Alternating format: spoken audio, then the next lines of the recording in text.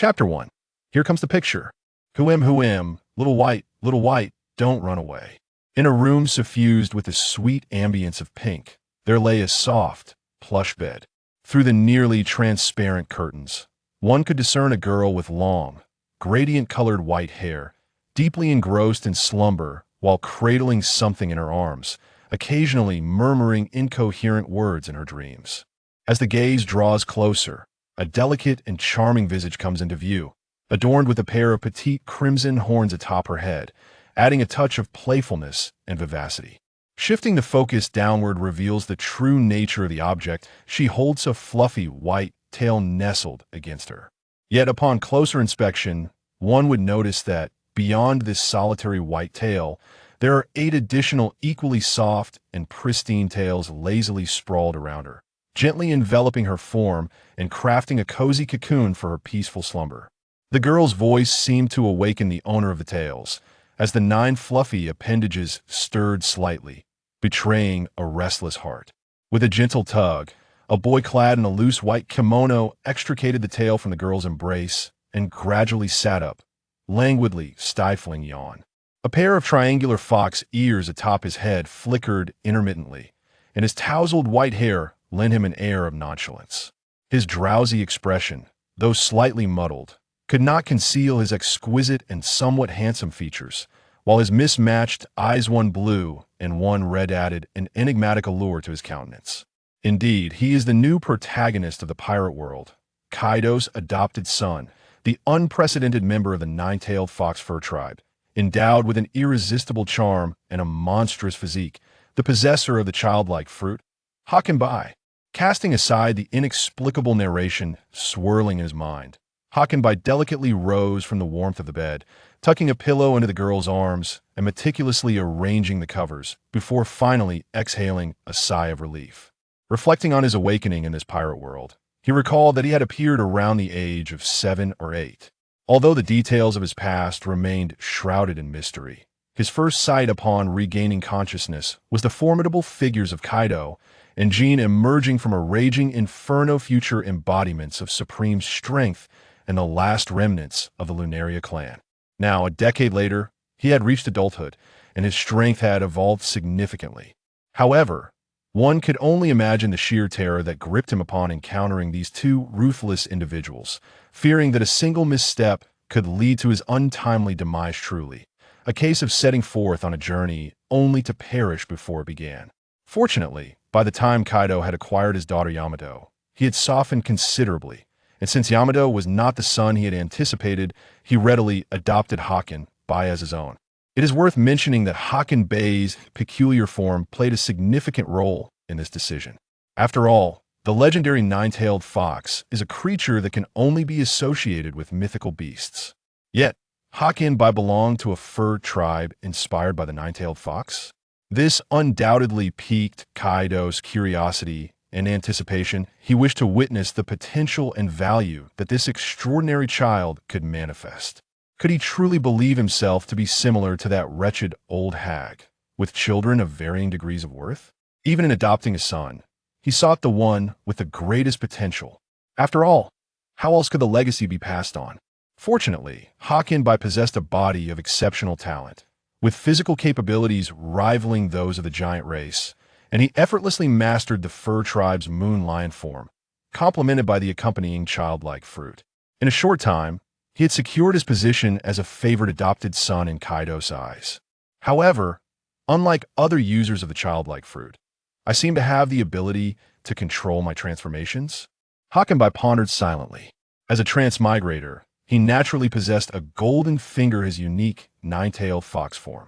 Beyond his monstrous physical prowess, he could distinctly sense that within his 9 tails dwelled a mysterious power, albeit seemingly sealed for reasons unknown. Despite his diligent contemplation during his training with Jean, he had yet to decipher how to unlock this hidden ability.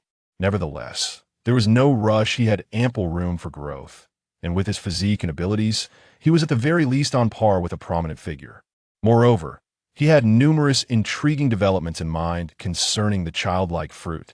With this thought, Haki glanced at the adorable sleeping face of the girl beside him, a hint of exasperation and affection gracing his features. Since the dawn of the Great Pirate era, Kaido had been preoccupied with recruiting and expanding his influence. Leaving little time for companionship with Yamato, their brief reunions often revolved around training assessments. In the original narrative, Yamato was infatuated with becoming Odin, aspiring to establish a nation for Wano, displaying unwavering loyalty. This was largely due to the magnetic charisma of Kazuki Odin, but her rebellious spirit could not be overlooked as a contributing factor. However, with Hakken Bey's presence in this fragile father-daughter relationship, the situation had markedly improved. Over the years, thanks to his outstanding performance, Kaido had relaxed his expectations of Yamato, and with Hakken Bey acting as a bridge, their relationship had transformed from the rigidity depicted in the original story into a more normal parent-child dynamic. Upon closer integration into their lives, it became apparent that Kaido was merely a standard father who often spoke without sincerity. Unlike the neighboring Big Mom, who resembled a child-rearing machine, he naturally harbored familial affection for his only daughter. Yet, for Kaido, who believed that violence was the essence of this world, the expression of that familial bond likely bore his unique characteristics. That said, Hakken Bey was genuinely pleased to be able to ameliorate the relationship between Yamato and her father, to help instill in her the right values. Yet, as he matured, another troublesome issue became increasingly prominent. This was the inherent allure of the nine-tailed fox. Could it be that he was, in essence, a somewhat fantastical fox? Hakken Bey often questioned himself, for he could not fathom why he so effortlessly garnered the affection of numerous maidens within the Beast Pirates, particularly the one closest to him, whose attachment bordered on obsessive, unwilling to part from his side, even for a moment. Though he relished this intense devotion and possessiveness, he could not help but worry that it might become a hindrance.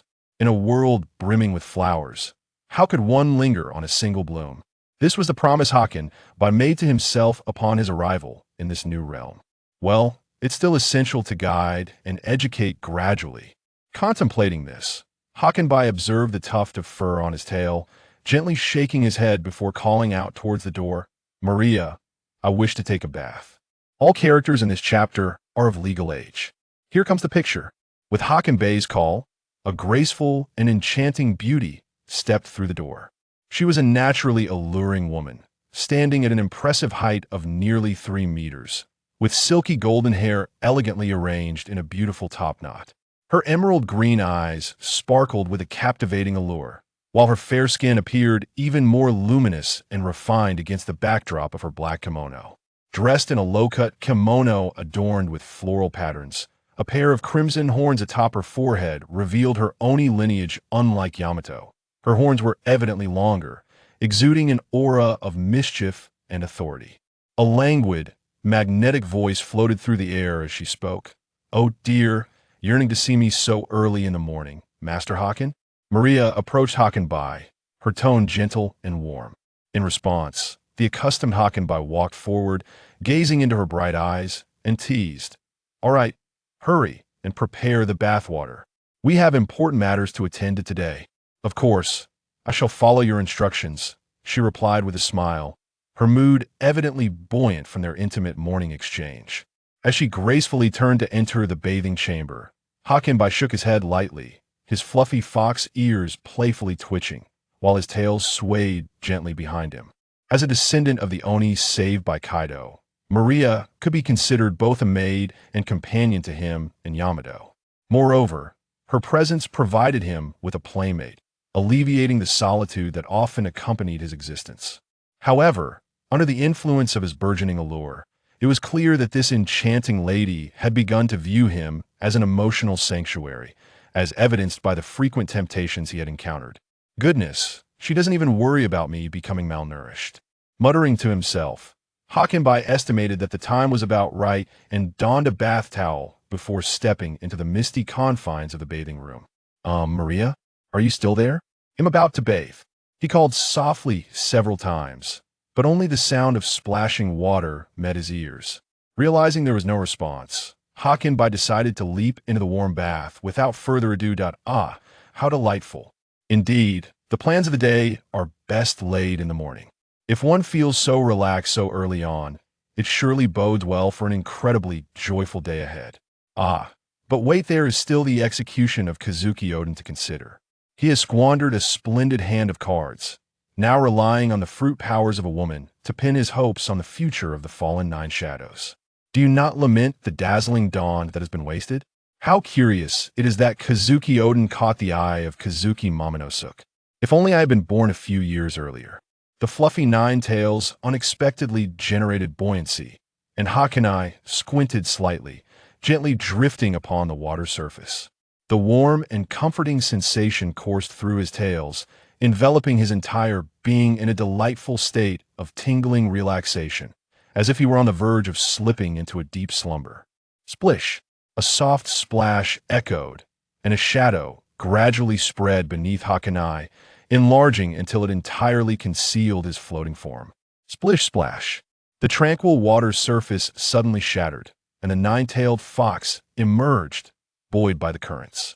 The air was perfumed with the essence of roses, as damp golden locks cascaded across the water, occasionally brushing against the boy's cheek, imparting a teasing tickle. Really now, young master, even though you possess the remarkable ability to be immune to the side effects of the devil fruit, one cannot linger in the water for so long. Young Master Yamato has awakened, and if you remain any longer, well, the languid voice roused Hakanai from his drowsy reverie. Upon gazing at the exquisite visage so near, the boy could not help but awaken further, softly replying, "Ah, it's Maria. My apologies for soaking for too long. Could you kindly carry me to bed? I must attend the execution shortly."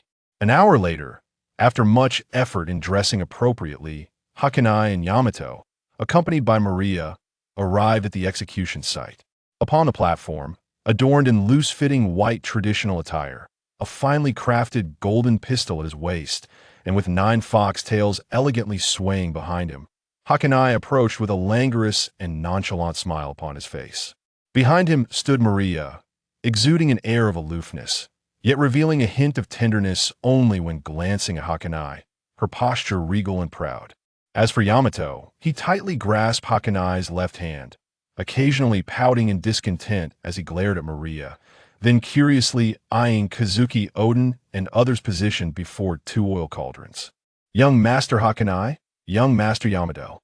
Upon seeing the 2 offspring of Kaido approach, the previously arrogant Kurizumi Orochi hurriedly leapt from his seat and scurried to Hakanai's side, addressing him in a hushed tone while bowing respectfully, gesturing in a manner that suggested please.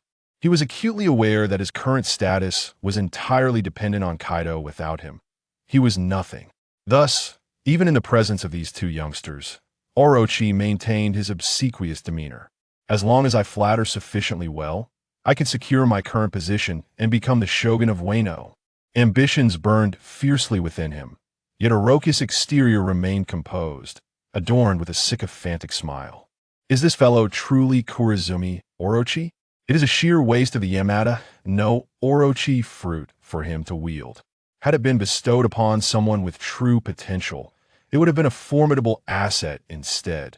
This fool has reduced it to mere resurrection coins?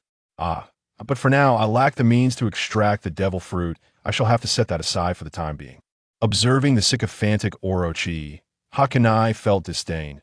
Yet he understood that this man was aptly Namida, venomous snake lurking in the shadows, poised to strike at the slightest misstep, though he often misjudged the disparity in their strengths. Very well, Orochi, we have merely come to observe. Continue with your affairs, and do not mind us. Ah, Uncle Daren, you wouldn't deceive me into assisting you with your tasks, would you? Without further ado, do you still wish to pursue swordsmanship? Hurry and take action with the bucket. If you cannot accomplish such a trivial task, it will be impossible for you to persist in your studies. Daren lightly kicked Carl's backside. Just wait and see. I will surely accomplish this. With that, Carl hurriedly took the bucket and rushed towards the riverbank. Daren, standing nearby, smoked a cigarette while observing Carl tirelessly carry water back and forth to nourish the trees. Thus, the afternoon passed. By the time Carl finished irrigating the last tree, he found himself utterly exhausted, his chest feeling as if it were glued together, parched and thirsty. Uncle Daren, I have completed it. Upon saying this, Carl struggled to breathe heavily beside him. Well done, Carl, for persevering. Come, let us drink some water. Gulping it down, Carl felt revitalized. Uncle Daren, what shall we do next? Today I shall return home, and tomorrow I shall commence my formal studies in the art of swordsmanship. Wonderful. I shall certainly strive to do my best. Carl followed closely behind Daren as they made their way home. Their parents had not yet returned, utterly fatigued. They collapsed onto their beds and fell into a deep slumber. It was not until the time for dinner that they awoke, roused by the tantalizing aroma of the evening meal. I am quite famished. Mother, what shall we have for dinner this evening? First, go wash your hands. Tonight, I have prepared all your favorite dishes, including a generous portion of goat meat. Wonderful. I adore the meals my mother prepares. With a smile, my mother continued to bring out the remaining dishes from the kitchen. After washing my hands, I stepped out to behold a table laden with delicious food, unable to resist salivating at the sight. Mother, I shall commence my feast now. As soon as I sit down, I begin to devour my meal ravenously. Eat slowly. There is plenty more to savor. Mother's cooking is simply exquisite. One can never tire of its delightful flavors. By the way, Father, starting tomorrow, I wish to learn swordsmanship from Uncle Daren. Indeed, Uncle Daren previously ventured out to sea, and acquiring some skills under his guidance would be quite beneficial. Having a certain level of proficiency in self-defense would prove advantageous, whether for hunting or for joining a fleet in the future. Participation in the fleet is not permitted. You may pursue any other endeavors, but joining the fleet is out of the question. Suddenly, my mother exclaimed with a hint of agitation. Yes, Mother. I will heed your words and refrain from joining the fleet. Emma rushed over, clutching Card, and burst into tears. Emma's intense reaction stemmed from her sister, who 4 years prior had been lured by the allure of the outside world and secretly boarded the fleet's ship. It was only after they had passed through the windless zone that she was discovered by the crew. Subsequently, while the fleet was on the island procuring supplies, she vanished without a trace, and despite extensive searching, she was never found. Carl was reluctant to mention the prospect of finding his sister when he grew older, fearing it might distress their mother. The year was 1488 in the Sea-Round calendar, and with Ace born in 1500, he had to reach Batlira Island before 1498 to locate his sister. At only 8 years old, Carl contemplated that by the time he turned 17 and set sail, he would have ample time. 1 year should suffice to find Sister Lugio. With these thoughts in mind, the family finished their dinner, washed up, and retired for the night. In the dead of night, Carl stealthily slipped out and ran towards the forest. He sought to test the fruit of the mythical beast he had consumed and discern its abilities. Upon reaching the forest, Carl gradually controlled his transformation into his full beast form. An exhilarating sensation coursed through him. It was a Bian, the cat fruit, mythical beast-type Bian form. The Bian resembled a tiger, known for its litigious nature, yet possessing great power. The image of the Bian adorned the gates of ancient prisons. It symbolized both the prison and the guardian of the people. Legend has it that the Bian was not only righteous and fair, but also possessed the ability to discern right from wrong, administering justice with its imposing presence. Hence, it was not only depicted on prison gates, but also rested on either side of the court's grand hall. Whenever the magistrate presided over the court, the Bian's image loomed above, vigilant and watchful, safeguarding the solemnity and integrity of the court. Beholding his formidable beast form, Carl felt a surge of confidence. Flames danced around him, and he bore 2 horns, his physique akin to that of a tiger. The aura he emanated kept the surrounding animals at bay, wary to approach. Harnessing the flames, he soared to the holy mountain and beheld the grand statue, truly magnificent. He measured just a few meters in length, while the statue towered over 8 meters. Perhaps due to his youth, standing before the statue, he felt akin to a miniature Bian. Noticing the cave entrance nearby, he leaped in without a second thought. Adjacent to the grand hall, an oil lamp flickered, and with a spark, he ignited it. Truly, the burning fruit was not even fit for a dog.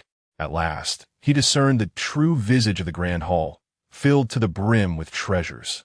It was dazzling to behold. Fortune had smiled upon him. His heart raced with excitement. In any lifetime, he had never encountered such wealth. Luckily, The holy mountain was devoid of visitors. Otherwise, these riches would surely vanish. After a moment of marveling at the treasures, his exhilaration gradually subsided. With funds secured for his future voyage, it was simply splendid. Composed, he exited the grand hall, contemplating the cave entrance. It must be concealed, otherwise curious creatures might inadvertently trespass, jeopardizing the sanctity of the hall. Transforming back into his human beast form, he heaved a massive stone to seal the entrance. Now, there is no fear of wild beasts intruding. He then flew to the outskirts of the town, reverting to his human form, when suddenly a wave of weakness washed over him. Exhausted beyond measure, he lamented his frail constitution. In the realm of One Piece, formidable warriors engaged in battles that spanned 3 days and nights. It was evident that he must cultivate his physical strength. Dragging his weary body home, he collapsed onto his bed and promptly fell into a deep slumber. Unbeknownst to him, Carl had observed Daren as he ventured into forest, waiting for his return before allowing himself to rest. It seems that Carl harbors many secrets within his heart. Nevertheless, who does not possess their own hidden truths? After a good night's sleep, tomorrow he must diligently train this little fellow. The next morning, as dawn broke, Carl rose early. His mother had already prepared breakfast, and after finishing his meal, Carl set out to find Daren. Carl, remember to return home early today, for it is your birthday. Also, invite Daren to join us. I understand, mother, he exclaimed before dashing next door, calling out Uncle Daren, rise and shine. I have long risen, you little rascal. Let us proceed. Today we shall venture to the other side of the town. Uncle Daren wields a katana over 1 meter in length, and he carries it with an impressive demeanor. In his youth, he must have been quite the handsome fellow. Indeed, he cannot possibly compare to my own allure. Hee, what are you laughing at? Hurry up and keep up. Upon reaching the other side of the town, we found ourselves in a modest expanse of plain. Start by running around here, and let me know when you feel you can no longer continue. All right, I shall begin running right away. Thus, Carl circled the plain repeatedly, his clothes drenched in sweat, and his throat felt as if it were on fire. Uncle Daren, I can no longer run. Carl panted heavily, his legs splayed, with the sword in hand. Immerse yourself in the moment. When your heart finds tranquility, then wield it. Continue to swing it, and only cease when I instruct you to do so. Understood. Carl grasped Uncle Daren's katana, closed his eyes, and attentively attuned to the sensations within. Adjust your breathing, allowing your heartbeat to slow down and gradually find tranquility.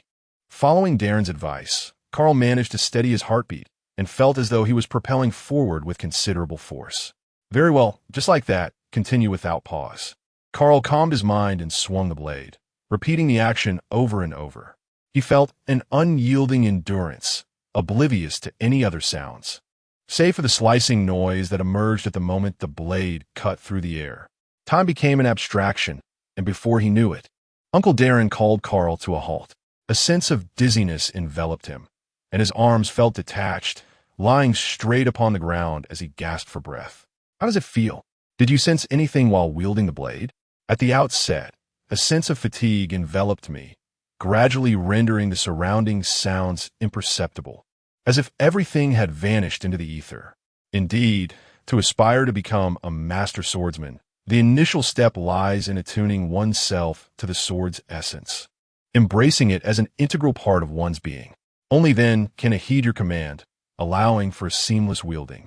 With that, the blade was drawn, arcing downward in a sweeping motion, unleashing a soaring slash that cleaved the ocean, carving a chasm hundreds of meters deep. Carl sprang to his feet, exclaiming, "My heavens! Is this the prowess of a great swordsman? How magnificent! I must learn this." Such were the thoughts racing through Carl's mind. Uncle Daren, is this the realm of the great swordsman you spoke of? It is truly magnificent, Carl exclaimed excitedly to Daren. Ha ha ha ha, indeed. This is the strike unleashed by the great swordsman. For today, this shall suffice. We shall continue tomorrow. Now let us return. Today, I extend my heartfelt gratitude to Uncle Daren for his efforts. By the way, today marks my birthday, and my mother has invited you to join us for dinner at our home. With that said, we strolled back to town together as the sun began its descent, casting a breathtaking view over the distant sea. Upon our return, My mother had already prepared a delightful dinner, while my father had brought home several bottles of rum. Daren, it has been quite some time since we last indulged in drinks together. Today, I am determined to get you utterly intoxicated. Ha ha ha ha. Oh, Burger, your capacity for alcohol still falls short. It will not be an easy feat to inebriate me. First, we shall dine before indulging in libations. And there is cake as well. Allow me to fetch the cake. Carl, your mother has prepared a delightful apple cream cake for you today. Oh, how delightful. Thank you. Dear mother, I wish to savor the largest piece. Come, first light the candle, then make a wish. All right, Mom. Carl closed his eyes, clasped his hands together, hoping for the well-being of his parents, wishing for his sister's safety, and hoping for Uncle Daren's good health as well. Mother, I have made my wish. Hewker extinguished the candle, and everyone applauded in unison. My dear Carl, you're 8 years old today. Happy birthday. May you continue to grow up healthy and strong. Let us celebrate and indulge in some cake. Oh, I shall indulge. I desire the largest piece. Carl, famished, stuffed cake in his mouth. Observing Carl's enthusiasm, Father and Uncle Daren also began to partake. Thus, Father and Uncle Daren savored their drinks while Carl, separated by a fizzy cola, celebrated his 8th birthday in tranquil silence. Life in this world, albeit within the realm of one piece, has its own unique charm. Though situated in the calm belt and far removed from the Grand Line, this place offers a tranquil existence. After dinner, Berg succumbed to intoxication, and Uncle Daren also stumbled home, slightly inebriated. Meanwhile, Carl assisted his mother in tidying up the remnants of their meal. Once everyone retired for the night, Carl rose to commence his training in the abilities bestowed by the devil fruit, for he could not afford to be complacent. Silently, he ventured into the forest, transforming into his full beast form as he soared towards the sacred mountain. Upon reaching the summit, he began to attune himself to the powers of the devil fruit. Seated cross-legged in his hybrid form, he closed his eyes, immersing himself in the sensations around the sacred mountain. The inherent wisdom of the mythical beast allowed him to perceive truths deeply, akin to a unique form of observation Haki. Thus, he spent the night familiarizing himself with the capabilities of the devil fruit while honing his observation Haki, only returning home to rest at the break of dawn. Days turned into weeks, and weeks into years, as Carl diligently trained day in and day out. Before long, 5 years had passed, and he had grown into a handsome young man, standing at an impressive height of 6 feet. On the coast, Carl attuned himself to the rhythmic breaths of the world around him, calming his mind. It was only by feeling their essence that he could transcend the swordsmanship techniques imparted by Daren. After years of perseverance, Carl finally grasped a fragment of the secrets necessary to become a true swordsman. As the surroundings fell into an eerie silence, he swung his sword, unleashing a faint crimson slash that soared through the air. At last, I have unleashed my soaring slash. Uncle Daren, haha, I have finally reached the realm of the swordmaster. I'm overwhelmed with excitement. While watching One Piece, I often thought about how wonderful it would be to execute a flying slash like Mihawk. Now I have finally mastered it. This feeling is truly exhilarating. Haha, well done. Carl, your talent is truly remarkable. Given time, you shall undoubtedly reach the realm of the great swordsman. Coupled with your abilities derived from the demon fruit of your mythical beast, there will surely be a place for you upon the vast seas in the future. Haha, indeed. My physical condition still leaves much to be desired. Yesterday, when I sparred with Uncle Daren, I felt quite sore. Therefore, it is essential for you to train your physique diligently. Once your physical capabilities are enhanced, the mastery of armament Haki will become significantly more attainable. Let's conclude our session for today. It is best to return for now. With determination, I shall persevere. Thus, I fastened the tang blade to my waist and strolled into the town. This exquisite sword was custom crafted by Uncle Daren during his recent voyage at sea, specifically for Carl, and it possessed the formidable prowess of a level 21 blade. As I ambled through the town and past the tavern, Daren remarked that starting tomorrow, I will be able to train independently. He had imparted all his knowledge to me, and now it was up to my own diligence. With that, he entered the tavern to indulge in some ale, humming a cheerful tune, clearly in high spirits today. Indeed, Uncle Daren, Your hard work over the past few years is truly commendable. Carl offered him a respectful bow. Today, I am filled with joy. Upon returning home, my mother had yet to arrive. After safely placing the knife, I began to prepare for tonight's dinner. Today, I am in an exceptionally good mood, riding the waves of joy. After half an hour, my parents have finally returned. Carl, what brings you back so early today? Mother, today I embark on my journey. I have reached the realm of the sword master. Uncle Daren has informed me that starting tomorrow, I shall be able to practice independently. Is that so? My Carl is truly remarkable, yet I must persist in my efforts and avoid complacency. Indeed, I am aware of that, Mother. By the way, Father, tomorrow I shall embark on a hunting expedition alone, as I aspire to earn money while honing my skills. Certainly, but do refrain from venturing too deep into the forest. Understood? The periphery suffices, as it too abounds with ample game. Very well, I understand. It is time to dine. Today's meal consists of curry beef rice, which happens to be my signature dish. What they are unaware of is that Carl diligently trains atop the holy mountain every night, let alone in the depths of the forest. Henceforth, I shall venture into the forest alone during the day. I must clarify this to my family, so they may feel a bit more at ease. Ah, how delightful! With Carl's striking handsomeness and his remarkable culinary skills, any future spouse of his will undoubtedly experience immense happiness. Mother, I am merely 13 years of age. Marriage is far too premature. Very well, let us eat, Berg. Come forth for breakfast. The family joyfully partakes in a morning meal. However, we are still missing my sister, Lugio. Sister, wait for me. After finishing breakfast and taking a shower, I recline on my bed. Ah, how delightful it feels. It has been quite some time since I have retired so early. In previous years, I would often return from training at the Sacred Mountain past midnight, but today I'm finally able to rest early. Before long, I succumb to slumber. Awakening at dawn, I rise, enjoy my breakfast, and take my knife as I venture into the forest. Along the way, I encounter Uncle Ed and Uncle Ian. Good morning. Uncle Ed and Uncle Ian, are you both off to hunt today? Indeed, the day of our departure to the sea draws near, and I intend to prepare some meat for preservation. Carl, are you also planning to venture into the forest for hunting? Indeed, Uncle Daren has declared that I have now graduated and can venture into the forest to hone my skills. I have already shared this news with my parents. Do remember not to venture too deep into the forest, for there dwell many formidable beasts. Indeed, I understand I shall linger on the edge. A group of individuals ventured into the forest, and upon arrival, Carl chose to part ways with them, embarking on his own journey of self-discovery. He resolved to engage in combat with the ferocious beasts of the forest without relying on transformation, believing that this would best enhance his physical prowess and combat reflexes. 2 years later, Carl had successfully subdued all the wild creatures within the woods using only his bare hands. Deep within the forest, he was roasting meat, specifically a portion of a dinosaur's tail, while the creature itself trembled beside him, its eyes filled with trepidation. The dinosaur bore the marks of their encounters, its visage bruised and battered, and a significant length of its tail had been severed, rendering it a picture of profound dejection. Carl chuckled. Well, tomorrow I shan't feast upon you.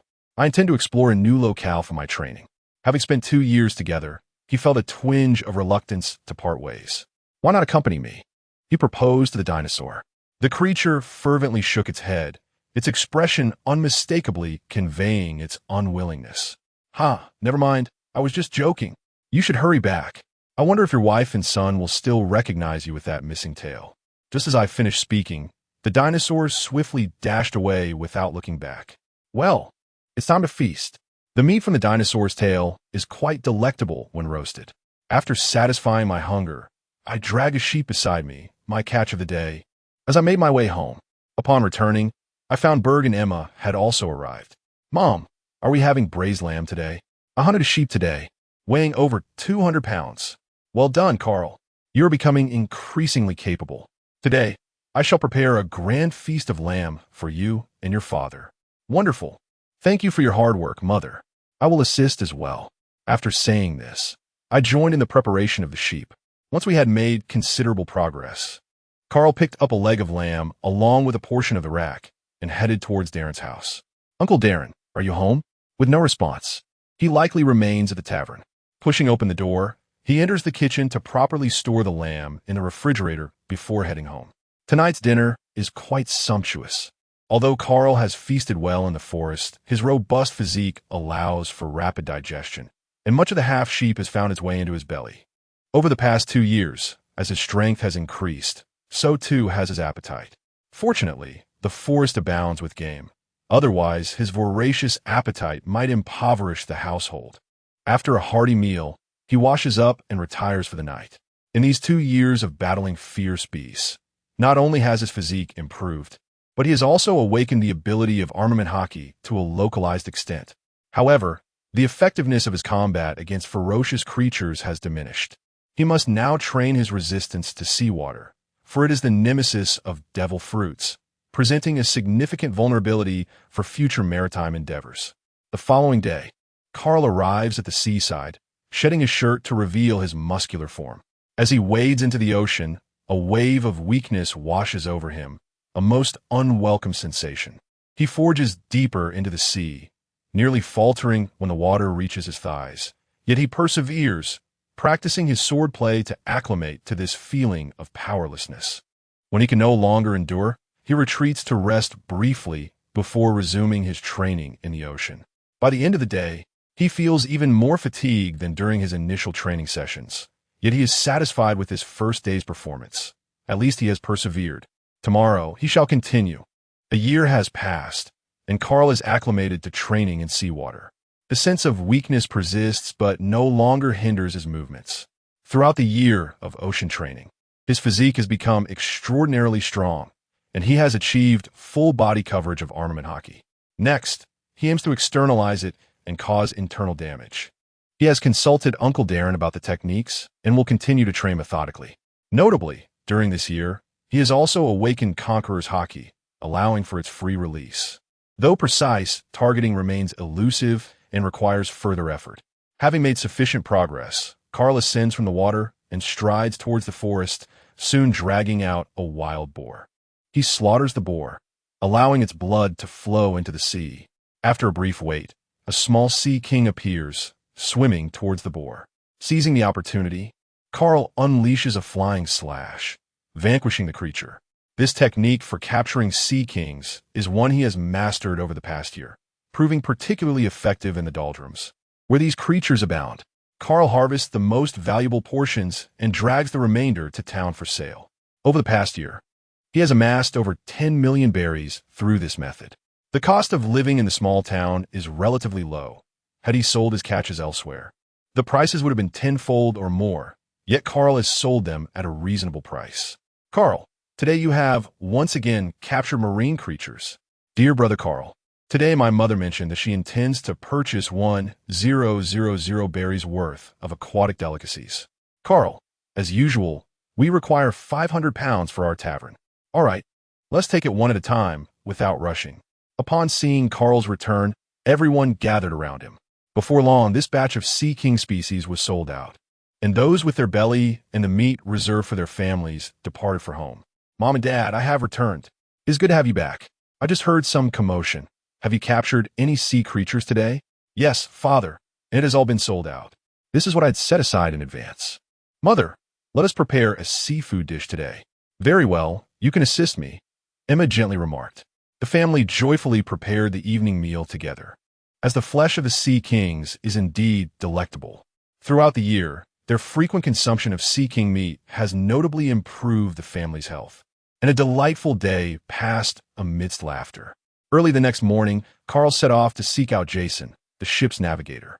Once they ventured beyond the Doldrums, navigation could no longer rely on that dog-headed sea king. Exposure could spell trouble for the fleet, rendering the navigator an indispensable member of the crew. Recently, Carl had been learning the art of navigation from Jason in preparation for their voyage in a year's time. Venturing out without the ability to discern direction and weather conditions could pose grave dangers. On the Grand Line, the most perilous threats are not the pirates, but rather the extreme natural disasters. Enormous storms can effortlessly annihilate a large fleet. The Golden Lion's pirate armada, which had been gaining the upper hand against the Roger pirates in battle, suffered a devastating defeat when a sudden storm struck, sending most of the fleet to the depths of the sea with barely a fraction of their elite remaining. Had it not been for that misfortune, the saga of the Pirate King, Roger, might have unfolded differently. Carl, you have arrived. Today we shall continue our study on how to discern the weather at sea. Dear Uncle Jason, your efforts today are greatly appreciated. This morning, Carl learned the art of navigation from Jason, and in the afternoon, he ventured to the seaside for practice, all in preparation for their voyage a year hence. Life on the island is serene. However, the world beyond is anything but tranquil. If my memory serves me right, GOLD, Roger and his crew, the Roger Pirates, accomplished their fateful journey this very year, ultimately ascending to the title of Pirate King. Time is of the essence. Truth be told, Carl harbors a wish that his sister, Lugio, does not become entwined with Roger, despite his status as the Pirate King. Alas, it is quite a dilemma. How can I persuade my mother? Carl lies on the grassy shore, his head filled with thoughts on how to convince Emma to let him venture out to sea.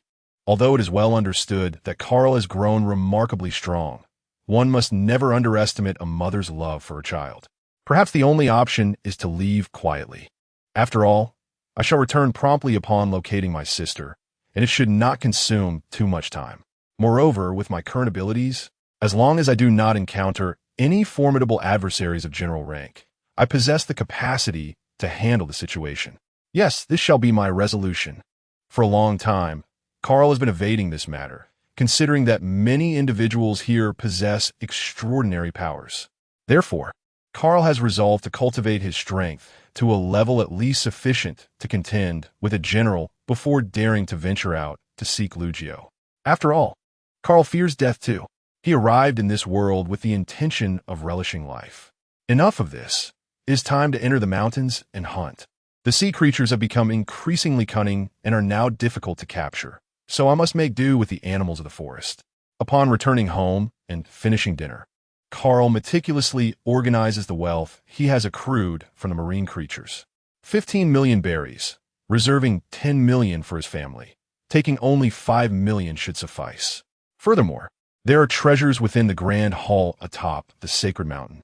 When the time comes, exchanging a portion of those riches for berries should be ample to procure a vessel. As Carl contemplated the day he would set sail, he drifted into slumber. A year has passed, and Carl is now 17. Standing by the shoreline, he closed his eyes, his body poised as if wielding a blade. Now, slash the waves. With a mighty shout, Carl swung his blade, unleashing a colossal flying slash that cleaved the ocean, creating a fathomless abyss stretching hundreds of meters long. Carl exhaled. I have finally reached the realm of the great swordsman, and I can now precisely wield the Conqueror's Haki. Carl is quite pleased with the training he has undergone over the past year. It is time to set sail. As he drags his catch back home to prepare dinner, he contemplates the impending voyage, oblivious to the return of his family. Carl, what is the matter? I have called out to you several times without receiving a response. Is there something on your mind that you wish to share with your mother? I'm fine, Mom. It's just that today's training has been a bit exhausting, but I'll be all right shortly, Carl replied, regaining his composure as he spoke to Emma. If you are tired, you should take a rest. Mother will prepare dinner, and I will call you when it's ready, Carl gently remarked. Mother, I'm fine. Let's do it together. It will be quicker this way. Father should be returning shortly. Indeed, Carl is remarkably considerate. When Mother attempted to reach out and stroke Carl's head, she discovered that she was too short to do so.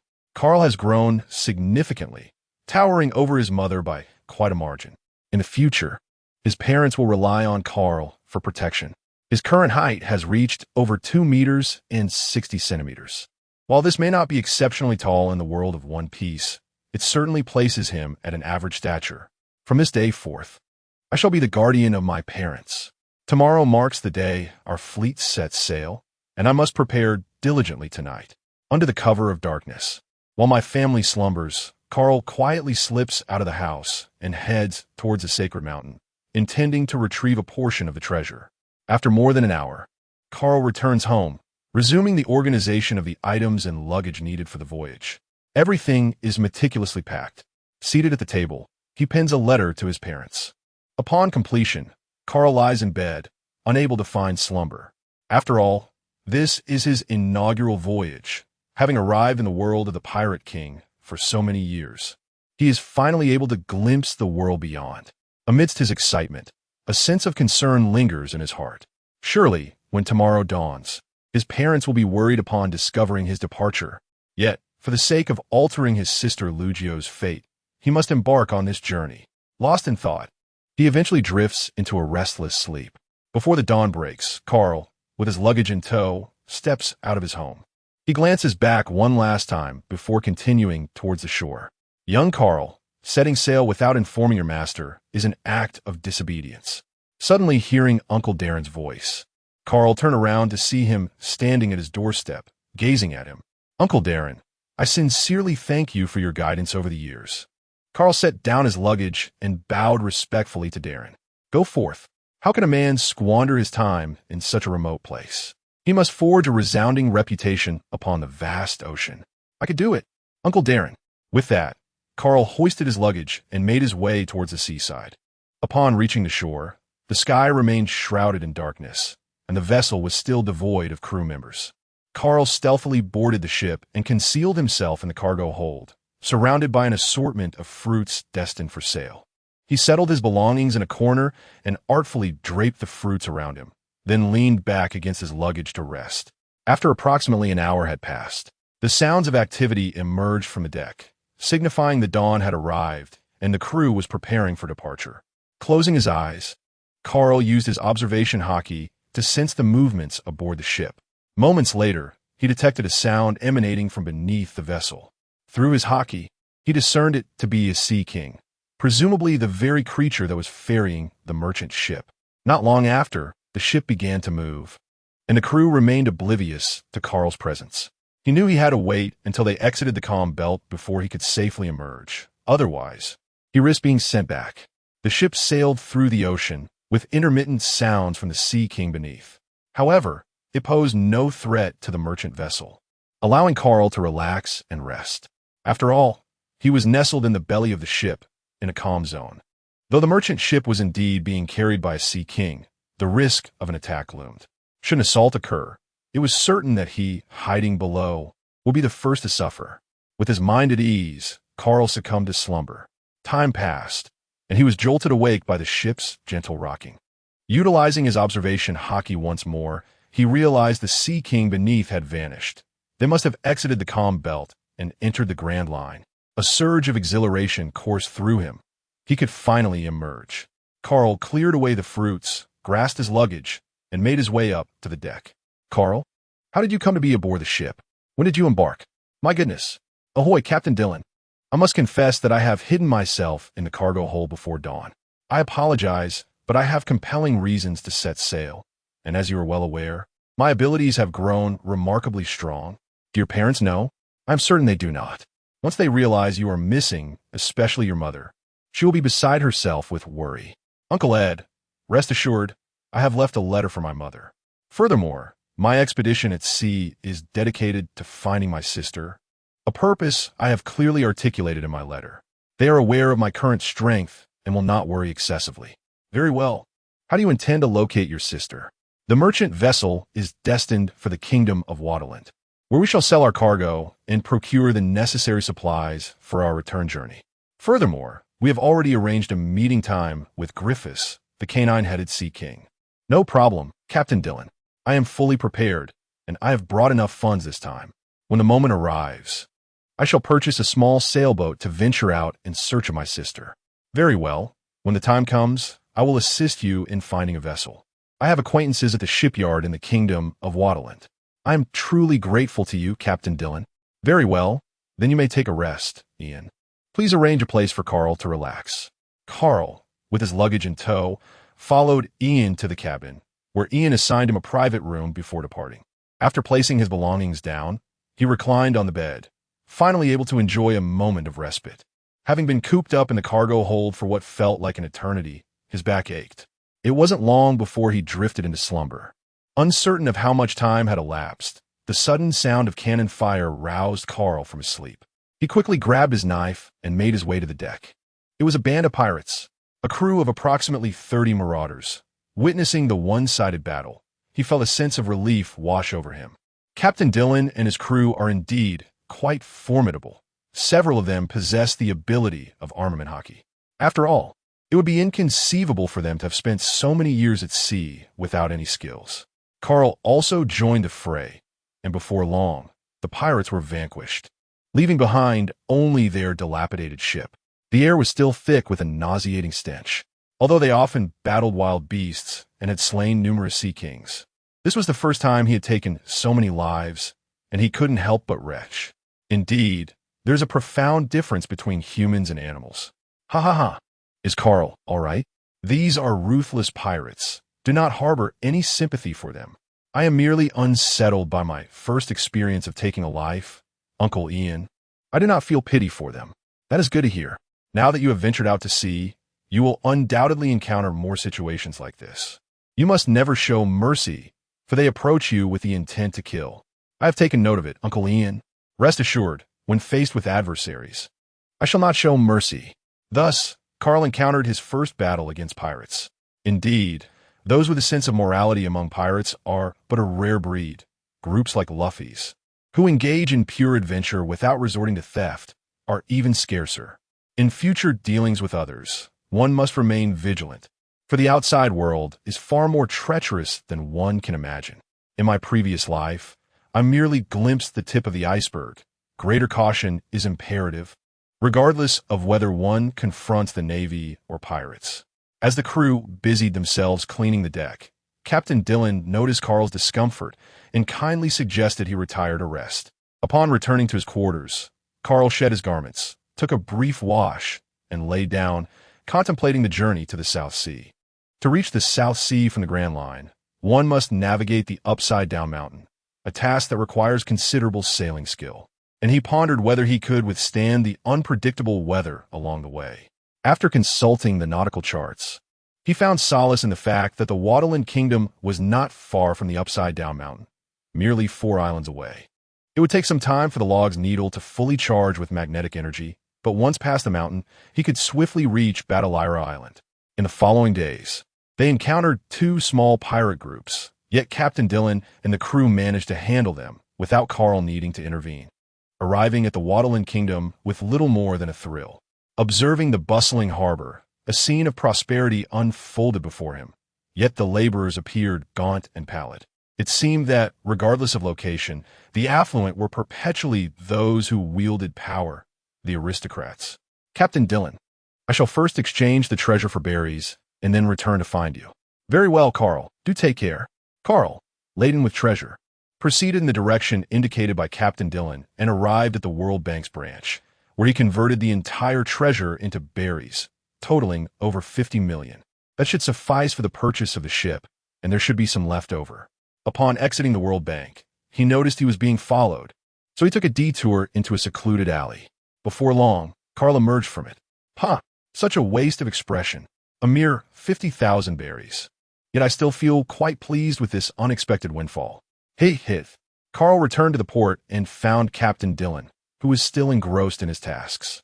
Once they finished, Captain Daren approached Carl and said, "Come, I shall take you to the shipyard." Very well, Captain Daren. The impudent lad need not be so courteous. Let us proceed. Upon arriving at the shipyard, Daren encountered a familiar companion, a robust middle-aged man of considerable stature. Beck, Sassy is completely ignoring you. Oh, Daren, sassy and indifferent. What brings you here? If there is nothing of importance, I must attend to my work, as I am rather occupied. However, if you have come seeking a drink, I might be inclined to depart at once. Beck, this is Carl, my nephew. He is embarking on his own voyage, and I have brought him to you to commission a vessel. Oh, Carl, greetings. You truly are a dashing young fellow. What manner of vessel do you wish to procure? Hello, Uncle Beck. I am in search of a slightly smaller sailboat, ideally featuring 4 cabins along with a bathroom, kitchen, and storage space. This should be quite straightforward and can be accomplished for approximately 20 million. All right, Uncle Baker, how long will it take to complete this? In 7 days. It will be ready. At that time, you may come directly to me. Thank you, Uncle Beck. No worries, no worries. As Dylan's nephew, I shall certainly take care of you. Daren, I must be on my way now. The drinking shall have to wait for another day. Very well. I too have matters to attend to. as the goods have yet to be fully dispatched. Thus, Captain Dylan made his way towards the port, while Carl found a nearby inn to settle in. Reclining upon the bed, he took a moment to rest. It is indeed a peculiar world of pirates, where the will of D is remarkably pronounced. Just moments ago, the innkeeper's wife was quite enchanting. He nearly succumbed to her allure. Oh, such thoughts must be cast aside. After resting for a short while, Carl ventured out, primarily driven by his ravenous hunger. He inquired with the innkeeper's wife about the finest dining establishments, and then proceeded toward a restaurant. Not long after, he stood outside the establishment, inhaling the delightful aroma wafting through the air. Upon entering, he sought a seat by the wall and called out to the proprietor, "Please bring forth a serving of your signature dishes." "Very well, esteemed guest. It shall be ready shortly." Before long, the table was adorned with a sumptuous array of delicacies. Without further ado, we commenced our feast, and in mere moments, a platter was devoured. Sated and content, we emerged into the night, only to discover the exorbitant prices of the fare outside. We had unwittingly spent 200,000 berries. Nevertheless, considering the quality of the meal, I chose not to dwell on the expense and retired for the night. The girl across has been captivated by the splendid performance here, glancing over repeatedly. The attire of the person who just passed by in the alley must belong to an agent of the world government's CP division, right? What are these fellows up to now? Well, I might as well follow them and take a look. After all, there's nothing to occupy my time back home. Finding a secluded crate, I leaped onto the rooftop, utilizing my observation Haki to sense their movements from a distance.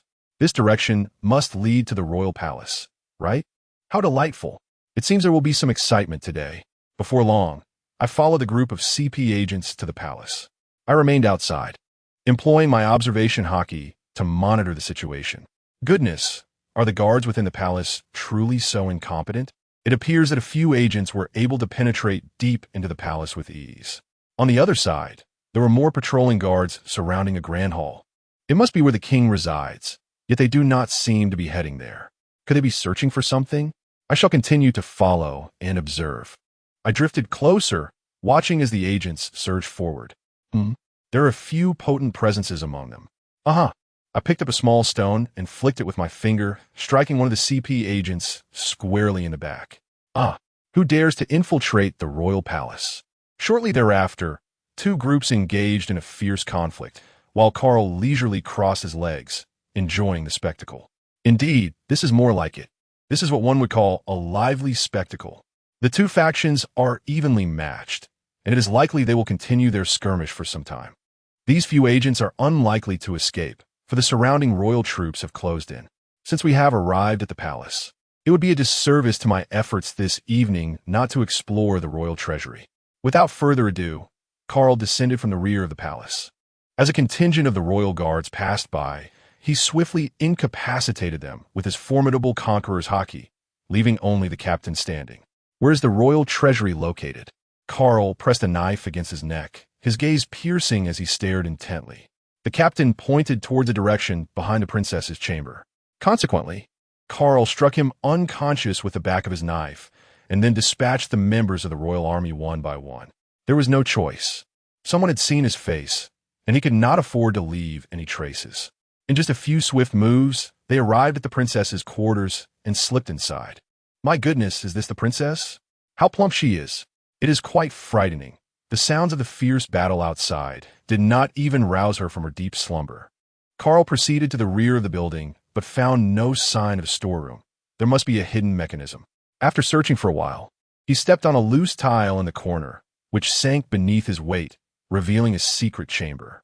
How opulent it is! It nearly blinds me. As Carl gazes upon the treasure troves piled high, with scattered riches strewn across the ground. Alas, what a pity! If only there was something akin to a spatial ring. As I surveyed my surroundings, I stumbled upon two small boxes. It was evident that they contained devil fruits. Upon opening them, I confirmed my suspicion. Indeed, they held two devil fruits. How peculiar it was that those CP agents had clandestinely ventured here. Surely, their motives could not be to acquire devil fruits. The world government possesses an abundance of them, and the celestial dragons, those wretched creatures, even feed devil fruits to their slaves to compel them into combat. If not for the fruits, what could their purpose be? As Carl pondered this, he rummaged through the boxes and discovered a blueprint along with a book nestled in one of the corner boxes. To his astonishment, the book turned out to be a compendium of devil fruits. He gleefully accepted this valuable tome, for the devil fruit encyclopedia was indeed quite useful. Additionally, the blueprint appeared to depict a ship's design. Though Carl could not decipher it, he decided to take it along as well. After securing the 2 devil fruits, he exited the secret chamber, closed the door, and stealthily slipped out of the palace. He had made quite the haul this evening. What a delightful outcome. Upon returning to the inn, Carl entered his room through the window and set down the 2 small boxes containing the devil fruits. Upon opening them, he found one resembling an apple and the other shaped like a banana. These 2 were likely a paramecia and a Zoan-type devil fruit. He consulted the devil fruit encyclopedia and at long last identified the names of these 2 fruits, the paramecia-type cold fruit and the Zoan-type bird fruit, ancient variant. Golden eagle form. Quite remarkable. The cold fruit could be considered a lower-tier freezing fruit, while the bird fruit was a rare ancient variant. He could later share these treasures with his companions. After securely hiding the fruits, Carl succumbed to sleep, mindful that late nights could lead to hair loss. The next day, upon awakening, he opened the window to observe the outside world. There was no sign of chaos or searches taking place. It seemed that the palace's inhabitants had recognized the agents from the world government last night and had to swallow their bitter pill in silence. They likely dared not make a fuss, perhaps only intending to voice their grievances during the world conference. Afterward, Carl ventured out for breakfast and strolled through the streets, admiring the local garments. He purchased 3 outfits for both his mother and father before seeking out Captain Dillon. Upon arriving at the port, he learned that the entire shipment of fruit had already been sold. Captain Dillon was engaged in a drinking session with a few others, while the rest had gone out to procure supplies. "Oh, Carl, you've arrived. How did you rest last night?" "Indeed, it was quite pleasant. By the way, Captain Dillon, I have purchased some items for my parents. When the time comes, could you kindly bring them back for me? Please reassure them that I will take good care of myself." "All right, come on, Carl. You have reached adulthood as well. Let us indulge in a couple of drinks." "Sure." Carl settled down and joined them, and before they knew it, they had been drinking until the afternoon. The personnel responsible for procuring supplies had returned, yet the goods had not arrived. Due to the considerable quantity, they would not be delivered until the following day. Carl, feeling a bit lightheaded from the drinking, decided to return to the inn for some rest, though he was subjected to the advances of the innkeeper's wife at the front desk. She attempted to ensnare him with her intentions, her hands persistently exploring his physique. After much effort, he managed to decline her overtures and retreated to his room, utterly horrified by the innkeeper's predatory nature. He slept soundly until the following day, only to be awakened by hunger.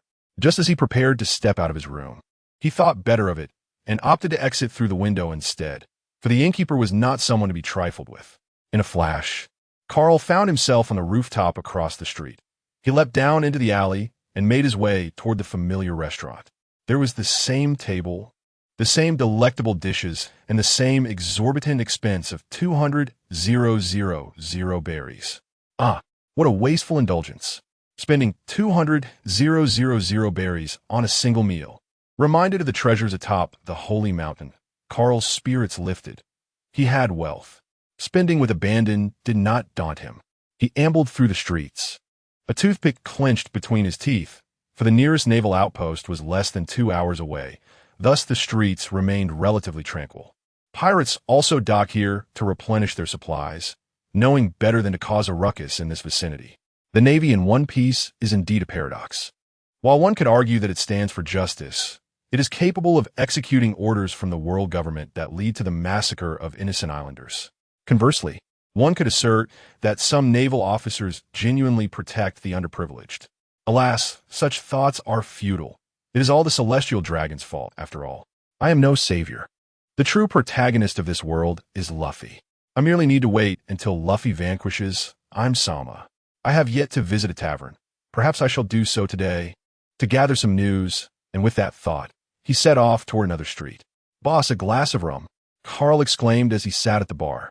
The tavern was abuzz with noise, with patrons engaged in discussions about the exploits of certain pirate crews, the treasures amassed by the Pirate King, and the allure of the women from the previous night. Carl, sipping his drink, found the conversations rather intriguing. During this time, no mountain bandit dared to provoke him. Should they have done so, he would have dealt with them swiftly. Yet one must consider that not every mountain bandit is a sig. After spending a considerable time in the tavern, he returned to the inn, realizing he had gleaned no valuable information. What a waste of life that was. Once back in his room, he reclined on the bed, pondering his upcoming journey. The next island was Montlon, a 2-day voyage from his current location, and he estimated it would take about half a month to reach Reverse Mountain. There was still ample time. The following day, Carl set off towards the port. For Captain Dylan and his crew were to depart that day, and he wished to bid them farewell. Upon arriving at the port, he observed sacks of cargo being loaded onto the ship, and finally laid eyes on the navigator Jason, who had vanished upon arriving in Waterland. "Good morning, Uncle Jason. Where have you been these past few days? I have not seen you around. Matters concerning adults are not for children to inquire. You shall know in due time. By the way, how is your vessel faring? It will take a few more days to complete the work, as previously agreed. Well, take good care of yourself. At sea from now on." "Understood. By the way, what about Captain Dylan and the others?" "They are in the cabin, collaborating with everyone to load the cargo into the hold. After more than an hour, the cargo has finally been completely stowed away. Carl, we are ready to depart. I have entrusted your ship to Becker. You can simply go to him when the time comes. Dear Captain Dylan, upon your return to the island, kindly convey to my parents not to worry about me. I will take good care of myself, and I shall return once I have located my sister. All right, let's embark." As I watched the anchor being raised, the grand vessel gradually set sail from the harbor, and it wasn't until it disappeared from view that Carl returned to the inn. Sigh, a sudden wave of loneliness washes over me, and now I find myself truly navigating this journey alone. In the ensuing days, Carl indulges in a routine of eating well and sleeping soundly when boredom strikes. He frequents the tavern for a drink or flirts with the innkeeper upon his return to the lodge, his audacity seemingly growing. On the final morning, Carl meticulously packs his belongings and steps out of the inn, where the innkeeper, with tear-filled eyes, murmurs about his ungratefulness. Although a twinge of reluctance tugs at his heart, Carl bids her farewell. He reflects inwardly, "Wait, what I have to feel ashamed of? I have not wronged her in any way. It is she who has taken advantage of me. Indeed, I shall not hold this against her." Carl then makes his way to the shipyard, where he finds Uncle Baker in the dock. "I have arrived.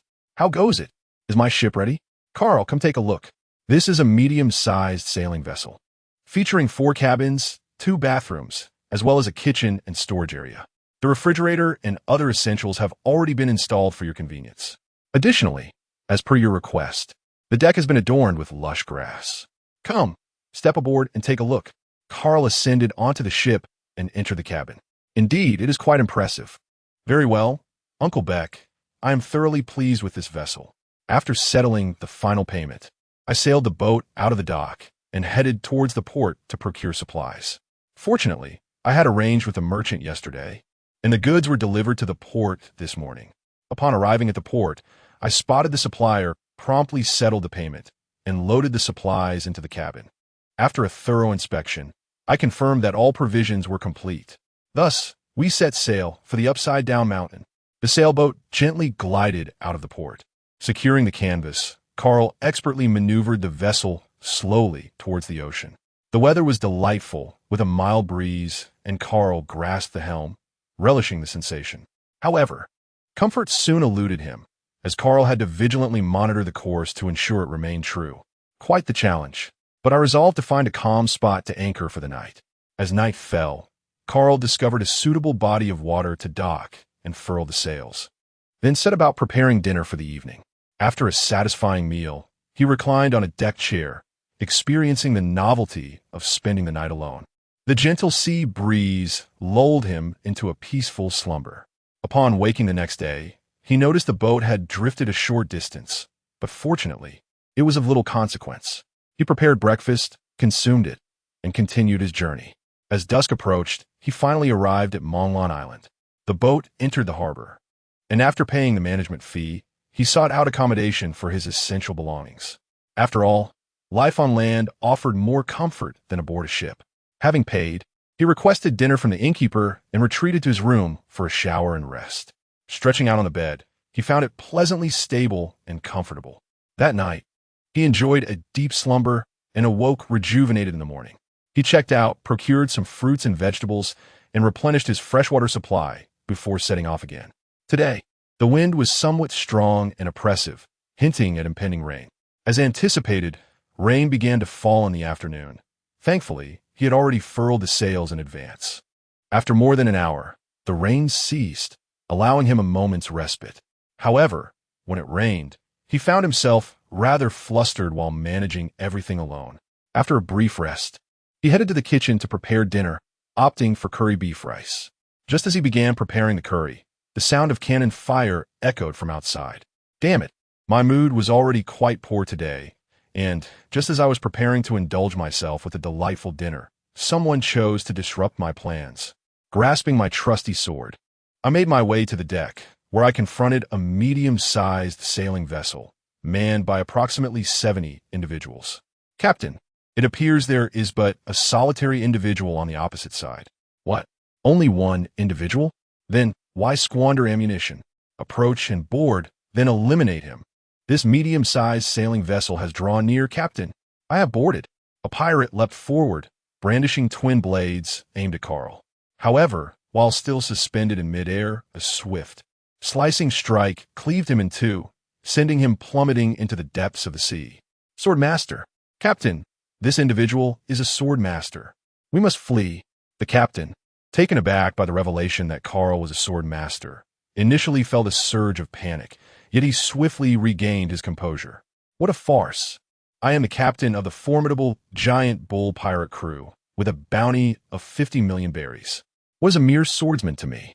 All of you, come at me. Unable to tolerate this any longer, Carl leaped onto their ship and engaged in combat.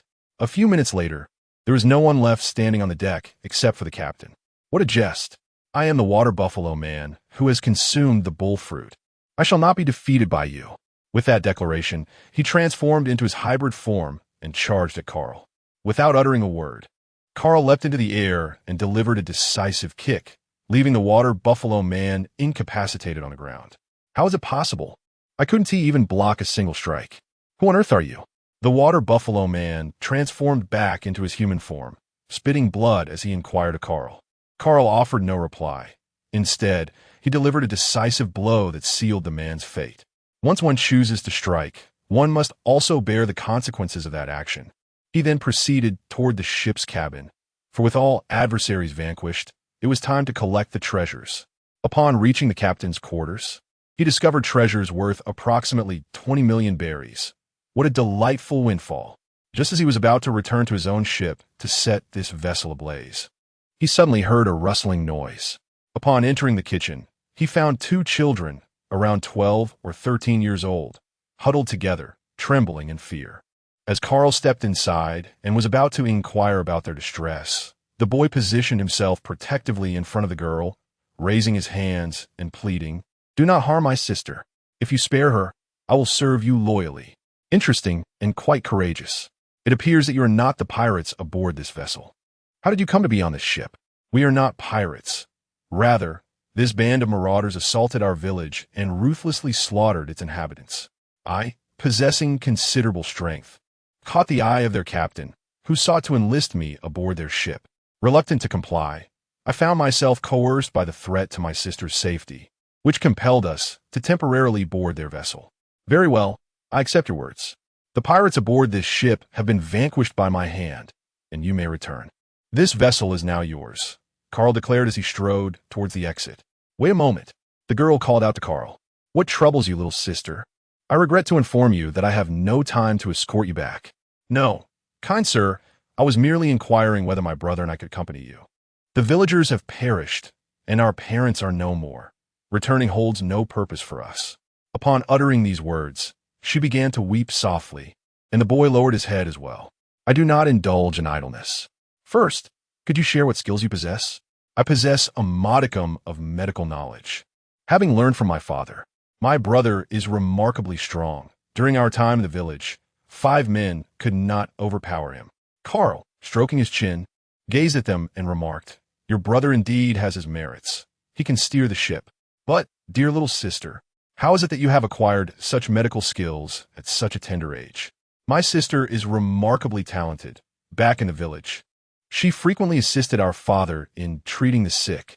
Furthermore, my father has remarked upon her exceptional medical prowess. An excited boy exclaimed to Carl. This revelation was quite surprising, as the young girl appeared to be merely 4.5 feet tall, likely around 12 or 13 years of age, yet she is capable of providing medical care. Indeed, with proper cultivation, she could serve as a ship's doctor. Let it be so. Very well, you may follow me. Now, gather your belongings and accompany me. Thank you, big brother, for taking us in, exclaimed the little girl, and with that, she tugged at her brother, leading him to tidy up. Carl observed them darting outside, finding the little girl quite clever indeed. With a soft chuckle, he gathered the treasure and proceeded to load the supplies from the pirate ship onto his own vessel. The 2 children followed suit, while the fate of the pirate ship lingered in his mind. Selling it would likely yield a handsome sum of berries. However, time was of the essence, and he had no leisure to dally. He tossed a torch towards the ship, igniting it along with the bodies of the pirates. You both reside in room 3 and room 4, respectively. First, take a shower, and then prepare for dinner. All right, dear brother, we shall proceed at once. Carl prepared the curry rice, and they began to dine in the small dining area of the kitchen. Before long, the 2 little ones emerged after finishing their washing. Come in, the food is in the pot over there. Help yourselves as much as you like, Carl said to them. Thank you, dear brother. The 2 siblings promptly took their bowls and began to eat, clearly famished, devouring their food with great enthusiasm. Carl observed the 2 youngsters. The girl, standing just under 1.50 meters, possessed a charming and somewhat playful appearance, radiating a cleverness that was immediately apparent. The boy, over 1.70 meters, was sturdily built, exuding a slightly naive demeanor, undoubtedly indicative of a singularly focused character.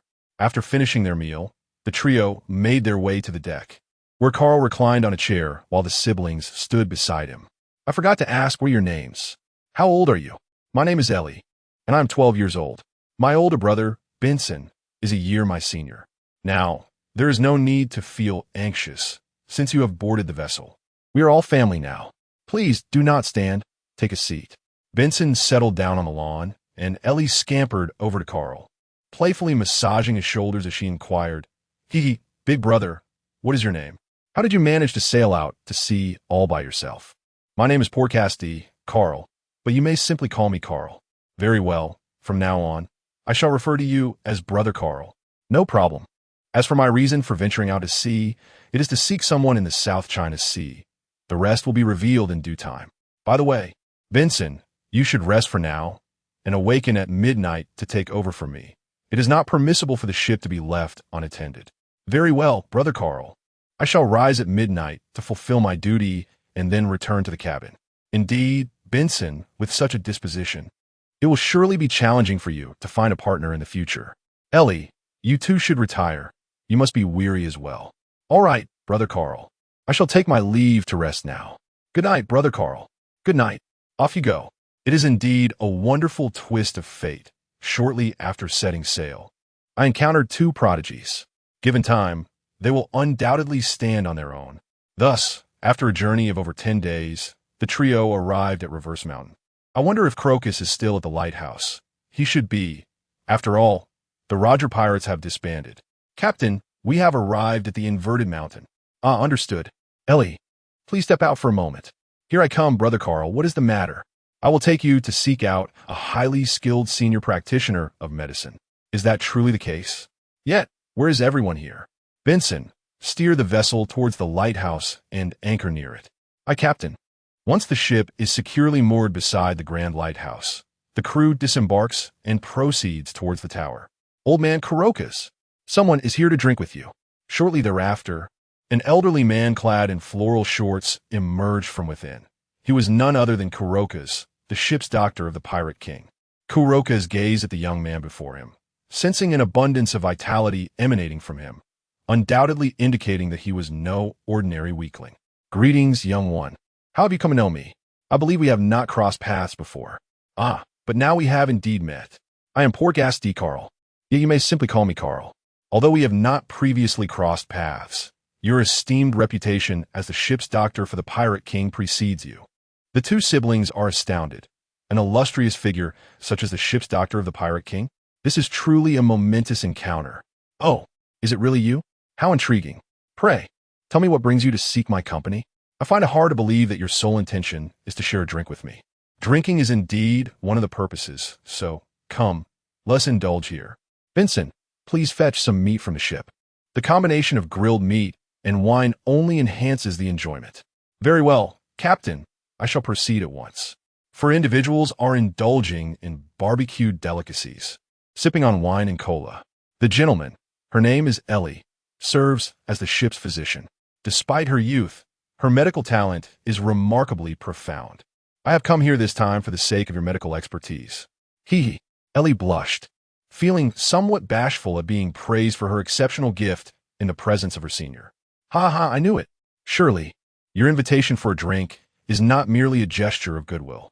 But what will you offer in exchange for my medical expertise?" "A piece of news." "What news holds such immense value?" "It is worth noting that my medical expertise is among the finest in the world. Brooke is not dead. Rather, he has risen from the dead." "How could you possibly know Brooke?" "Logically, at your age, it seems improbable that you have ever encountered him. Moreover, what do you mean by dying and coming back to life?" "The reasons are intricate, and though I cannot divulge the details, it is indeed true that Brooke is alive. He was presumed dead, but fortune smiled upon him as he consumed the Yomi Yomi no Mi, which granted him a second chance at existence, transforming him into a skeletal figure devoid of flesh and blood. He remains resolute in his desire to fulfill the promise he made with Laboon. However, I cannot disclose his whereabouts. When the time is right, he will inevitably return to honor that commitment with Laboon." "Very well, my young friend. I trust that you would not deceive this old soul of mine. Shortly, I shall present my medical manuscript to this young lady. I am truly grateful to the esteemed elder." "Thank you, Dr. Kurosaka is my esteemed mentor," Ellie remarked. "Ha ha ha, no need for thanks. It is indeed a delightful feeling to have a successor for my medical skills." The four of them indulged in food and drink until evening, when Kurokas finally retrieved his medical notes and handed them to Ellie, saying, "Little girl, take a look at this. If you have any questions, feel free to ask me tomorrow. I'm getting old now, so I shall rest." "All right, thank you, Dr. Kurokas," Ellie exclaimed excitedly as she accepted the notes. It seemed that this journey was indeed worthwhile. Ellie possessed remarkable talent, and with Kurokas' medical knowledge, she was bound to become an exceptionally skilled physician in the future. They lingered at the lighthouse for 3 days before setting off towards the South Sea, primarily to allow Ellie to clarify any uncertainties with Kurokas, who praised her considerable aptitude. "Farewell, esteemed elder. Upon our return from the South China Sea, I shall treat you to a drink." "Very well. I shall await your summons." "Farewell, Dr. Kurokas." "Farewell, Dr. Kolokas." Upon reaching the South Sea, there is no need to conserve magnetic power, apart from replenishing fresh water and provisions along the way. We shall proceed directly towards Batarila Island according to the nautical charts. "Vincent, let us first replenish our supplies at the nearest island, and then we shall head directly to Bartira Island." "Aye, Captain," came the reply. By afternoon, we arrived at the first island in the South China Sea. After paying the harbor fees, we brought our precious cargo into the town in search of a place to stay. As of now, Roger had yet to surrender, and the era of great pirates had not commenced. The island's law and order remained commendably intact, with no signs of violence encountered thus far. The three of us found a quaint inn to lodge in and requested a simple dinner from the innkeeper. After our meal, we retired for the night, for we needed to gather more supplies on the morrow. The following morning, we checked out, enjoyed breakfast, and then set off to the market for our purchases, which consumed our entire morning. Thus, we continued our journey toward Bartira. Along the way, we encountered several bands of pirates, each with bounties merely in the millions. They were little more than practice for Benson. Additionally, we could claim the heads of these pirates at the nearest naval base for the rewards, making this voyage appear to be a lucrative venture indeed. After a month and a half, we finally reached our destination, Bartiro Island. Once we docked the ship, the three of us gathered our belongings and treasures and made our way into the town, with my sister, Luju's home believed to be situated on the mountainside. Carl closed his eyes and unleashed his observation Haki, detecting a formidable presence emanating from the back mountain. It was undoubtedly the infamous pirate king, Roger. The mere thought of that scoundrel ignited my anger. Yet, I felt a sense of relief, knowing that I still had the opportunity to alter my sister's fate. Ellie, how is your recent research on the vitality-enhancing potion progressing? Carl inquired while strolling alongside Ellie. A viable theory has already emerged. As long as experiments can be conducted, I am certain I will be able to make significant progress, Ellie declared. Indeed, Ellie is a prodigy. During her time at the Inverted Mountain Lighthouse, she collaborated with Kurokas on research to enhance vitality, and now a feasible theory has been established. This potion is intended for her sister, Lujue. Prior to their journey, she had contemplated a plan to take her sister away in advance. However, departing in such a manner would undoubtedly attract the attention of the world government's agents. In that case, they would certainly trace us to our island in the Doldrums, which would endanger the villagers in the town, a fate her sister would surely abhor. After a considerable half-hour, they finally arrived at the quaint villa at the foot of the mountain. Roger stood at the entrance, yet Lujue was nowhere to be seen. Carl set down his luggage and addressed the two siblings, Banson, Ellie. Please wait here for me. I have some matters to discuss with this bearded gentleman. Understood, Captain. Indeed. Brother Carl. Ha ha ha. My dear brother, do we know each other? Why do I sense such a strong animosity directed towards me? Roger said to me with a smile. Curious to know? Then follow me. With that, Carl ventured deeper into the forest, and Roger followed suit. Upon reaching the heart of the woods, Carl calmly inquired of Roger, When did you arrive here? Ha ha. I have been here for several months now, my young friend. I can distinctly sense your animosity towards me. However, within that animosity, there seems to be no malice. Could you elucidate the reason behind this? Curious to know the reason? Then let's first engage in a duel. With that, Carl unleashed a swift slash and charge at Roger. In response, Roger drew his sword, and they clashed fiercely. After exchanging dozens of blows, Carl was forced back several meters by a single strike from Roger. Carl's hands began to tingle. Indeed, he was acutely aware of the vast gap between him and the world's foremost warriors.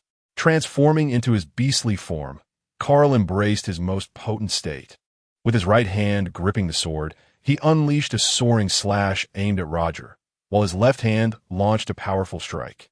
Roger, quick on the uptake, shattered the incoming attack with his sword and engaged Carl in close combat once more. However, after over half an hour of fighting, Carl found himself unable to inflict any harm upon Roger. Realizing he had no choice but to employ his strongest technique, he declared, Wave Slash Shattering Void, channeling all his strength into this ultimate attack. Divine Evasion, Roger countered with his own divine maneuver, shattering Carl's Wave Slash and sending him hurtling back several meters. Carl rose, spitting blood, while Roger too appeared winded, breathing heavily, likely due to physical strain.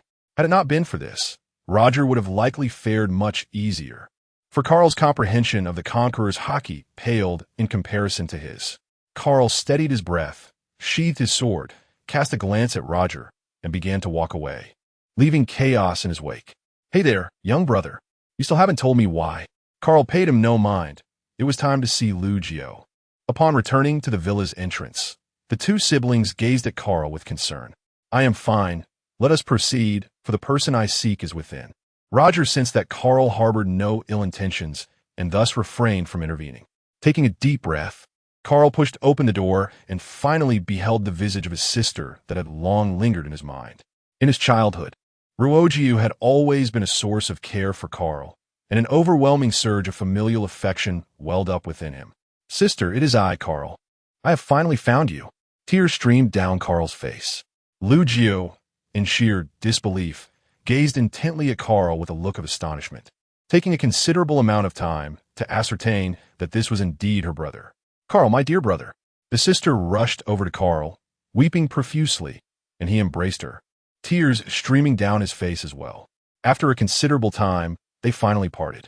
While pulling Carl towards the chair, the sister turned to Roger and said, "Roger, hurry and go hunting. Today I shall prepare a grand feast for my brother." "Ha ha ha. Very well, Lugio, I shall go at once." Roger, scratching his head with a sheepish expression, made his way to the back mountain to hunt. "Carl, please tell me how you arrived here. This place is quite distant from the Grand Line. And how did you manage to escape the Doldrums? Does Mother know you have ventured out?" Lugio bombarded Carl with a flurry of inquiries. "Before we delve into that, allow me to introduce you. These two are individuals I rescued from a pirate crew while traversing the Grand Line. The boy's name is Benson, and the girl's name is Ellie. Benson, Ellie. This is my sister, Lugio. Greetings, Sister Lugio." "Hello, Sister Lugio. Wow, you are so beautiful." Ailey came over and gave Lugio a hug, making her laugh. Lugio covered her mouth and smiled gently, saying, "You must be exhausted. Come, let me arrange a place for you to rest." "Thank you, Sister Lugio." "Thank you, Sister Lugio. I appreciate your assistance." "Not at all. It has been quite some time since I experienced such liveliness. I am more than delighted. Carl, your room is the first one on the left upstairs. Please go ahead and settle your belongings while I make arrangements for these two little ones." "All right, I shall first place my luggage." After ascending to the room and organizing my things, Roger's voice resonated from outside. "Lugio, I have returned. Come out and take a look at this splendid sea creature." "Ha ha ha." My sister also stepped out for a glance and seemed quite pleased. "Well done, Roger. Please take care of it first, and then I shall prepare the meal." Carl, trailing behind, wore an impassive expression but muttered, "Humph," the sour scent of romance. He then approached the sea creature, addressing my sister. "Sister, allow me to handle this. Your pregnancy makes it unwise for you to enter the kitchen. The fumes could be detrimental to the baby's health. Besides, I often prepare seafood dishes at home, and even Mother praises my culinary skills." Wow, that certainly put the strain on Carl. "Huh? How did you know I was pregnant? I didn't mention it to you. Did I? Did Roger tell you?" Carl let out a huff directed at Roger, then withdrew a new pavilion knife, skillfully slicing off the finest portion of the sea king creature before dragging it into the kitchen to attend to his work. "Ah, how delightful. Lugio, the prowess of Carl's observation Haki is indeed remarkable. What is the power of observation Haki?" Indeed, Carl's observation Haki appears to be a unique perceptual ability, enabling him to discern all circumstances surrounding him. It is truly remarkable. Is that so? Very well. First take care of the remaining meat, and then go inside to assist Carl. He is likely still upset with you. I shall take care of it.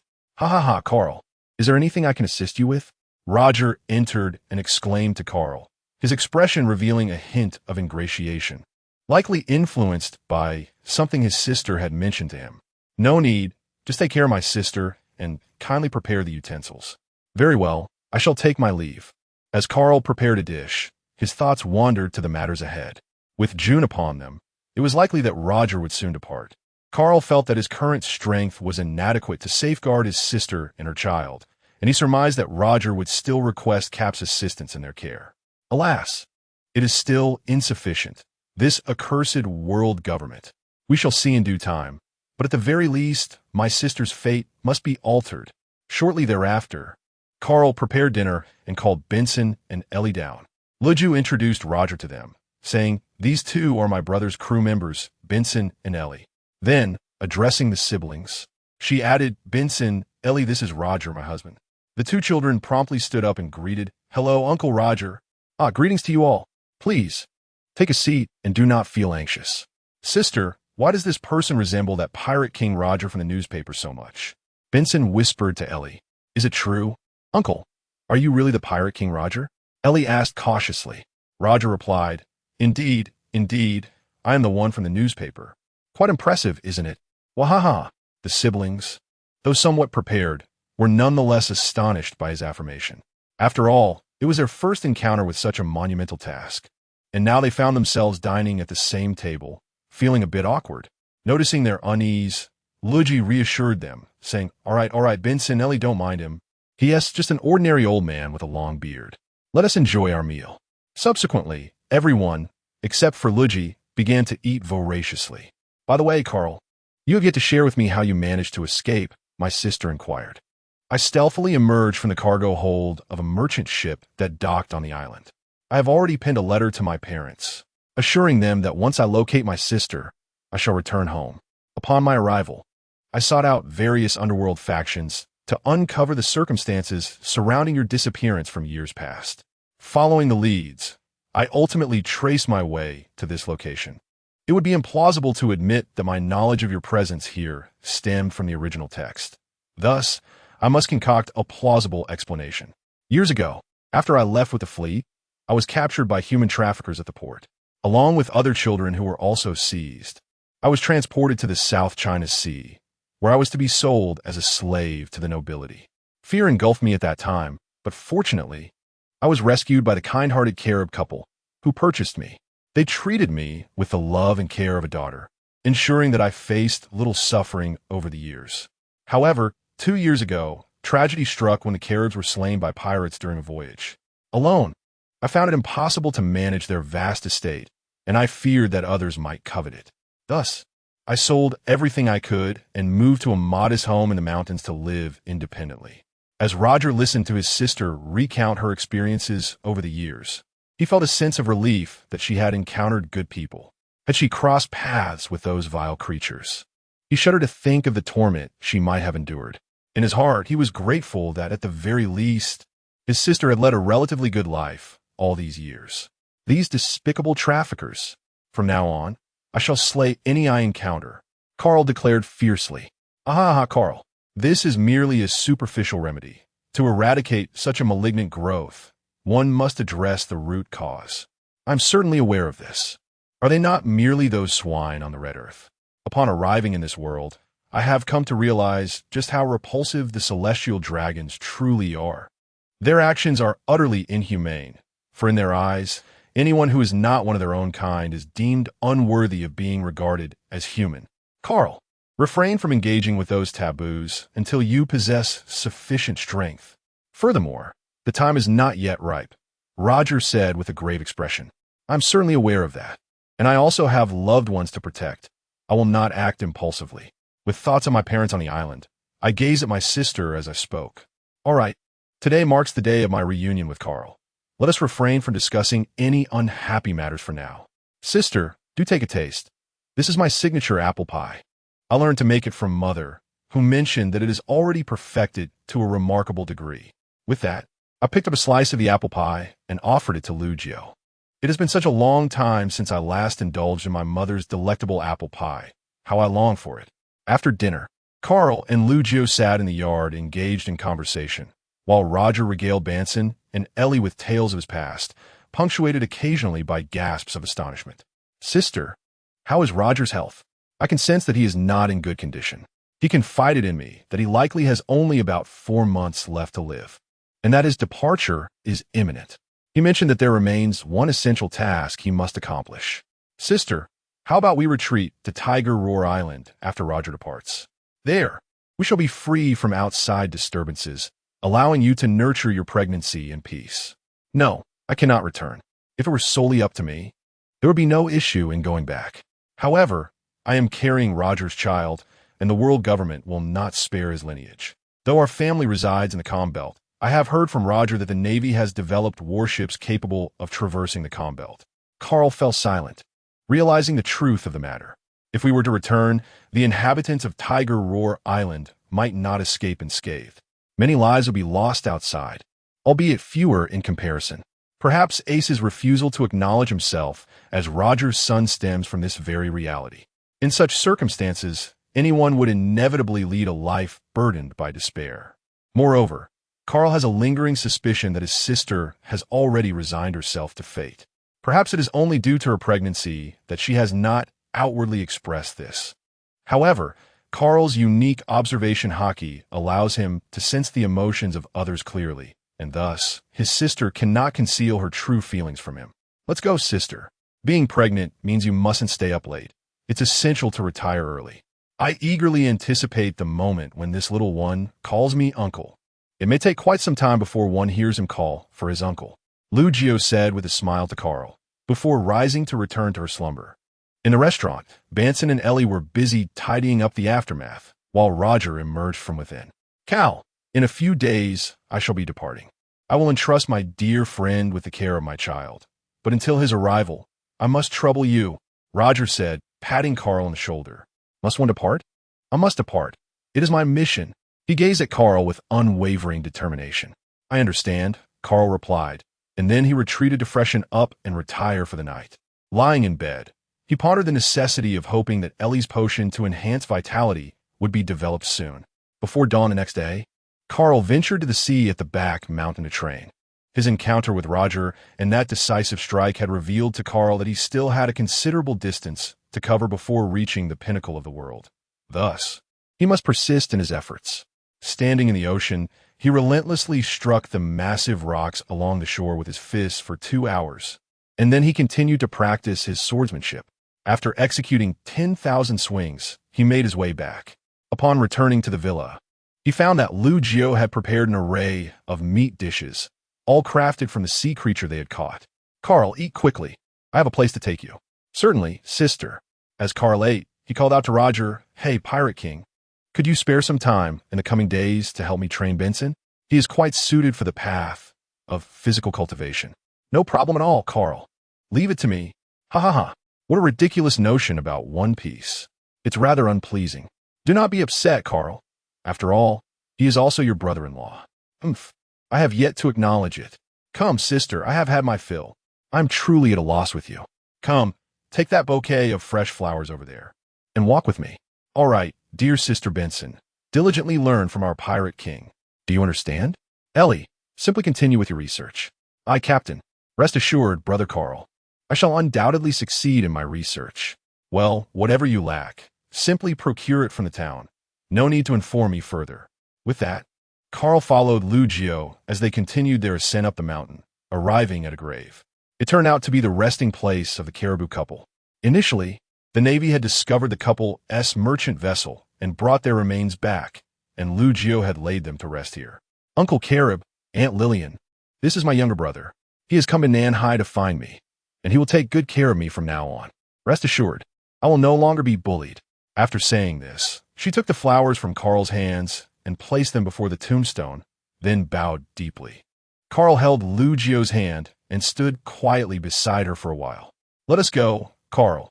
It is time for us to return. By the way, Carl, how are mother and father faring? They must have been quite distressed ever since I vanished after clandestinely boarding the ship and setting sail. They're doing well, and I often catch marine delicacies for them to enjoy. Their physical condition is excellent, so you need not worry, dear sister. Along the way, the brother and sister chatted and laughed as they returned home. Roger was exercising Benson by the seaside and did not notice Ellie. Using his observation skills, he realized she had gone to the town to shop. By the way, Carl, if my calculations are correct, you should be 18 now. Have you encountered any girls that you fancy? Lu Jiao inquired with a smile. No, I am still quite young. Marriage is far too distant for me. Carl hastily denied. If there is anything, be sure to tell your sister. I will certainly help you win her over. Lu Jiao chuckled softly. The two continued their conversation, reminiscing about their childhood and discussing Carl's training over the years. A few days later, Roger was set to embark on his journey. Carl, I present to you the insights I have meticulously compiled over the past few days regarding the cultivation of dominance. Thank you, Uncle Roger. Ha ha ha. I appreciate you referring to me as brother-in-law, though I am not a worthy husband. And thank you, Lu Jiao, for your understanding. I'm truly grateful. Roger said earnestly to Lu Jiao. Go forth and fulfill your final mission. I shall always stand by your side. With a heartfelt farewell, Roger boarded the small vessel and set sail. Farewell, Uncle Roger. Thank you for these past few days, Mr. Roger. A few individuals watched as Roger's small vessel sailed far away, until it completely vanished from sight. This time, it seems there will be no opportunity for a reunion. Standing on the shore, Carl gazed at Roger's departure, his emotions tangled and complex. Previously, he believed that the era of piracy ignited by Roger's final words had plunged the seas into utter turmoil. However, upon witnessing the world's malevolence, one comes to realize that conventional methods can no longer salvage this realm. Only by taking desperate measures can one carve a path to survival. The malevolence of pirates pales in comparison to that of the celestial dragons. The four returned home, aware that Lucio was in a dismal mood. Carl subtly gestured to Ellie, urging her to engage Lucio in conversation. Sister Lucio, when is the child expected to be born? May I become her aunt when the time comes?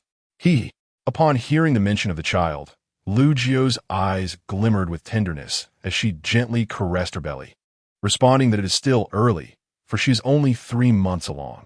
What about the name? Have you decided on one? Roger had already contemplated that if it were a boy, he would be named Ace, and if it were a girl, she would be named In. Ace and In? That sounds delightful. When Lucio conversed with Ollie about various topics concerning children, her spirits lifted considerably. Meanwhile, Carl found himself pondering Ace, that boy with charming freckles who possesses a certain rugged handsomeness. He represents a poignant ache in the hearts of all the fans. Speaking of which, during my previous encounter with One Piece, it seemed to suggest that Lucio gave birth to twins with another girl and affiliated with the Revolutionary Army. If they are indeed twins, then let us bring the girl back to Tigress Roar Island. With Ace diverting attention outside, it's unlikely anyone would suspect that, and is also the daughter of Roger. Yes, that shall be the plan. Time for training. Sister, I shall continue my training by the seaside. I will return a bit earlier this afternoon, and I will prepare dinner, so please refrain from entering the kitchen. Understood? Understood. You may go. There is no need to worry about me. Lucio is also aware that Carl knows Roger's departure will affect her mood negatively. However, the thought of the child and her own responsibilities brings Carl some comfort. Well, Benson, come with me. From today onwards, I shall take it upon myself to train you. Thank you, Captain, Benson exclaimed joyfully. Clearly, Carl's guidance allowed him to feel more at ease. The prospect of Roger mentoring him might have left this single-minded boy feeling somewhat overwhelmed. After all, he was the Pirate King. Days passed in an orderly fashion until August arrived, bringing with it a shocking announcement. Roger had been captured. It was as though a fierce storm had erupted across the seas. Roger was apprehended. The Navy had also resolved to execute the Pirate King in the town of Lowtown in the East Blue next month. Everyone was left in disbelief. How could a man who possessed everything in the world be captured? The white-beard pirate's father figure, Marco, holding a newspaper delivered by a newsbird, turned to Whitebeard with a mix of excitement and alarm, proclaiming, "This is a grave situation. Gulalala, Marco, what has transpired? Remain composed, for we are the Whitebeard pirates. It is said that an overwhelming aura radiates from us. Father, Roger has been apprehended. The newspapers state that the Navy will execute the Pirate King in Rogetown of the East Sea next month." Upon hearing this news, Whitebeard remained remarkably composed, for he had recently met with Roger and was privy to the circumstances of his capture. However, their meeting was known to only a select few, and outsiders remained oblivious to their conversation. On a floating island, the legendary pirate, Shiki the Golden Lion, was consumed by rage upon learning this news. After all, Roger had defeated his crew, so how could the despicable Navy capture him? Most importantly, he had yet to exact his revenge. With the supreme helm of his ship embedded in his head, he contemplated whether defeating the Navy headquarters would prove his superiority over Roger. Fueled by fury, he soared towards the Navy headquarters. The scene at the Navy headquarters was one of utter devastation. Half a marine fort lay in ruins. In a fierce collaboration, Admiral Sengoku and the Navy hero, Garp, managed to subdue Shiki, who was subsequently imprisoned in the underwater prison of Impel Down. This news sent shockwaves across the seas, igniting speculation about whether the end of piracy was nigh. The Pirate King had just been captured, and now the legendary pirate Shiki had also fallen. On Cake Island, Big Mom's pirate crew lamented that fool Shiki. He actually dared to confront the Navy headquarters, just like Roger. However, this development did reduce the number of rivals I must contend with. A wave of Conqueror's Haki surged through the air. On Batarilla Island, although Lucio and Carl were already aware of the situation, their spirits were undeniably dampened. Carl grasped Lucio's hand, reassuring her that she had him, her brother, to rely upon, urging her not to be so anxious. "I am perfectly fine. Carl Roger has long since informed me of his intentions, and I have been mentally prepared for this. After all, I am the woman of the Pirate King. I'm not so fragile," remarked Rigiu. "All right, dear sister, is there anything you desire to eat today?" I shall prepare it for you at once, provided it is within my culinary capabilities. Meanwhile, in the depths of the naval headquarters dungeon, two bearded gentlemen sat facing each other, albeit one was confined within the cell while the other remained outside. Roger, do you have anything else you wish to express? Kapu, can I trust you? Roger's eyes bore into Kapu's as if peering into his very soul. Kapu remained silent, gazing at this old rival and ally before him. Upon witnessing the expression on Kapu's face, Roger understood that Kapu was indeed someone to be trusted. Cap, I'm expecting a child. However, it is still 4 months away from birth, and I need your assistance. Impossible. You should be well aware that the world government would never allow those who share your bloodline to survive. Therefore, Carp, only you can assist me in this matter. He is but an unborn child. Even if I am guilty, the blame cannot be placed upon him. Roger spoke earnestly to his old friend, gazing intently. Carp said nothing further, rising to depart. Roger understood that Carp had acquiesced, a smile gracing his face. In the EC, an increasing number of individuals flocked to Lowtown from various locales, all eager to witness the execution of the Pirate King, Roger. In a concealed corner, two boys with a red nose and red hair sat quietly. Hey Shanks, the captain is about to be executed. What shall we do? Exclaimed Buggy, the possessor of the Conqueror's Haki. This is Captain Roger's own choice, one we cannot interfere with, Shanks spoke in a deep voice. In the town of Rog, Doflamingo, Myhawk, Gecko Moria, and Crocodile all gathered. They were a group of ambitious young individuals. September swiftly arrived, and the town of Rog was teeming with people. The square before the execution platform crowded to the point of suffocation. All eyes were fixed on the execution platform, where Admiral Sengoku and the naval hero Garp stood guard. Silence enveloped the square, and suddenly, the sound of shackles clanking resonated as the Pirate King, Roger, was brought forth and forced to kneel upon the platform. As the time for execution approached, the crowd remained silent, gazing at the man who had once possessed everything. Ahoy, Pirate King, where have you hidden the treasure you amassed? That legendary grand treasure, One Piece. A seemingly ordinary and unremarkable individual suddenly inquired loudly. In that moment, everyone snapped to attention, realizing that indeed, the Pirate King has perished. Yet his treasure remains. Subsequently, all eyes turned towards Roger. Silence. The executioner bellowed. Do you desire my treasure? If so, venture forth to the sea in search of it. I have concealed it all there. The executioner raised his sword and pierced Roger's body. In that instant, the square erupted with fervor, as every individual across the globe who witnessed the live broadcast was engulfed in excitement. They had all heard the words uttered by the Pirate King in his final moments. The world began to embrace the advent of the great pirate era. Countless ambitious souls set sail in pursuit of the legendary treasure left behind by the Pirate King. One Piece, engaging in fierce conflicts that stirred the seas into further turmoil. On Bartolomeo Island, Carl understood that he too must commence his preparations. Ellie, how is the research on the medication progressing? Dear brother Carl, I conducted experiments with the monkeys in the forest yesterday and have made some progress, though I have yet to embark on human trials. Tomorrow, I shall commence the human experiments, and I will construct a house for you deep in the mountains. Afterward, I will return to the sea to capture some nefarious pirates for your experiments. Very well, brother Carl. In the Panga city of the world government, the 5 Elder Stars are deliberating over a message sent by the CP organization. The CP organization discovered that Roger had spent a considerable amount of time on the island of Batai in the South China Sea, where he likely left descendants. The scientific defense deity, Jagarshus Satan, proclaimed, "It must be eradicated. This wicked bloodline must not persist in this world," declared the stern legal martial deity, Topman Volquil, a balding figure adorned with a long white beard beneath his nose. The Navy headquarters received this directive, instructing them to assist the world government's CP organization in addressing this matter. In the conference room, Admiral Steelbone Kong remarked, "Due to the final words of that scoundrel Roger, an increasing number of individuals have taken to the seas as pirates. Our Navy personnel are gravely insufficient, and I have submitted a request to the world government for an expansion of our forces.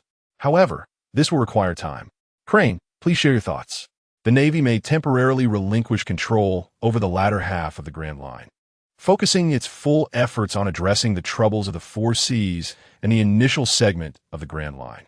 In order to buy time for our naval forces, we must endeavor to drive the pirates into the New World, allowing them to create chaos there first, proposed Vice Admiral Garp, the chief strategist of the Navy.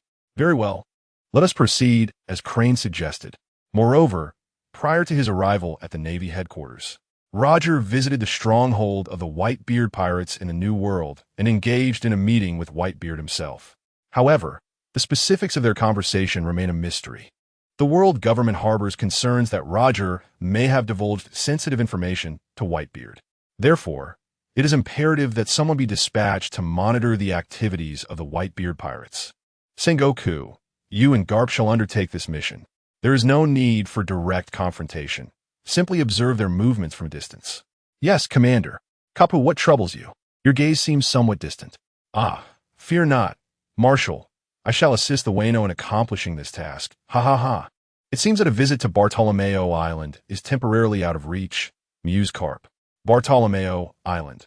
Carl contemplated seizing the opportunity to journey to Water 7 before the Navy's arrival. After instructing Banson to safeguard the home, Carl transformed into his full beast form and soared towards Water 7. He had now mastered the art of utilizing flame clouds for longer flights. Although Water 7 was somewhat distant, a few moments of rest to replenish his stamina would suffice.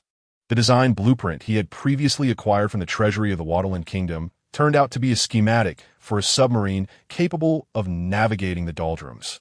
However, its construction posed significant challenges, likely requiring the exceptional skills of the Fishman Tom. 3 days later, in Water 7, Carl enveloped the entire city with his observation Haki and soon located the Fishman Tom, ultimately discovering him in a somewhat dilapidated shipyard. Tom, having constructed vessels for the pirate king Joel D. Roger, was also brought to Judicial Island for trial. Nevertheless, he explained the design and concept of the sea train to the presiding judge, which led to a reconsideration of his trial, granting him temporary time for further research. Presently, Tom is likely under surveillance, unable to leave Water 7 due to his criminal status.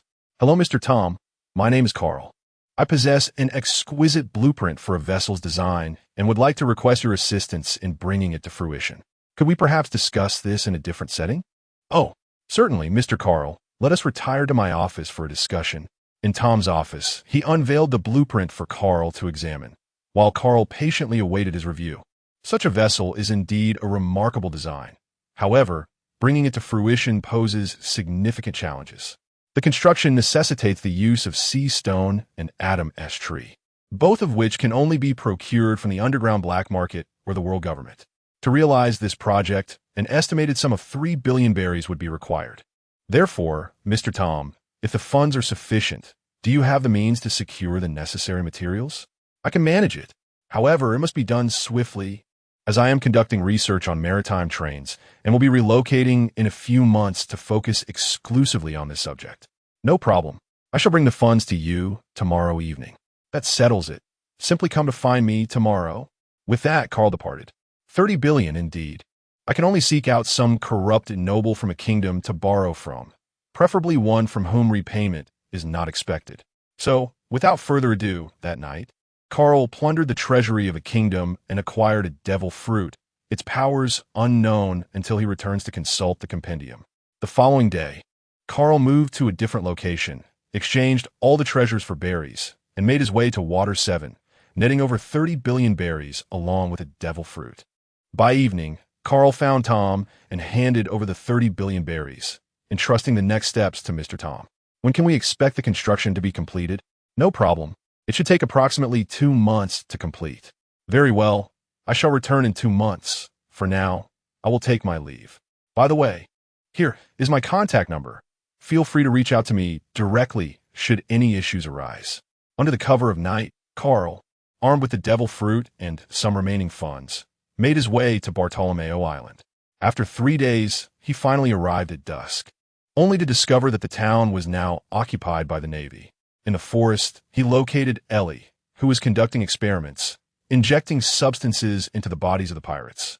In the laboratory, a dozen notorious pirates lay restrained with handcuffs and leg irons, firmly secured to their beds, while Benson assisted nearby. "How are you, Ellie?" Carl inquired as he stepped into the room. "Brother Carl, you have returned. The situation is quite satisfactory."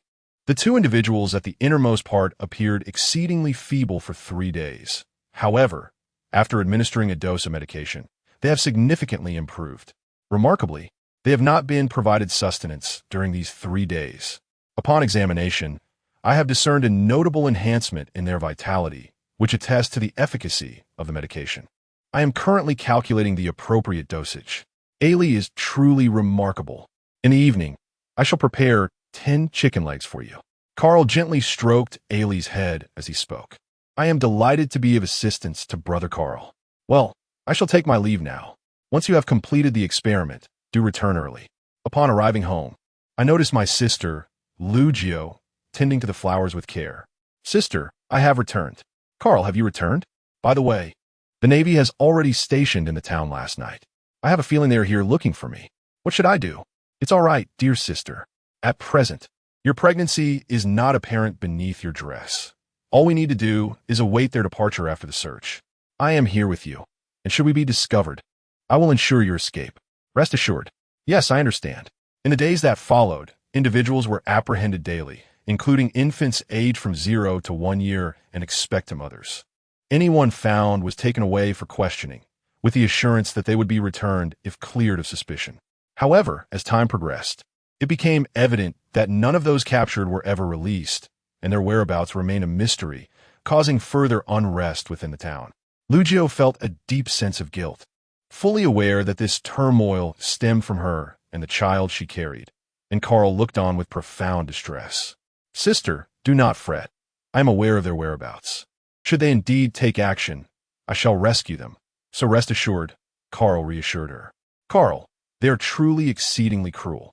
If you have any means, please do whatever you can to rescue them, will you?" "I understand, sister." 2 months have passed, and the Navy, along with the CP organization, has scoured the town, apprehending all pregnant women. Lugio, residing on the mountain and cleverly binding her belly with cloth while donning a skirt, frequently wandered near the Navy's presence in the town without raising suspicion. Each time she returned from the town, her spirits were low, and Carl realized he must expedite the rescue of those children and women. Furthermore, the ship was prepared after their rescue. They could not return to this island, but would first transport them to a remote, uninhabited isle. As night fell, Carl donned black attire, concealing his face except for his eyes, and ventured into the town to incapacitate the Navy and the CP organization. He sought out the men whose wives had been taken and the families of the abducted children. After considerable effort, he managed to persuade them to accompany him. Though they harbored doubts about him, the glimmer of hope outweighed despair. Together, they followed Carl to the place of confinement, where the cries of children and women echoed, mingled with the terrified sobs of those being interrogated. The scene was chaotic. Carl leapt onto the rooftop and unleashed his Conqueror's Haki, rendering the guards and interrogators unconscious. He then allowed their families to enter and locate their children and wives, but tragically, dozens had already perished, shattering numerous families. The atmosphere was tumultuous as they proceeded toward the port. The townsfolk bore witness but remained silent. Upon boarding the ship, they set sail immediately. This grand vessel had been prepared in advance, stocked with provisions sufficient to sustain them for nearly a month. As they distanced themselves from Butalila Island, Carl again deployed his Haki to incapacitate all aboard. It was imperative that they remain unaware of the route, navigating under the cover of night according to the compass. They reached their destination just before dawn. Once they awakened everyone, he instructed them to disembark and assist in unloading all the supplies. "From now on, you shall dwell solely upon this island. Should you venture forth, the world government and the Navy would not spare you upon discovery. This island is an uninhabited land, situated near the Doldrums, abundant with a variety of fruits and suitable for cultivating crops. I trust that you will thrive here. My assistance can extend no further. Thank you, benefactor. Otherwise, my wife might have faced dire consequences. Thank you, benefactor. Thank you. Very well. You may proceed with your tasks and ensure that your accommodations are repaired. Subsequently, Carl boarded the vessel and departed. Once the island was no longer visible, he ascended into the skies and cleaved the ship in twain with a swift stroke. His mission accomplished, he could not afford to leave any traces behind. This ship, too, had been seized from pirates, all of whom Carl had dispatched and cast into the sea to nourish the fish. Watching the vessel sink to the ocean floor, he finally felt a sense of relief. He then soared back to Batierla Island, retracing his steps through the forest to return to the villa. "How are things, Carl? Have you managed to rescue everyone?" Lu Jiao inquired, her face etched with concern. "Rest assured, dear sister, they have all been rescued and settled comfortably." "That is wonderful. Now go and change your clothes." "All right, sister." Carl promptly changed his attire and came down to enjoy a glass of water. The agents, along with the Navy, must have realized that the individuals they were searching for have vanished. Consequently, they would suspect that the person they seek is among those who fled, resulting in a less rigorous search on the island. By the way, this morning, a call came through on your communicator from someone named Tom, who mentioned that the boat you instructed him to construct has been completed. Understood. I shall return his call first. Ascending the stairs, I picked up the communicator and dialed Tom's number. Upon connection, the phone bug transformed into the likeness of Tom. "Mr. Carl, the ship has been completed. It has even undergone trials, and it is indeed a magnificent vessel. When shall you come to take it away?" "Hello, Mr. Tom. I sincerely apologize for having been rather occupied lately and missing our scheduled time. At present, I'm unable to come by. Would it be possible for you to look after the boat for a while? It might be for an extended period, approximately a year and a half, before I can retrieve it. Would that be agreeable?" "No problem at all. When the time comes, feel free to contact me directly through the phone." "Thank you very much." "Mr. Tom, the phone call has finally come to a respite. If Mr. Tom cannot safeguard it, it would truly be troublesome, especially since Carl cannot be away for too long. Year 1499 of the Oceanic calendar, February. Sister, if it truly cannot be helped, would it not be better to bring the child into the world now? This could cause significant harm to your body. Carl, I am perfectly fine. It is merely a matter of a few months' delay in giving birth. I can endure this. At present, those agents and the Navy have not yet departed, and I cannot allow this little one to be born. That would lead to exposure. Having persevered for so long, to give birth now would render all my efforts in vain. All right, dear sister, but if it truly becomes unbearable, you must promise me to bring the child into the world at once, all right?" In the laboratory nestled within the forest, Ellie's research on the potion has reached a remarkable level of maturity. "Ellie, what are you gazing at?" "Dear brother Carl, I am currently perusing a book on production, hoping that it will prove beneficial to Sister Lugio in due course. Indeed, this requires further examination. By the way, how many of that medication have you produced thus far?" "Rest assured, brother Carl, we are thoroughly prepared." "By the way, brother Carl, why do we not depart at this very moment?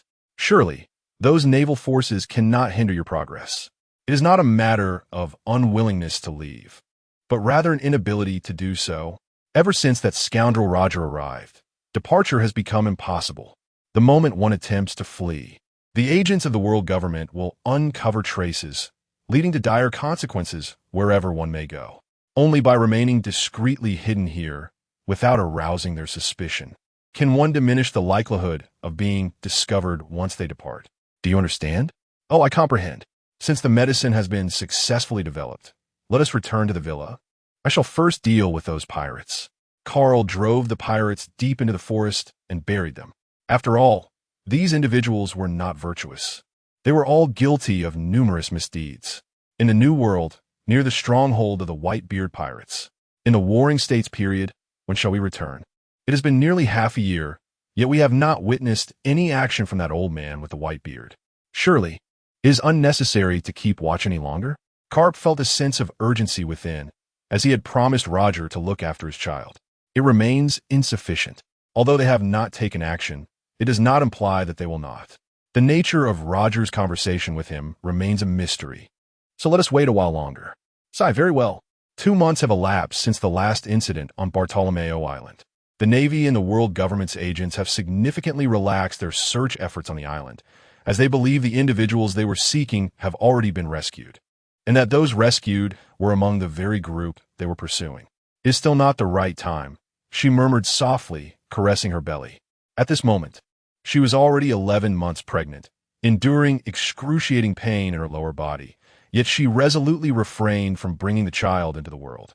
Sister, if it truly cannot be avoided, then perhaps it is time to give birth now. Just look at the extent of your pain. Moreover, the personnel from the global government have eased their search efforts, as they too believe that the target has already been rescued. Carl, it is not yet the right time. Delaying childbirth will diminish the risks. For the sake of ensuring a safer future for this child, this minor discomfort is a trifling matter to me. Moreover, hasn't Ellie already developed a potion to enhance vitality? I have faith in you, as well as in Ellie's medical expertise. Observing the unyielding nature of Lugu, Carl realized that he could only yield to the situation. Ellie, please administer the first dose of medication to Sister Luju. All right, Brother Carl. First assist Sister Luju back to her room. I need to closely monitor her physical changes after the initial injection before determining the timing for the next dosage. After helping Luju to her room, Ellie administered the medication, and after a while, Luju's complexion improved significantly. Sister Luju, how are you feeling at this moment? I now feel stronger than before the injection, and the pain has significantly diminished. That's wonderful, Ellie exclaimed with joy. Brother Carl, please step outside for a moment while I examine Sister Luju's condition. All right, Ellie, Carl replied as he returned to the hall and took a seat. It appeared that Ellie's medicine had taken effect, enabling Sister Luju to hold on until the child was born without the need to risk administering a devil fruit to her. Although the devil fruits could enhance vitality and physical constitution, consuming a Zoan-type devil fruit could lead those with weaker constitutions to uncontrollably transform into a feral beast. Meanwhile, the paramecia-type devil fruits merely bestowed certain superhuman abilities without significantly augmenting one's physical condition. Before long, Ellie emerged. Ellie, how are things? Rest assured, Brother Carl. Sister Luju is currently in a stable condition. I have already seen to her rest, as she has not had the opportunity to truly relax these past few days due to her discomfort. Thank you for your hard work, Ellie. By the way, I have a devil fruit that would suit you perfectly, the paramecia type, the drug fruit. Would you care to indulge? However, be warned that consuming it will render you unable to swim in the sea thereafter. Ah, is that so? Then I shall indulge. After all, I do not fancy swimming. Please wait a moment while I retrieve it for you. With that, Carl ascended to obtain the pear-shaped devil fruit. The taste of the devil fruit is exceedingly unpalatable, Ellie. You must brace yourself. It's nothing. I often experiment with various medicines, and I've tasted many unpalatable concoctions. Ellie took the devil fruit, took a bite, and her expression immediately changed. Struggling to swallow, she rushed outside to vomit. Haha, Ellie, how does the flavor of the devil fruit taste? Surely it is delectable? Haha. Oh, heavens. How could something taste so utterly dreadful?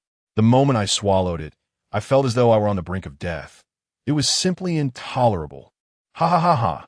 The devil fruit is renowned as the most unpalatable substance in the world. Here, take a sip of this milk. Carl handed a bottle of milk to Ellie.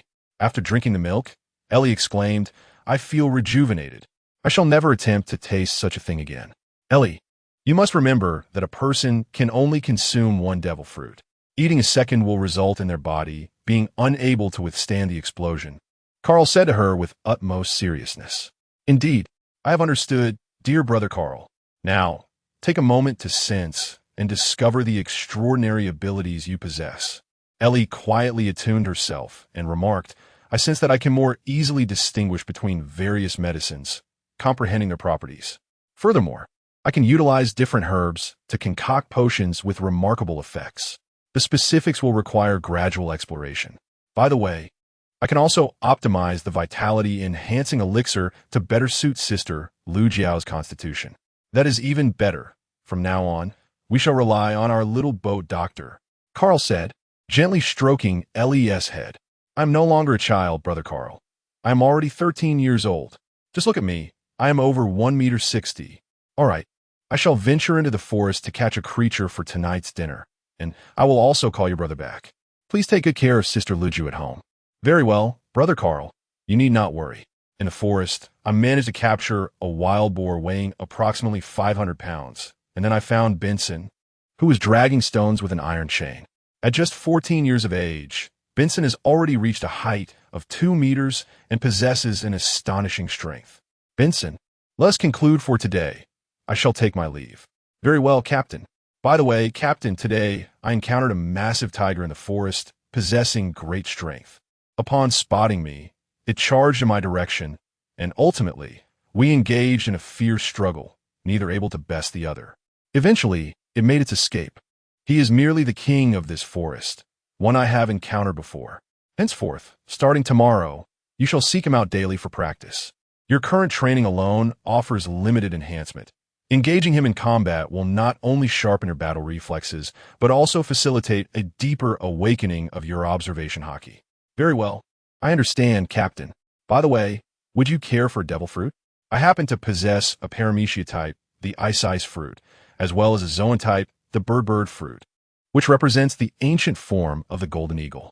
Benson pondered for a moment before responding to Carl, expressing that neither of these devil fruits seemed suitable for him. He preferred those that enhanced strength, and suggested they discuss it further when a power-oriented devil fruit became available. Very well, as long as you are aware, I will strive to find you a powerful devil fruit in the future. Otherwise, your remarkable talents would be squandered. Thank you, Captain. All right, let's return for now. Upon arriving home, I noticed that Lu Jio and Ai Li were absent. Has Lu Jio's sister not yet awakened? Not yet. She has been exceedingly fatigued these past few days. A little more slumber would do her well. Well, I shall first attend to the preparation of dinner. Brother Carl, I am here to assist you. All right. The dinner was prepared an hour later.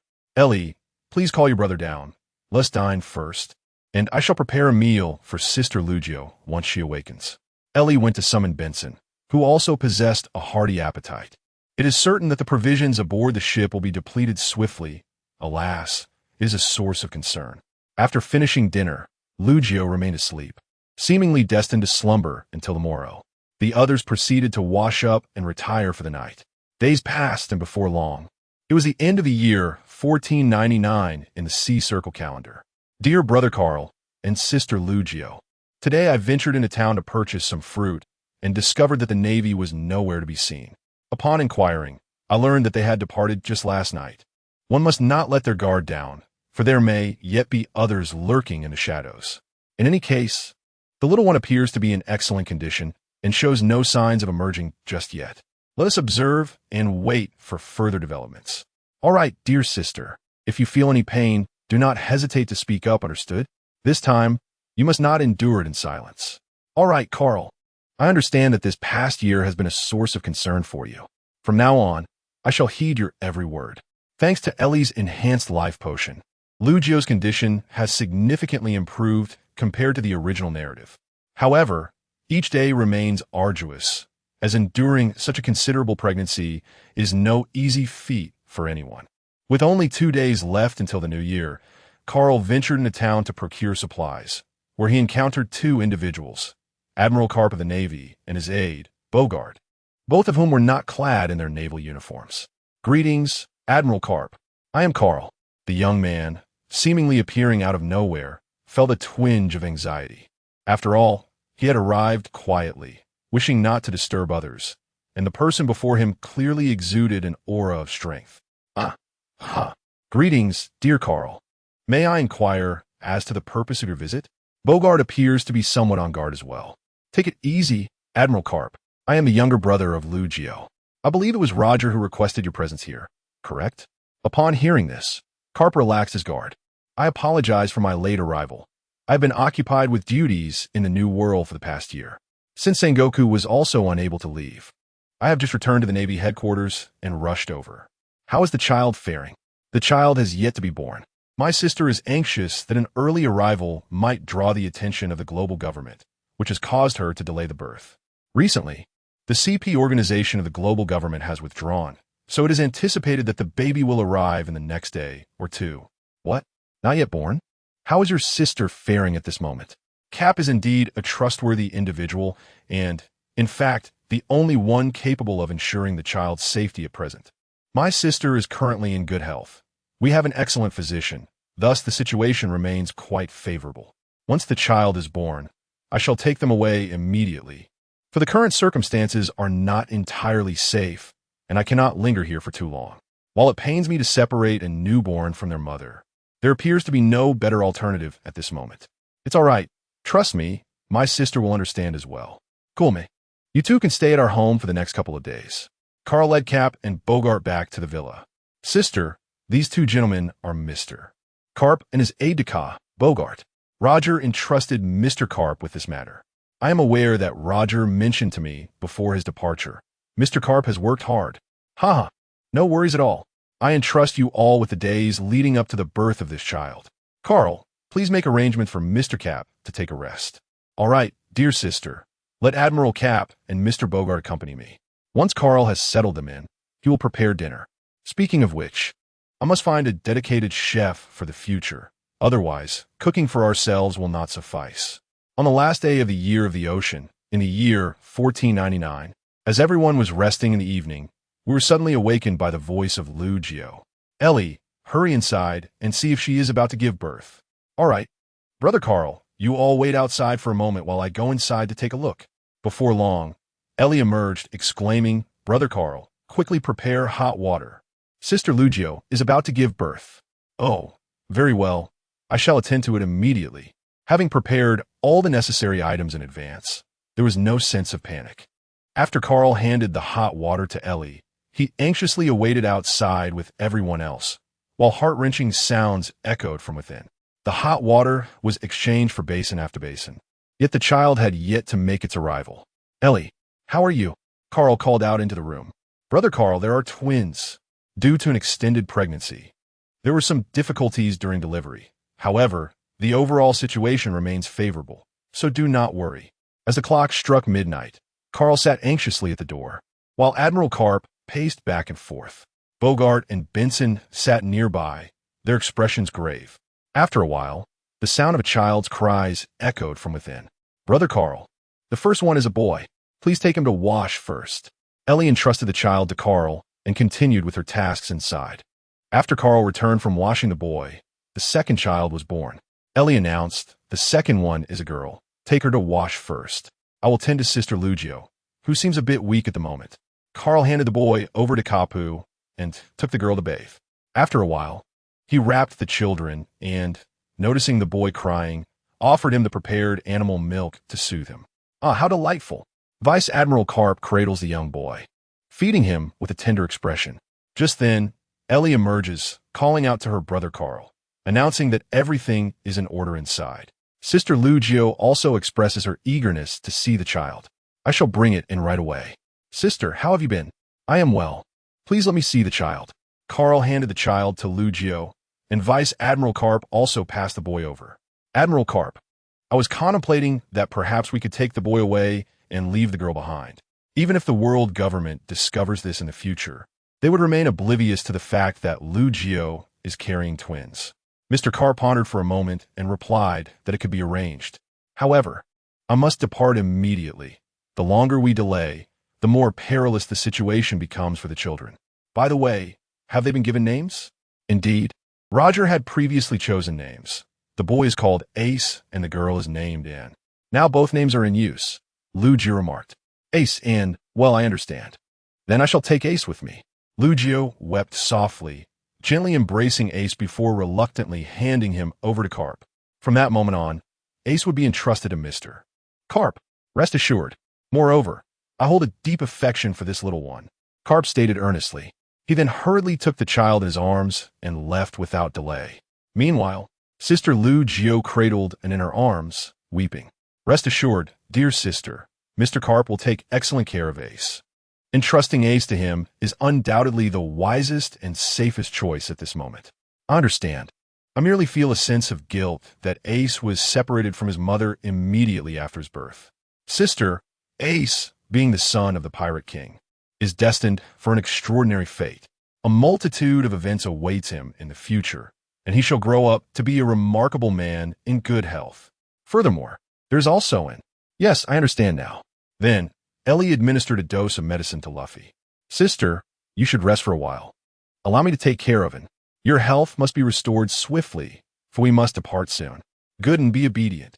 Then, after giving her a kiss, she handed her to me and fell asleep. Carl also brought an out along with Ellie.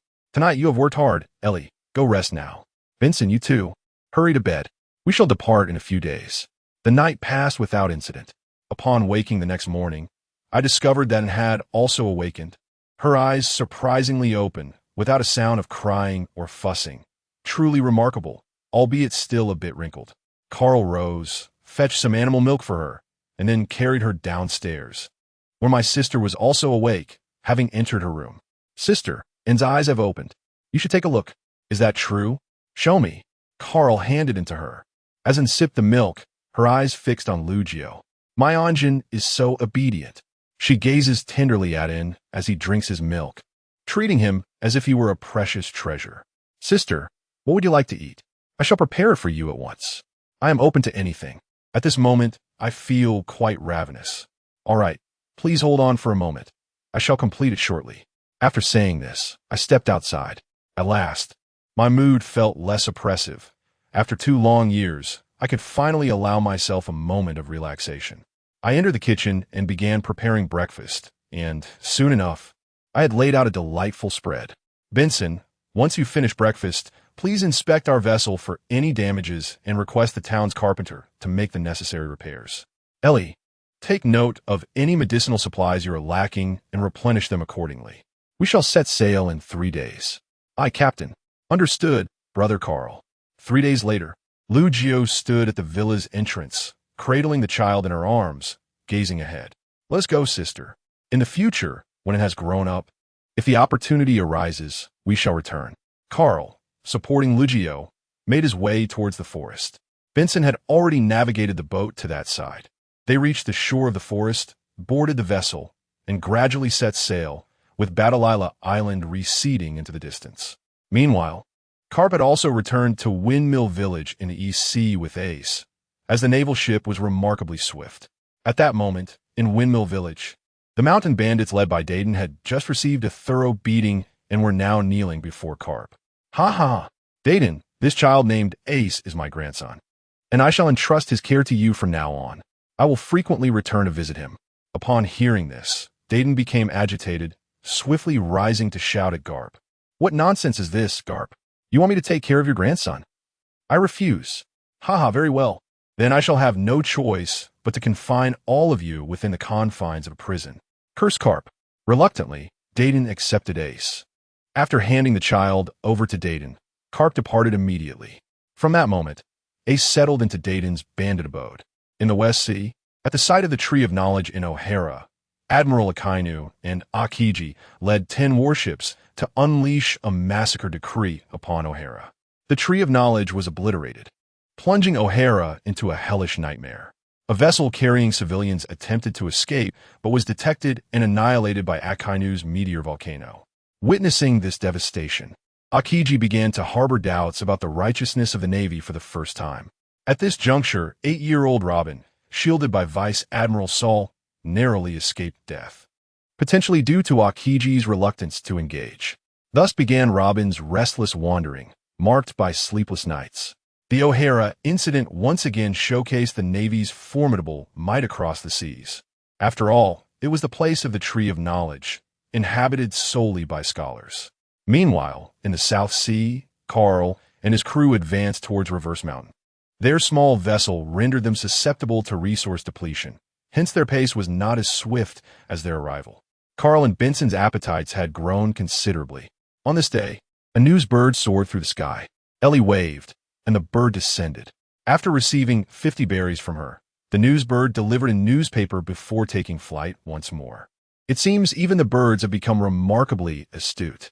"Brother Carl, Sister Lugio, look, something monumental has transpired. O'Hara has been annihilated by the Navy's extermination order. That is the very place that possesses the Tree of Knowledge." Carl was taken aback. Is it truly during this moment that the O'Hara incident has occurred? "Ellie, let me show you Lugio holding in," as he spoke to Ellie. "Why is that?" The newspaper states that O'Hara was convicted for researching the taboos of the world government, and those scholars along with the civilians of O'Hara were executed. "What exactly do they study?" "Sister, You must refrain from engaging with such matters for the time being.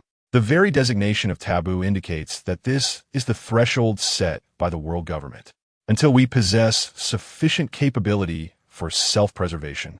It is prudent to curb our curiosity regarding these elements. The scholars of O'Hara erred in underestimating the hypocrisy of world governments, daring to challenge their authority without possessing the means for self-preservation. Thus, the outcome of their research was predetermined from the very outset. I understand, Carl. I simply feel a deep sense of pity for them. Furthermore, this Nico Robin, at merely 8 years of age, already bears a bounty of 79 million berries. Such a tragic circumstance indeed. Robin, is it? Alas, Carl finds himself in a state of complexity. Having watched One Piece in a previous life, he understands the profound sorrow that envelopes Robin. From her tender years, she has known not a single soul to trust, perpetually ensnared in an existence fraught with betrayal and treachery. It was only upon crossing paths with the Straw Hat crew that a glimmer of hope illuminated her life. Should fate allow him to encounter her again, he vows to extend a helping hand. Wah, wah, wah, wah. The sounds of Anne's weeping fill the air. Luju hastens towards the cabin. Carl, quickly fetch some milk. I must be hungry. Carl promptly grabbed the milk bottle and made his way to the deck where several recently calved female leopards were located, captured on the islands along the route. Poor creatures. They had unwittingly become N's source of sustenance. Sister has arrived, and after being fed, the little one is quieted down instantly. Now, her cherubic face has blossomed beautifully. She is truly adorable. When we return to Tiger Roar Island, my parents will undoubtedly be overjoyed to see such an adorable granddaughter. I too yearn to reunite with my parents, Carl. How much longer do you suppose it will be before we reach the upside-down mountain? Well, it has been a little over a month, as we have spent considerable time stopping and starting. However, it matters not. Once we arrive at the Grand Line, all will be well. I possess a permanent pointer to Water 7, so we need not squander too much time on the Grand Line. Captain, a pirate ship approaches us from the front. I shall return shortly. Dear sister, please keep an eye on it in the cabin. Be cautious, Carl advised as he ascended to the deck, casting a glance at the opposing pirate crew, numbering over 20. This marked the fourth encounter with pirates in the South Sea, as the age of exploration has prompted an increasing number of individuals to venture forth as pirates. Benson, you shall handle these individuals shortly. Aye, Captain. Ha ha ha. Bring the ship closer, my comrades. There are only 3 individuals on the other side, and one of them is a woman. Whoever eliminates those 2 men shall claim the woman as their prize. A cheer erupted among the pirates. Ellie, feeling a twinge of fear, stood behind Carl. He gently patted her head and reassured her, "Do not be afraid, Ellie. These individuals are merely slightly stronger than ordinary folk. They do not qualify as true pirates. Your brother could easily handle them." Upon hearing Carl's words, Ellie felt a sense of relief wash over her. "Benson, do not hold back. Resolve this swiftly." Before the pirate ship could draw near, Benson leapt onto their vessel and commenced an unrelenting slaughter. Mere minutes later, not a single soul remained standing, and he returned with over 2 million berries. Indeed, he had become quite adept at this. Upon Benson's return, Carl executed a swift aerial slash, causing the pirate ship to gradually sink beneath the waves.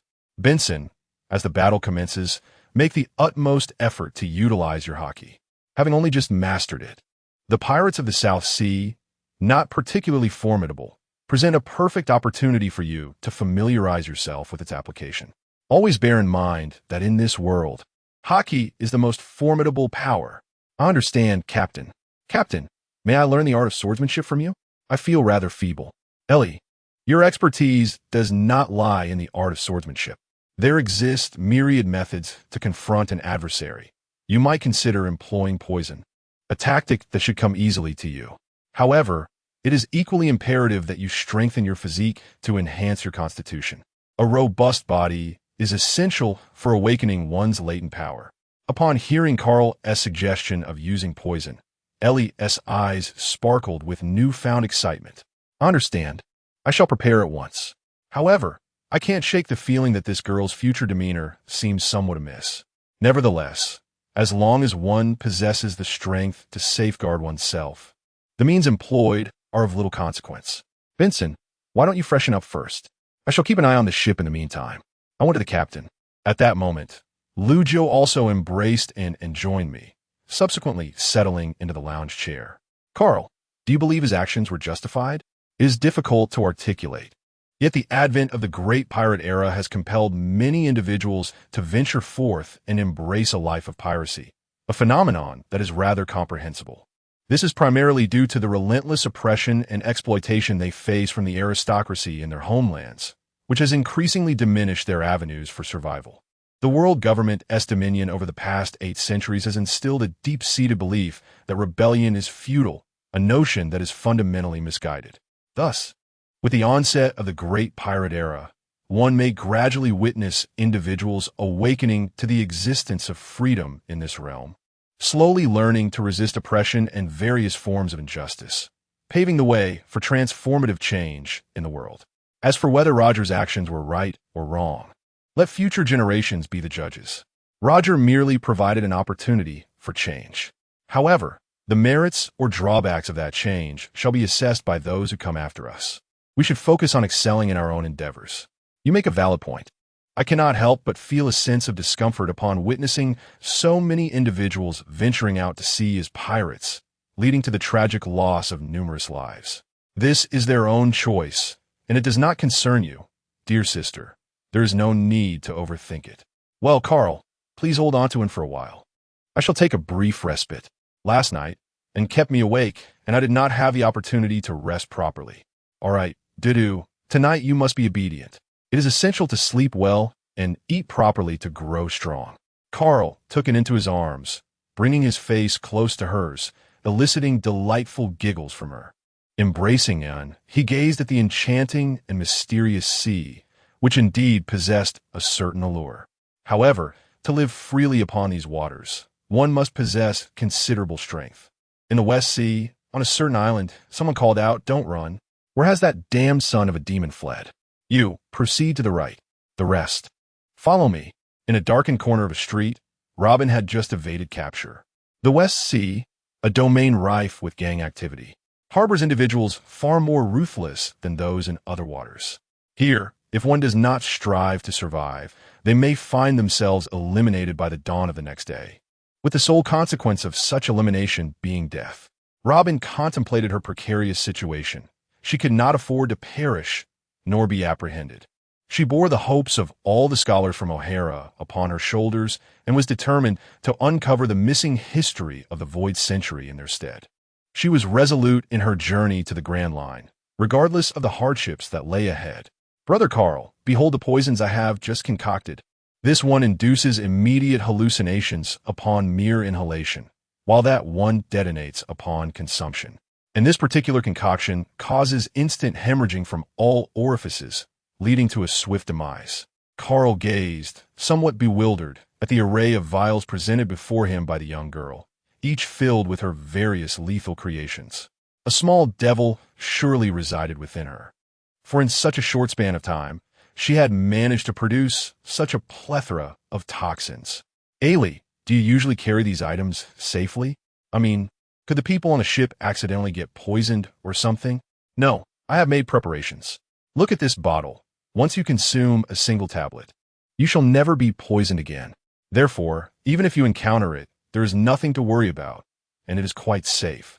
This small one can be taken as well. Hasten to provide me with a dose of that." Just jesting. Who does not fear poison? No matter how robust one may be, the risk of poisoning remains. Thus, after a period of navigation in the South China Sea, having vanquished numerous pirate crews, the Navy began to take notice of Carl and his companions. Although it was always Banson who took action, both Carl and Lugio remained at risk of exposure. Therefore, they resolved to seek refuge on a more secluded island in the South China Sea. This led them to the Kingdom of Trino, also known as Giant Bird Island, where Chopper from One Piece was famously flung by Kuma. The island boasted an array of medical tomes, providing an excellent opportunity for Ellie to immerse herself in her studies. Though the islanders initially exhibited a degree of exclusivity, after a period of friendly negotiations, they consented to allow Carl and his companions to reside there temporarily. on the condition that they assist in repelling the attacks of the gigantic birds that still inhabited the area. Not everyone possesses the ability to communicate with beasts like Chopper does. Hence, Carl found himself unable to resolve their conflict.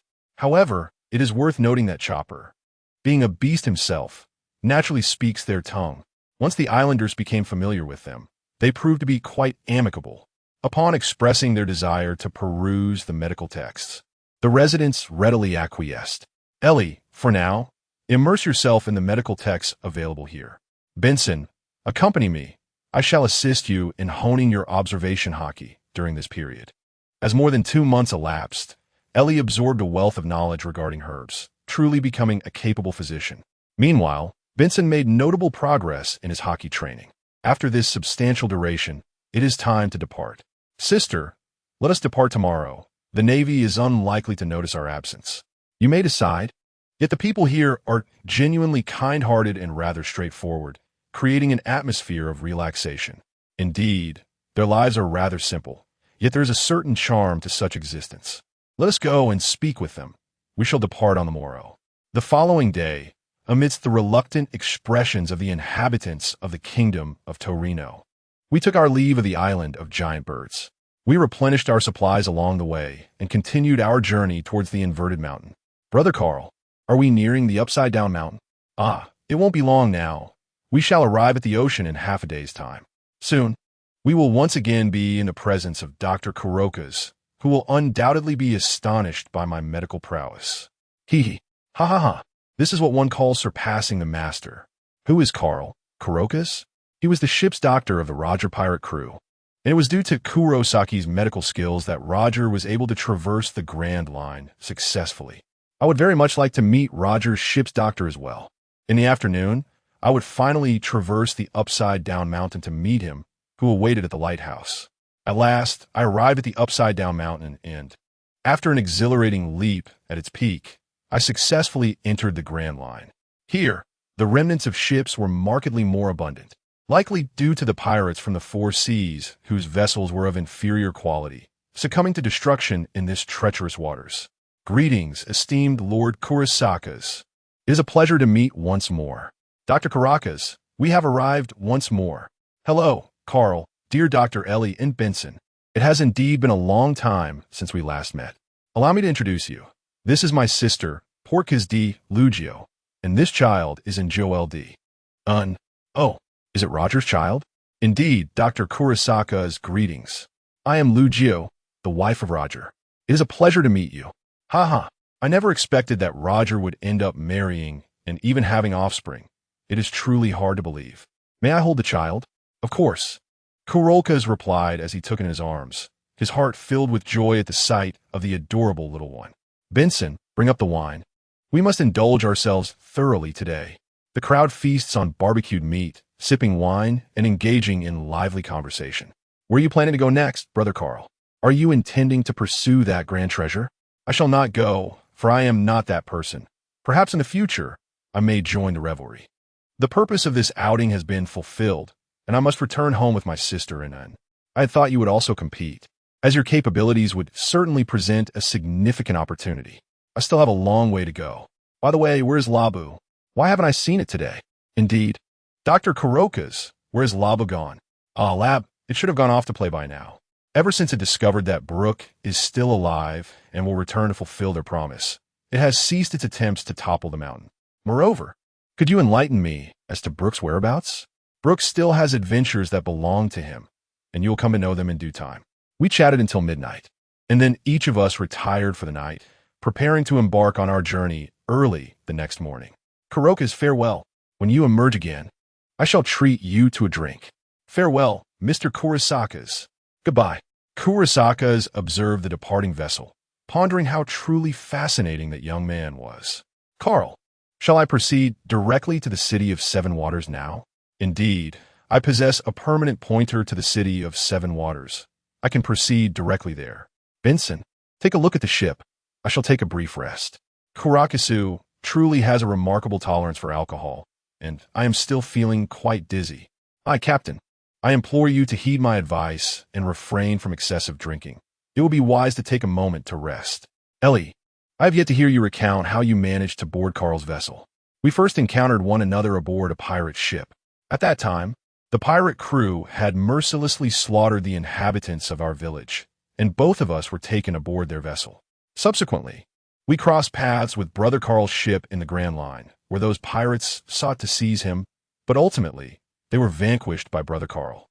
Initially, he intended for us to return home, but with no family left in the village, I implored Brother Carl to allow me to accompany him, to which he graciously agreed. Fortunately, I spoke up in time, otherwise my sibling and I would be wandering aimlessly, lost in the world. So it is Ellie. No worries from now on. You and your companions shall be considered my kin alongside Carl. Just as Carl was soundly asleep, a sudden explosion of cannon fire reverberated from outside, prompting him to seize his knife and rush onto the deck. It is truly impossible to enjoy a peaceful slumber. As Benson approaches, I am left to ponder. Oh, dear Brother Carl, are you feeling upset? Is it wrong to be angry? This is merely the irritation of being abruptly awakened. Young ones, prepare to dock. This marks the inaugural battle of our fierce lion pirate crew in the Grand Line. Let us seize victory with precision and decisiveness. However, just as the captain's voice faded, a swift, slicing blow descended, cleaving the ship's hull in twain. Let us set sail, Benson. Alas, the unfortunate wild lion pirates have barely arrived at the Grand Line before their disbandment, leaving only cries for help echoing in their wake. Oh, splendid. Every time I witness Brother Carl's swordsmanship, I am filled with admiration for its elegance. Young girl Ellie gazes up in awe. Do not envy. My skills are beyond your reach. I'm also proficient in the art of poison. Indeed, using poison can be quite stylish. By the way, sister, where is in? She had just fallen asleep after drinking milk, and the explosion earlier did not stir her. I can sleep even more than I do now, so I shall take a brief respite. Thus, we continued our journey, battling foes along the way, with most of our supplies generously provided by the pirate crew. After more than half a month, we finally arrived at Water 7. I'm sorry, but I cannot assist with that. Ahaha, have you arrived at the city of Seven Waters? Dear Carl, indeed, Mr. Tom, we have just arrived at the harbor. Shall we proceed directly to your shipyard? Indeed, you may come directly. Very well, Mr. Tom. We shall proceed at once. Click. Sister, let me hold you. You should wear the cloak to cover your face. There are quite a few CP organizations around here, so we must be cautious. All right, the group proceeded directly to Tom's shipyard, carrying their luggage. Mr. Tom, it has been a long time since we last met. Ah, at last. Dear Carl, you have arrived. Allow me to escort you to the vessel. A group of us made our way to the dock, where a submarine awaited before our eyes. Allow me to introduce this vessel to you, dear Carl. This ship spans a length of 50 meters and a width of 23 meters. Within its confines, there are 8 rooms, a bathroom, a kitchen, and a medical facility. The remaining space has been transformed into a storeroom, as per your instructions. This vessel is capable of descending to a remarkable depth of 80 meters, powered by 2 compact generators, ensuring a reliable source of energy, which is also a guarantee for traversing windless zones. During normal operations, it can gracefully sail upon the ocean's surface, utilizing its sails. Observe how the submarine's upper structure can extend outward and subsequently retract. By pressing this button, the adjustable mast ascends, and when the canvas is secured, it can harness the wind's force for navigation across the sea. What do you think? Quite impressive, isn't it? Excellent. Thank you very much, Mr. Tom. I am thoroughly satisfied. Ahaha. Then this vessel shall be entrusted to you. I shall not intrude upon your endeavors. Very well, goodbye, Mr. Tom. The group disembarked from the cabin, exploring their surroundings with great curiosity, particularly the engine room, which they found to be quite fascinating. Carl, is it truly possible for this vessel to navigate through the Doldrums? Certainly, this vessel is constructed with a considerable amount of sea stone, which emits an essence akin to the ocean, thereby deterring any attacks from the sea creatures. We shall first navigate the ship to the harbor, replenish our supplies, and spend the night here before embarking on our journey tomorrow. Carl and Benson ventured out to procure an array of provisions, including many local delicacies such as the delectable water meat, which is indeed delightful. Early the next morning, they took the opportunity to bid farewell to Mr. Tom. subsequently entrusting the small boat to him for disposal before setting sail. Given the presence of members from the CP organization in this area, and most crucially, the fact that Carl eliminated a CP0 member last night and acquired the training methods for the Navy 6 styles from him, it is imperative that we make our swift exit. Carl, are we heading back directly? What seems to be the matter, dear sister? It's nothing. I'm merely feeling a bit anxious. It is of no concern. Your parents will not blame you. They will be delighted to see you. By the way, upon your return, do refrain from mentioning Roger's name. As for in, refer to him as poor Castian. The fact that it is Roger's child is best kept known to as few people as possible. Well, I understand. After several days of navigation, we have finally arrived at the Doldrums. Captain, how shall we discern our direction?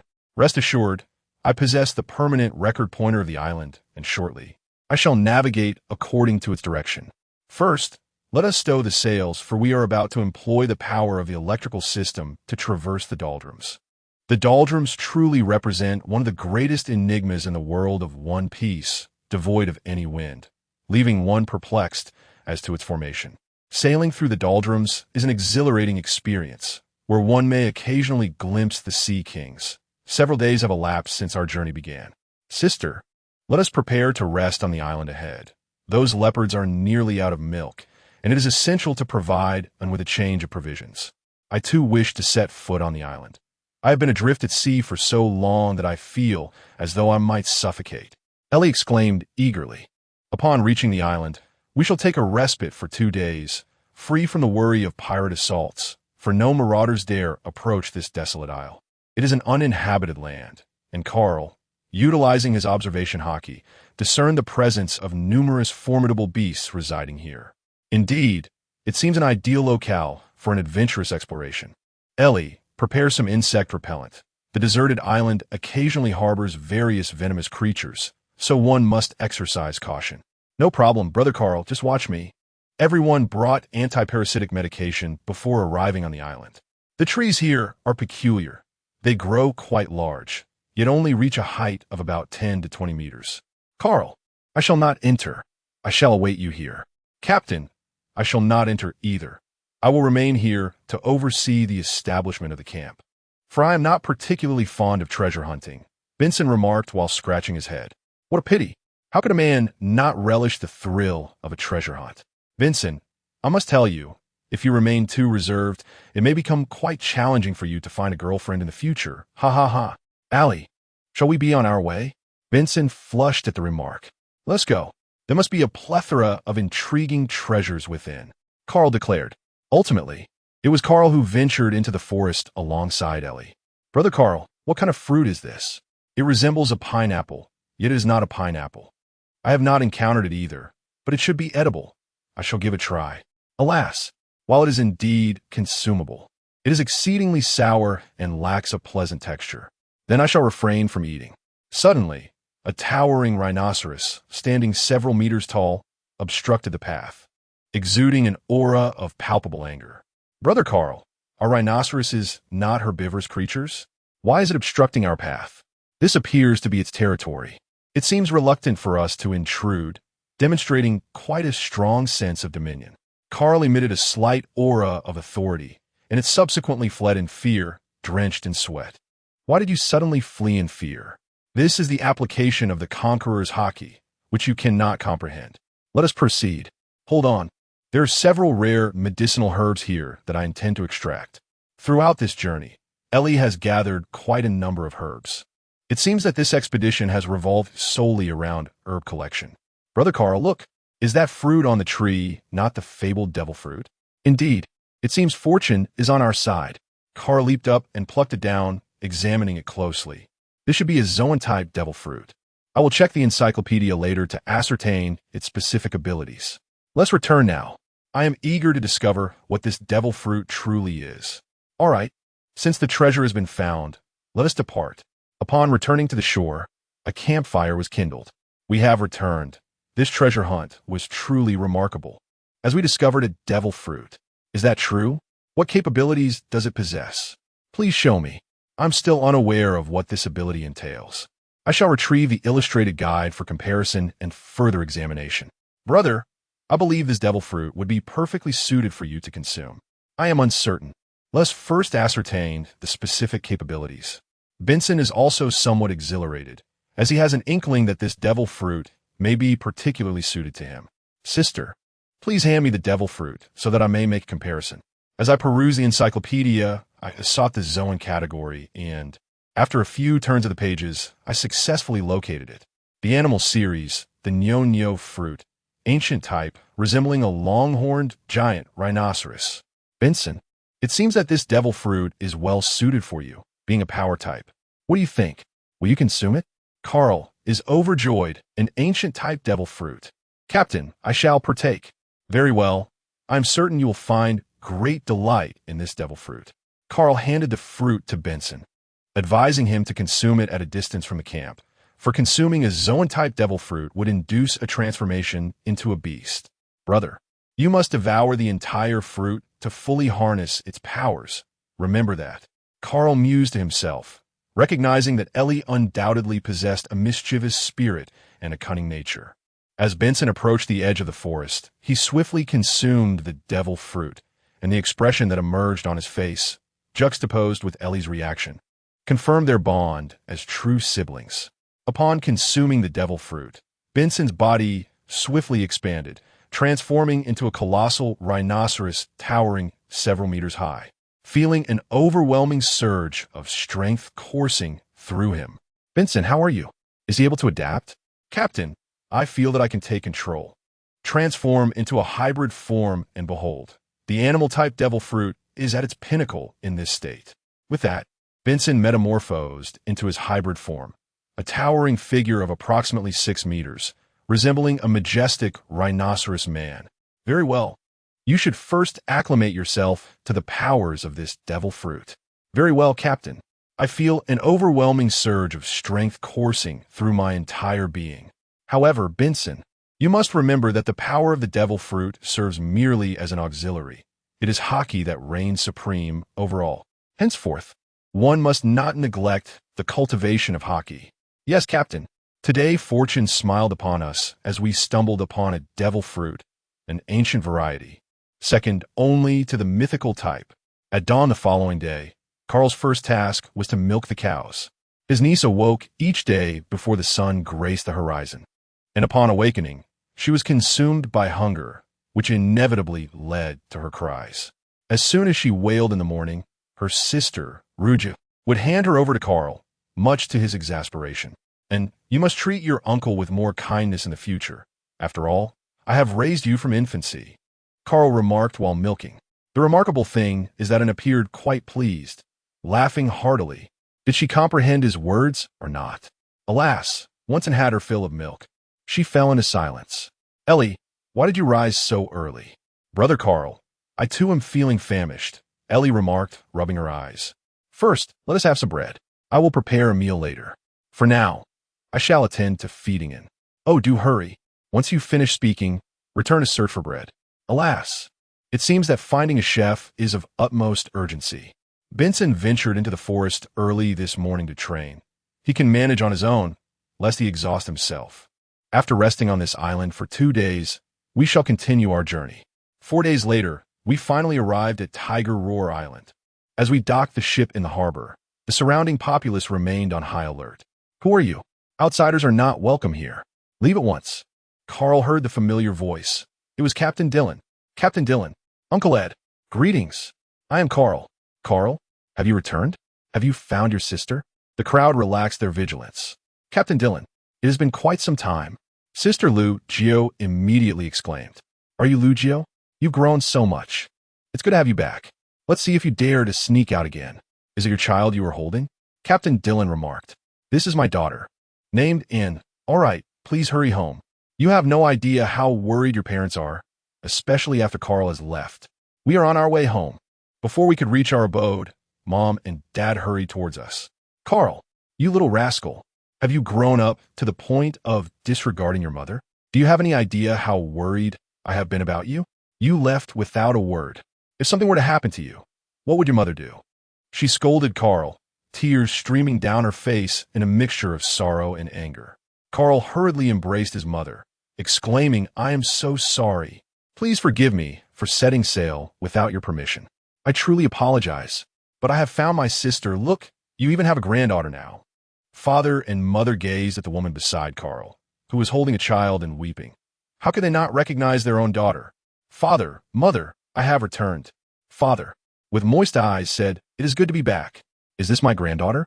"Ah, her name is in share my surname." Sister Lu Jio handed an over to Father Berga. "It is good to have you back," she said, as she received her granddaughter and mother. "I apologize." Then I approached and embraced her. "It's good to hear that everything is well.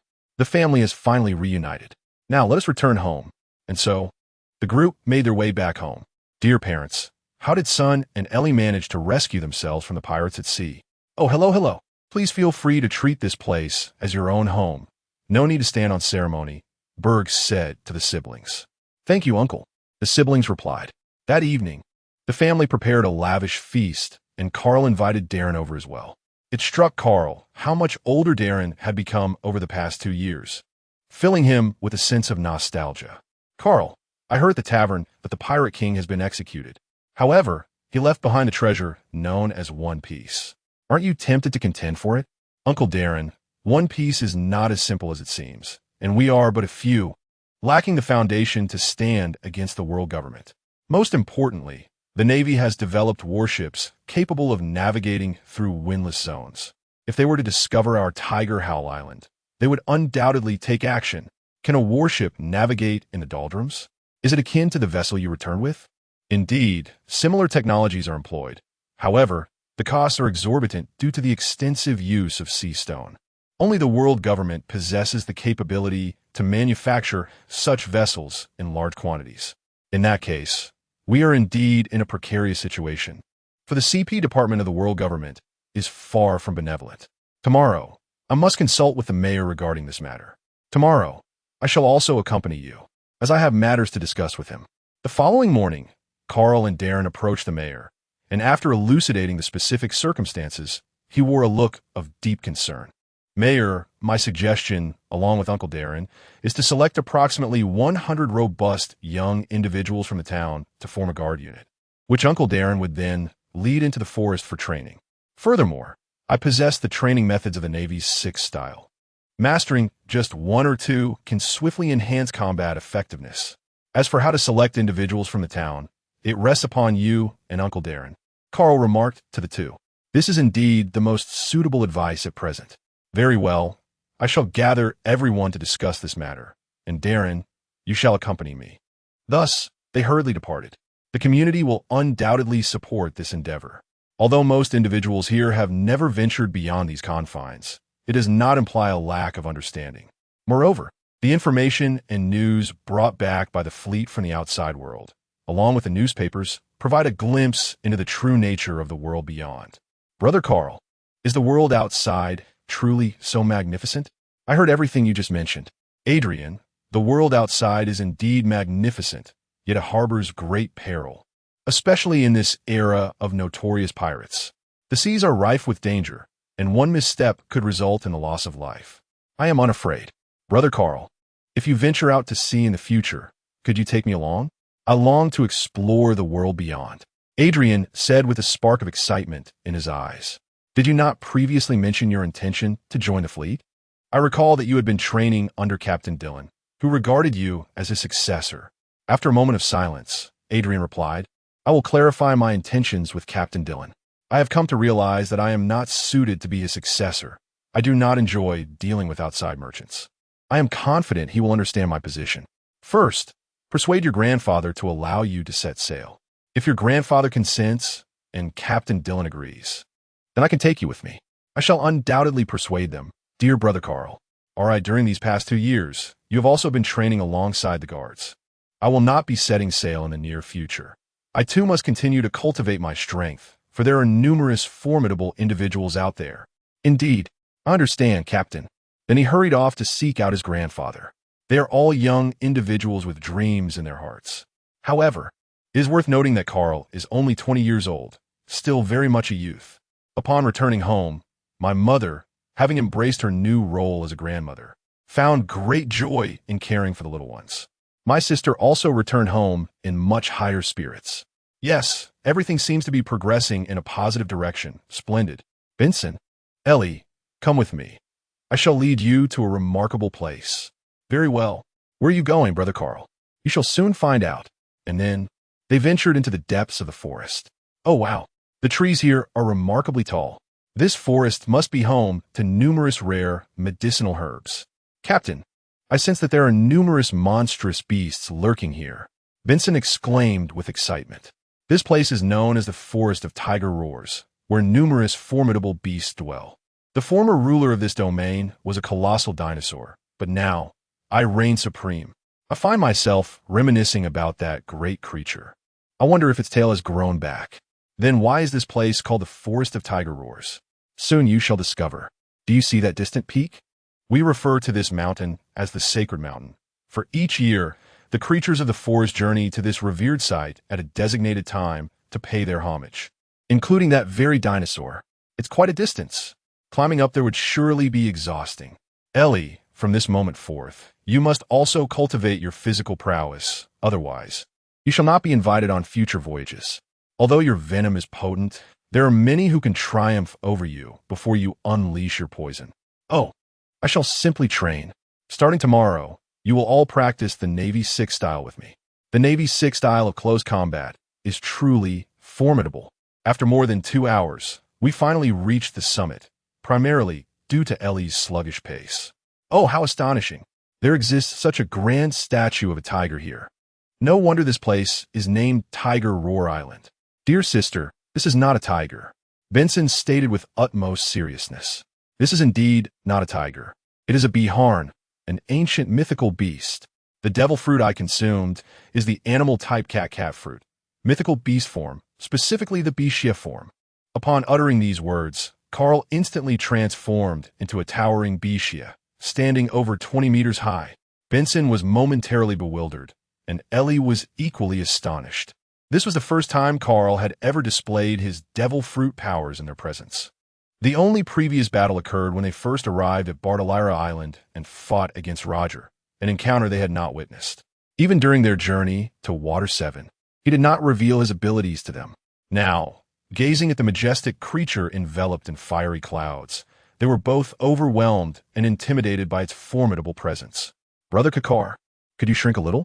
I'm feeling a bit frightened. After releasing his devil fruit powers, Carl replied, What is there to fear? I merely wish to demonstrate my abilities to you. Captain, what is a mythical beast species? Benson inquired. The mythical beast-type devil fruit is an existence even rarer than the natural type. In addition to possessing the physical prowess of an animal, the mythical beast-type devil fruit grants various extraordinary abilities. For instance, mine allows me to create flame clouds for flight, as well as control both wind and fire. And it bestows upon me a unique form of observation Haki. Come, let me escort you to a certain location. With that, I approached a massive stone slab nearby and, upon moving it aside, revealed a large opening. Let us proceed and enter here. Upon entering the grand hall, we shall ignite the surrounding lights. So much treasure. Brother Carl, we have struck it rich. Where did all this wealth come from? I am unsure of its origin, yet it is undoubtedly ours now. I intend to allocate a portion of it for your research funding to further investigate the elixir of life, striving to discover a genuine potion that can extend human lifespan and restore youthfulness. Indeed, with such ample funds, I am certain I will be able to conduct my research successfully. Should you require anything, do not hesitate to inform me. I am prepared to construct a laboratory for you atop this mountain. Benson is currently honing his skills in this very location. Although it is devoid of human presence, it is abundant in ferocious beasts. Nevertheless, Benson will ensure your safety here. All right, I understand, exclaimed Ellie with excitement. Do not be overly elated. First, focus on cultivating your physical prowess, as a robust constitution is essential for enduring the rigors of experimental research. The siblings have embarked on their training, and it is time for you to engage in your own endeavors. Heedlessly, one must cleave a multitude of stone bricks and slabs, as they will be requisite for constructing the laboratory. A generator is indispensable, and indeed, Mr. Tom possesses the connections necessary for this endeavor. Blurblurkaya. Ha ha ha. Brother Carl, what brings you to me? Dear Mr. Tom, I would like to inquire about the manufacturer of the generator set on my vessel. I am interested in commissioning an additional 5 units, as budget is not a concern. This is a creation by an old friend of mine named Derek. The design blueprints you provided last time included the schematics for the generator set. Could you kindly inquire whether he would be amenable to a change of workplace? I assure you that the remuneration I offer will be exceedingly generous. As long as he expresses a willingness to join my team, I shall be able to accommodate all of his requests. Certainly, I shall inquire on your behalf. I am confident that he will be quite amenable to your request. His hometown has recently suffered a pirate attack, and he has devoted all his resources to its reconstruction. Consequently, he currently lacks even the funds for a simple drink. If you could provide him with a sufficient amount of berries, I believe he would be inclined to engage with you. That is splendid. If he is willing, I shall go to fetch him in a month. After concluding the conversation with Tom, I contemplated the tasks that lay ahead. I must embark on a journey to procure a variety of equipment for LES research, in addition to acquiring the materials necessary for constructing a power generation unit. Indeed, there is quite a bit to accomplish. I shall endeavor to resolve everything in a single outing. Half a year later, atop the mountain, a laboratory has been erected, accompanied by a villa. Derek is truly a genius. Carl merely explained the principles of air conditioning to him, and he astonishingly managed to create it. The combination of a generator and air conditioning is exceedingly pleasant. Derek has now also settled in the town, having brought his family over. For the living conditions here are remarkably favorable.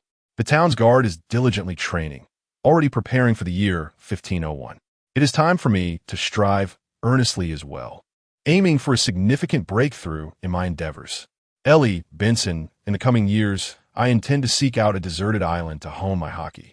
You shall adhere strictly to the training regimen I have devised. Particularly you, Ellie, mastering shave and moonwalk of the 6 styles of the Navy is imperative. I will return occasionally to assess your progress. Understood? Aye, Captain. Understood, Brother Carl. A year later, on a deserted island within the Grand Line, Carl was enveloped in his Haki, delivering powerful blows to a mountain. He continued this relentless assault until his Haki was completely depleted, pausing only to recover before resuming his efforts. Throughout this year, Carl had mastered the technique of Conqueror's Haki. However, his reserves were still insufficient. True warriors engage in battles that can last several days, and without ample Haki, one risks being utterly defeated. Much like Luffy during the Dressrosa arc, once the Haki is exhausted, one becomes as vulnerable as a fledgling. Had it not been for his destiny as the chosen one, he would have been vanquished by Doflamingo long ago. Thus, it is imperative to cultivate a sufficient amount of Haki. Breathless, Carl lay on the ground, resting for an extended period before finally rising. It is time to return and assess the situation. This island has nearly been reduced to ruins by my actions. Subsequently, I shall seek a larger island. Upon finishing this thought, my stomach began to rumble insistently. First, I must satiate my hunger. An hour later, I had devoured a massive fish weighing approximately 500 pounds, leaving behind a complete skeleton next to the fire. My belly swelled to an ungainly size, only to return to normal with the restoration of life. This skill is exceptionally useful, bordering on the realm of cheating. Having indulged in a hearty meal and quenched my thirst, I am ready to head home. Surrounding myself with swirling flames, I took flight towards Tiger Roar Island. Over the past year, I have developed the powers of the devil fruit to such an extent that I can now create fiery clouds for flight without the need for transformation. Mother, I have returned. Where are father and my sister? Do you still remember to return? It has been a year since we last met. They have gone to the orchard.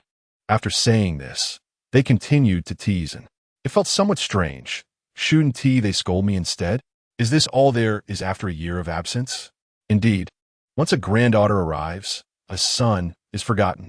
Carl noticed in gazing at him intently, and suddenly an idea sparked in his mind. Hello, have you missed your uncle? Then, gently caressing her little face, he brought her to tears. Oh dear, grandmother.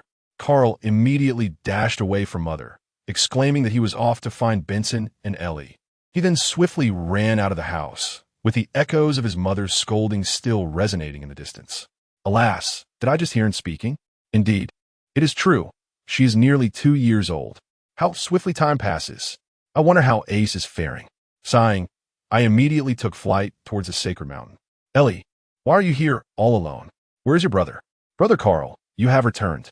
Then, he rushed over and embraced me. At such an age, how can one still be so impulsive? Carl chided with a smile, before gently pushing her aside. The young girl is now 15 years old, standing a height of 1.80 meters, and she has certainly matured in more ways than one. The once little girl has blossomed into a young lady. Brother Carl, do you not think of me at all? My brother has gone to the seaside for training. Sure, I would love to. All right, don't be upset anymore. Let us return home together for dinner tonight. I shall take charge of the cooking. Then I shall undoubtedly indulge in an abundance. As long as you can consume it, anything will suffice. By the way, how has your six-style training progressed? I did mention that I would come back to inspect it. I have mastered the art of drawing with shaving paper, and I have also quickly learned the moonwalk. Indeed. I had anticipated that you might take the easy way out. Humph. I certainly do not wish to merely be a decorative vase in the future. Wonderful. Our ship's doctor, Ellie, is becoming increasingly skilled. Let's go find your brother and then return home. As we stroll to the seaside, we observe Benson undergoing training to acclimate to the seawater. It appears he has only just begun, as he looks quite frail. Benson, how are you? Captain, you have returned. I feel quite well. During my initial encounter with the sea, I could hardly stand, but now I am much improved. Very well.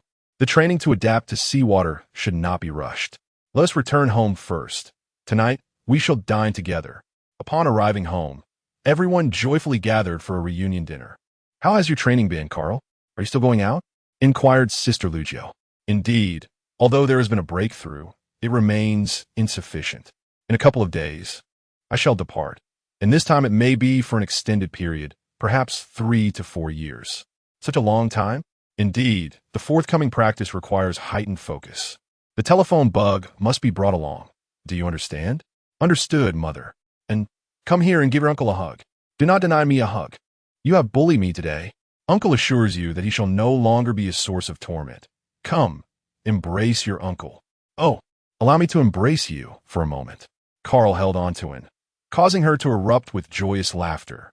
2 days later, Carl set forth once again, this time discovering a vast and inhospitable island within the Doldrums, replete with towering mountains.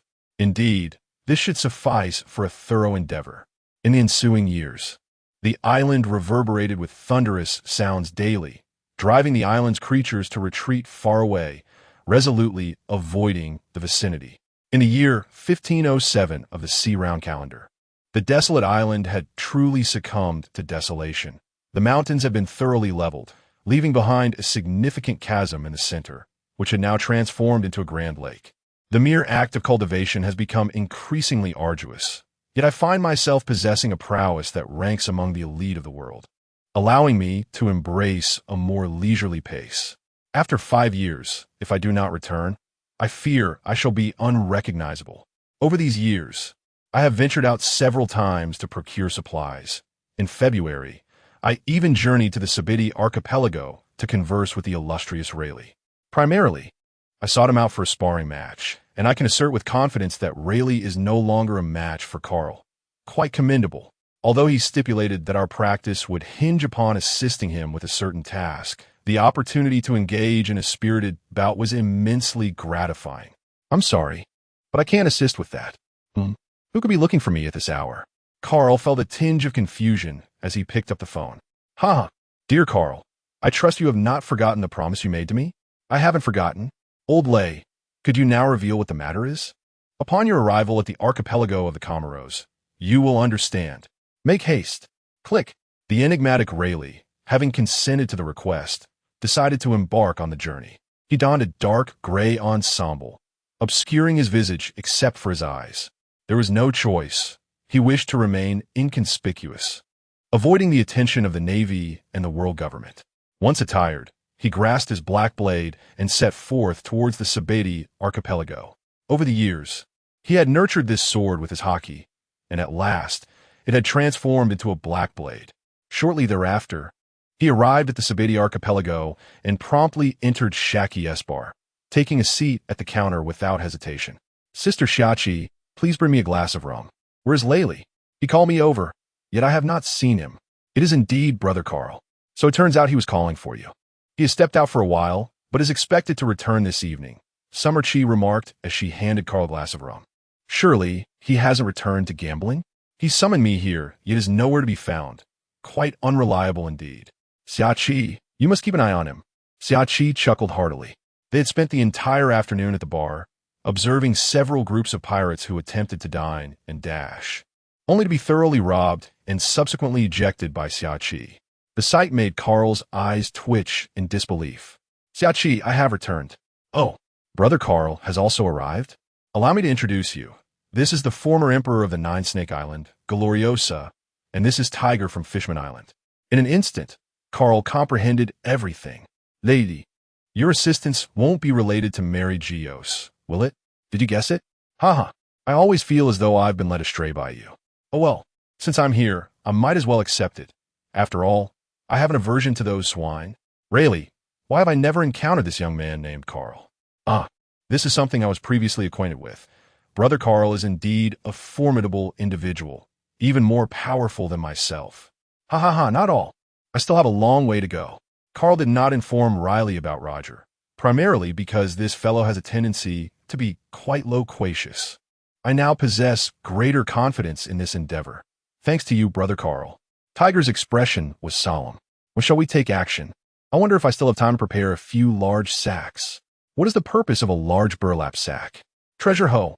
Were we not informed that those swine are quite affluent? He. Indeed, on the road to Layli, I found myself pondering quite seriously. It seems that Xiachi is quite strict. Enough of the banter. You all should take a rest, for we must concentrate our energies this evening," remarked Xiachi. Subsequently, everyone retired to rest. Later that night, on the periphery of the Red Earth continent, simply climb up? Indeed, we are bound to the Earth, and once we ascend, I shall take charge of releasing the individuals. Should we be discovered, it will fall upon Tiger to ignite the flames. If an admiral of the Navy approaches, I will rely on you, dear Carl. Meanwhile, Shaki and Gloriosa shall prepare the vessel to facilitate the departure of those we rescue. No worries. I shall first ascend to ascertain the situation. Once you arrive, proceed with your actions without concern for my safety. Should formidable adversaries emerge, I will stand in their way. With that, Carl ascended into the skies. It is rumored that the celestial dragons possess numerous devil fruits, and he intended to seize this opportunity. If he could acquire some rare abilities, it would be even better. Not long after, Carl soared to the Red Line, the dwelling place of the celestial dragons. Utilizing his observation Haki, he surveyed the area, and the scene was truly disheartening. He decided to wait for a moment. Once those two individuals managed to climb up, they would be able to escape. Carl stealthily entered a seemingly affluent estate and effortlessly located the treasure vault. Perhaps the celestial dragons were under the impression that no one would ever dare to venture into their domain. For devil fruits. Quite splendid, indeed. Let's take them. And these two blades, they also appear quite remarkable. We shall take them as well. After a thorough inspection, it seems these are the only valuable items. The rest are merely treasures. Well then, let us seek another establishment. The security here is rather stringent. However, the greater the risk, the more substantial the reward. Let's proceed. Moments later, we successfully gained entry into the treasury. Why are there only 3 devil fruits and no legendary swords? However, these 3 devil fruits do not seem to belong to ordinary varieties. Once I return home, I shall compare them with the illustrated guide to ascertain their uniqueness. Is there someone beside me? I glanced over, and lo and behold, a dozen or so teenage girls huddled in the corner. They appeared quite anxious at the sight of my presence. "Do not be afraid. I have come to rescue you." Upon hearing the word rescue uttered by Carl, a glimmer of hope flickered in their eyes, yet none dared to move. If they were discovered attempting to flee, the repercussions could be far worse than death itself. As slaves of the celestial dragons, they were acutely aware of such dire consequences. "Do not worry. There shall be others arriving shortly. This evening, many shall be rescued." "Is everything you say true?" inquired a girl with a somewhat tall stature and a rather unkempt appearance. It is all true. I shall hand you the key, but do not act until the lock is opened. Allow me to step outside and assess the situation. When the opportune moment arises, I will return to lead you to freedom. Carl stealthily ventured outside, attuning himself to the surroundings. Rayleigh was liberating the slaves, while Tiger stealthily approached the area densely populated by celestial dragons. Everything was unfolding according to plan. After a short while, a sudden explosion reverberated, indicating they had been discovered. Carl discerned that CP agents within the estate were rushing into the house to protect their master. There was no time to lose. With swift strikes, he dispatched the CP operatives, and an enraged bystander shouted, "You vile slave! How dare you slay the servants of the divine?" Without hesitation, the assailant fired at Carl. In a flash, Carl evaded and delivered a decisive blow, severing the man's leg. Ignoring his cries of agony, Carl dragged him towards the cells where the slaves were imprisoned. "Dear young ladies, I have brought him to you. Do not be afraid, for he is merely an ordinary man, not a deity. You may seek retribution for your grievances." Upon hearing these words, the young ladies transitioned from a state of panic to one of composure, their eyes filled with determination as they approached. Carl stepped outside to observe, and soon, more fervent cries echoed from within. Alas, I hope that this act will provide them some solace in their hearts moving forward. Before long, several young girls emerged, expressing their gratitude to Carl, exclaiming, "Thank you, benefactor. Come here. This is the trove of this fellow. Take what you desire, but do so swiftly, for chaos reigns outside." After a while, some have seized a few valuable items, while others have left empty-handed. "Let us proceed. I shall lead you outside." Carl continued to cover his head, revealing only his eyes, and then hurried in the direction of Riley. Outside, numerous places were already engulfed in flames, creating a scene of utter chaos. How is Raleigh faring? There is still a little time left. It takes quite a while to send someone down. Next, it will depend on you, my friend. Rest assured. By the way, please take these dozen or so young ladies away soon. Is it you, Lilison? Did Sister Shachi send you to rescue us? Hancock, at last, I have found you. What of Sandersonia and Marigold? They're also here. With that, the two little girls stepped forward from behind. All right, Riley, someone is coming. You all should leave at once. I will stay to hold them off. All right, be cautious, my friend. Then take your companions and leave immediately. Oh, how terrifying. How dare they come to Mary Geos to liberate slaves? It is Admiral Kizaru. Hello, Huang Ergio. How are you? Did you come alone? Carl greeted Huang Ergio with a familiar ease. Oh, the youth of today are quite formidable, aren't they? Do you know me? As soon as the words left my lips, a beam of laser light shot towards Carl. Goodness, what a display of unorthodox combat. Carl swiftly unsheathed his obsidian blade to deflect the yellow ape's laser beam, and then a fierce battle ensued between them. I'm certain that I know you. I have heard that the salary in the Navy is not substantial, and that overtime work often goes uncompensated. Is that true? Perhaps you could come to my place. I would offer you triple the salary. How does that sound? Oh, one must not spread rumors. Your voice sounds quite youthful. Could you perhaps reveal your true identity to me? Then the two continued their fierce duel, exchanging moves in a manner that made it difficult to discern who was holding back. Brother, it is nearly time to depart. Tiger is being pursued by the CP organization. Alas, I had hoped that Huang Ergi would visit me, but it matters not. Should you wish to come in the future, do remember to inform me. Rest assured, there will be no need for overtime. I cannot simply let you depart like this. The 8-foot Cheongoyu. By the heavens, second uncle, you truly lack martial virtue, exclaimed Carl as he countered second uncle's formidable attack with a swift strike of his sword. He then turned to Tiger, urging, Tiger, you must go ahead.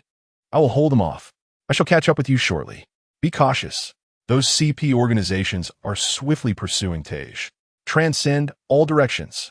Carl, enveloping his black blade with Conqueror's Haki, unleashed a single strike that sent the surrounding agents flying. It is quite terrifying. It seems that the young man is a master of the swordsmanship. The heavenly cloud sword.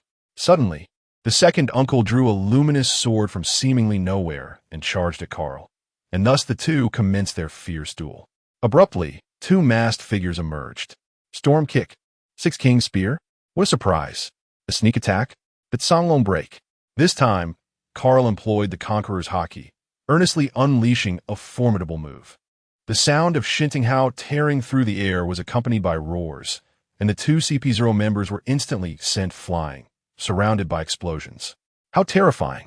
Second uncle abandoned his usual nonchalance and began to take the situation seriously. Not all. I fall far short compared to my second uncle. To be honest, Huang Ergio, will you truly not accompany me? With all his might, Ergio unleashed an 8-foot-long Cheongoyu, which served as a response to Carl. Alas, since it is thus, I shall take my leave. With all his might, Carl unleashed his ultimate move, Dragon's Roar, and his second uncle, unable to evade in time, was sent flying by the strike. Huang Ergio, farewell until we meet again. With that, Carl swiftly departed from Mariewa, his backpack slung over his shoulder. Staying was not an option, for an increasing number of formidable foes were approaching. Two presences were even more powerful than Kizaru's. If he lingered any longer, disaster could ensue. Carl located Rayleigh and the others on the sea surface, not far from the Sabati archipelago. Rayleigh, I have returned. What the others I rescued? Oh dear Carl, your efforts are truly commendable. The others, under the guidance of Tiger, have taken charge of the departure. They have prepared numerous vessels, including the swift ships of the fishmen, which have set sail ahead of us. Remaining here any longer would only invite greater peril. Tiger has asked me to extend his gratitude to you. Hello, thank you. I have gained a great deal as well. Hee. Where are you headed next? Are you returning to Nine Snake Island soon? Indeed, I must return immediately. I have been out for quite some time, remarked Giroliosa. Could you, dear brother Carl, kindly remove your hood so that I may behold your visage? The darkness above made it difficult to discern the features of my benefactor. Oh, my apologies. I completely forgot that I was still wearing my headgear. I recall your name is Hancock, is it not? Such a lovely young lady. Although I am quite handsome, do not be infatuated with me. With that, Carl removed his headgear. Hancock cast a glance at Carl, then cupped her face in her hands, her countenance flushed with shyness. Oh my, could it be that this lovesick brain will not take notice of me? The young girl, Giroli Osa, stood before Hancock with a vigilant expression. We should be on our way now, shouldn't we? Carl, are you intending to head straight back? It seems we are being hurried along. Indeed, it has been quite some time since I ventured out. It is high time I returned home. By the way, Hancock, I have brought you these bottles of medicine. This remedy is designed to eliminate various marks and scars. It was prepared by Ellie for Carl, as she feared he might sustain injuries that could leave blemishes. Thank you, brother Carl. Thank you, Hancock exclaimed excitedly as he received the medicine. Well, I shall take my leave now, Rayleigh. Farewell. Be careful on the road, dear Carl. In no time, Carl had disappeared from their sight. Giroliosa observed Hancock, who was gazing intently in the direction Carl had flown, with a look of deep concern etched upon her face. Ancient glory! Young and handsome Carl possesses remarkable abilities. It is only natural for a young lady to be captivated. Rayleigh, silence yourself. Depart at once. Girolio Osar bellowed. Set sail. Return to Amazon Lily. Unsurprisingly, Rayleigh was expelled from the vessel and swam back to Sabati archipelago. The following day, the world was astounded by the news that flooded the newspapers. Fisher Tiger had ascended to the Red Soil continent, liberating a multitude of celestial dragon slaves, an act of profound transgression. A bounty of 230 million berries was placed upon his head. However, there was no mention of Carl or Rayleigh in the papers, likely erased from existence. Consequently, Fisher Tiger emerged as the leader of the slave liberation movement and a celebrated hero of Fishman Island, simultaneously becoming a formidable adversary to the world government. At this juncture, Carl meandered on a small island within the Grand Line, perusing the newspaper in his hands. The world government is quite intriguing, he mused. Are they attempting to exert pressure on Fishman Island? Feeling peckish, he sought a place to dine. Unexpectedly, a band of small pirates, observing Carl devour a copious amount of food at the restaurant, mistakenly presumed him to be wealthy, especially since he was burdened with a large backpack. The outcome was inevitable. Those pirates were swiftly dispatched, and Carl left the captain's severed head as payment for the restaurant owner, a sum of 5 million berries. Sir, you have slain my captain, and I am left with nowhere to turn. Might you take me in? A young woman, possessing an exquisite figure yet with a slightly darker complexion, suddenly addressed Carl. Are you Nico, Robin? Carl recognized her. Sir, you have mistaken me. Since you will not provide me shelter, I shall take my leave. Upon being recognized, Robin appeared somewhat flustered and promptly sought to depart. I am aware of the locations of certain historical texts, Carl exclaimed to her. Indeed, she halted her steps, her gaze fixed intently upon Carl. He, too, regarded her, his eyes reflecting a myriad of emotions. If one were to determine which character in One Piece has endured the most hardship, it would undoubtedly be Robin. From a young age, she has concealed herself, navigating a world rife with deceit and treachery, devoid of any sense of security. Come with me. I assure you, I mean you no harm, Carl said before he proceeded ahead. After a moment's hesitation, Robin followed suit. Her very existence hinged upon uncovering the historical narrative that spanned the elusive century of blankness. With a newfound lead, she could not afford to let this opportunity slip away. Carl reached the shoreline and sat cross-legged, awaiting her arrival. It wasn't long before Robin joined him. Please take a seat. Rest assured, I harbor no ill intentions towards you. Robin also settled down opposite Carl, yet remained somewhat vigilant in her gaze directed at me. Nico, Robin, I am well acquainted with your tale, and I find myself deeply sympathetic to the tribulations you have endured. The reason I called you over was not to inform you of the whereabouts of the historical text. Naturally, I am well aware of where it can be found. What do you mean by asking me to come over with you? Do not be anxious. My silence is merely a reflection of your current limitations, rendering the historical text beyond your reach, as you still lack the necessary strength. However, no one is assisting me, and this is a task I must undertake, even if it leads to my demise. Sigh, are all the characters in One Piece so resolute? Once they commit to their dreams, they remain unwavering in their pursuit. Robin, you are still in the bloom of youth. If my memory serves me right, you are merely 15 years of age, are you not? It would be wise to first hone your skills, and, once you have attained sufficient prowess, embark on your quest. Moreover, I am willing to impart to you even greater abilities. I urge you to ponder this. After a lengthy contemplation, Robin replied to Carl, What I need to sacrifice if I were to accompany you. It requires no sacrifice on my part. It is merely my own compassion at play. Rest assured, I am not some perverse individual with a penchant for young girls. Sir, you are truly impolite. I am not a child anymore. Very well, I consent to accompany you. Observing Robin's burgeoning confidence, Carl muttered, Indeed, you are no longer a child. Ahem, since you have acquiesced, let us proceed. First, I shall procure some garments for you, and then we shall journey to our island. By the way, my name is Porgasti. Carl, you may simply call me Carl. Thank you, Mr. Carl, for your generosity. The two returned to the quaint town, where Robin purchased some garments before strolling to a deserted seaside. Mr. Carl, how shall we depart? There are no boats here. After all, ahem, having inadvertently offended Robin, Carl embraced him, and then the flame cloud propelled them swiftly into the sky.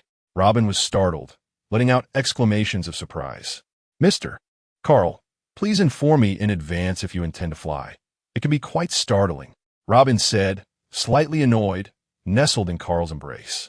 Ha ha ha, do not be overly concerned with the details. You have embraced me tightly, and I shall hasten forward. Upon uttering these words, I gazed at the recording pointer in my hand as it soared towards Tiger Roar Island. After a considerable period, we arrived at Tiger Roar Island, descending directly upon the sacred mountain. We have arrived. This is my base on Tiger Roar Island.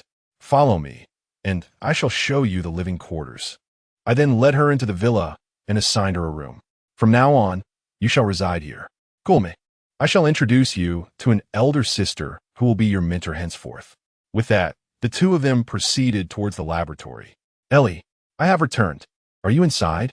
As soon as the words left my lips, a cacophony of sounds erupted from the laboratory, and Ellie rushed out. Upon seeing me, it was indeed Carl. She immediately embraced me and wept. Brother Carl, you have finally returned. I thought you had forsaken me, Ellie. It has been 5 long years since you last came back. Well, I have returned, haven't I? Besides, I often communicate through the phone bug. Ah, it has been 5 years since we last met. Allow me to embrace you. There is still someone here. Allow me to introduce you. This is Nico Robin, whom I believe you are already acquainted with. Robin, this is Ellie, our esteemed physician. Furthermore, she is an exceptionally skilled doctor. Isn't Nico Robin the young girl you mentioned before, who was selected at the tender age of 8 for a staggering bounty of 79 million berries? Yes, it is indeed her. From now on, she shall be our companion. Hello, Robin. You can rest assured to reside here. No one will mistreat you, Ellie said, holding Robin's hand. Thank you, Ellie, and also Mr. Carl. Robin exclaimed tearfully. Rest assured, if anyone dares to bully you in the future, simply inform Ellie, and she shall assist you in seeking vengeance. Ellie possesses an array of potent poisons, truly formidable. Brother Carl, I have now mastered the art of being formidable, haven't I? Moreover, I am quite impressive now. Very well. From now on, Robin shall be entrusted to you, and it will be your responsibility to impart to her the essence of dominance, as well as the 6 styles of the Navy. Rest assured, Brother Carl, I shall diligently teach Robin. Then it will be troublesome for Ellie. Robin said with a smile. Let us return home first. By the way, where is your brother?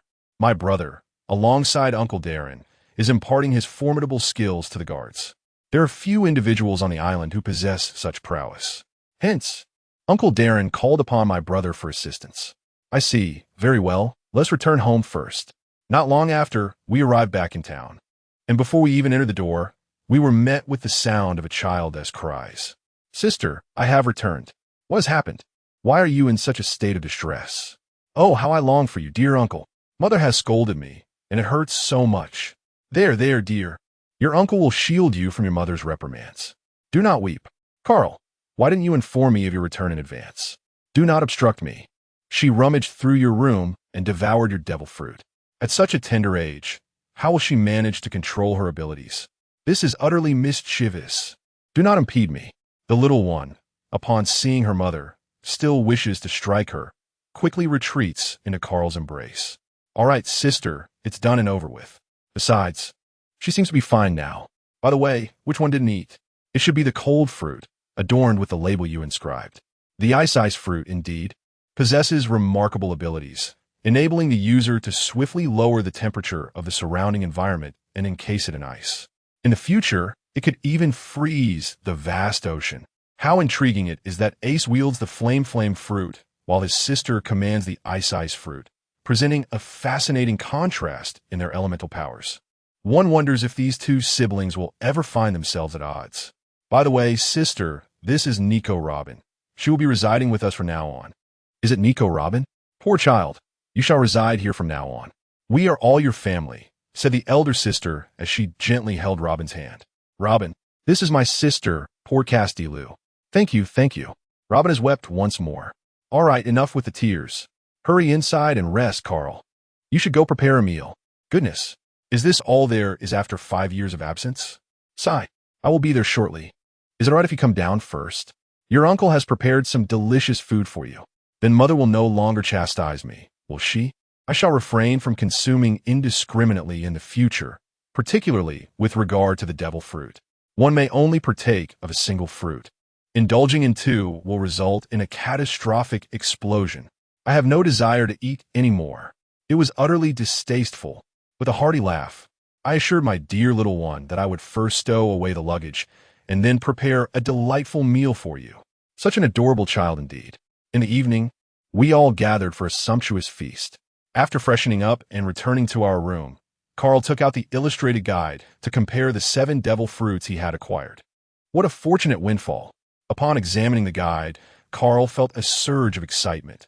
1 natural type devil fruit, 2 ancient Zoan type, 2 paramecia type, and 2 ordinary Zoan type. What a tremendous gain!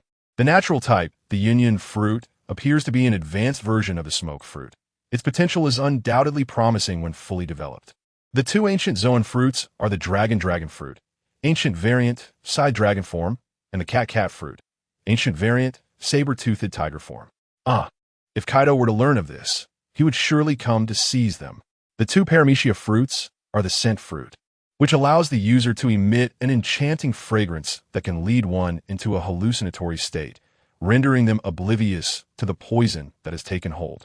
The speed fruit, as its name suggests, enhances one's speed, enabling all actions to be executed with remarkable swiftness, though it necessitates exceptional physical prowess.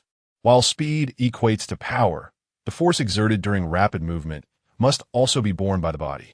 The remaining two ordinary Zoan fruits are the mantis fruit and the owl fruit. Their potential may be average, yet mastery of their abilities can yield impressive results. Indeed, those swine possess a wealth of treasures. I shall seize the opportunity to return at a later date. However, in the short term, it seems unlikely, given the recent turmoil that not only led to the release of slaves, but also claimed the life of a celestial dragon. Furthermore, I possess two fine blades of swift quality, and with my black blade, the new pavilion marquee already in hand, I shall keep these two for my collection. Suddenly, I recalled that rascal Adrian. I must check on his progress tomorrow. At the break of dawn on the following day, Carl was awakened by the clamor. "Uncle, rise and shine. I am famished. Shall we venture into town to procure some food? This little girl is truly bothersome. Do children awaken this early? And would you kindly ask your mother to accompany you? Your uncle is still quite fatigued." "Oh, no. My mother does not permit me to eat outside. She seldom buys food for me from outside. I have heard that every time Grandpa Dylan and the others return from their outings, they bring back an abundance of delicious treats to share with everyone. Yet, I have never had the chance to indulge in any of them. It is truly pitiful." After saying this, I looked at Carl with teary eyes. I cannot bear it. Why is he so adorable? All right, dear uncle will take you out for a meal. Would you kindly step outside and wait for a moment? Uncle just needs to wash his face first. Very well. Please expedite your response. Upon finishing, they dashed out swiftly. Alas, rise and shine. Carl, when shall you return? It has been several years since you departed, has it not? Good morning, Uncle Ed. I returned yesterday. Please call someone. Good morning, Grandfather Ed. And Xiao Sheng greeted warmly. Haha, it is truly well behaved. Are you also going to the cake shop today? Indeed, yes. Uncle, we must hurry. Otherwise, everything will be snatched away soon. And urged Carl to move quickly. Uncle Ed, I shall take my leave now. With that, I followed on our way. And, do you frequently visit the bakery? I don't go there often, just occasionally. My mother doesn't give me money to buy anything. The little one seems to be a bit evasive with her gaze. Oh, dear uncle, let us hasten, for otherwise, the delightful cream puffs, which it cherishes so dearly, shall soon be sold out. All right, then next time I shall not deceive my uncle, otherwise I shall refrain from taking you out. Understood. Let us proceed swiftly. Upon arriving at the bakery, lo and behold, a considerable crowd awaited. After a lengthy period of queuing, it was finally our turn. Isn't coming today as well? How many shall we consume today? 1,030. Sister Karen, please provide us with 30 more. And counted on his fingers and cast a final glance at Carl as he spoke. Very well, a total of 300 berries. Uncle, please hurry and give the money. And urged Carl to promptly hand over the cash as she gazed at the cream puffs. All right, Carl replied, retrieving a 1,000 berry note to give to the proprietor, Karine. After receiving his change, he departed within. And when did this cake shop open? Carl inquired, for he had never encountered this Karen before, and he was certain that her abilities were formidable. It seems that it was opened 2 years ago. Sister Karen arrived here accompanied by Grandpa Dylan. Uncle, have you developed feelings for Sister Karen? The little one inquired inquisitively while munching on a cream puff. I hold no fondness for you. I merely believe I have never encountered her before. Come, let us proceed to the mayor's residence. Is the mayor, Adrian, at home? Carl has returned, hasn't he? He is at home, likely practicing his shooting in the backyard. Oh, does he have a penchant for firearms? I shall venture in to observe him. Go on. As I made my way to the backyard, the unmistakable sound of gunfire echoed, revealing that Adrian indeed relishes the role of a marksman. Adrian, brother Carl, you have finally returned. How have you been? Are we preparing to set sail? There is no rush to discuss this. By the way, do you aspire to become a sharpshooter? Indeed, Uncle Daren remarked upon my remarkable talent for marksmanship, encouraging me to pursue this path, a pursuit that I find equally enjoyable as my fascination with firearms. Indeed, I possess a devil fruit that significantly enhances vision and the ability to perceive the flow of events. Would you care partake? Is that so? However, I have heard that the devil fruits are quite expensive. No worries, you are all my crew now. Do not fuss over such matters with me. Thank you, Captain. Uncle Adrian, let me tell you, the devil fruit must be consumed entirely to be effective, and said that she finished all of it when she ate, and suddenly interjected, Wow, this little girl is quite cunning. Ha ha ha. Thank you for the reminder, and let us proceed to my abode, where I shall present to you the devil fruit. Upon returning home, Carl unveiled the elusive eagle fruit. This is the animal type owl fruit. Upon consumption, one's vision and observation haki are significantly enhanced, and it also grants the ability to fly. Carl presented the devil fruit to him. Thank you, Captain. Adrian exclaimed as he took a hearty bite, his expression shifting dramatically, yet he persevered and consumed the entire fruit. Hiss, truly a warrior. How is it? Let's test your abilities. Adrian closed his eyes and took a moment to feel.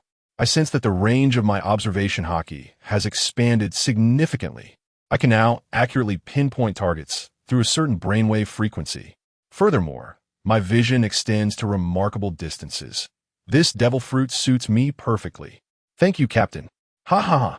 As long as it is suitable, you should first return and adapt your abilities. I will notify you when the time comes for us to set sail, although I reckon it may not be so soon. Very well, then I shall take my leave now. Uncle, Adrian is rather foolish. He devoured the entire devil fruit when just a single bite would have sufficed. Indeed, and is the wisest. By the way, you are still young, so refrain from using your abilities recklessly, as it may easily cause harm to others. I understand, my mother has informed me. Uncle, I shall seek out my mother now. Go ahead. Now, let us observe what Uncle Daren is up to.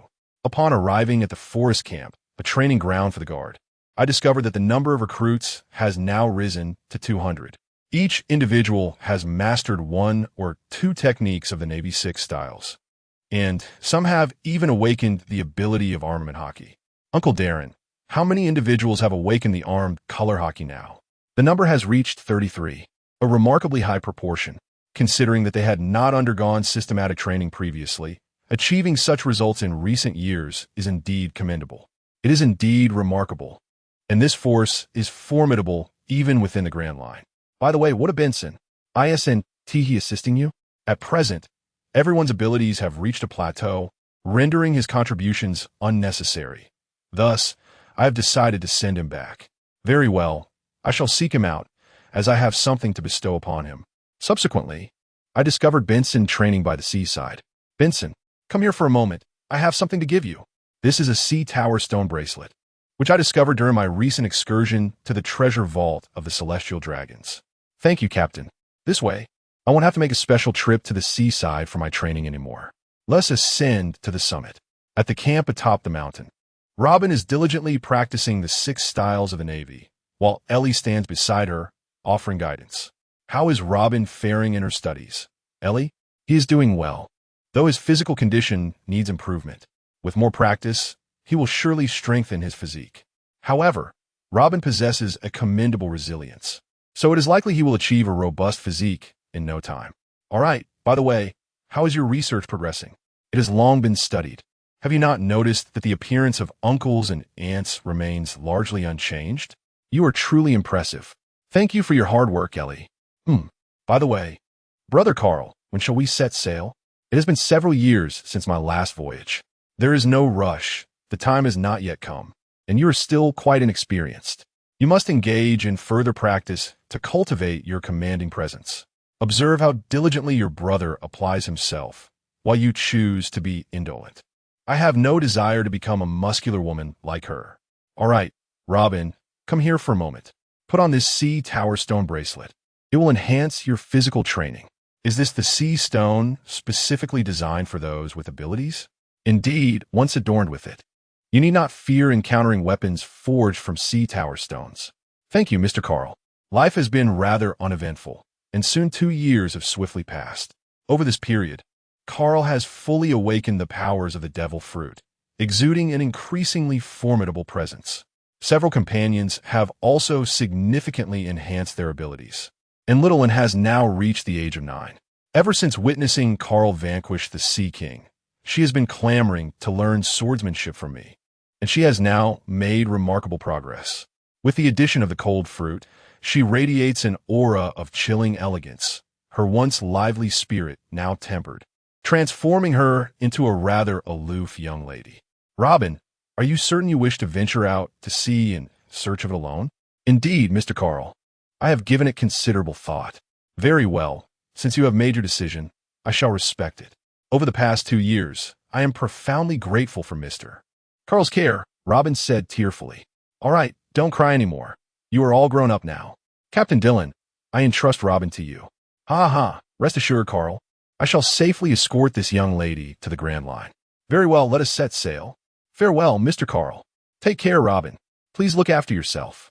Ellie said tearfully. Over the past 2 years, the two girls had become inseparable, their bond growing ever stronger. Let us embark. Ellie, we shall soon set sail. Is it true? Are we finally setting sail? Indeed. How is the task I entrusted to you progressing? Karen has already given her consent. However, she mentioned that it would be best if you extended the invitation to her personally. I sense that she has matters to discuss with you. Later that evening, I will go to find her. Come on, let us head home. Carl held Ellie's hand as they walked back, and indeed, they had already become a couple. Mom, Dad, and my sister, I am preparing to set sail in a few days. Are the supplies ready? Have you taken good care of Ellie? I know. Uncle, may I accompany you on the sea? Anne's voice inquired, tinged with a hint of coldness. You ought to consult your mother regarding this matter. Mother, I am capable of taking care of myself. Lucio glanced at Carl without uttering a word, her gaze seemingly inquiring whether he could safeguard her, given that Anne's identity is indeed exceptional. Rest assured, dear sister, on this vast ocean, few can rival me. Mother agreed. Thank you, Mother, and embraced her as she spoke. Remember to take good care of yourself. You have been here and have yet to encounter the outside world, where many ill-intentioned individuals reside. Therefore, while you are out, it is essential to heed your uncle's advice and refrain from acting impulsively or recklessly. Do you understand? Understood, Mother. I shall heed Uncle's words. This evening, at Karin's bakery. Karen, I have heard that you wish to board my vessel only after we have met. Is there something you wish to convey to me? Mr. Carl, please come in and take a seat. In truth, it is of little consequence. I inadvertently offended the celestial dragons while outside. On that day, our nation was hosting a culinary competition, and the king had invited the celestial dragons to observe. However, one of them took a fancy to me and demanded that I become his slave. Reluctant to comply, I fled with all my might and managed to escape. Therefore, Mr. Carl, if I were to accompany you, would you be able to safeguard me? Ha! I thought it was something truly remarkable. You need not worry. I have already dealt with the celestial dragons. Why should I fear those noblemen from the kingdoms? Rest assured, with me around, no one can harm you. Have you ever slain a celestial dragon? Karin gasped in disbelief, her expression one of utter astonishment. Indeed, I too was one of the masterminds behind the shocking events in Mary Geos that once captivated the world. The swine above are no different. They are not unlike ordinary individuals. What? Did not the newspaper report that it was the fisherman tiger who did that? He is also the leader of the liberation of slaves. That is merely a ruse by the world government to deceive the masses. They are unaware of my true identity. Thus, any bounty they place is futile. They have chosen instead to obscure all information pertaining to me. Very well. I shall henceforth assume the role of the ship's chef. I look forward to your guidance, Captain. Karen, from now on, we shall entrust our appetites to you. I possess quite a hearty appetite. Ha ha ha. 5 days later, the long-dormant tiger god, which had been anchored at the port for 8 years, finally lifted the seal from its deck. After bidding farewell to the crowd, the tiger god slowly departed from the harbor, embarking on a journey into the vast world beyond. There are a total of 6 individuals on board. Ellie, the ship's doctor, Benson, the helmsman, Adrian, the marksman, Karen, the chef, and our little swordsman. And setting forth, our first destination is the city of 7 waters. Let us venture there in hopes of finding a skilled shipwright. A few days later, we shall embark on the Grand Line. Is this the Grand Line? Adrian, having just emerged from the Doldrums, felt a sense of wonder. The distinction between the Grand Route and the Doldrums lies in the scarcity of marine life and the presence of various extreme weather conditions. Aye, Captain. Full speed ahead. Let us hasten away from this treacherous sea. Uncle, has something occurred? A torrential downpour is imminent, and there may even be a tornado. A tornado, you say? Those who have never witnessed one appear to be filled with eager anticipation. Remember this. The greatest peril of the Grand Line lies not in encountering pirates, but in the myriad of extreme weather conditions. In the historic Battle of Eitwol, the formidable pirate fleet of Golden Lion Haki clashed with the Roger pirates, witnessing the latter's gradual retreat. However, they encountered exceptionally adverse weather conditions, which led to the majority of Haki's fleet being submerged beneath the waves. Otherwise, the fate of the future Pirate King might have unfolded quite differently. Hurry and depart from this place. Indeed, it wasn't too long before that very sea area was engulfed in a torrential downpour, accompanied by a tornado.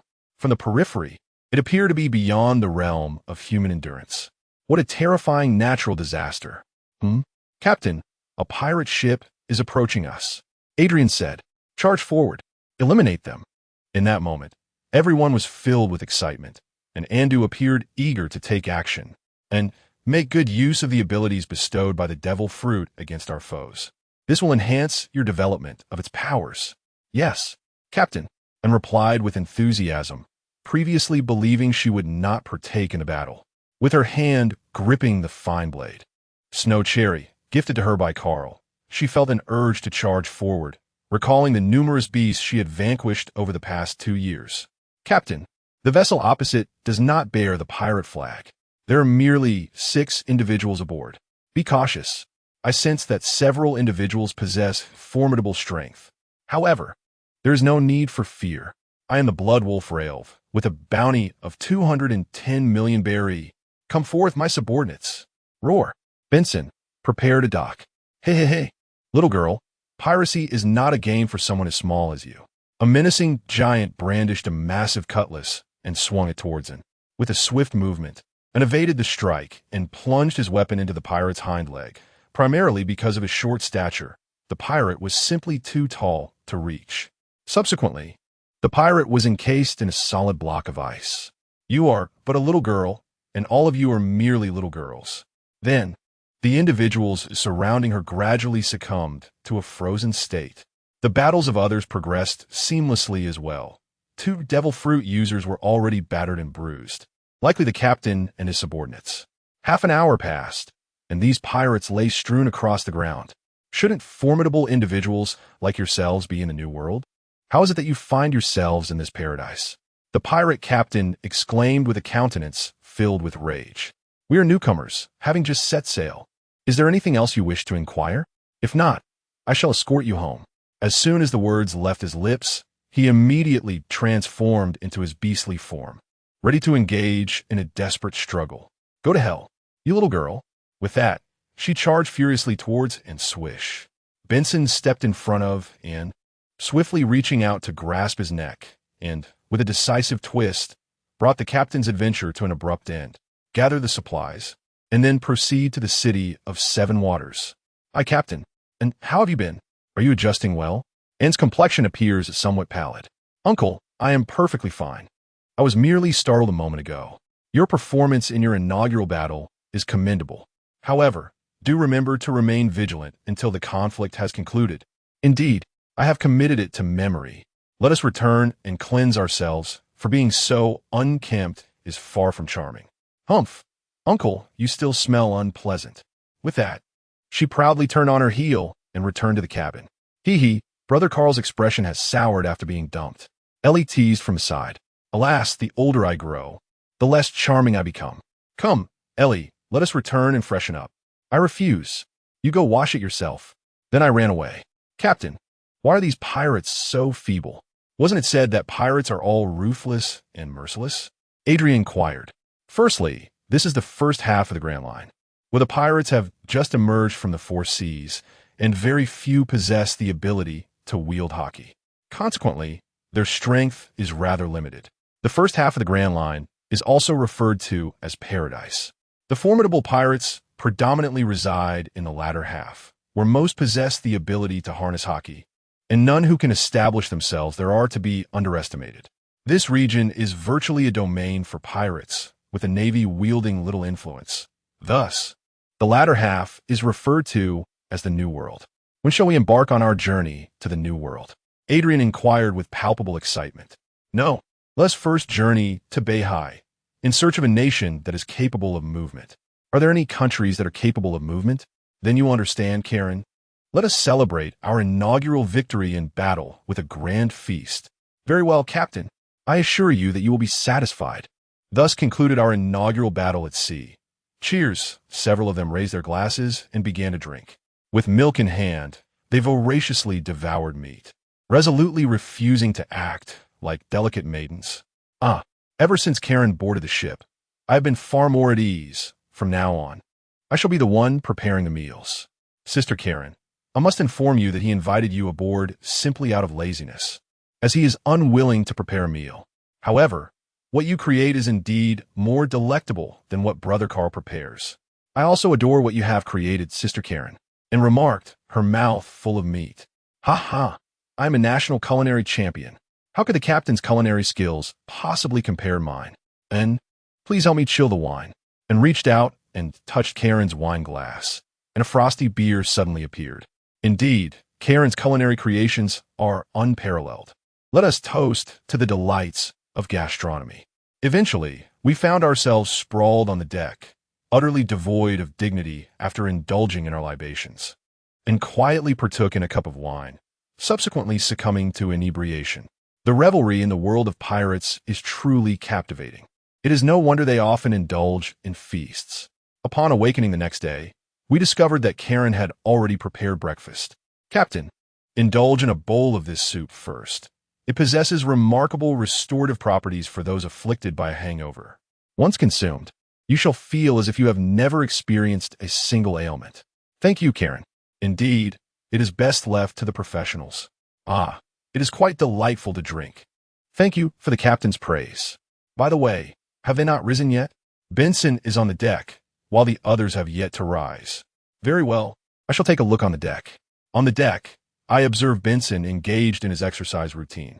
Benson, recovering from a hangover, is not fit for exercise the following day. No worries, Captain. I wasn't intoxicated last night. I simply feel unwell if I neglect to exercise each day. All right, you may continue. After finishing his words, Carl reclined on the lounge chair, sipping tea, feeling utterly content. Before long, everyone else also rose from their seats. Hello. Do you still feel dizzy? I am no longer dizzy, Uncle. I have commenced my training. Subsequently, I have also stepped aside to practice my swordplay. Captain, there lies a merchant vessel ahead. Pay it no mind. Not correct, move back. What troubles you, Captain? Is something amiss? Adrian suddenly inquired. Uncle? And also turned to Carl. Next, allow me to unveil the malevolence that pervades this world. Everyone is gathered upon the deck. Step aside swiftly. We are a caravan under the aegis of the world government. Attacking us will earn you a bounty from the Navy. The opposing party shouted arrogantly at Carl and his companions. Carl uttered no more words. His wrathful conqueror's Haki enveloped the deck of the merchant vessel. And in the blink of an eye, only a few remained conscious. Let us go, move forward. Who are you? How dare you take action? Regardless of your identity, you are doomed. Ha ha ha. With an impassive expression, Carl raised his foot and crushed his skull with a single stomp. Decapitate everyone and cast their heads into the sea to feed the fish. Although the crowd was unaware of the reason behind Carl's fury, they complied without hesitation. And in an instant, blood stained the deck crimson. Let us proceed to the cabin.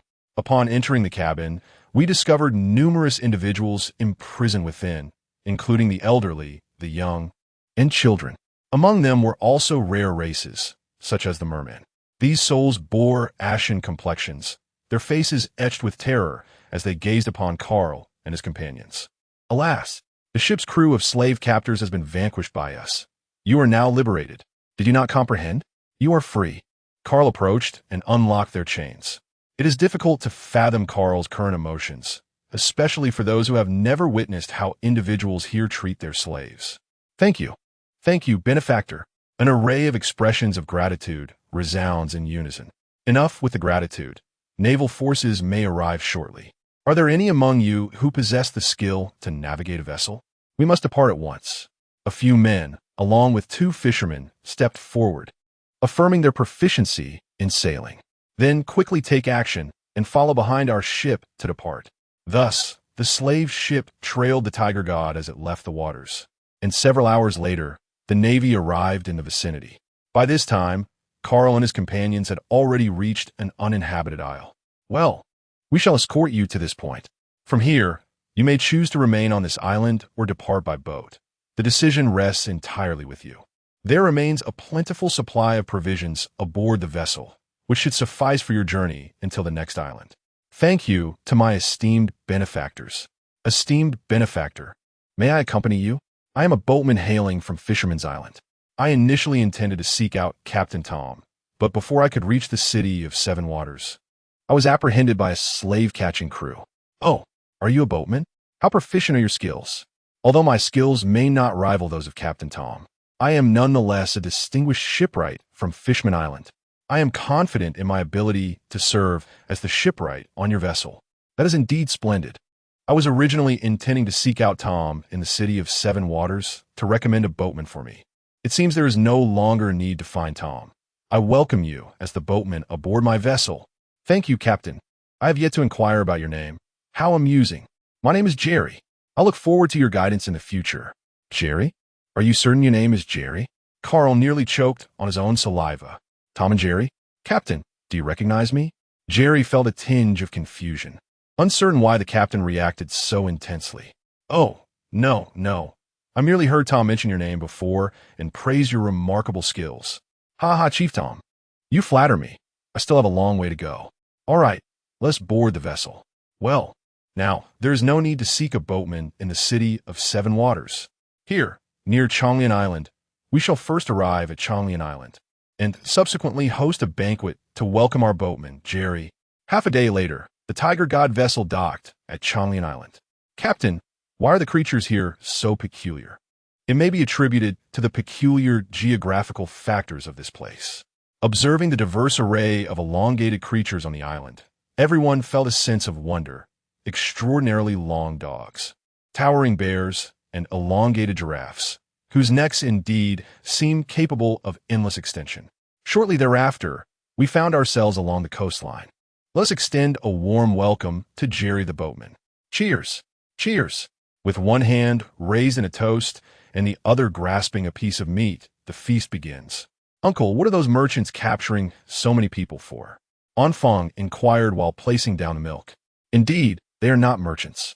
They merely masquerade as such to ensnare civilians or rare races from various corners of the world, subsequently selling them to the nobility.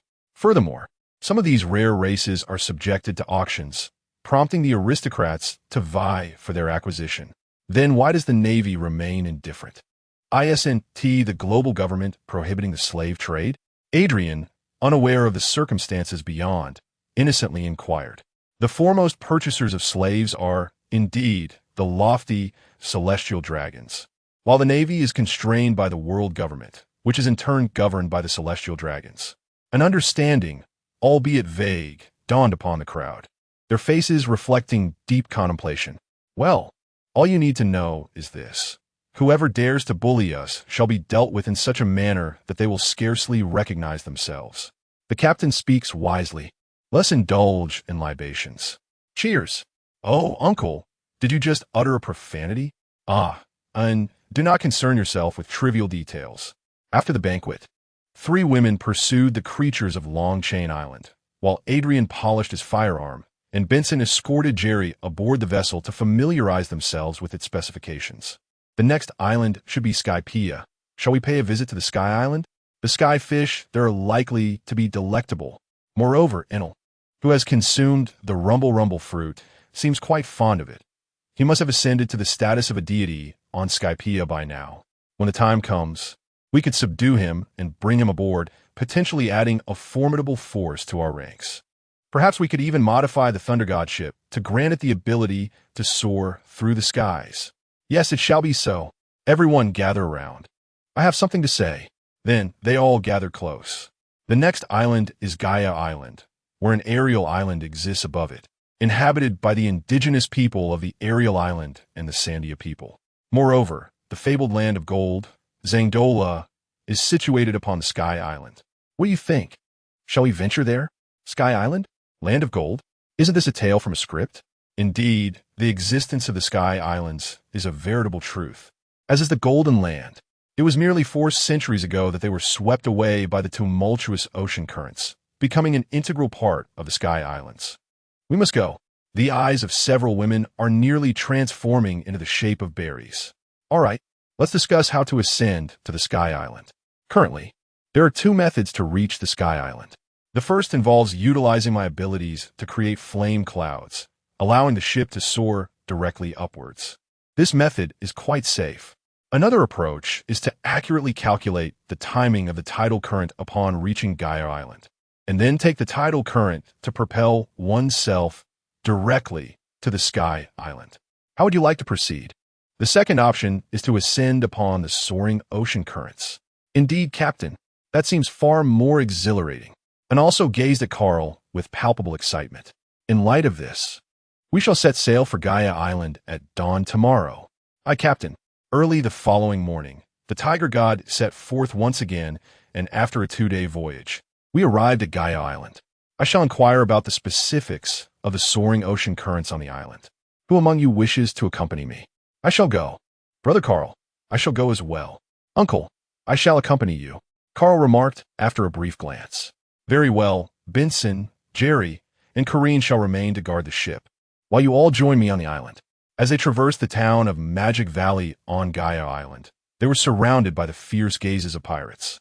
In the town of Magic Valley, a lawless realm abounds with pirates.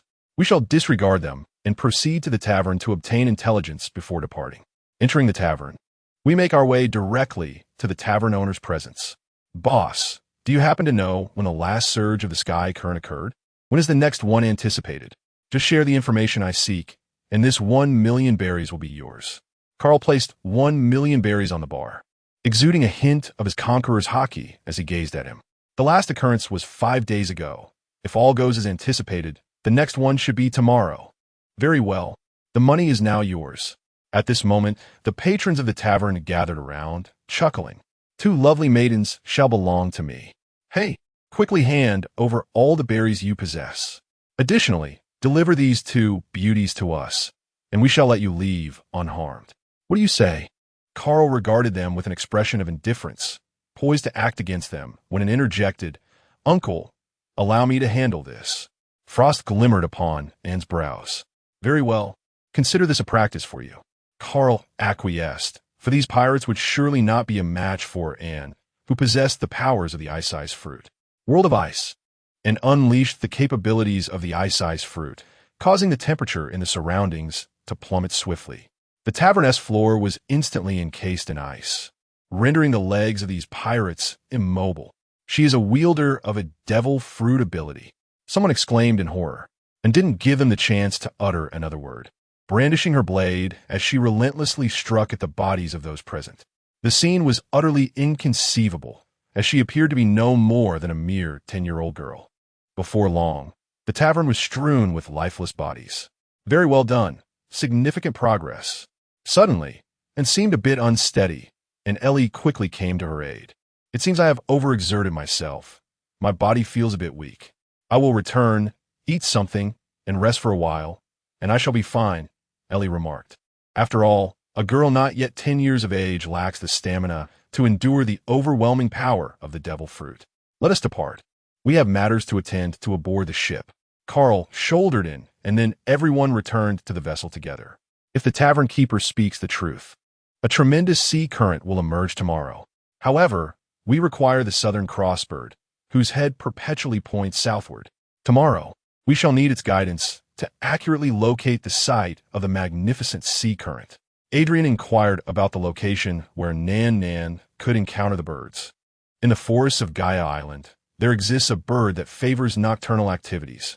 Adrian, it shall be your duty to capture the elusive Nanan bird during the night.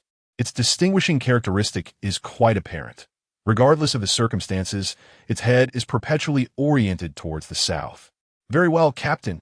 Jerry, we need to affix wooden planks to the vessel to install dual wings, facilitating a more effective ascent into the soaring ocean currents. Time is of the essence. Let's take action. By midnight, the vessel is equipped with its wings, and the elusive southern birds have been captured. Everything is in place, awaiting the eruption of the celestial tides come tomorrow. Karen, is there anything to eat? I am so hungry. Sister Karen, I too wish to partake. Allow me to prepare a late-night snack for everyone. Please wait a moment. After enjoying the snack, I encourage everyone to rest. The following morning, the weather appeared rather gloomy, as if a torrential downpour were imminent. Almost there, Benson, head towards the direction where the birds are watching to the south.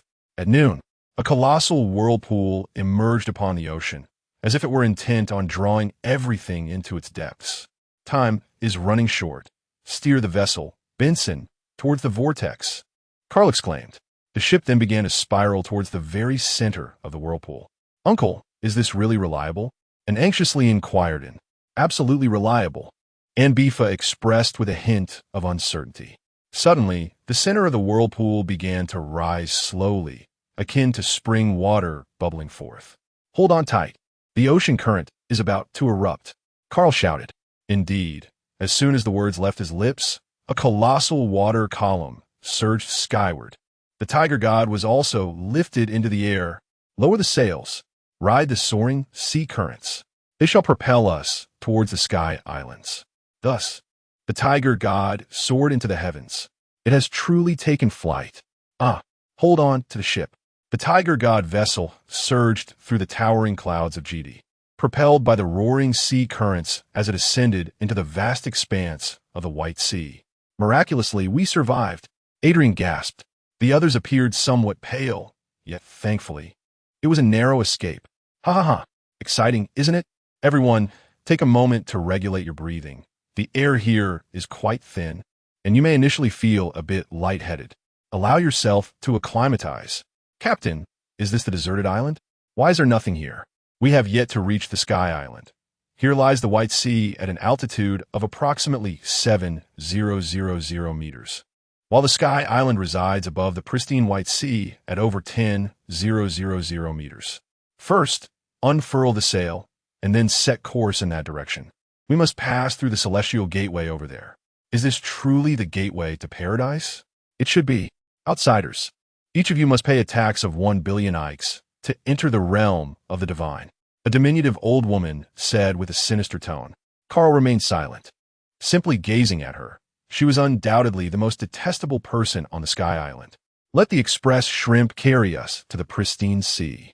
Indeed, the esteemed one. Then, a swift shrimp propelled the tiger god vessel forward. Captain, was there something amiss just now? The old woman is rather unscrupulous. The currency on the floating island differs from ours below. Here, the currency is known as Ik. She just mentioned that each individual must pay a tax of 1 billion Ik. In reality, this translates to 100,000 berry for each person, as 1 berry is equivalent to 10,000 Ik. She deliberately withheld this information from us, as she intended for us to perceive the cost as exorbitant, rendering us unable to pay the taxes and consequently trespass. According to the laws here, entering Angel Island without payment will result in legal repercussions. She is truly wicked. Brother Carl, I shall return and give her a good thrashing. Captain, do we now find ourselves in violation of the laws here? No worries. I originally came here to seek the divine. God, does such a being truly exist? The crowd is somewhat astonished. How could it be? It is merely a wielder of a natural-type devil fruit ability. Before long, the tiger god finally surged forth onto the pristine sea. Wow, this place is absolutely stunning. Are those angels? Is it true that angels really exist? All right, let's disembark first.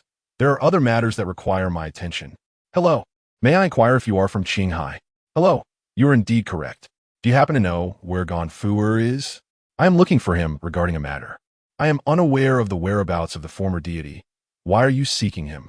This gentleman appears somewhat apprehensive, fearful of Eneru. Forget it. You all wait here for a moment. I shall seek out that rather eccentric deity.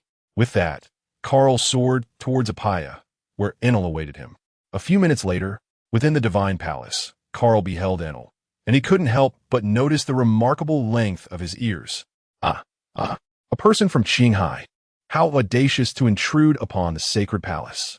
Are you prepared to face the consequences? Goodness, This delusion of grandeur must be remedied.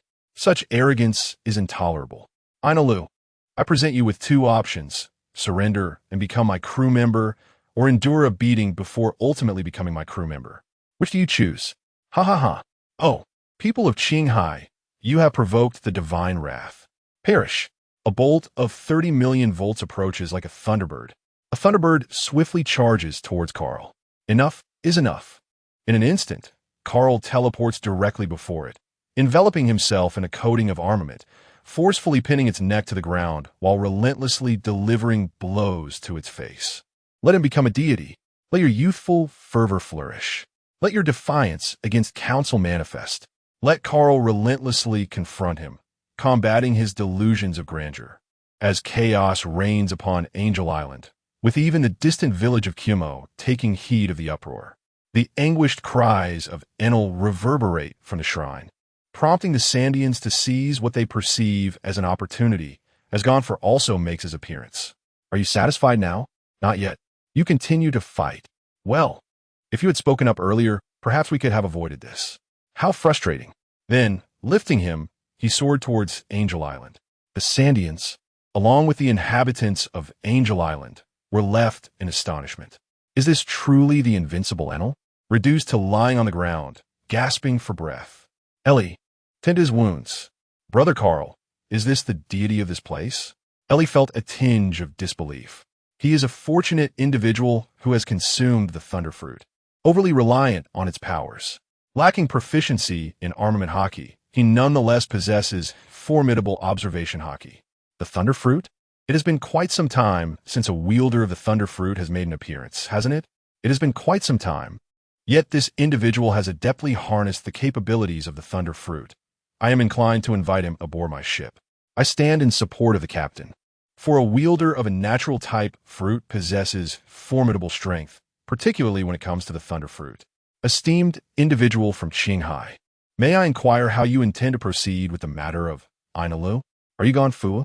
It is indeed I, and I wish to inquire how you shall treat the inhabitants of Angel Island in the future.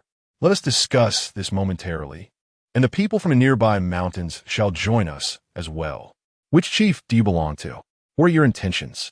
The youthful warrior, Wei Pa, inquired with a vigilant expression. Do not be afraid.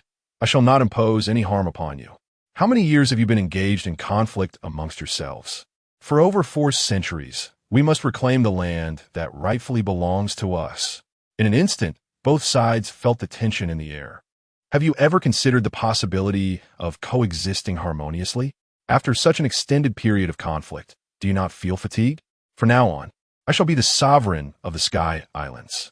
Henceforth, I decree that both the Shandians and the inhabitants of Angel Island shall reside in Apiado. You are their chief, are you not? Indeed, it is I, an old and weary soul, who does not wish to engage in conflict. However, we are bound by our own noble mission. I am aware of the location of the Golden Bell. Once it tolls, will you be able to coexist in harmony? Do you know where the Golden Bell is?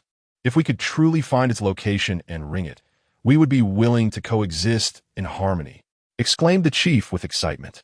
The Golden Bell rests atop the immense vines. Let us embark together to behold this magnificent Golden Bell. Benson, secure Enel with sea stone handcuffs, and we shall return to address his matters later. The group ascended to the pinnacle of the colossal vine, and at last beheld the magnificent Golden Bell. The inhabitants of Sandia were overwhelmed with emotion and wept joyfully. At long last, we have discovered the Golden Bell. We can finally strike it and fulfill our promise to Nolan. A group of distinguished gentlemen found themselves in tears. Captain, this Golden Bell is truly enormous. I wonder how much it could possibly be worth. What is this? Beneath this vine lies the existence of a golden paradise. Indeed, there is also the Golden Village. Very well, Chief, you may now sound the Golden Bell. We express our gratitude to this esteemed individual for enabling us to fulfill our agreement. Vepa. Yes, Chief. Vepa struck the Golden Bell with the rhythm of and the resounding chime reverberated through the heavens, reaching the island of Jaya in Qinghai, where another soul wept inconsolably. The sound is truly exquisite. It is remarkably pleasant to the ears. Nonsense. The sound of money is never unpleasant. Oh, Captain, how uncouth you are. Suddenly, a hissing sound emanated from below. I am the master of the floating islands. What should I do? It's nothing. It merely wept upon hearing the sound of the bell. I shall go down and speak with it. Carl leapt down and struck its head, causing its cries to intensify even further. Obey promptly and return at once. You are forbidden to emerge and cause harm. Then, the great serpent swiftly slithered away. Well, the bell has tolled. It is time to descend. It is time to address your concerns. A few women lingered, gazing wistfully at the golden clock. Now, no more trivialities, Carl thought to himself. Upon returning to Angel Island, the group gathered closely, awaiting Carl's instructions. I envision that the Sky Island shall henceforth be jointly governed by Gonful and the chieftain of the Sandia people. Both sides shall enjoy free passage, residing wherever they please, for I have faith in your capability to govern effectively. You shall report directly to me. By the way, I am Pork Ass D. Carl. You may simply call me Carl. We, the people of Sandia, have no objections, Lord Carl. I have no objections. After so many years of fighting, I am utterly weary. The people of Angel Island merely sought BAS in the first place. Since we have reached an agreement, let us convey the command and strive for harmonious coexistence in the future. Yes, my Lord Carl. Then the banquet commenced. Oh! Everyone exclaimed with jubilant enthusiasm. In the evening, everyone joyously sang and danced, showcasing a variety of performances. Come, everyone, let's raise our glasses. Cheers! Enel, swiftly raise your goblet. Reluctantly, Enel clinked glasses with everyone and downed his drink in one go. He felt quite disheartened. By day, he was a deity of the Sky Island. Yet by night, he found himself reduced to the status of a subordinate. Do not be disheartened. It is entirely natural that your inability to counter my armed color of Haki is evident. The Sky Island is merely a speck. Once you arrive in Qinghai, you shall truly comprehend the formidable strength possessed by the warriors of this world. Rest assured, in the future, I shall teach you the power of Haki. Upon hearing these words, Enel felt a wave of relief wash over him. He was determined to master this formidable skill. Captain, the fish from this Sky Island has an exquisite flavor. I must stock up some, Karen exclaimed. Sister Karen, please serve me another dish from Sky Island. Your cooking is simply exquisite, and exclaimed as he dashed to Karen's side. Enel, do you possess a blueprint for spacecraft? How do you know? This vessel requires an exorbitant amount of gold. Thus, I have yet to commence its construction. Do not concern yourself with how I came to know this. Starting tomorrow, you shall collaborate with Jerry and the shipbuilders from Sky Island to explore the possibility of modifying the Tiger God to enable it to soar. Understood. Ah, my head feels so dizzy. Ellie, please let me rest my head on your long legs. It is truly delightful. Brother Carl, your tolerance for alcohol is truly lacking. Hee. We shall linger in the Sky Island for an extended period. During this time, let us revel in the delights it offers. Subsequently, everyone became engrossed in their respective tasks. The Shandians busily relocated to Appiato to construct their homes. The inhabitants of Angel Island diligently cultivated the land, while Carl and his companions busied themselves with treasure hunting. Captain, this is truly magnificent. It turns out that the enchanting gold country of Xiangdwala truly exists. Brother Carl, we have struck it rich. After searching for most of the day, we have finally discovered the fabled city of gold, Zandora, beneath the clouds of the island. Indeed magnificent, Enel. You may utilize the gold here as you wish, as long as it enables the flying god to soar. No problem. With such an abundance of gold, we can commence the transformation tomorrow. However, it may require a bit more time, perhaps 1 or 2 years. Is it going to take that long? I had anticipated it would only take 1 or 2 months to complete. How is that possible? Just the process of crafting the intricate components required for gold demands a considerable amount of time. This is something that must take flight. All right, then, starting tomorrow, I shall devise a training regimen for you. The air in the floating island is thin, making training here even more beneficial for physical conditioning. When shall you impart to me the art of commanding presence? How many times must I say it? You are to address me as captain. I shall not concern myself with that. Only after you teach me your commanding presence shall I address you as captain. First, you must smelt the necessary golden components, and then I will begin to instruct you. By the way, the modifications to the Tiger God must not reveal any presence of gold from the outside. Otherwise, in future voyages, others will always keep your vessel in their thoughts. I'm well aware of that. Everyone dispersed to search. There should be a stone inscribed with words somewhere here. Then several individuals began to search. This ruin is truly magnificent. It is no wonder that Robin from the anime is drawn to studying this place. Captain, come take a look at this, Adrian exclaimed. Upon approaching, it was indeed the historical text, inscribed with the words of the pirate king Roger and his crew. This is the section. This constitutes the historical text. I will find something shortly to replicate the content above and later present it to Robin. Is this what Robin has been searching for? So this is how ancient scripts appeared. Having been occupied for the better part of the day, hunger has now set in. It is time to return to the shrine for a meal. In the year 1511 of the Fishman calendar, Jerry and Enelu were engaged in a spar by the riverside, with Enelu refraining from utilizing his devil fruit powers. Over the course of this past year, both individuals have finally mastered the art of Haki.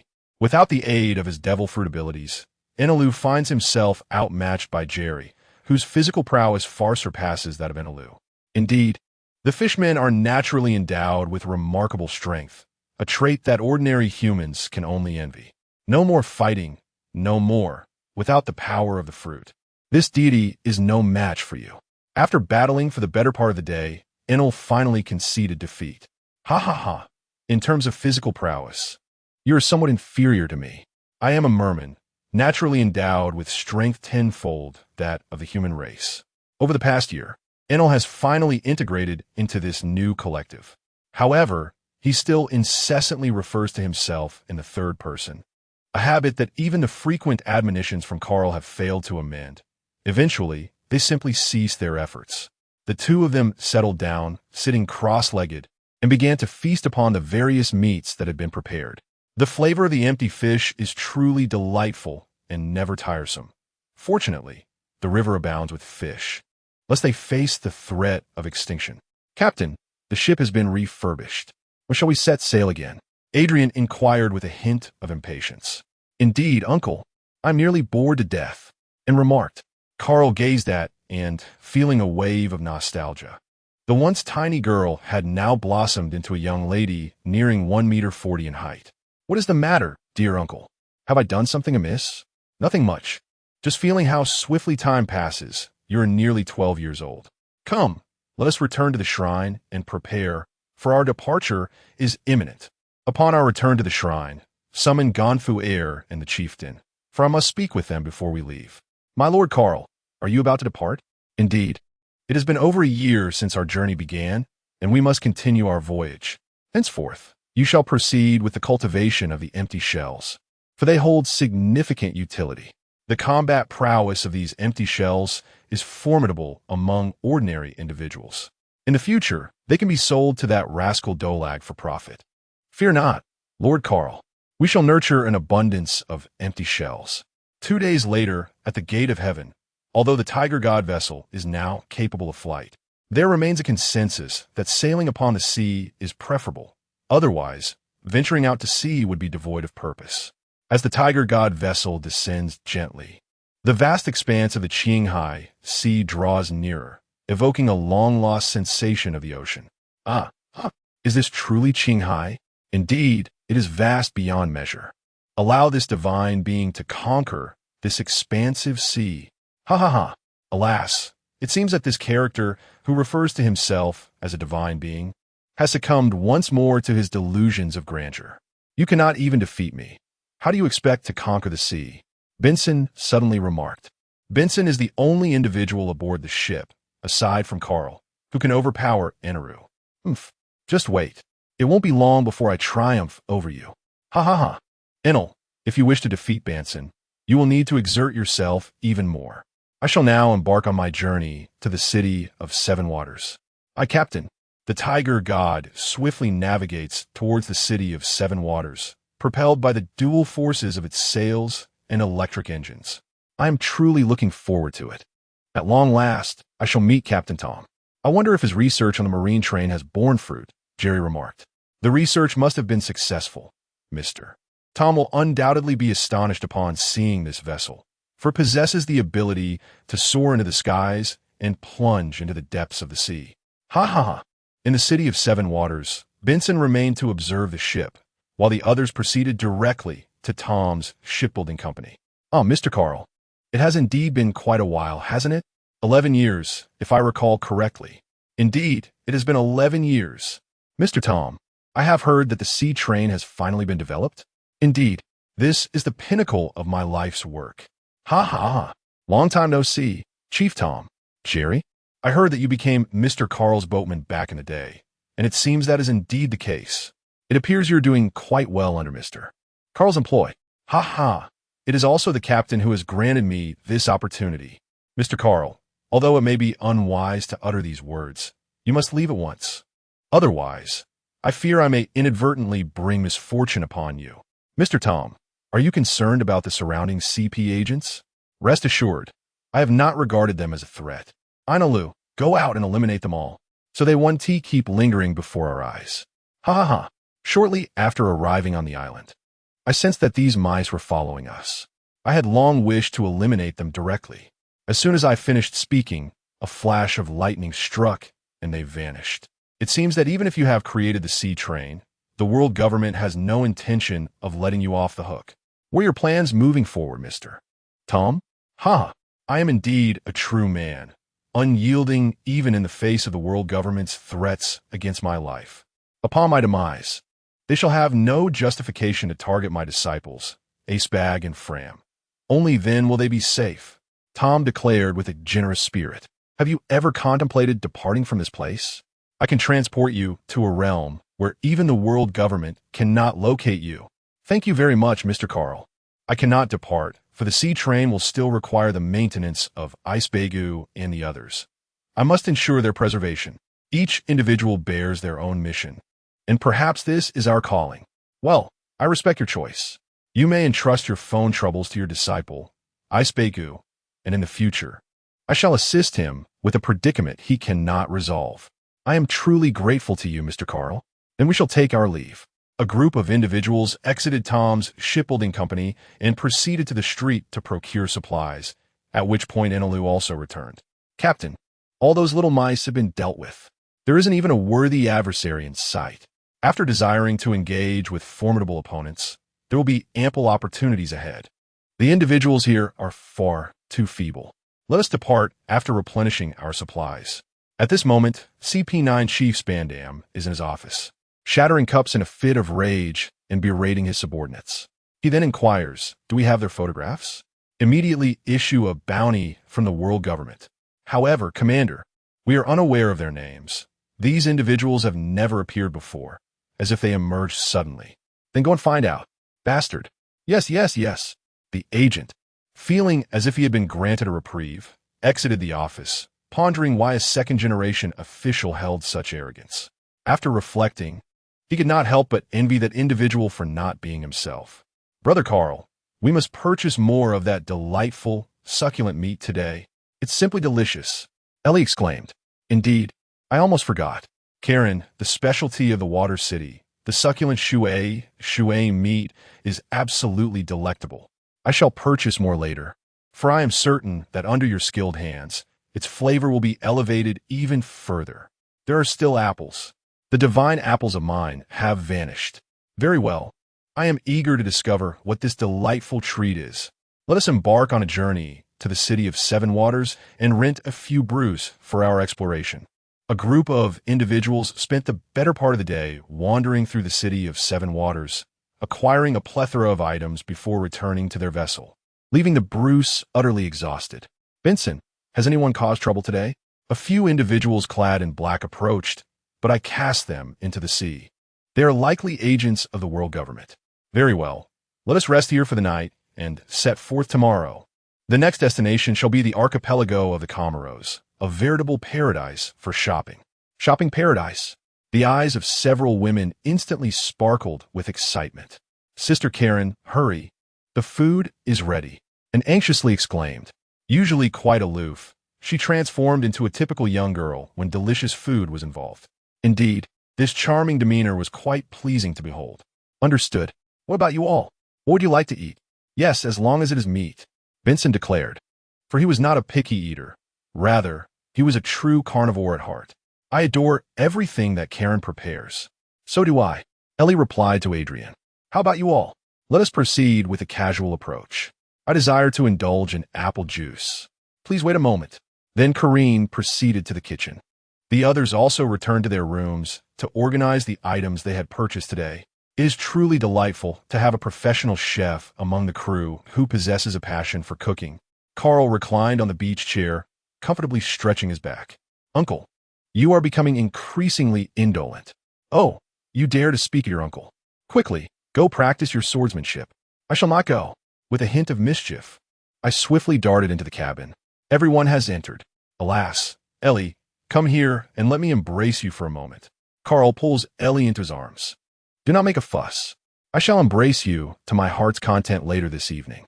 Since they have all entered and cannot be seen, let's first collect some interest. Saying this, he kissed Ellie, and she, no longer resisting, responded passionately. All right, good night for now. They should be arriving soon. Okay, Ellie, let us have a child when we return to Tiger Roar Island. All right, Ellie shyly replied.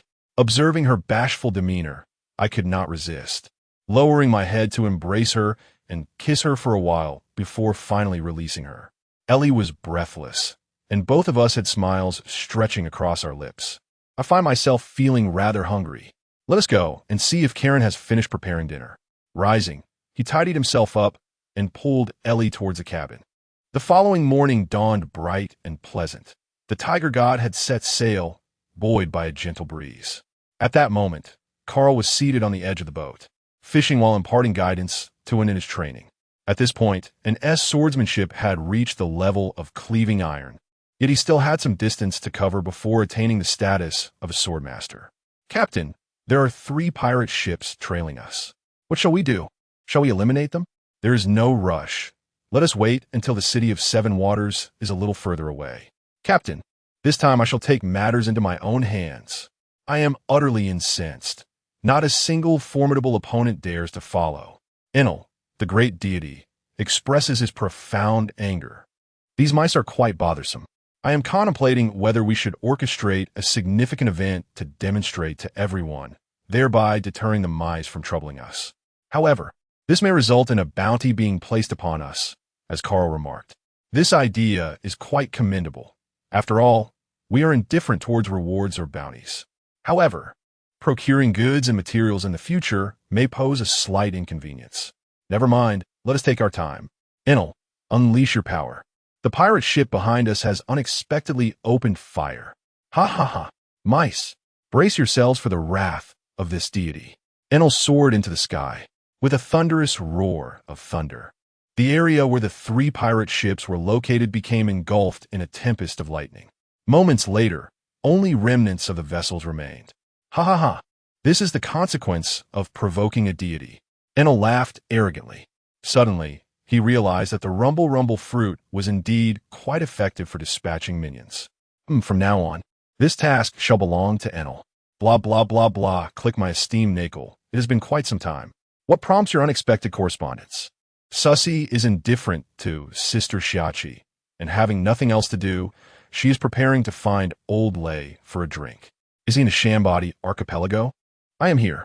When will you arrive? Several young ladies are eager to meet you as well. I shall arrive in the afternoon, accompanied by several young ladies. Could they possibly be Hancock and her companions? Carl pondered, realizing that apart from Shaki, the only ones he might recognize were the 3 sisters of Boya. Indeed, it is they. Hancock has now assumed the role of captain of the Kuja pirates and has become the new empress of the kingdom. Recently, they have arrived at the Sabeti archipelago to transport the supplies I prepared for them back. Very well, I understand. I shall see you in the afternoon. See you in the afternoon, Brother Carl. Click. Who is Old Lay, Brother Carl? Indeed, it is Rayleigh, the first mate of the Pirate King. During my training in the outside world, I had the opportunity to spar with him, which has fostered a certain familiarity between us. Oh, I see. Then who is Hancock? The little girl I rescued back in the day is now the captain of the 9 snake pirates. A fickle-hearted scoundrel. Uncle, does the underworld Lord Rayleigh know of my feelings? I am uncertain. Laylee is rather indiscreet and tends to divulge everything when intoxicated. Thus it is unwise to confide in him at this moment. Oh, uncle, aren't you going to comfort Sister Ellie? Oh, indeed, I shall go at once.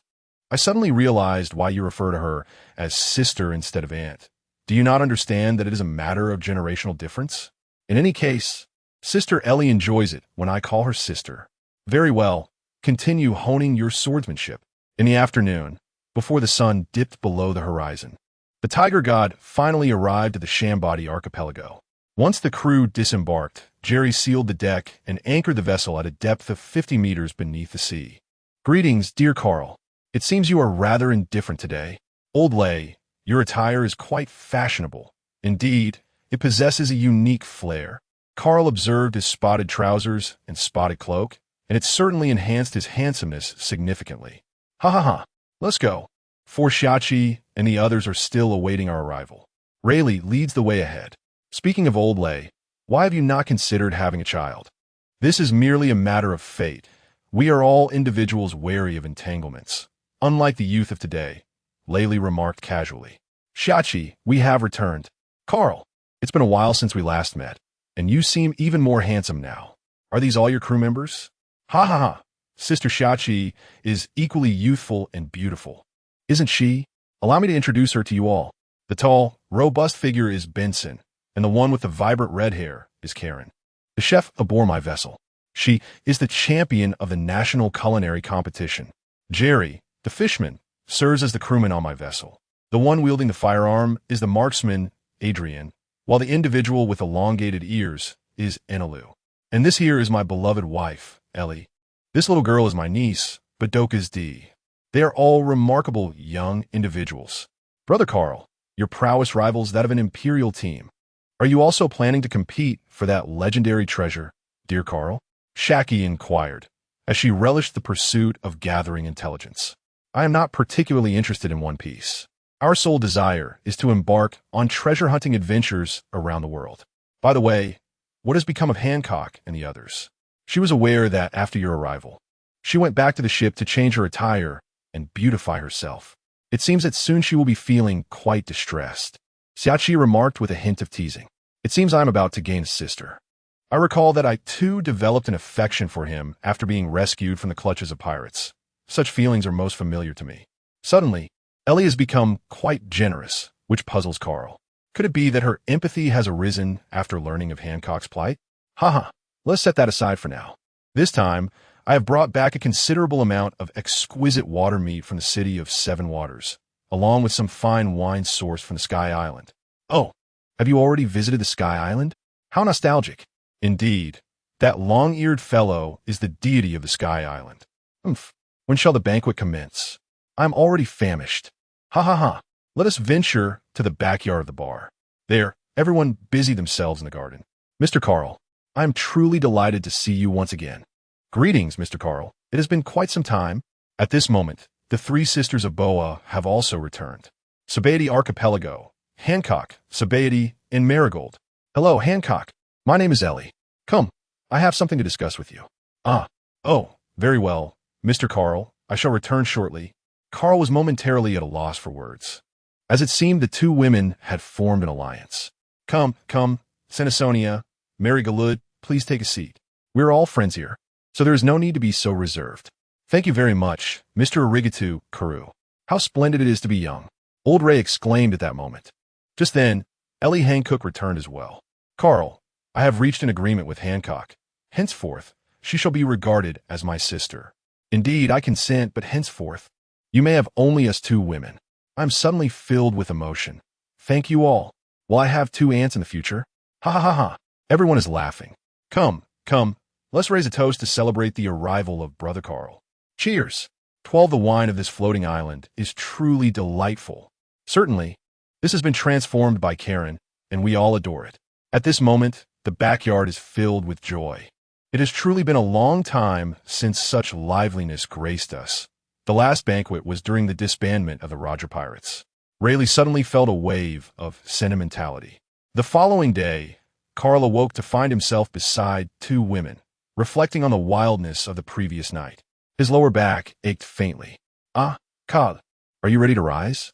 Observing the splendid spring light, I cannot help but think that if I do not get up soon, I may miss this moment altogether. Aren't you all supposed to go shopping today? Rise and shine. I imagine it must be quite anxious. Well then, Hancock, would you like to join us? I shall rise as well. I shall get up at once. As I uttered these words and hastily descended from the bed, I stumbled slightly. Ha ha ha, be careful. Hancock, it is all your fault. Last night, I clearly begged for mercy. Hancock, do not pay him any heed. Let him sleep alone tonight. I did not utter a word either, did I? Bring the phone bug. Just notify us if anything arises. Understood. On island number 49, several women joyfully purchased various garments and local specialties. Passers-by could not help but steal glances, primarily because of their stunning beauty. Suddenly, the people ahead knelt down. With some maintaining order, the celestial dragons have arrived. What a beautiful woman. You, go, and bring them to me. I desire them to be my wives. A lecherous fellow, obscured by a glass dome, drooled at the sight of Hancock and the others. Yes, an agent from CP immediately sprang into action. Yet before he could approach, he was transformed into an ice block and took action, and Ellie also informed Carl. Detestable lowly beings. How dare you resist? All of you come forth. Divine judgment. A thunderous explosion resonated through the air, and several members of the CP organization were reduced to mere charred remnants. Enel, possessing unmatched speed, arrived in an instant. The crowd scattered in terror. Following the thunderous roar, Enel materialized before them, and at that moment, Calbanson Adrian also approached. Are you all right? Calbanson inquired of the group. It is nothing. It is merely that my good mood has vanished. Uncle, the rotund individual over there, adorned with a fishbowl upon his head, audaciously proclaimed his intent to abduct 2 ants to take as wives, and said frostily. Carl cast a disdainful glance at the swine, exuding an aura of indignation that enveloped the surroundings. Lowly wretch, how dare you defy the will of the divine? Adrian understood Carl's meaning immediately. Bang! The gunshot rang out, and a large hole appeared in the head of the celestial dragon, who then fell straight to the ground. The surrounding CP0 agents were taken aback, unable to fathom that someone had the audacity to kill a celestial dragon. In the next moment, they all charged towards Carl and his companions. We shall entrust these individuals to Enel, while we proceed to island number 1. Once Enel has dealt with them, he will join us thereafter. I shall resolve this promptly. Ha ha ha. 30 million volts. Thunderbird. What? A celestial dragon was killed at Sabaody Archipelago? Wayno displayed an expression of disbelief. How terrifying it is to dare to slay a celestial dragon. Such an occurrence has not been witnessed for many years. Uncle Huang Yuan remarked while nonchalantly grooming his nails. Ha! Warring States. Do not be so angry. After all, those individuals are dead and gone. Carp said nonchalantly from his side. Cap, silence, please. Kizaru, make haste to apprehend the murderer of the celestial dragons. Indeed, in the Warring States period, the mulberry transformed into a beam of light and vanished. Island number 1. Captain, what purpose do we have for visiting island number 1? Well, primarily, if a conflict arises later, there is no need to worry about harming innocents, for this area is, after all, a lawless zone. Oh, how terrifying. Are you the ones responsible for the demise of the celestial dragons? Oh, second uncle, here you are again. By the way, is there no one else in the Navy? Even a Kaido would suffice. Sir, have we met before? At this moment, Kizaru also recognized my identity, and an involuntary pang of sorrow surged within him. This battle would not be easily won. Ah, Captain, this time is my turn. Enel exclaimed upon realizing that his opponent was a speed-oriented adversary. All right, you must be cautious. For Huang Ergio is reputed to have the power to render even the Sea Emperor, with his doubled salary, utterly impotent. This second uncle, known as Ainalu, should first be enlightened by you. Otherwise, he will continue to believe himself to be the supreme authority. Is this the Thunderfruit? How frightening! Upon witnessing the appearance of the Thunderfruit wielder, Kizaru felt a surge of interest. After all these years, a rival capable of matching his speed has finally emerged. With that, he unleashed a laser beam directed at Enel, and in a flash of light, Enel vanished from sight. Raijin, a bolt of lightning surged toward Kizaru, piercing through his chest, yet he had already transformed into light, evading Enel's lightning strike. Enel, now devoid of any arrogance, recognized that this opponent was not to be underestimated. 3,000 watts, Thunder Beast, the 8-foot mirror, the heavenly cloud sword. The yellow ape deftly evaded using the 8-foot mirror, then unsheathed the heavenly cloud sword, preparing for close combat. Lightning. Discharge. Eneru's entire being was enveloped in a dazzling array of electric arcs, radiating energy as he unleashed a torrent of electricity, transforming the surroundings into a realm of desolation. 6,000 volts. Thunder Dragon. A colossal, thunderous dragon surged towards the yellow ape. The 8-foot Cheongoyu, the yellow ape, unhurried, unleashed his ultimate move. Eneru swiftly evaded the luminous 8-foot Cheongoyu by retreating to a higher altitude and immediately unleashed his own formidable attack, Thunderbolt.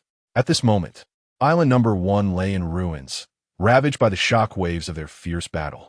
Ah, it is you, Carl. I was wondering who would dare to slay a celestial dragon. Upon recognizing Carl, Carp couldn't help but feel a wave of nostalgia. Admiral Carp, it has indeed been a long time since we last met. How have you fared over the years? Carl greeted Carp as an old friend. Are you aspiring to become a pirate? I must say, your group possesses formidable strength. You have misunderstood me. At present, we do not even possess a name for our pirate crew or a flag to represent us. Today, I was thoroughly disgusted by that wretched swine. How about a match, Admiral Carp? Ha ha ha. Perhaps it is best to refrain from such actions. If we were to engage in direct conflict, the Shambadi archipelago might very well vanish. However, after this encounter, it is certain that you shall be sought after by the world government, though I trust that you are indifferent to such matters. Very well, then we shall take our leave. This is the wine I brought from the Sky Island, and I shall present it to you. Carl tossed a bottle of wine to Carp. Enel has departed. In an instant, Enel returned, his breath in disarray, appearing somewhat disheveled. Meanwhile, Kizaru maintained an air of nonchalance. Let us depart, Admiral Carp, farewell. And then the group made their way back. Admiral Carp, are you familiar with them? They are truly terrifying young individuals. The expression in Kizaru's eyes appears somewhat grave. Well, let us return and discuss it later. How does it feel, Enel, to engage in combat with the world's most formidable warriors? Impressive. At least for now, I am no match for you. One is a general, renowned as one of the highest combat powers within the Navy. Your current display of dominance is rather feeble. It is only natural that you do not stand as a worthy opponent. Jerry, bring the boat over and prepare for the coating. Aye, Captain. Returning to Shaki's bar for a bit of fun. How is young Carl faring? No worries, we simply eliminated that celestial dragon, and then Kizaru and Garb arrived. Eneru engaged in a battle with Kizaru, but subsequently retreated. Rest assured, unless all the top-tier forces of the Navy headquarters come, they will not be able to contend with us. Have you also slain the celestial dragons? Xiaoqi inquired with a hint of astonishment, considering the fact that this transpired in the Sabati archipelago. Indeed, we shall embark on our journey to Fisherman's Island in a couple of days. After all, this place is in close proximity to the Red Earth continent, and it is, after all, their home turf. Ha ha ha. Rayleigh, I kindly ask for your assistance in applying a coating to our vessel, as Jerry may not be able to manage it alone in time. Ha ha ha. No problem at all. Riley readily acquiesced. Fishman Island. Uncle, shall we go see the mermaids? And is a bit excited. Indeed, Fishman Island is truly enchanting. Cod, what will become of that concubine now that you have ventured to Fishman Island? Hancock is somewhat anxious. When we return, I will come to fetch you to our tiger-roaring island, where we too reside in the Doldrums. Very well, this is the only course of action for now. After all, I am still the captain of the Kuja pirates, Hancock remarked with a hint of displeasure. It turns out that you, Brother Carl, are situated in the Doldrums. No wonder you have never been seen traversing the Grand Line. Even the Navy is unaware of your origins. Xiaoqi expressed her astonishment. Indeed, we seldom ventured outdoors in the past. 2 days later, the Tiger God vessel had been coated with a protective film. Carl, I cannot bear to part with you. This time, let us return first. Once we have returned from the New World, I shall come to escort you to Tiger Roar Island, my dear. Then, I whispered softly in her ear when we arrive at Tiger Roar Island. Let us have a child. Instantly, Hancock's face flushed crimson as she replied, I shall await you, and swiftly boarded the pirate ship. Farewell. Let us depart, Jerry. Subsequently, the Tiger God gradually descended. At the naval headquarters, the three admirals and elite forces convened in the conference room. It has been ascertained that their captain is named Carl, a figure whose stance towards the Navy remains ambiguous.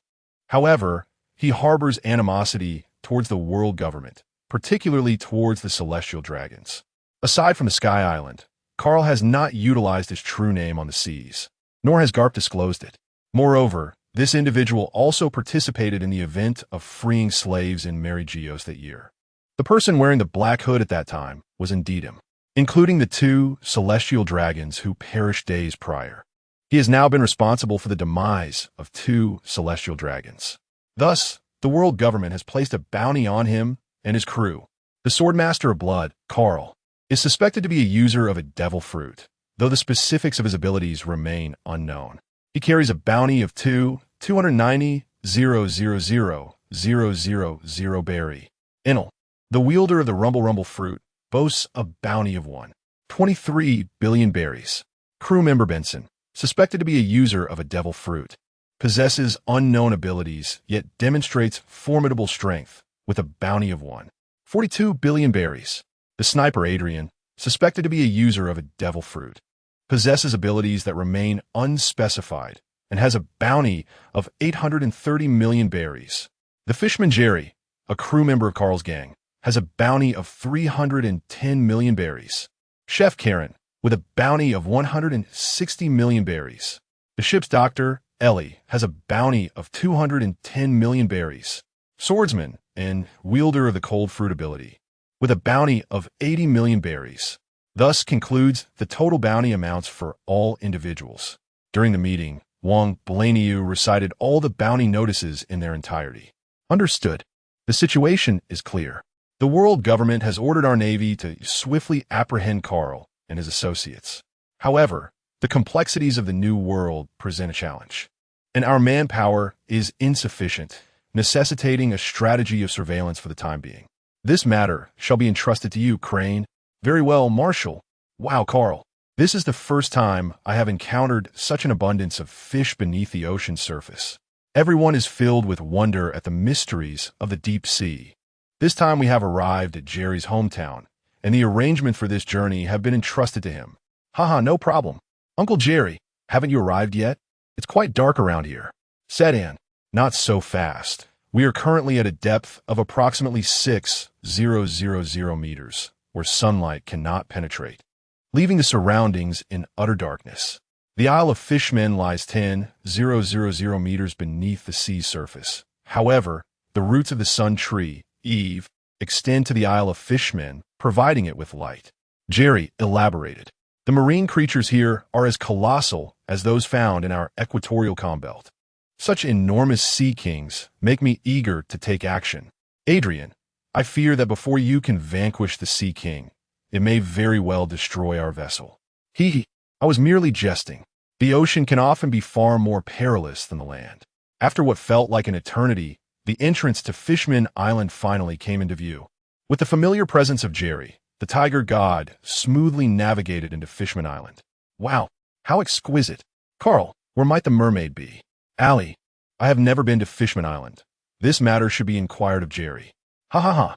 Let us first dock the ship at the harbor, and then proceed to the royal palace. Upon learning that you, Captain, also participated in the liberation movement of slaves in Mariehua, King Neptune is most eager to personally express his gratitude to you. Upon arriving at Ryugu Palace, Carl encountered the esteemed knight, King Neptune. Welcome, Mr. Carl, to the island of Fishmen.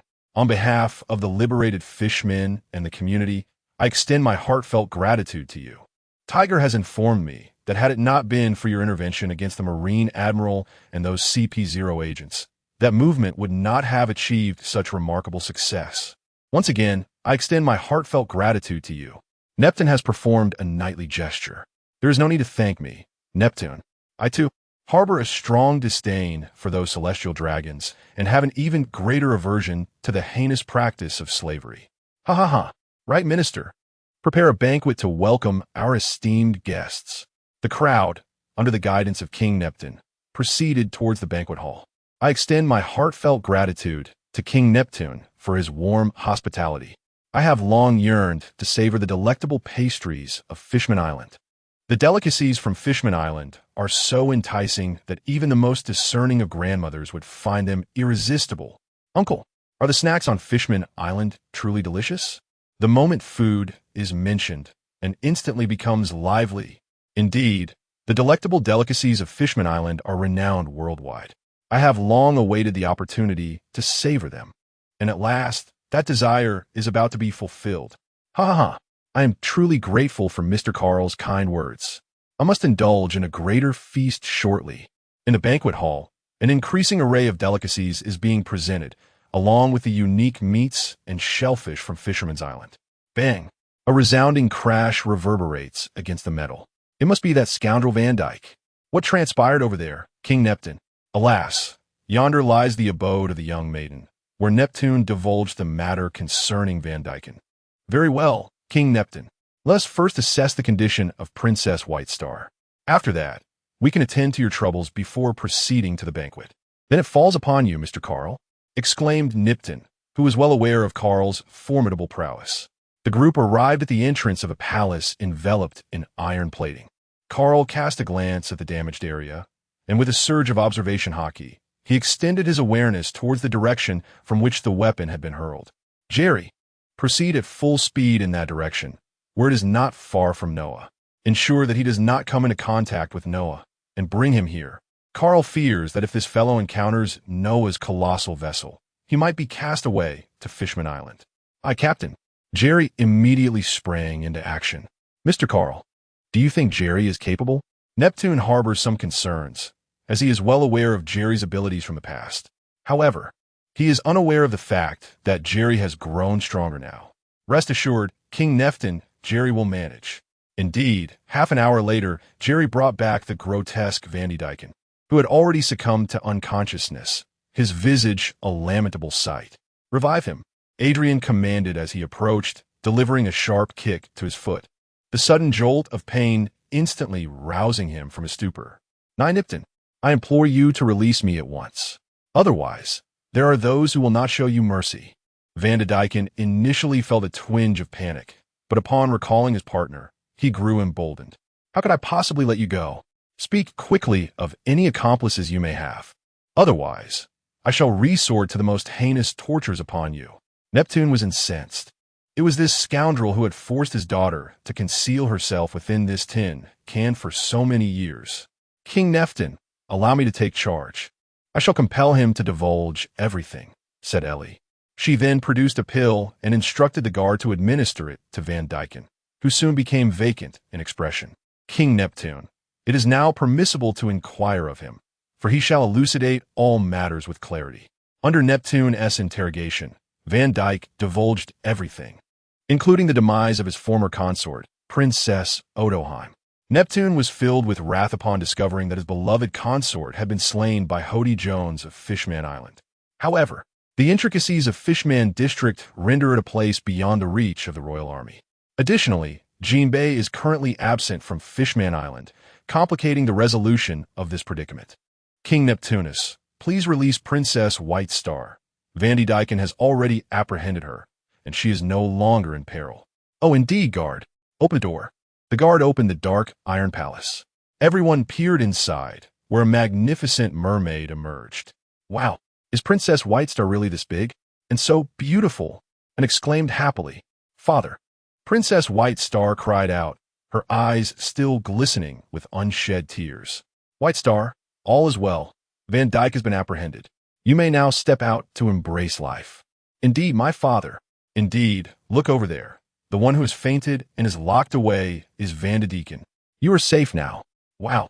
Princess Baixing, upon witnessing the terrifying merman, was so frightened that she began to weep once more. Guard, take this scoundrel away and imprison him. Neptune exclaimed upon witnessing his daughter reduced to tears and fright. All right, White Star is not afraid. There are guests present. This is Mr. Carl, the one who captured Van Dyke. Come over and greet him promptly. Greetings. The Princess of the White Star cautiously remarked. Karl felt a wave of embarrassment. After all, this was the Sea King, one of the three great weapons of antiquity. It was truly unimaginable that she would one day muster the courage to confront the King of Heaven. Hello, Princess White Star. Please come out quickly. If there are any villains, my uncle will help capture them all, and said as he walked over. My name isn't Bai Xing. You are truly enchanting. It is my first time encountering such a beautiful mermaid. Oh, is that true? Bai Xing feels a bit embarrassed by the praise. Hello, you are also very beautiful. Let us depart, King Neptune. Allow the two of them to converse here, for children often forge friendships with one another effortlessly. Let us first deal with the group, led by Hody Jones. Mr. Karl, the Hody Jones gang is causing some trouble. They hold considerable influence in the Fishman district. Moreover, Jinbei is currently absent from Fishman Island, and if the situation is mishandled, a rebellion may ensue. Neptune is somewhat apprehensive. Rest assured, King Neptune, we merely need to apprehend Hody Jones and those few officials without alarming others. Subsequently, the royal army can position some forces in the vicinity. Without the leadership of those officials, a rebellion is unlikely to ensue. Indeed, it has truly been a bother for Mr. Karl. Let's venture outside first, Ainolu. Soon, it will be your turn. Locate those few officials and bring them over directly, ensuring that no one is alerted. Is there finally another battle to be fought? There is no need for confrontation. Simply incapacitate them quietly and bring them back. This deity is well aware. In an instant, they vanished without a trace. Before long, Enel returned with Hody Jones and his crew, each rolling their eyes and emanating wisps of dark smoke. Did I disturb anyone? Such trivial matters are hardly enough to disturb others. That is excellent, King Neptune. Arrangements can be made accordingly. Once Jinbei returns, we shall be able to seize control of Fool Street. I am truly grateful, Mr. Karl. Let us proceed with the banquet. Right, Minister? Bring forth my cherished fine wines. I wish to extend a warm welcome to Mr. Karl. Then summon the three princes along with Princess Bai Xing. The banquet commenced, filling the hall with joyous laughter and merriment. Mr. Karl, this is a rare vintage that I cherish dearly and seldom indulge in. Kulme, let's raise our glasses. Cheers. And indeed, King Neptune, this exquisite wine has been carefully aged for many years, hasn't it? Mr. Benson, you guessed correctly. I have been cherishing this wine for 2 decades. What a rare and exquisite wine. King Neptune, does the delicacy from Fishman Island contain any unique ingredients exclusive to your realm? Karen is particularly concerned about the culinary components. Having just tasted it, she realized that none of the ingredients she is familiar with could replicate such a flavor, prompting her to voice her curiosity. Indeed, Miss Karen, this is a specialty of our Fishman Island, found nowhere else, the right minister remarked, acknowledging his responsibility in the matter. Could you possibly sell me some? Karen's eyes sparkled with excitement. Certainly, Your Excellency.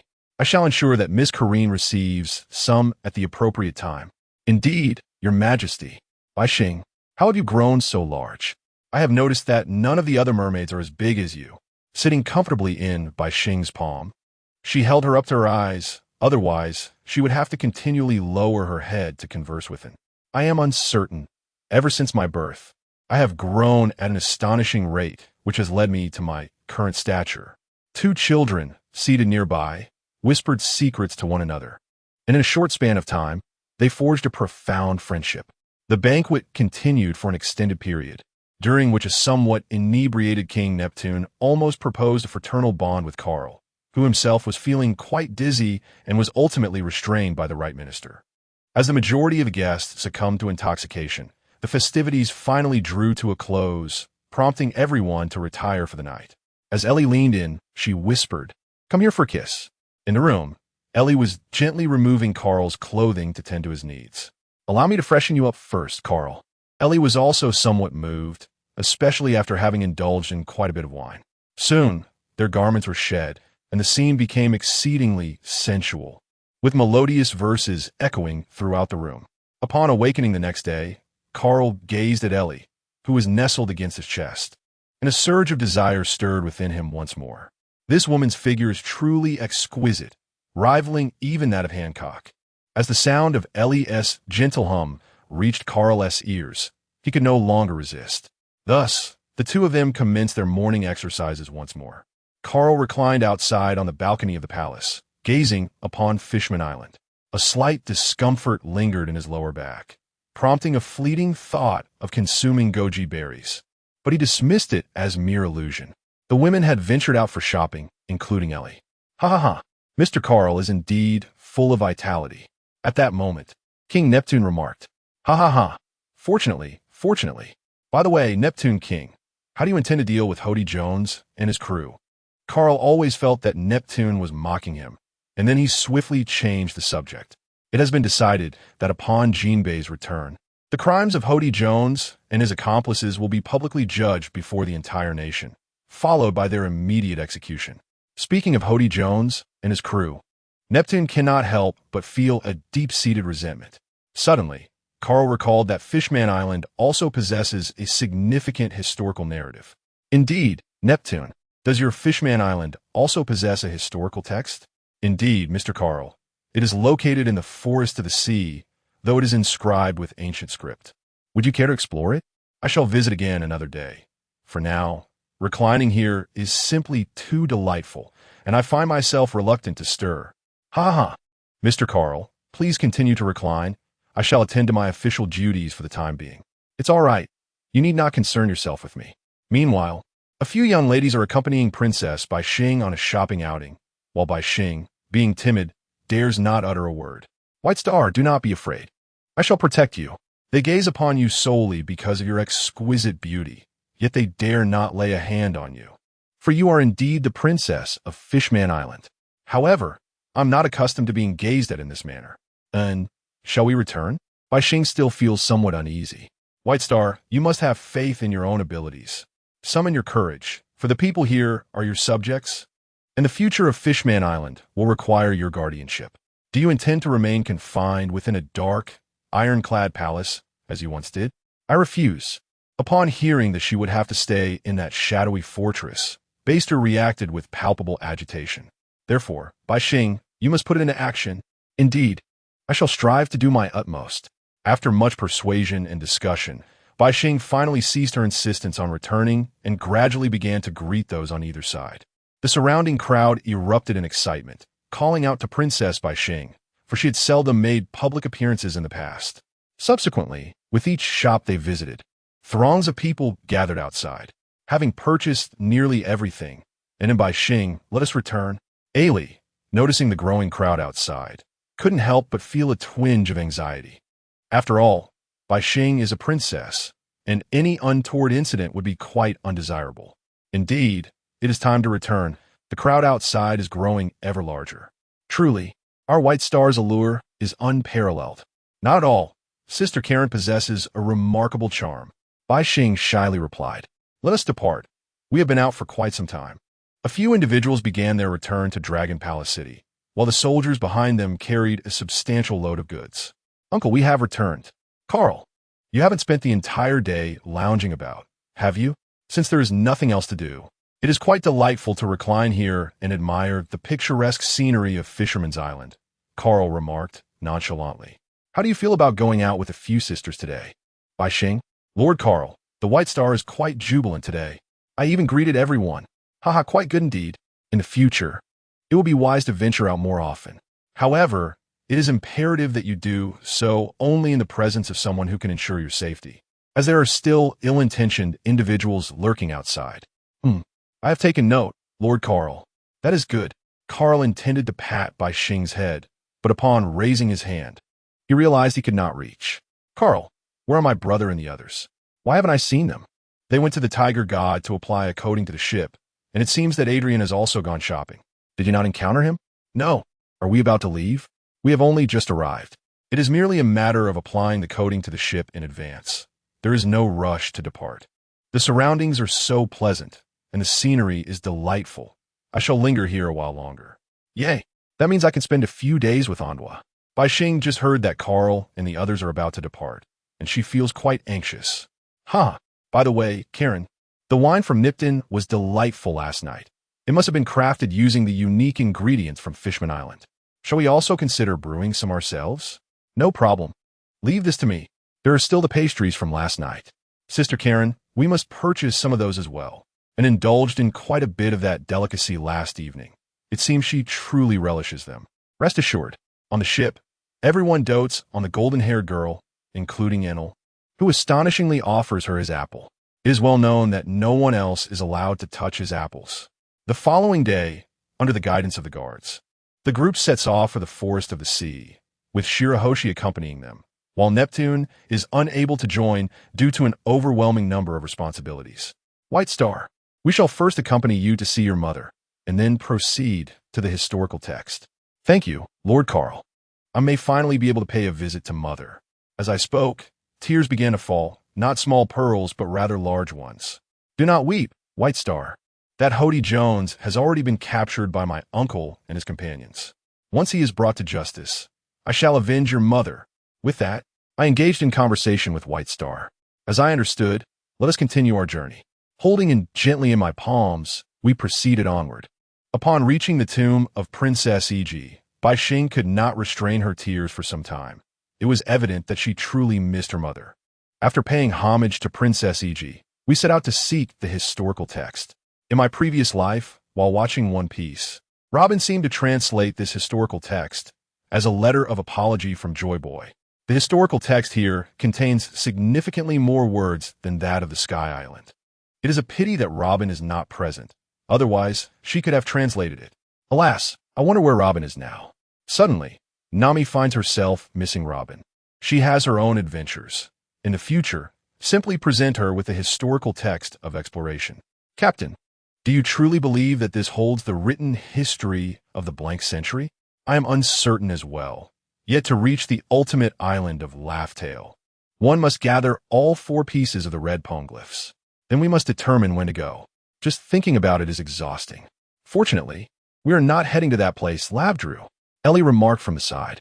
First, let us transcribe the aforementioned content, and then we shall return. After exiting the Forest of the Sea, the group returned to Dragon Palace City. In the following days, everyone roamed the Fishman Island, with only Benson and Enel showing disinterest in shopping. Each day, they engaged in rigorous training, refraining from utilizing their devil fruit abilities.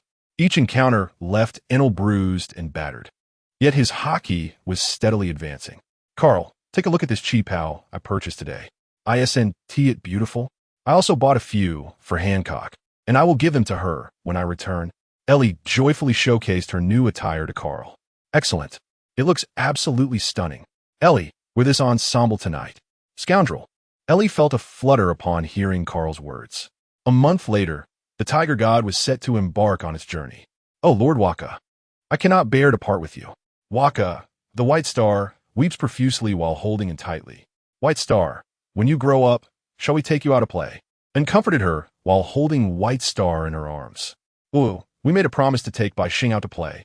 It's a promise. Then, a large hand and a small hand intertwined, sealing their agreement to enjoy outings together in the future. Mr. Carl, we eagerly await your next visit to Fishman Island. Come again soon. Farewell, King Neptune. The crowd boarded the ship, and the Tiger God slowly ascended, departing from Fishman Island. Goodbye, White Star. I will miss you. And shouted loudly at White Star. Hello. Goodbye. I will miss you too.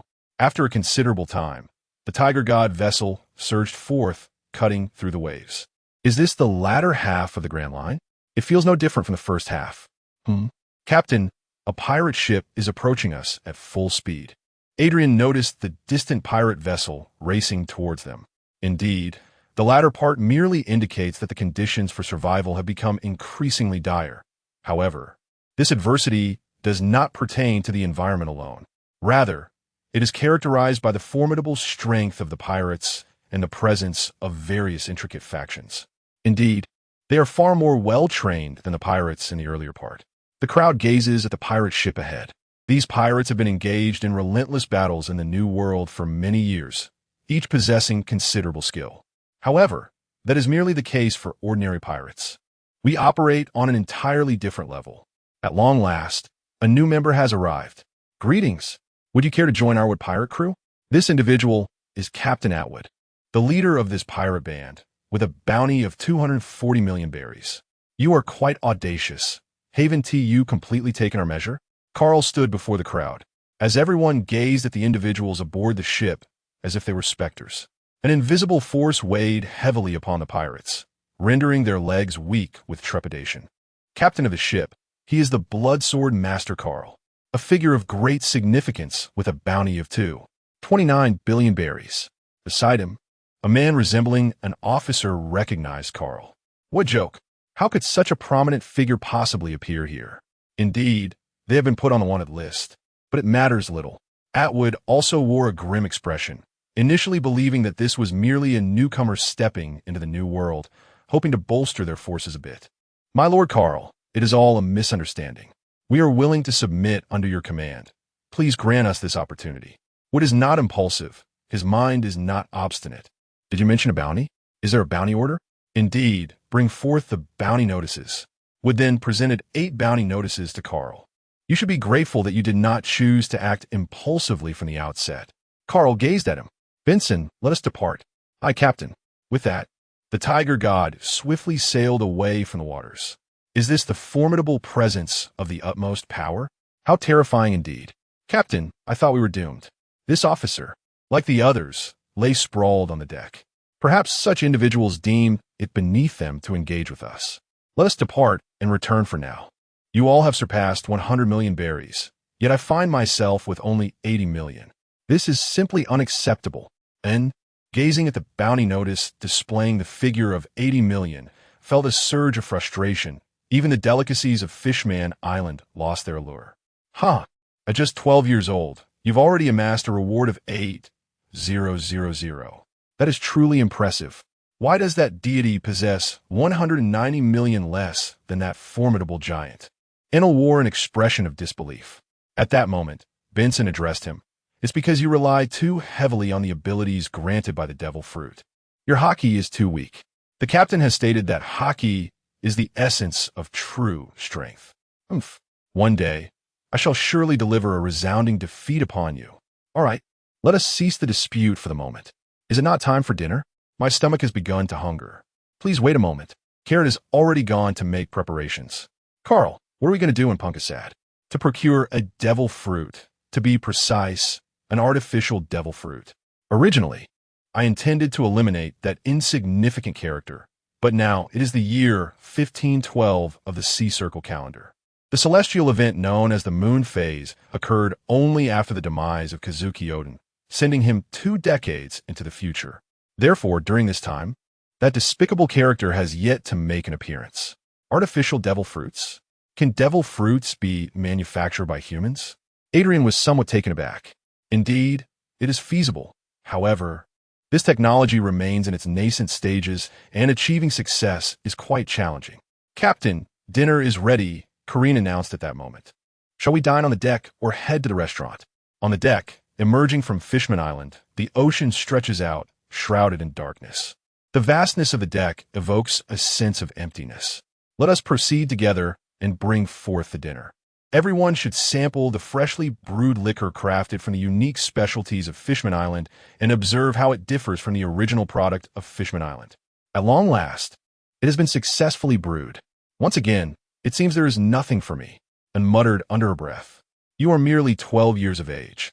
It is essential for you to consume ample amounts of milk. Carl, on the other hand, is reluctant to indulge in alcohol at this time. Understood, understood. Enough with the chatter, Sister Ellie. Sister Karine, let us raise a toast and disregard them. Ha ha ha, cheers. In terms of its recent crafting, Karen, your wine is on par with that of Fishman Island. Were it to possess a few more years of aging, it would undoubtedly surpass that of Fishman Island. Then, that is settled. Karen beamed with joy upon receiving such commendation for her wine. Thus, the first night in the New World came to a close. Captain, is that island over there indeed Pankasade? Has it arrived so swiftly? Benson, steer the vessel closer. Half an hour later, the tiger god docked at Punkasad. Please wait for me here for a moment. I shall retrieve the devil fruit and return promptly. With that, I soared towards Caesar Clown's laboratory. Who are you? You are the Bloodsword Master, Carl. By the time Caesar realized it, Carl had already arrived before him. I shall inquire just once. Where is the devil fruit manufactured by Begabank? In the adjacent laboratory, Caesar could no longer endure Karl's imposing demeanor and spoke directly. With one hand, Karl lifted him and proceeded towards the next room. I warn you, I am a significant partner of the underground emperor Iokir and Big Imam. Do you dare oppose them? In the eyes of Caesar, even the mightiest would tremble at the mere mention of these two names. Karl spoke little, delivering a swift blow to his head, which immediately subdued him. Open the door, Karl bellowed decisively. Indeed, Master Karl. With swift efficiency, he opened the door to the laboratory, where Karl beheld the artificial devil fruit. Without hesitation, he entered and seized the devil fruit.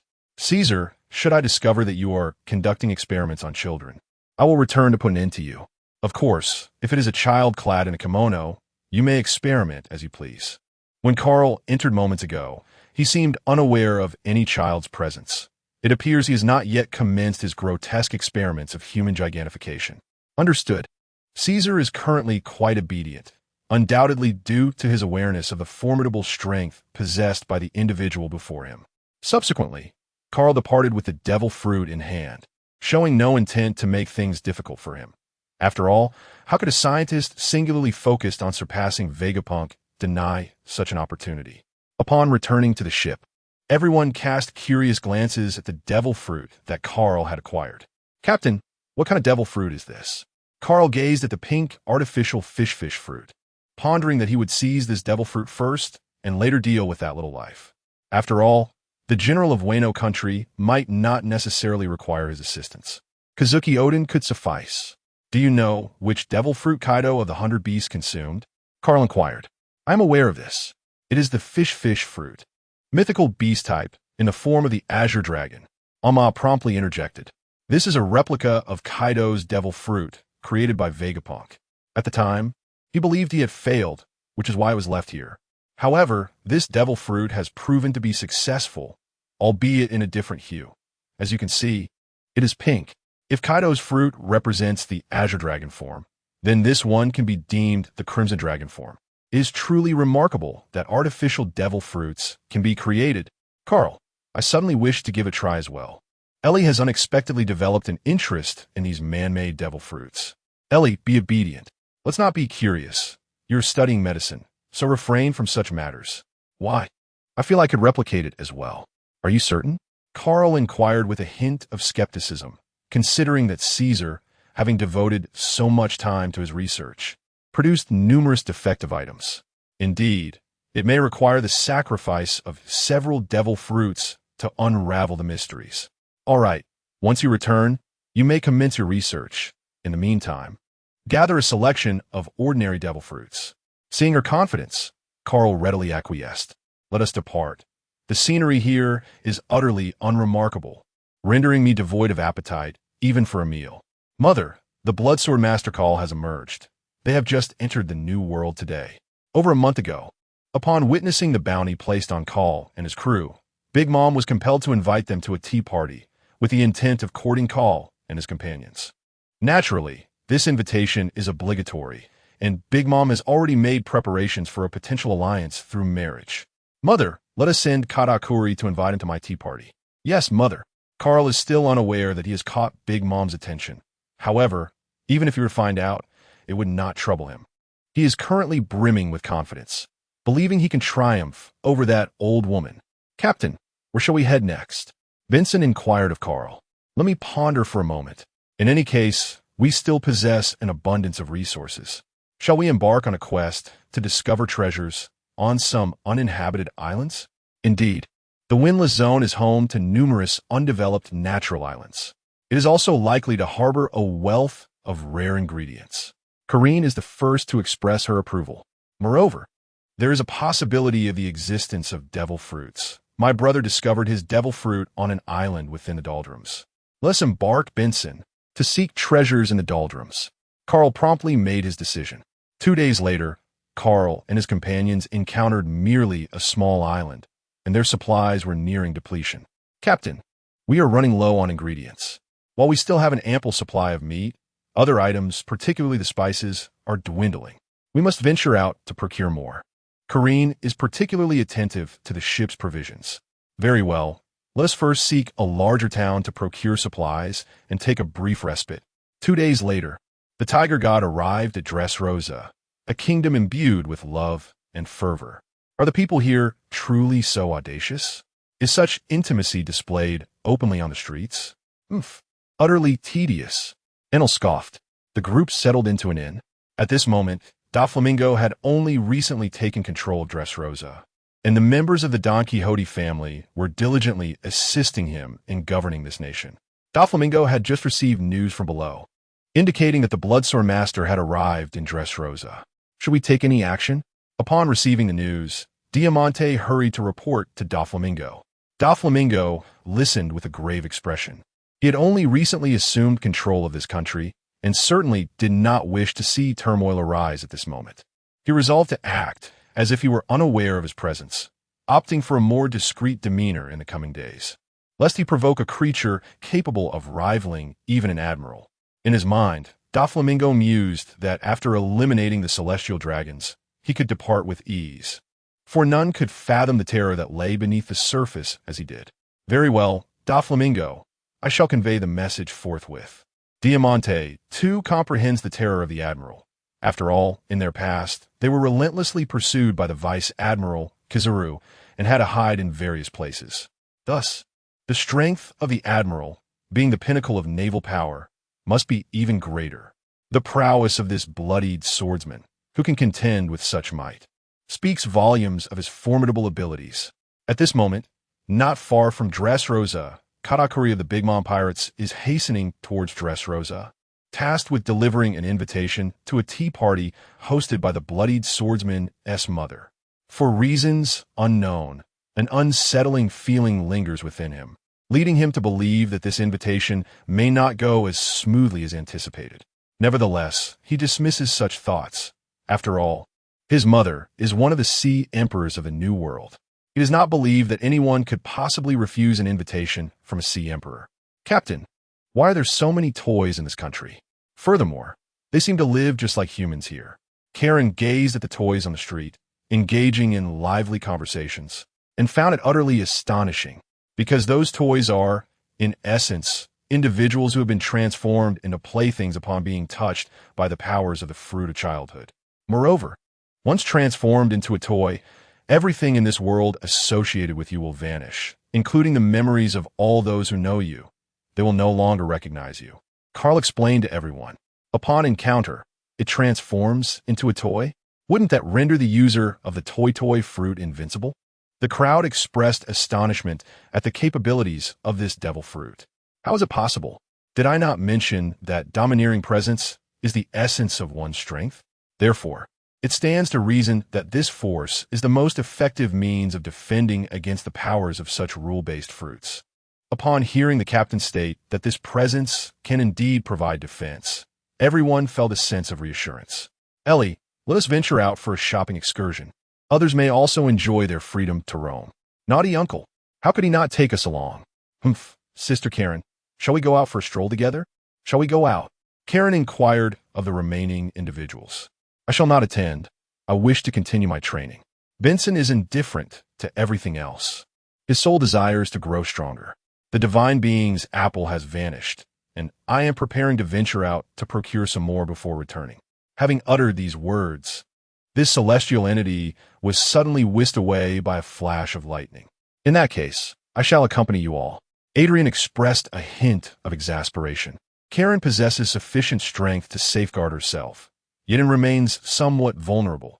He must venture out to keep a watchful eye. Carl, the ambience of this establishment is quite delightful. Shall we dine here? Certainly. At that moment, Ainalu arrived at the port, where the market boasted an array of fruits. Suddenly, his Haki sensed a formidable presence approaching the harbor, piquing his interest. In an instant, he flashed to the edge of the port. Katakuri also noticed him. Both were exceptional masters of observation Haki. May I inquire about the whereabouts of your captain? I have come to deliver an invitation to him. I wish to ascertain the whereabouts of our captain. First, let us engage in a duel. There is no other choice. Katakuri did not refuse. As a commander of the Big Mom Pirates, he holds his own pride.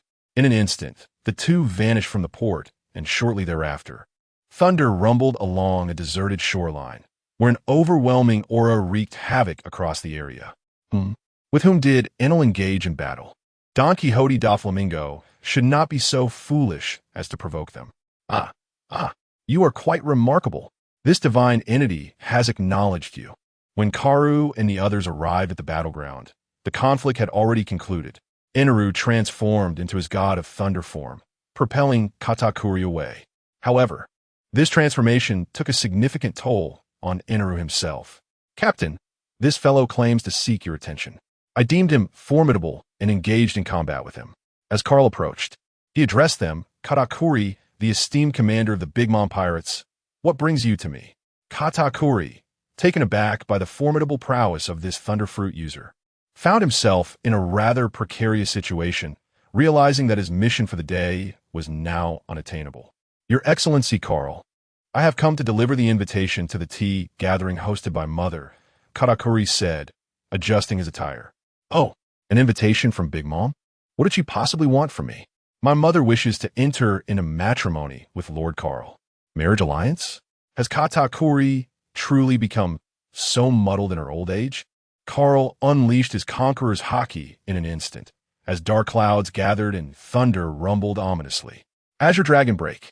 Carl drew his sword and struck directly at Katakuri, sending him flying with a single blow, a deep gash appearing on his body as blood flowed profusely. You are not yet worthy of conversing with me. Consider yourself fortunate this time. Go back and inform that old hag, Big Mim, to refrain from provoking me. Otherwise, I shall venture to the land of nations and eliminate her. Depart. Katakuri dared not utter another word. He sensed that he was far from being her match. Rising swiftly, he left, acutely aware that he had barely evaded her recent strike, though he could not completely escape it. Moreover, he discerned that the overwhelming aura she exuded was even more formidable than that of her mother. This was troubling. He had entangled himself with someone of exceptional prowess. He needed to return promptly and inform his mother that he was dealing with an individual who might surpass her in strength. At that moment, others arrived, and Ellie recounted the events that had transpired. In an instant, everyone was filled with indignation, eager to rush to the land of nations to settle the score. This old woman actually intends to plot against her uncle. She is utterly oblivious to the consequences. Captain, shall we venture to the United Nations? Benson's expression was equally grim. Carl was not only a benefactor to him and his sister, but also the one whom his sister held dear. The audacity to employ the tactic of marriage as a means to insult his benefactor filled him with indignation. It is unnecessary. Engaging in battle with the Big Mom Pirates may merely provide an opportunity for the Navy and the world government to exploit our vulnerabilities. Indeed, the world government would be most eager for someone to confront us. Upon reflection, it is evident that they possess no other subordinate factions. And should the Big Mom Pirates be vanquished, it is likely that the Navy and the world government would be the most delighted. Let's return. The group made their way back to the inn, where they found Doflamingo patiently awaiting them. Esteemed Lord Carl, greetings. I am Don Quixote da Flamingo, the king of this nation, and I extend a warm welcome on behalf of my people as you grace Dressrosa with your presence. Upon learning of the outbreak of conflict within my realm, I promptly dispatched individuals to ascertain the circumstances. I initially presumed that a subject of my kingdom had offended you, only to discover that it was a clash involving Katakuri of the Big Mom Pirates, who departed in haste, grievously wounded. I now harbor concerns that Big Mom herself may seek retribution. Should that occur, the ensuing confrontation could very well spell the destruction of this nation. Doflamingo, you need not worry. We shall merely rest here for 2 days before departing. Of course, this is contingent upon no one provoking us. Thank you, Your Excellency Carl. I assure you that during your stay in Dressrosa, you shall not be disturbed by anyone. Then I shall take my leave, wishing you a delightful time. Don Quixote da Flamingo exited the inn, his tense body finally relaxing, for if given the choice, he would prefer not to engage with such prominent figures at all. Captain, why is this king so fearful of us? Even if we're not his match, there is no need for him to be so subservient, is there? After all, he is a king of a nation. Adrian observed Doflamingo's demeanor with a hint of disdain. Because we have slain the celestial dragons. It so happens that this Don Quixote Doflamingo was once a celestial dragon himself. Once? Then why is it no longer the case now? This is a lengthy tale. For it was Carl who exerted considerable effort to elucidate the matters concerning the Doflamingo family. Doflamingo's psyche appears rather twisted, as he brazenly took the life of his own father. Kara harbors no fondness for this Doflamingo. He plummeted from the divine realm, where he once enjoyed celestial privileges, to the earthly domain, enduring humiliation at the hands of those he and his kind had once scorned as mere slaves. Unable to bear such a profound disparity, his psyche became distorted, resulting in his present state. After a period of respite, it became apparent that the comfort of solid ground surpassed that of drifting upon the sea. Subsequently, everyone retreated to their respective quarters for rest. 2 days later, after replenishing supplies, the ship Tora Xing set sail once more. In a land of 10,000 nations, Katakuri finally returned, reporting all matters to Big Mom. Upon witnessing Katakuri's return in such a state, Big Mom's fury was ignited. Mother, the swordmaster blood, Carl. The tremendous Conqueror's Haki from Big Mom instantly stunned the surrounding subordinates, causing numerous homies to vanish in an instant. Zeus, Prometheus, Mother, Perispero, prepare to set sail at once. I shall hunt down that wretched boy. The ominous aura surrounding Big Mom intensified as she prepared to venture forth in search of Kaido to settle the score. Mother, please remain calm. Bloodsword Master Carl is a formidable warrior of equal prowess to your own, and he commands several other capable crew members. If we proceed recklessly, we may very well suffer the consequences. What? Are you implying that I am no match for that individual? If I do not retaliate, how will others perceive me? Upon hearing this, Big Mom became even more enraged. No, Mother. What I mean is that if we seek them out, we will lack a home field advantage and may easily be taken advantage of by other royal factions, posing a significant risk. To confront them, one must devise a clever strategy. Upon hearing this, Big Mom felt a sense of calmness wash over her. After all, there were two equally ambitious individuals on this vast ocean. She could not afford to grant others an opportunity to exploit her vulnerabilities. What shall we do then? Is it truly to be settled in this manner? Big Mom is profoundly reluctant to accept this outcome. Mother, rest assured, as long as they continue to sail in the new world and their destination remains the same, they shall inevitably cross paths with us. When that moment arrives, it will be our time for revenge. Well, you must strive to improve. With such grand aspirations, how can you remain so inept? How will you assist me in ascending to the throne of the Pirate King? Big Mom exclaimed, her frustration palpable, akin to a teacher lamenting a student's lack of progress. Mother, we understand, exclaimed the children in unison. Regardless of Big Mom's evident ire, Carl was preoccupied with his own predicament. Why was it that his fishing endeavors always yielded nothing? Today, Carl had suddenly developed an interest in fishing. However, the thought of fishing alone seemed rather lackluster. Thus, he proposed a fishing contest at sea, leading to the current scene. Everyone, including Enel, had managed to catch something, leaving Carl to ponder his existence as he returned empty-handed. Enel, have you employed the powers of a devil fruit? Carl has a persistent feeling that he used the Thunder Fruit's ability to stun the fish with electric shock before reeling it in. Captain, it seems there are times when you cannot surpass me. Enel is quite elated, for he has finally triumphed over Carl. Uncle, your fishing skills seem rather lacking. Not a single catch to be had. And you are no longer the obedient niece of your uncle, and yet you utter such hurtful words. Uncle is truly saddened. Carl made a heartbroken expression. What I stated is indeed a matter of fact. You have grown up. You're no longer the same as you were in those days. Carl said, feigning profundity. Karen, let's indulge in some sizzling grilled fish today. All right, I will fetch the tools and enjoy the delightful experience of fishing while grilling. I will assist you. Before long, the deck was filled with enticing aromas. Captain, your skill in grilling fish is quite commendable. Of course, in my heyday, I was the master of grilled fish in the village. Is that true? How come I have not heard of it? Adrian interjected, seeking to dismantle the conversation. Adrian, your grilled fish will be gone in a moment. No, I misspoke. The captain was indeed renowned far and wide for his exceptional skills in grilling fish. Laughter resonates. Ah, a newspaper delivery bird? Hey, silly bird, bring me a newspaper over here. The delivery bird accepted 50 berries, handed over a newspaper, and then diligently returned to Sir Morgan's. The writing proficiency of this Morgan's in news reporting leaves much to be desired, as they are apparently unaware of the shock journalism style. Disappointing. Captain, is there any news? Benson inquired. Indeed, observe for yourself. Carl handed the newspaper to Benson. Upon receiving it, Benson's gaze fell upon a headline. Big Mom's Tea Party invites the Swordmaster of Blood to failure. The 4 stars of Katakuri return severely wounded.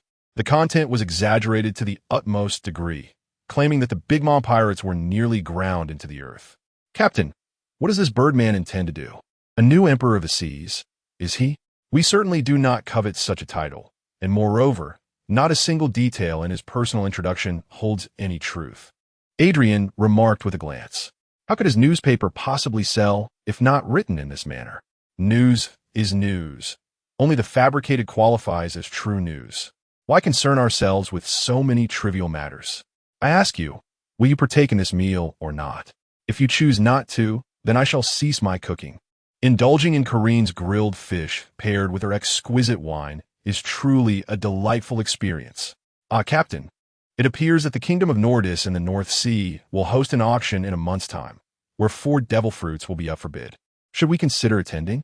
Upon reading this news, Benson recalled that his sister had expressed a desire to conduct research on devil fruits.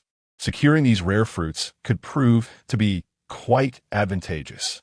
Oh, is there any mention of what abilities they possess? Carl felt somewhat astonished. A kingdom had suddenly unveiled 4 devil fruits, brazenly advertising them without fear of theft. It is well known that Kaido has an affinity for Zoan-type devil fruits, and Big Mom would certainly not overlook any fruits related to desserts. A Zoan-type fruit resembling a colossal honeybee, a Zoan-type fruit resembling an earthworm, and 2 Paramecia-type fruits, namely the Paramecia-type taste bud fruit and the Paramecia-type bag fruit. Bags of fruit? Let me take a look. Carl picked up the newspaper and glanced at the introduction of the devil fruit abilities. The bag fruit, when consumed, transforms the individual into a vast pouch capable of holding approximately 100 cubic meters of goods. We have reserved these 4 devil fruits. The other 3 can be given to Ellie for research purposes. The bag fruit is indeed quite useful. Carl has always desired something for storage, and this bag fruit would be perfect. Once he finds something to consume, the bag fruit, Carl will acquire a storage bag. As for having items consume the devil fruit, I believe Vinsmoke, Judge, should be capable of that. In the early days of our journey, I intended to seek him out to create a few sets of battle suits. But eventually, we headed to Skypiea due to our proximity to Gaia Island. Shall we set off now? Adrian inquired. No need to rush. Let's first indulge in the grilled fish before anything else. There's already enough for us to savor. Come, let us raise a toast to celebrate our bountiful catch. Cheers! Cheers! Not quite, dear uncle. You have not caught any fish, so it is we who should celebrate. Hello, why don't you return the grilled fish to me? The one you are currently enjoying is the one I grilled. Carl is feeling a bit troubled. How is this little jacket letting in the cold? Hee, dear uncle, I have come to share a jest with you, and I shall pour you a drink, while Carl and the others indulge in revelry with their wine and barbecue. All is not serene on the international front. Curse Morgans. How dare he belittle our Big Mom pirates? Does he seek his own demise? Big Mom is furious once again. She has lost count of how many times she has erupted in anger over the past few days due to Karoo and his cohorts. Now, fueled by this newspaper, she feels an overwhelming urge to eliminate Karoo, and that Morgans, he must be utterly reckless. The members of the Charlotte family, witnessing their mother's fury, hold their breath in trepidation, fearing that her wrath may be unleashed upon them. The world is equally astonished by this news. This unknown group shows no respect for the Emperor of the Sea and has even severely injured Katakuri, who was merely delivering an invitation. The most alarming aspect is Big Mom's apparent silence on the matter. The Whitebeard pirates, upon receiving this news, display an air of indifference, as Whitebeard is solely focused on cherishing moments with his sons. Meanwhile, Kaido seems eager, contemplating whether to assist this old hag in battle or perhaps seize some islands from her territory. On the other hand, the atmosphere within the red-haired pirates is tense. They have finally made a name for themselves in the New World and wish to avoid losing it all so suddenly. The Navy adopts a spectator's stance, hoping these criminals will engage in conflict so they can reap the spoils. Since the arrival of the red-haired pirates in the New World, the situation has stabilized, rendering the Navy nearly powerless. Nevertheless, Karoo remains unfazed as they make their way towards the North Sea. Carl, how about we establish an organization? Ellie always feels that something is amiss while they navigate the vast ocean. Indeed, your words resonate with me. It is imperative that we embark on a meaningful endeavor. Let us ponder upon this. By the way, where is that newspaper? Please hand it to me. Ellie located the newspaper and presented it to Carl.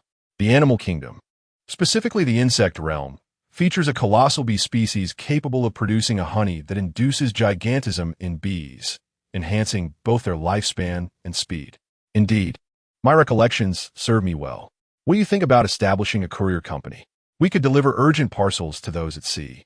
If we were to acquire this devil fruit, we would gain a vast army of enormous bees, which we could then employ to expedite our deliveries with their remarkable speed.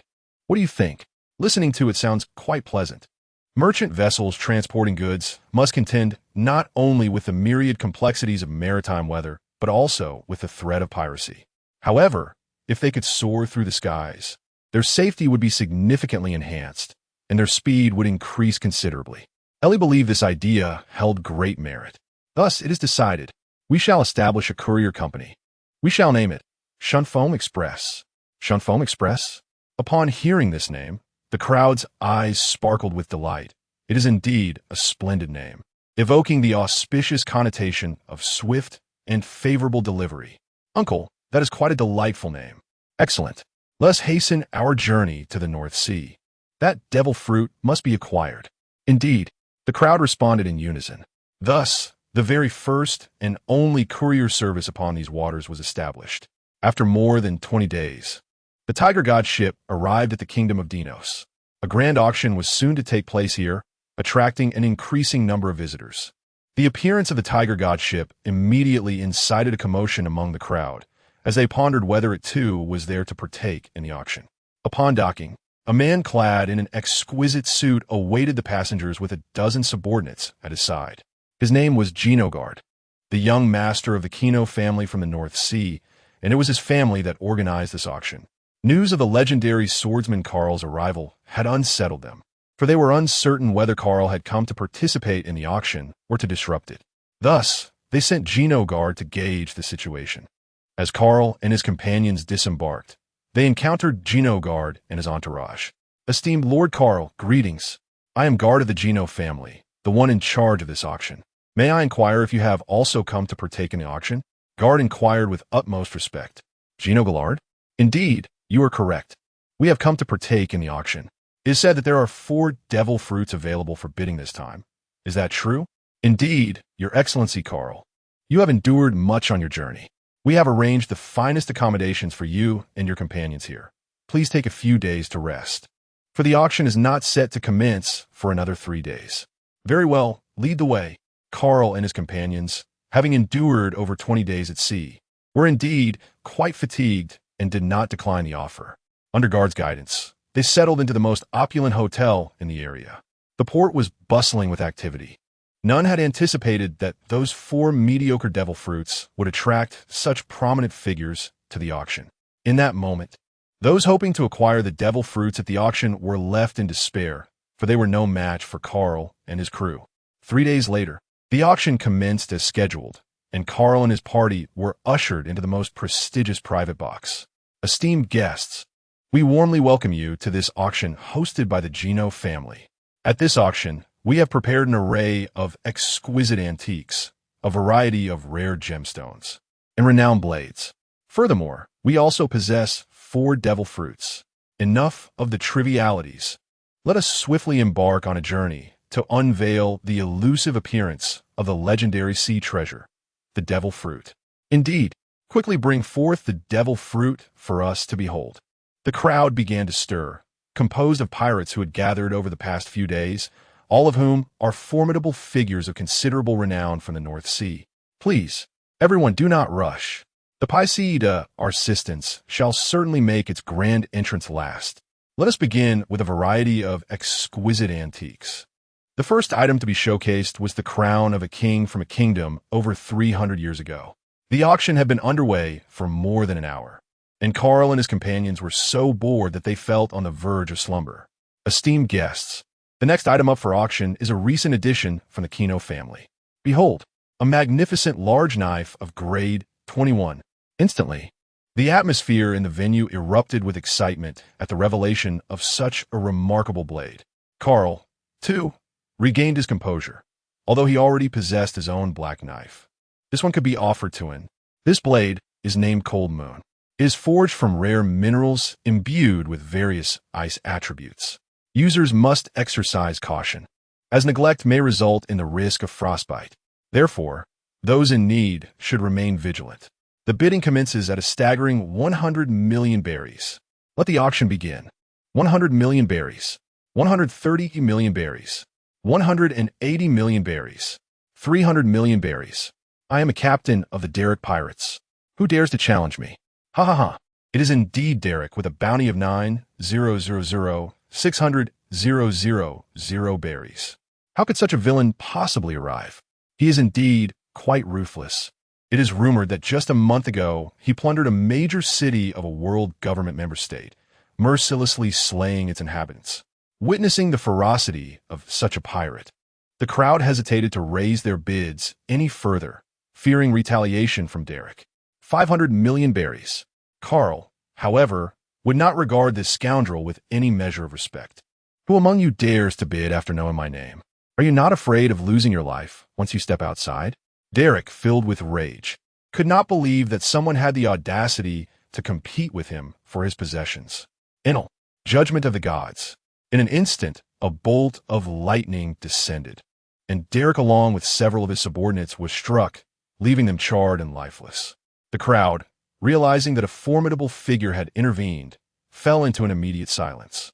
If no one raises the bid, then the esteemed guest of box number 1 shall acquire this magnificent blade, the Cold Moon of 21 craftsmanship. Let us extend our congratulations to the patron of box number 1. The audience erupted into applause, and the staff promptly delivered the knife. Carl held the Cold Moon, its pale blue blade emanating a subtle chill, truly a remarkable weapon, and was somewhat exhilarated, sensing that the blade was calling out to her, "Uncle," and exclaimed excitedly, her intentions crystal clear, "Hurry and hand it to me. Ha ha ha. Rest assured, it is indeed meant for you. Here, do not allow this fine blade to gather dust in the future." Carl handed the Cold Moon to Anne, upon receiving it, and felt an exhilarating surge. She sensed the blade coming to life in her grasp, as if it were perfectly attuned to her. The forthcoming auction item is undoubtedly familiar to all. It is the devil fruit. The venue instantly erupted in excitement, with various shouts echoing. The devil fruit, a mere whisper of legend until now, has astonishingly made its grand appearance in a quartet. The first item, the superhuman taste bud fruit. Upon consuming this exquisite fruit, one's sense of smell becomes extraordinarily acute, allowing the individual to detect a myriad of flavors. The starting bid is set at 50 million berries. As the words faded, the attendees in the auction hall began to whisper amongst themselves. This devil fruit seems to possess little utility, does it not? Enhancing one's sense of smell? Such a lackluster ability, indeed. After waiting for quite some time without anyone responding, Guard grew anxious. No matter how inadequate it may seem, it is still a devil fruit. 5,000 W for the berry. Carl has allowed Ellie to place a bid, as this devil fruit will ultimately be utilized for her research. At last, someone has made an offer, and Gold was relieved. 5,000 W for the berry. Is there anyone else willing to bid? After waiting for a while, no one has placed a bid. Let the first compartment capture this tantalizing fruit for the palate. The second fruit, the Superman-type bag fruit. Upon consumption of this devil fruit, one's body can transform into a space capable of accommodating approximately 100 cubic units of cargo. It also starts at an auction price of 5,000 000 berries. 5,000 W berry. 6,000 watts. 8,000 berries. It appears that those engaging in this trade are likely merchants. Thus, the transportation of goods will become significantly more streamlined. 100 berries. 150 million berries. 55 million berries. Is there anyone else willing to bid? If not, this bag of fruit will belong to this esteemed guest. 200 million berries. Box number 1 is priced at 200 million berries. Is there a higher offer? Thus, the first box secured the extraordinary superhuman bag fruit. Subsequently, Carl successfully acquired the ant fruit and the insect fruit in its colossal bee form at the respective prices of 150 million and 300 million berries.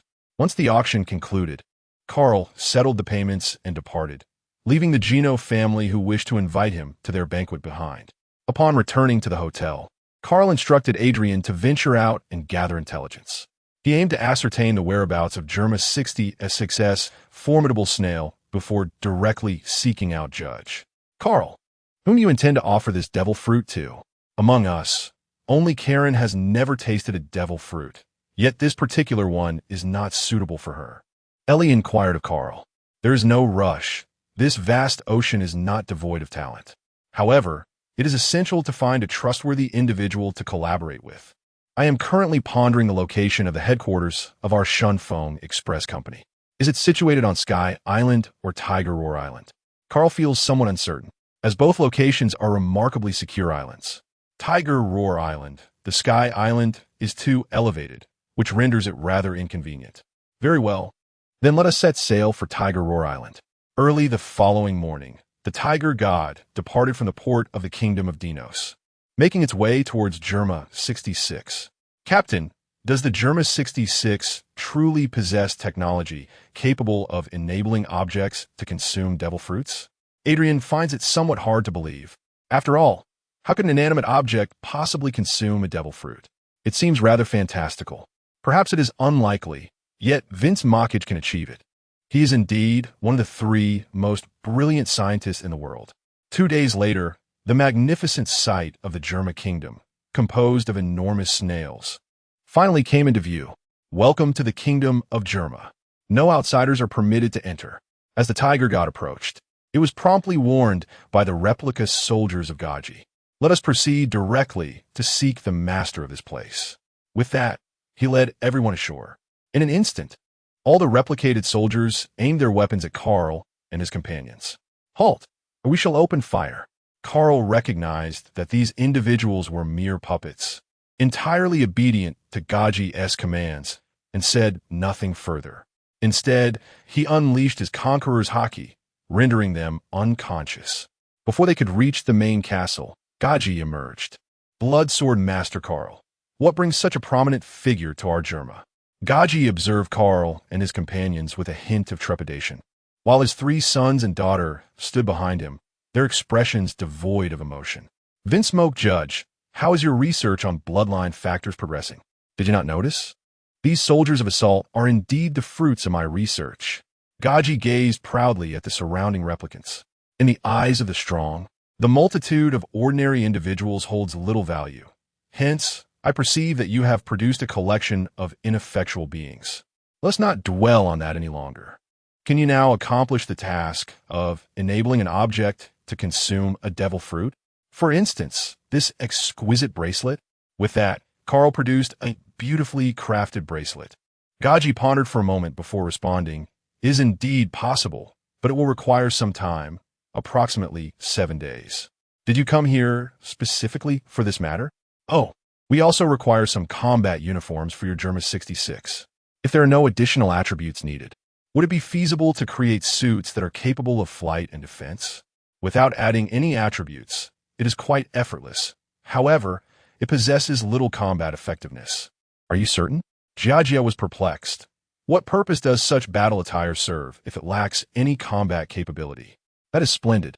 Please provide 50 sets, 30 sets of men's attire, and 20 sets of women's attire. Rest assured, I shall purchase them with monetary compensation. Certainly, I will be able to provide it to you in 7 days. In the meantime, You may wait at Germa, and I will ensure that you are well taken care of." Upon hearing that Carl will cover the expenses, Gaji's demeanor has significantly improved. "No need for it now. We shall return in 7 days. This is a superhuman-grade pouch. Your task is to allow this bracelet to consume the devil fruit and transform into a spatial bracelet." Carl handed the devil fruit to Gaji. "What intriguing idea. I understand, and I am capable of accomplishing this." Gaji also finds this concept quite appealing. "Very well. We shall meet in 7 days."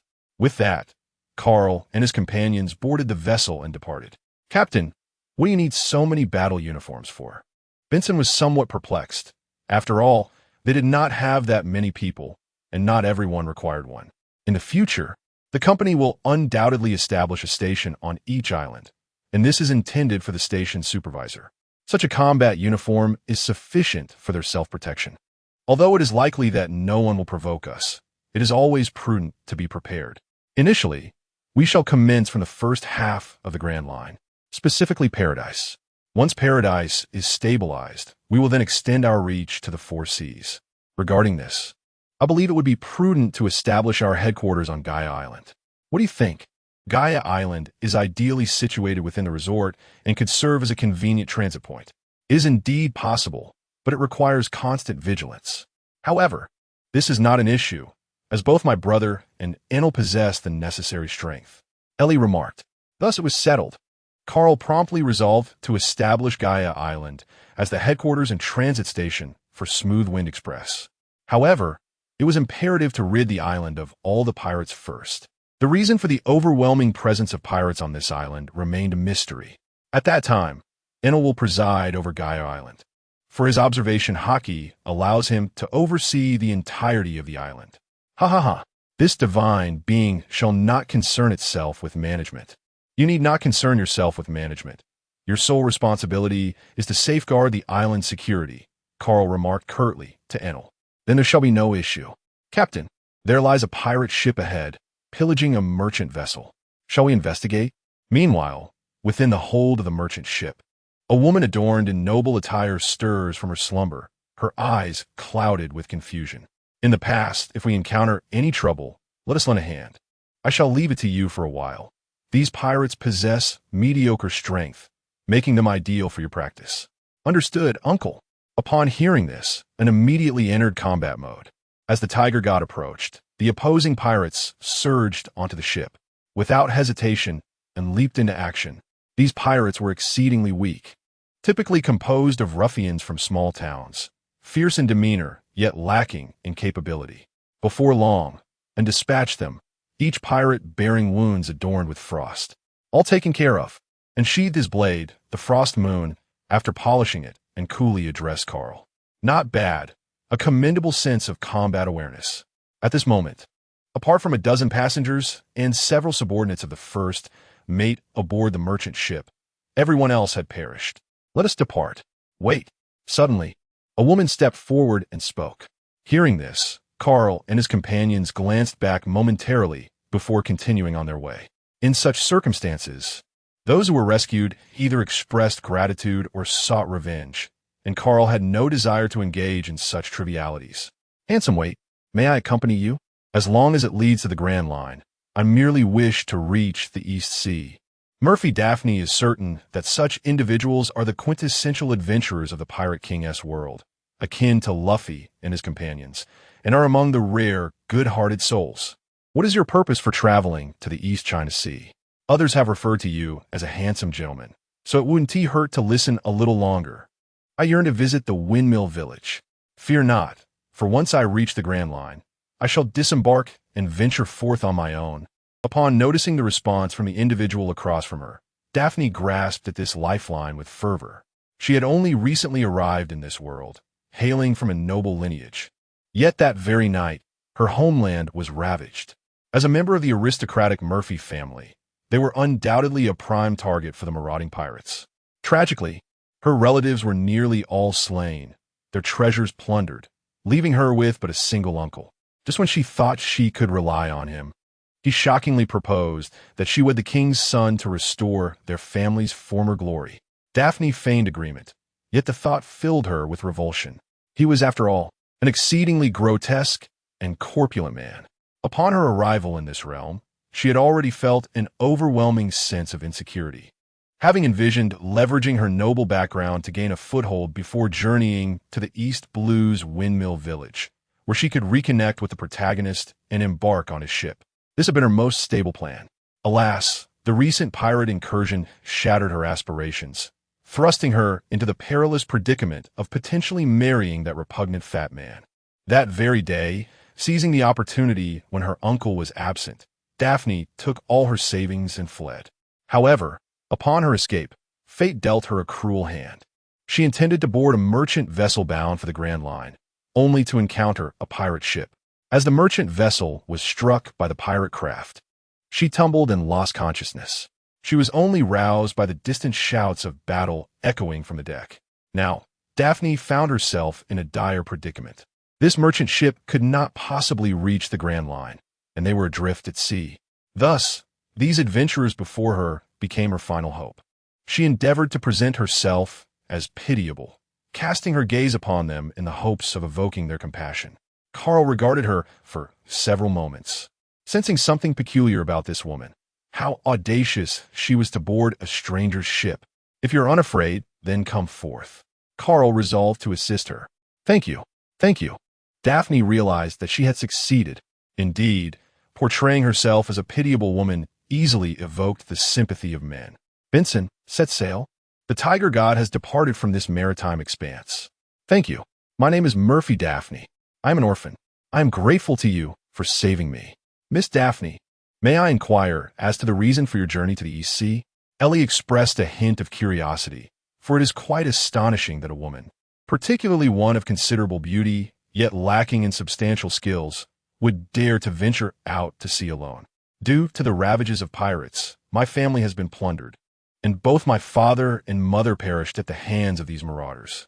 This is the North Sea, where pirates abound far more than in the East Sea. Thus I yearn to reside in the East Sea. As Ellie listened to Daphne recount her tragic tale, her heart brimmed with sympathy. Their village had also been decimated by pirates, leaving only herself and her brother as survivors. Daphne, why don't you stay with us on our ship for a while? Once we conclude our affairs in the North Sea, we shall return to the Grand Line, and perhaps even venture to the East Sea. By the way, I am called Ellie. You may simply refer to me as Ellie.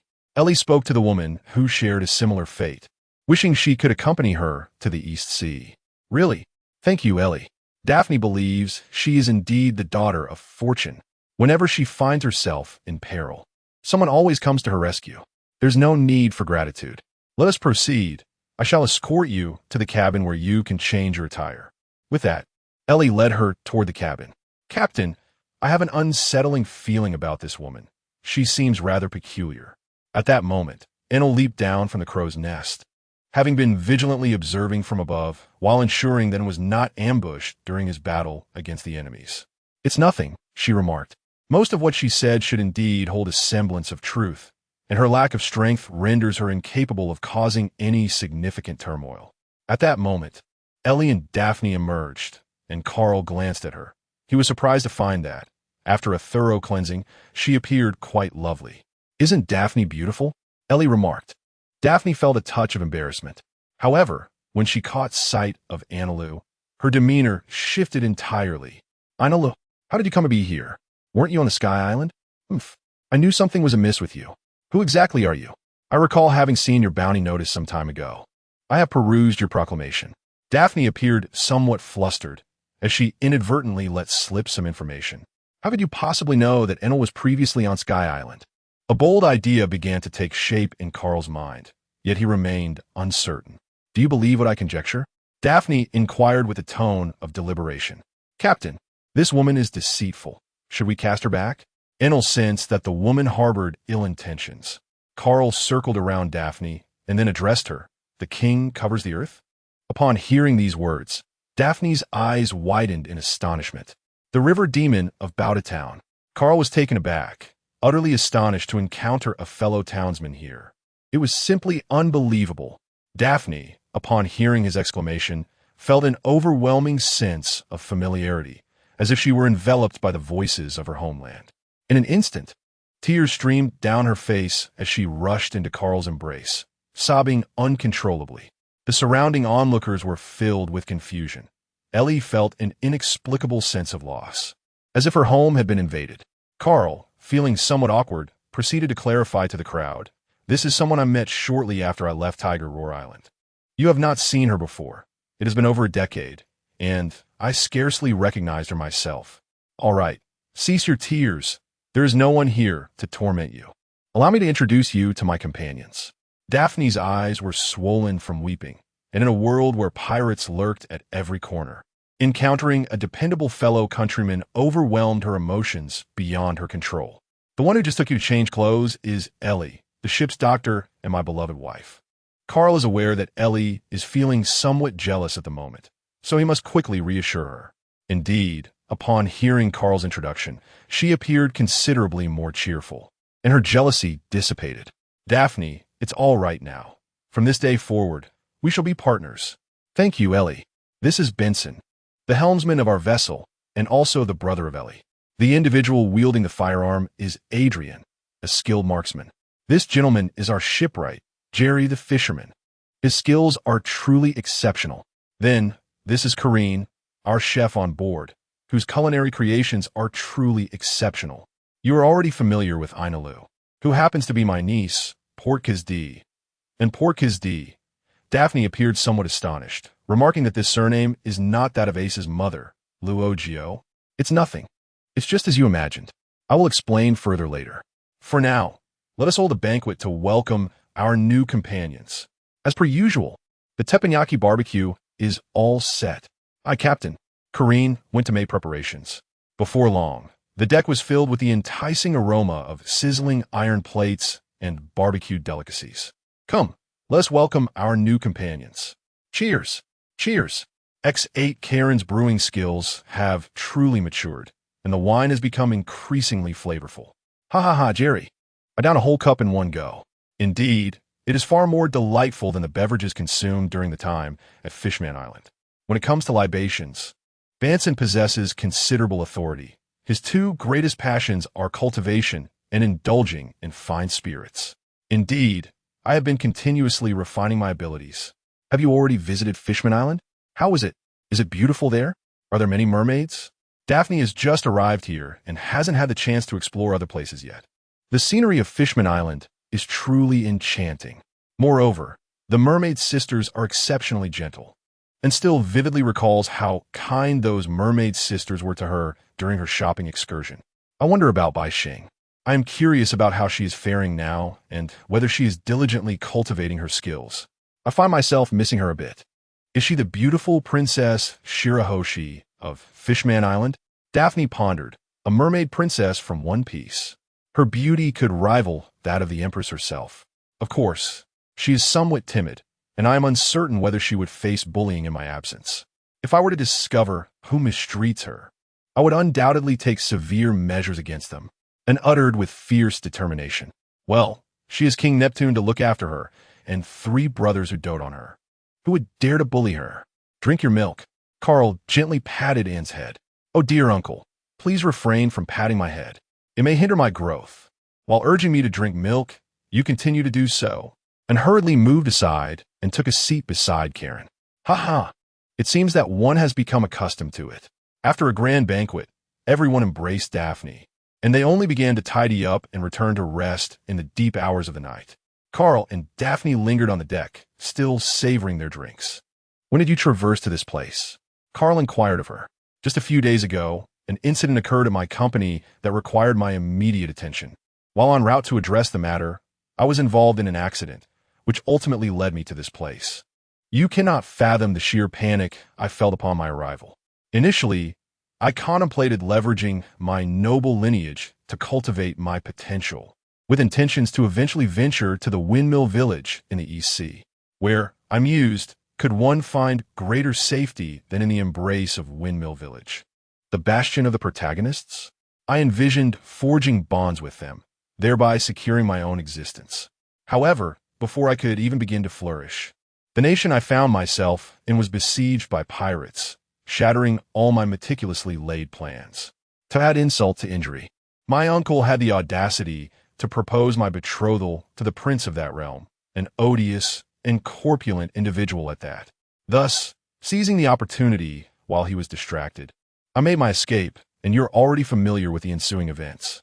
Not every time traveler possesses a magical ability, do they? Do you not have one?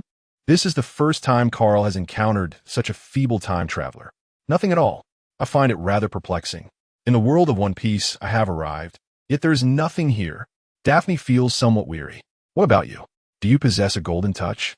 I, too, did not possess such abilities. However, the original body consumed a devil fruit and subsequently met its demise, leading to my transcendence into this realm. The location where I find myself is an island within the Doldrums, where my neighbor is a formidable swordsman, an esteemed elder with whom I have trained in the art of swordsmanship since my youth. Without such tutelage, I would not have acquired my current prowess. What is the current level of your capabilities?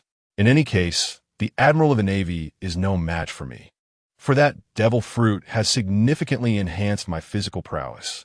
This particular devil fruit belongs to the mythical Zoan type, specifically the cat fruit, model, Bian.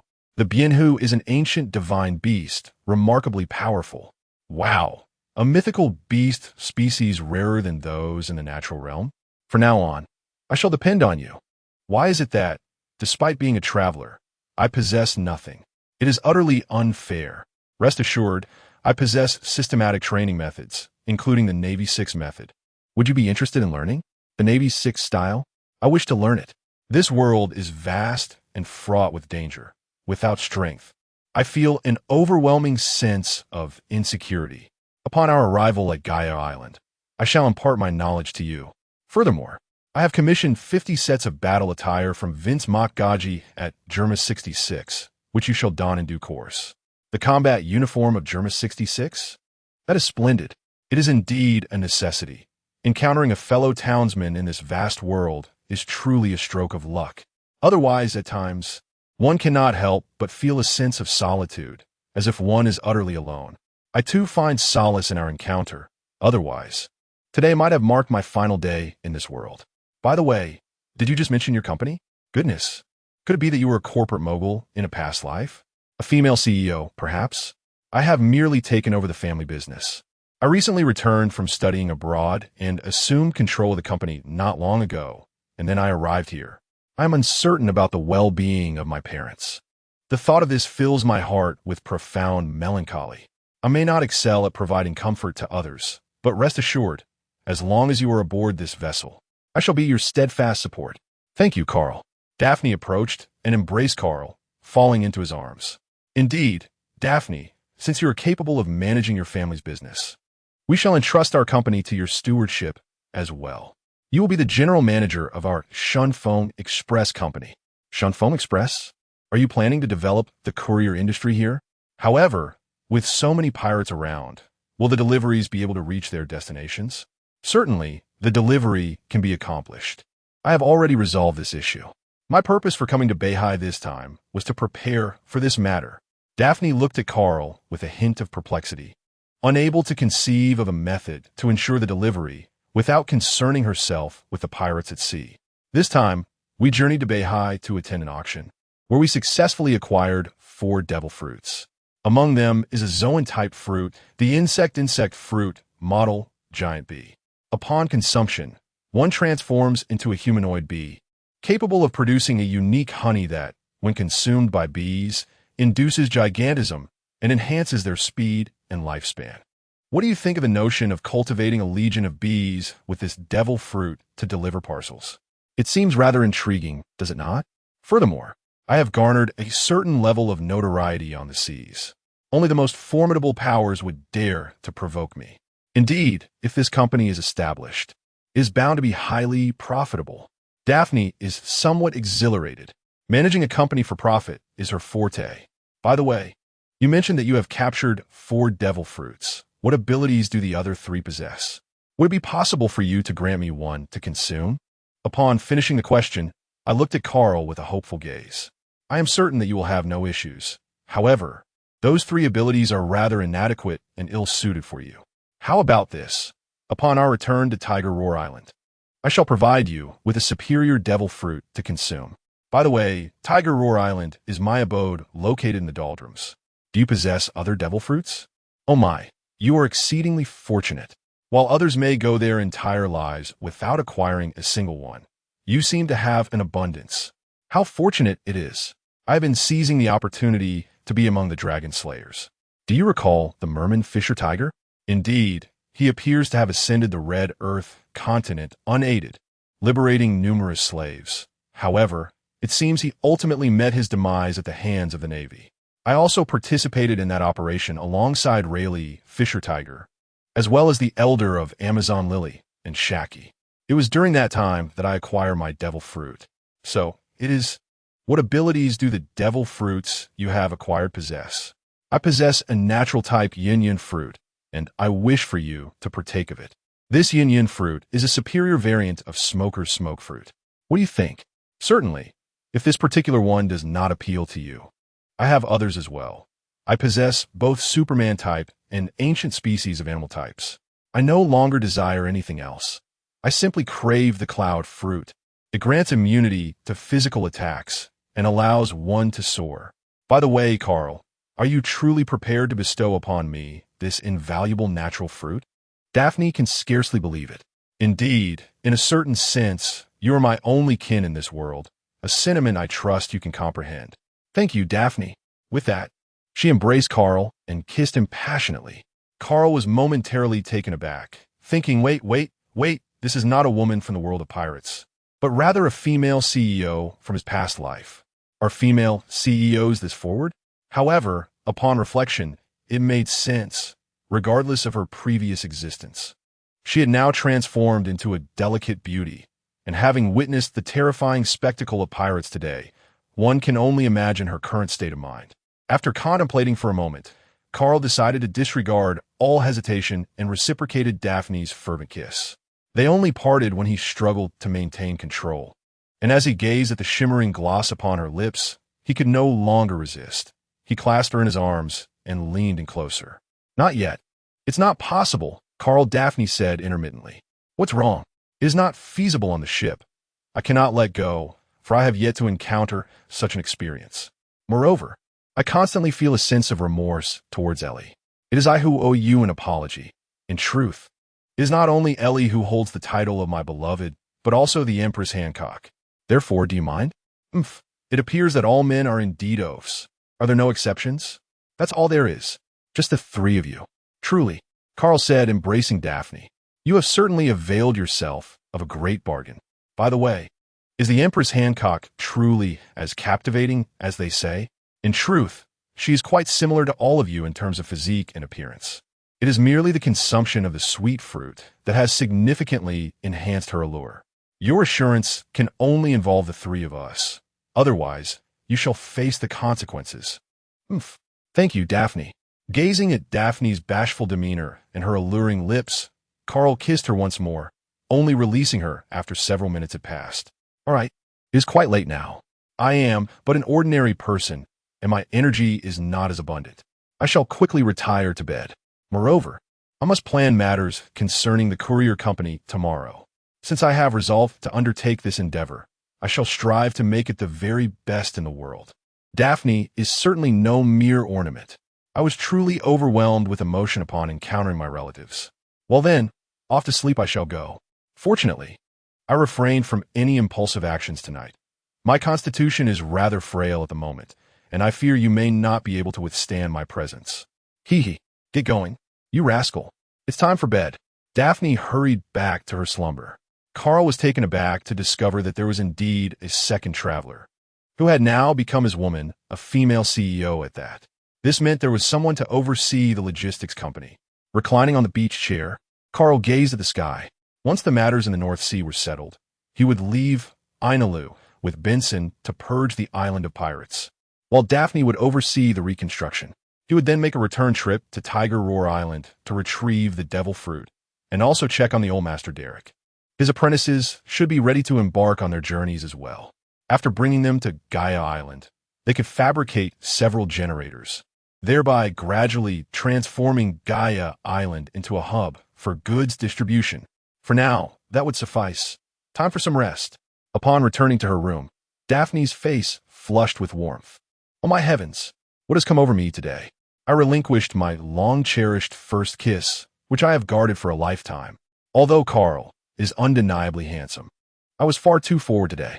Is it possible that my personality has transformed after traversing into the world of One Piece? Surely, the original self must be influencing me. Yes, it must be so. It turns out that the sensation of a kiss is truly delightful. It feels remarkably pleasant. Moreover, that individual had the audacity to touch himself simultaneously. What a rascal this fellow is. Yet, it feels rather pleasant. No, Daphne, what are you thinking? Sleep, sleep. How is it that closing my eyes brings forth that villain? Curse you, Carl. Tomorrow, I shall break you. Carl returned to the room, and, upon seeing Ellie sleeping on her side, felt a sudden pang of anxiety. Surely, she can't be awake? He lay down beside her and gently pulled her into his embrace. I had thought you would not return to sleep tonight, Ellie said to Carl with a hint of melancholy in her voice. How could it be? It has simply been a long time since I last saw her, and I just spent a bit more time conversing with her. Carl gently kissed her forehead. Daphne was once the only daughter in her family, possessing experience in managing a large family business. Hence, I suggested that she assume the role of general manager at the Shunfeng Express Company, which is why our conversation has lasted so long. What does the title of general manager entail? Moreover, can she be entrusted completely? Ellie felt somewhat perplexed. The general manager essentially signifies the president, as we are currently all under the bounty of the world government. Therefore, her public role as the president of the express delivery company is the most prudent choice. So, it turns out, Carl, do you have feelings for her? I find it hard to believe that nothing transpired between you two before. It seems that she has quite an affection for you, and Ellie appears somewhat exasperated. Originally, we had agreed with Hancock to keep a close watch on you, and now, not long after, there is yet another sister in the mix. Ah, Ellie, Daphne's situation is rather intricate. I have also promised her not to disclose her circumstances to others. However, she is undoubtedly someone who can be completely trusted. She appears to rely on me more than she truly likes me. In a certain sense, I have become her only family in this world. Carl embraced Ellie and spoke to her. Thus, she regards me as her sole reliance. Unlike you and Hancock, who have your brothers and the 9 snake pirates, she is utterly alone in this world. I understand, but you must assure me that it will only be the 3 of us from now on, all right? Ellie nuzzled against Carl's embrace. Thank you, Ellie. Yes, you. There will be no one else in the future. Carl gazed at Ellie with unwavering determination. Ah, villain, are you pleased now? From this point onward, the 3 of us shall accompany you. Although I have managed to get through, Hancock is not so easy to deal with. Indeed, while Hancock may be somewhat infatuated, she wields the power of the Conqueror's Haki, and 2 companions are already her limit. Carl gazed at Ellie in his arms, kissed her gently, and said, Ellie, my dearest wife, you will assist me. One to you? I shall decide based on my mood at that time. Dare to hum against your husband? Tonight, I shall ensure your spirits soar. With that, he tore away Allie's nightgown and pinned her beneath him. Stop, Carl. They will find out on the ship. Ellie exclaimed in alarm. Rest assured, the soundproofing materials used in every room during the renovations were the highest quality. They won't hear anything. With a sultry glance, Ellie playfully scolded Carl. Before long, enchanting sounds filled the room, and under Carl's soothing presence, Ellie's spirits soared to euphoric heights, eventually bringing her to joyful tears. Once Carl had successfully cheered her up, he felt confident that all was well, knowing that the 2 women often communicated via phone. He then embraced her delicate form and drifted off to sleep. The next day, Ellie had already forged a close bond with Daphne. Indeed, familial harmony is of paramount importance. Naval Headquarters, the renowned general of the warring states. News has arrived from the North Sea that the Bloodsword Master Carl and his entourage have now reached the North Sea. What are they going to Beihai for? Upon hearing the news, the warring states put down the pen with which he was writing documents, intrigued by the arrival of Carl and his group. They acquired the 4 rather mediocre devil fruits at the auction held in the kingdom of Dinos 2 days ago. Subsequently, they made a visit to Germa 66 and are currently navigating the northern seas. King Branuel remarked to Sengoku during the meeting. Investigate thoroughly the purpose of their journey to Beihai. Such individuals would not venture across the seas without reason. Additionally, ensure that the navy of Beihai avoids any conflict with them. The warring states promptly issued the command. Indeed, the general of the warring states. What are the true intentions of Karl, the swordmaster of blood? Even the warring states cannot comprehend his motives. Ever since this group emerged upon the seas, there has been no indication of a clear objective from him. Alas, it has become increasingly burdensome since he ascended to the position of admiral. The matters weighing on his mind have multiplied, and his energy has dwindled. Captain, my apples are nearly depleted. Eneru approached Karl, biting into an apple. Karl regarded him with a peculiar expression. This fellow must possess an extraordinary fondness for apples. For as long as there are apples, he could forego all else. Let us seek a nearby island to make our landing, Karl remarked to Benson. On a fine morning, Karen remarked that the ingredients were soon to be replenished. A day later, the ship named Tiger God anchored in a nation called the Kingdom of Dreams, where an abundance of rainbow trees flourished. This land thrived on the cultivation of the exquisite rainbow fruits, leading to a life of affluence, albeit one reserved solely for the nobility. While the kingdom basked in wealth, the common folk endured a life of hardship. An unusual law prevailed in this realm. The commoners were prohibited from consuming the rainbow fruits. This decree stemmed from an agreement between merchants and the nobility, who marketed these fruits with extravagant packaging, rendering them a delicacy only for the elite. Despite their flavor being akin to that of cucumbers, the rainbow fruits garnered immense admiration from nobles across various nations. The desire for possession among the aristocracy was insatiable, as wealth was no object. Consequently, the demand for rainbow fruits soared, far surpassing supply. In response, the king decreed the nationwide cultivation of rainbow trees, even in areas designated for grain production. Each day, citizens toiled in the orchards, earning meager wages to procure their sustenance. However, following the cessation of grain cultivation, food prices skyrocketed to exorbitant levels. Now, ensuring basic nourishment had become an arduous challenge for the common people. This country is so beautiful, akin to a rainbow that will never fade away, Ellie exclaimed as she gazed upon the breathtaking scenery. It is indeed beautiful. Let's first find a place to rest, and tomorrow we shall procure supplies. Thus, the group sought out a charming inn to stay. This country is rather peculiar, Karl remarked as he gazed at the common folk outside. What is the matter, Captain? Is there something amiss in this country? Adrian inquired. Indeed, I find it quite perplexing that the port is so bustling. Logically, one would assume that this nation ought to be affluent. However, the individuals outside appear gaunt, as if they're struggling to find sustenance. Jerry also expressed his thoughts on the matter. It seems that they have been subjected to excessive exploitation. Moreover, I just observed that the prices at the stores selling grain outside are exorbitantly high. Karen found it quite perplexing. Despite the outrageous cost of food, there are still numerous people queuing to make their purchases. There is no need to concern ourselves with such matters, for they do not fall within our purview, nor are they our forte. Karl is acutely aware of his own capabilities, and he is not a savior. He merely wishes to safeguard those around him. There are numerous occurrences like this upon the vast ocean. Unless we possess the power to upend the world, our efforts would be in vain. Although we currently possess sufficient strength to instill apprehension in the Navy and the world government, in truth, we are merely capable of safeguarding ourselves. The captain is right. We can merely protect those around us, Benson remarked. The others concurred. Karl glanced at his companions and thought to himself, well, this is splendid. There are none of those self-righteous individuals here. Daphne and I are planning to go out for a shopping excursion. Are you all joining us? Ellie is preparing to accompany Daphne to purchase some clothing, as Daphne has yet to change into her own attire and is currently wearing one of Ellie's outfits. Oh my, Sister Ellie, and also wishes to go out for a stroll. The deity has ventured out to purchase apples. After Enel spoke, he vanished without a trace. The others exhibited no inclination to go out, and Karl harbored no desire to indulge in shopping, particularly in the company of women. Be cautious while you venture out. Should anything arise, do not hesitate to inform me using the telephone bug, Karl said to the three women. Understood, Uncle. Let's go, Sister Ellie and Sister Daphne. With that, Emma led the two of them outside.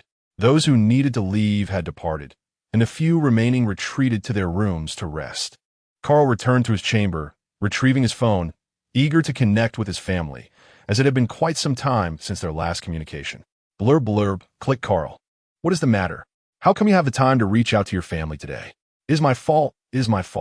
Sister, how is everything at home? Have you all been taking the health-boosting medicine that Ellie prepared for you, as she instructed? Given their current age, it is no longer suitable for them to engage in strenuous exercise, and they are unwilling to consume the devil fruit. Thus, Ellie has devised a remedy that, with consistent use over time, can enhance their physical constitution. The home is splendid. We have all been taking the medicine as instructed by Ellie, and now my parents are in excellent health. By the way, Carl, Captain Dylan, and the others have returned with your bounty notices. How is it that you have drawn the attention of the world government? Upon hearing Lujo mention that the family's health has improved, Carl felt a surge of joy. Oh, that incident occurred when we were in the Shambody archipelago. Ellie and her companions went shopping and caught the attention of a celestial dragon who sought to abduct her. In response, I took the drastic measure of eliminating that celestial dragon. How are you all faring now? And what of it? Is she well? Upon hearing Carl mention the assassination of the celestial dragons, Lujo felt a twinge of concern in her heart. Rest assured, we had a confrontation with the Admiral, and even the arrival of Vice Admiral Karp did not trouble us. Moreover, we are quite formidable, unless we were to directly approach the Navy headquarters. They would not expend their efforts to pursue us, and is currently in excellent condition, possessing great strength, and she has gone out shopping with Ellie and the others. Sister, you need not worry. Please remember to exercise caution. Do you understand? Understood, dear sister. Carl, do you have any news regarding Ace? When you encountered Vice Admiral Garp, did he mention anything? Lucio has been preoccupied with thoughts of Ace. His departure at birth left her feeling a profound sense of guilt. Admiral Karp did not mention anything, but Ace should be faring quite well. Rest assured, she is the offspring of Roger and is not so fragile. By the way, sister, what is the current status of the guard team on Tiger Roar Island? Are you informed? It is not entirely clear, but it seems that the guard has now grown to 300 members. Uncle Daren mentioned that all 300 have mastered the 6 forms, though I am not well versed in the specifics.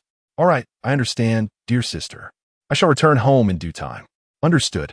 All right, for now, farewell, sister. Carl prepared to return and select 20 individuals from the guard team. The express delivery company would initially establish 10 courier stations across various nations, and these 20 individuals would serve as their managers, with 2 assigned to each island. This plan was meticulously crafted by Daphne, focusing on building a solid reputation in the early stages. These 20 individuals would recruit a cadre of salespeople across the 10 countries or islands, subsequently utilizing the colossal bees to facilitate deliveries between them. Initially, the operational scope would not be overly extensive. Once the business stabilizes on these 10 islands, gradual expansion could ensue. Carl found Daphne's strategy commendable. However, the elusive bee fruit had yet to be found, and he mused about identifying a suitable candidate upon his return to Huishao Island. Meanwhile, on the bustling streets, the 3 women reveled in their shopping spree. Yet their acquisitions amounted to little more than a few garments for Daphne. Carl, apprehensive of their shopping habits, had opted not to accompany them. They would peruse stores that piqued their interest, lingering for extended periods only to leave empty-handed, often dismissing items as unsatisfactory. At times, Carl pondered why they spent so long examining what they deemed unworthy. It was a perplexity he could not quite fathom. Sister Daphne, this Cheongsam suits you perfectly. Uncle is truly fortunate to have 3 such remarkable women. I find myself envious of him, and gazed at Daphne as she emerged in the Cheongsam, and it was simply stunning. Is that true? I have never worn a chi pao before, so I thought I would give it a try this time. Hee hee. Daphne chuckled while covering her mouth. It is truly captivating. Speaking of which, Daphne, how did you come to notice my uncle? Sister Ellie developed feelings for him because he saved her and they spent time together. Sister Hancock fell for him after he rescued her from the celestial dragons. Yet, you were someone I saved, and, a bit indignant, remarked on this flirtatious uncle of hers. questioning what exactly was so appealing about him that three such beautiful sisters hold affection for him. Ah, the situation with your uncle is rather intricate, and it cannot be succinctly conveyed in just a few sentences. Moreover, your uncle is quite handsome. Naturally, I have a fondness for him. Daphne mused to herself. Should I confess that neither your uncle nor I belong to this world? And you are still young. In the future, you will come to understand. By the way, why not try on this dress? I have a strong feeling that you would look absolutely stunning in it. Ellie believes that it would indeed look beautiful in a dress. No, I would never wear a skirt. I aspire to become the foremost female swordswoman. My attire must exude a certain boldness. And declared coolly while embracing Hanua. Very well, esteemed female swordswoman. Shall we indulge in some culinary delights and savor the local flavors? Indeed, let us proceed. The trio made their way towards the harbor, where an abundance of restaurants awaited them. Before they could reach the port, they encountered the royal guards maintaining order, while the townsfolk stood aside. The three women observed that the king and nobles of the realm were present, seemingly awaiting the arrival of a significant figure. Shortly thereafter, a grand vessel entered the harbor, escorted by naval forces, and it was evident that numerous CP agents were aboard. Upon witnessing this, Daphne comprehended the situation. It was undoubtedly the arrival of the celestial dragons.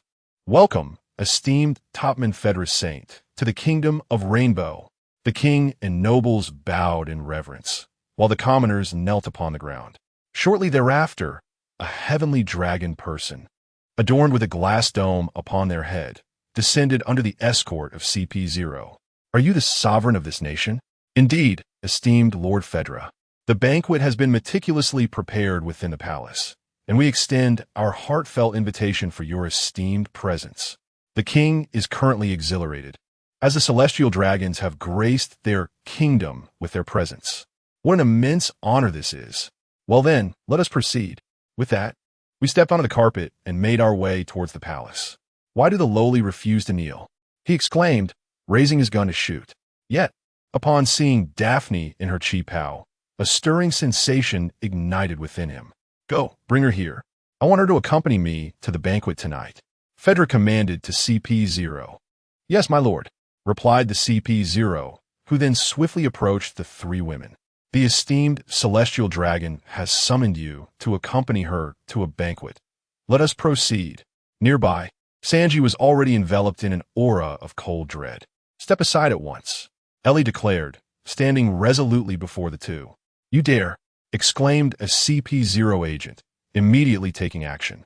In an instant, Ellie engaged in combat with her assailant, prompting Sanji to leap forward and confront the CP agents.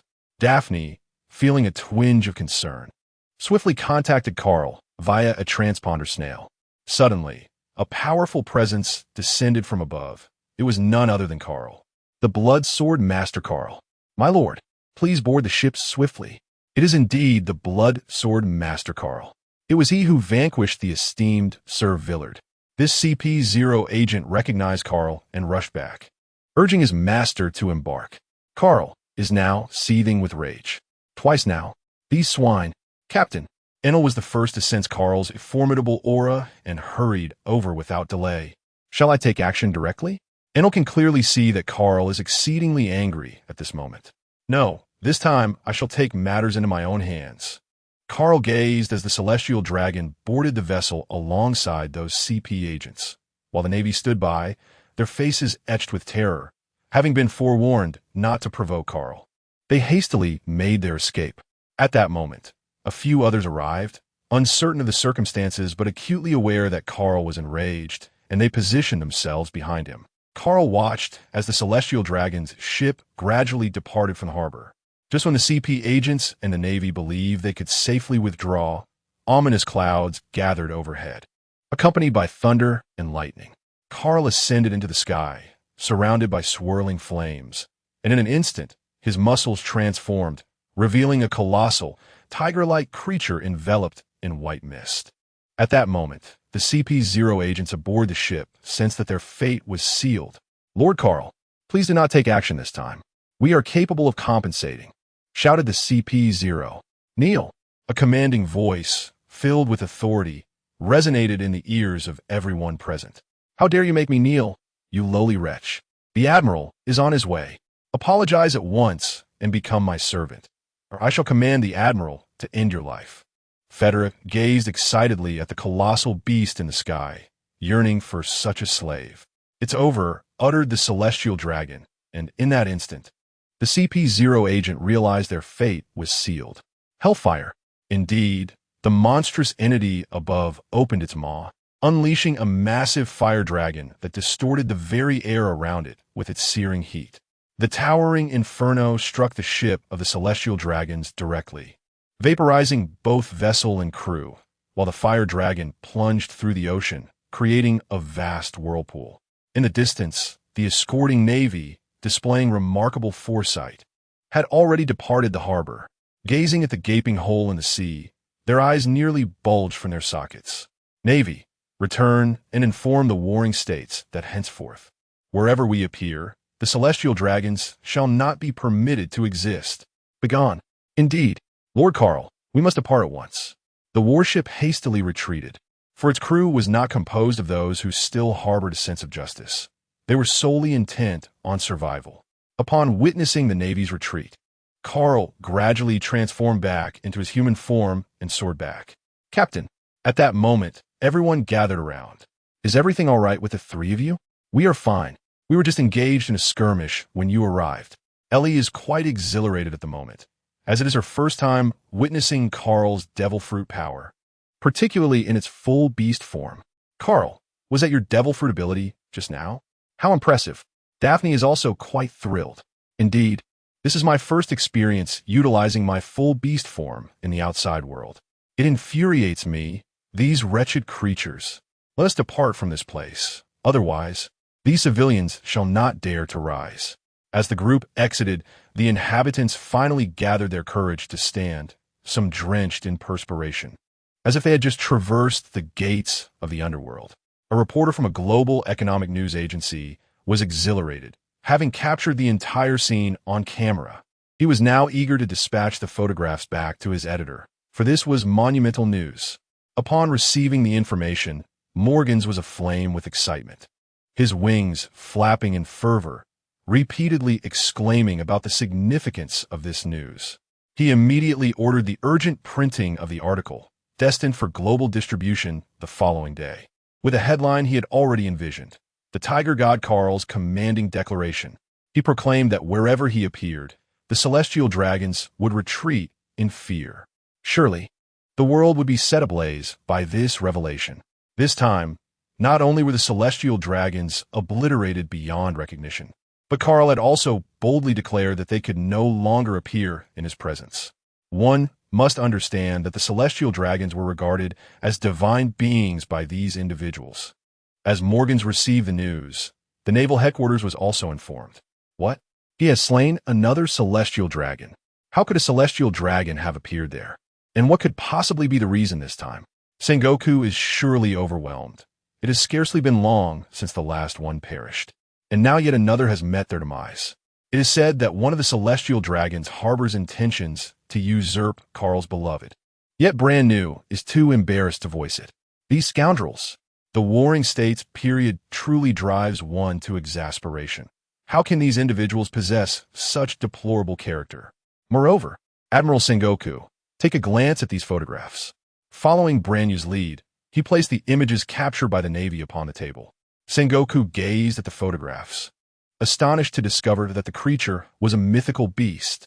To his surprise, his devil fruit was indeed of the mythical variety. Bloop bloop. The sound of the den mushy echoed, causing Sengoku's eyes to twitch. Reprimand was imminent. He picked up the den mushy, and, as expected, a barrage of scolding ensued. Warring States. Why has another celestial dragon perished once more?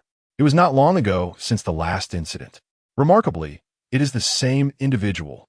Is this truly how you safeguard the celestial dragons? The dignity of the world government has been utterly compromised by your navy. Furthermore, why was Carl not apprehended last time, but allowed to leave instead? I require an explanation.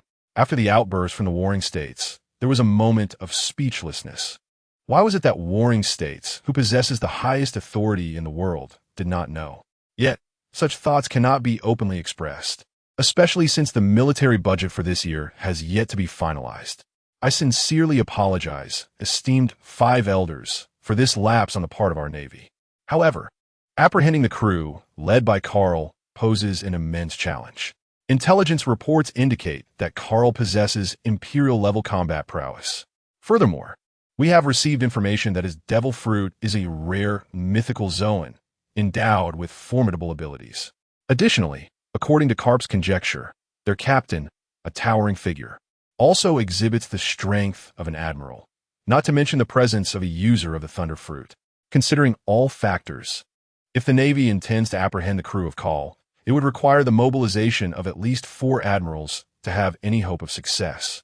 However, Akainu must remain stationed in the New World, and Kizaru is tasked with guarding Vegapunk, leaving only Garp and Aokiji available to act.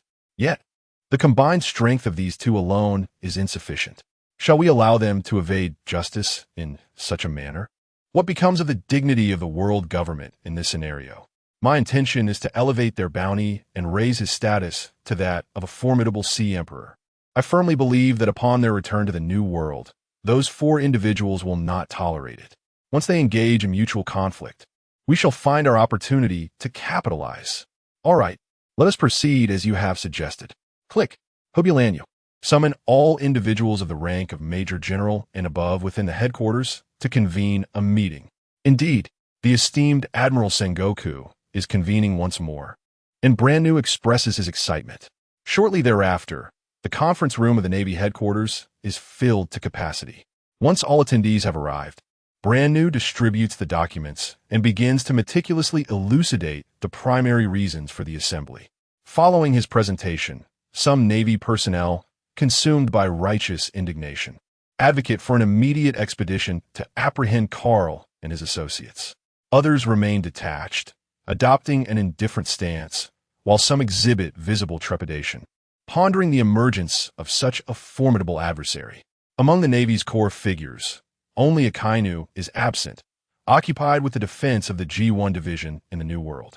Sengoku gazes at the core members of the Navy, feeling a sense of helplessness. The 3 admirals have indeed mastered their distinct styles.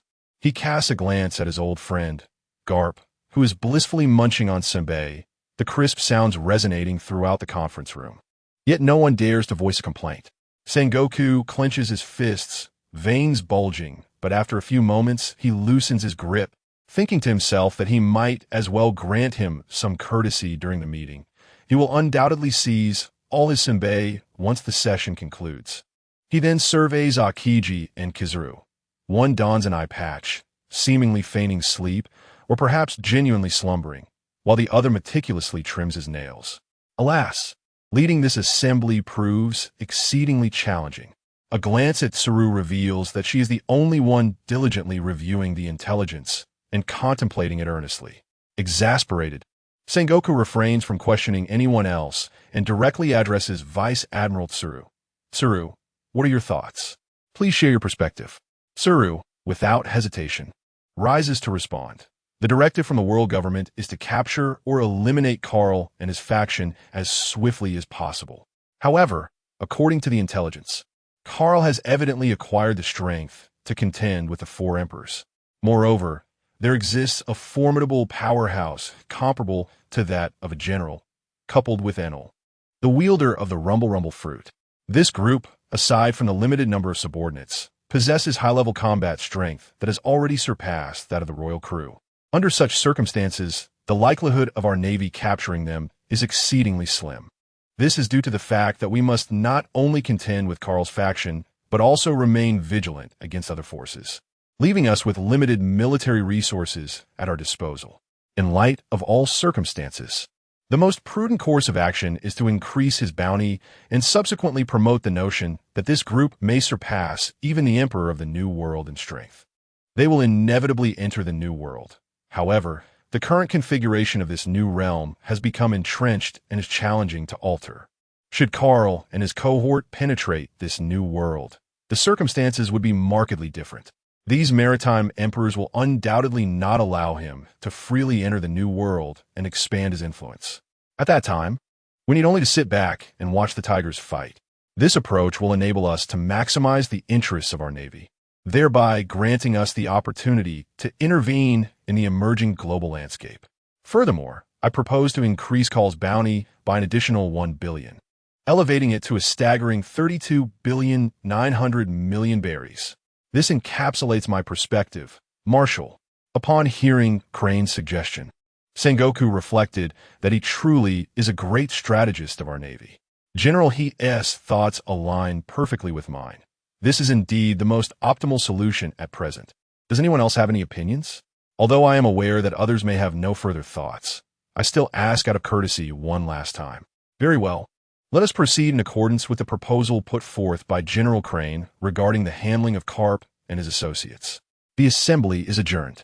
Upon hearing this declaration, the attendees sighed in relief, promptly rising to pay their respects to the marshal before preparing to leave for the day. Once most of the participants had vacated, Carp stood up, chuckling as he addressed Sengoku. Sengoku, I would like to request a month off. It has been far too long since I last visited my grandson. Sengoku, taken aback by Carp's audacity to request another leave of absence so soon after his previous one, clenched his fists in irritation and delivered a light punch to Carp's head, exclaiming indignantly, "Absolutely not. You wretched fellow. Moreover, your last leave barely lasted a month." In a fit of frustration, Sengoku continued to scold him, ultimately seizing Carp's rice cracker and devouring it in one swift motion. "My sanbei. Sengoku, you are exceedingly cunning. How dare you seize my sanbei while I was unsuspecting?" Carp, upon witnessing the theft of his treasured possession, was equally incensed. Sengoku, observing his frustration, felt a surge of delight, contemplating future opportunities for mischief. The naval conference had just concluded, yet the sea was already in a tumultuous uproar. The prowess of the blood sword master Carl was astonishingly formidable. No, he is now known as the Tiger God. Gazing at the newspaper depicting a colossal beast soaring through the skies, resembling a tiger, is truly terrifying. Merely viewing the photographs in the publication extinguishes any flicker of resistance within one's heart. The newspaper meticulously chronicled the events of this incident, prompting all to ponder a singular truth. Do not provoke Carl, especially concerning his women. You may inquire as to why. Did we not witness the celestial dragons meet their demise simply for attempting to covet his woman, ultimately disintegrating into nothingness? Not a trace remained. Following this incident, Carl's influence surged, and the moniker of Tiger God resonated throughout the seas. In a new world on Onigashima, the calamity known as Inyajin burst into the room, clutching the newspaper, seeking out Kaido, who was already thoroughly intoxicated. "It's terrible, Brother Kaido. Look at the information in the newspaper." After Kaido took a glance at the newspaper, he continued to drink several gulps of alcohol before bursting into tears. Alas, the formidable title of the Tiger God Kaido. One wonders if he possesses the capability to vanquish me. Amidst tears and sips of wine, Jean observes Kaido's demeanor with growing concern. Has Brother Kaido not discerned the implications lurking behind these reports? Ever since the red-haired pirates entered the New World, the equilibrium of this realm has become increasingly stable. The sudden emergence of a force rivaling the Yonko is far from a favorable development. Jean lets out a sigh, contemplating that without him, the beast pirates may very well disband. Whole Cake Island, the land of dreams. Mother, oh mother, how infuriating it is that wretched Carl has so swiftly acquired such a resounding reputation. And Morgan's, how audacious to proclaim in the newspaper that Carl surpasses even the Emperor of the Sea. Is he not afraid of his own demise? Big Mom, while indulging in her cake, seethes with rage, causing the homies to cower in fear and seek refuge. The Whitebeard Pirates. Father, have you seen the newspaper? It appears that Carl possesses a mythical Zoan devil fruit, and his strength is astonishing. Do you think we should prepare ourselves? Whitebeard took a sip of his drink and replied to Marco, "Gurura, do not be anxious, Marco. There is no need to worry about that beast, Carl. We are the Whitebeard Pirates." The crew thought to themselves, indeed, could anyone be stronger than their father? After all, he is the mightiest man in the world. Meanwhile, Shanks of the red-haired pirates glanced at the newspaper and said to Beckman, Beckman, just as we manage to stabilize the new world, this new force has emerged, which may not bode well for us.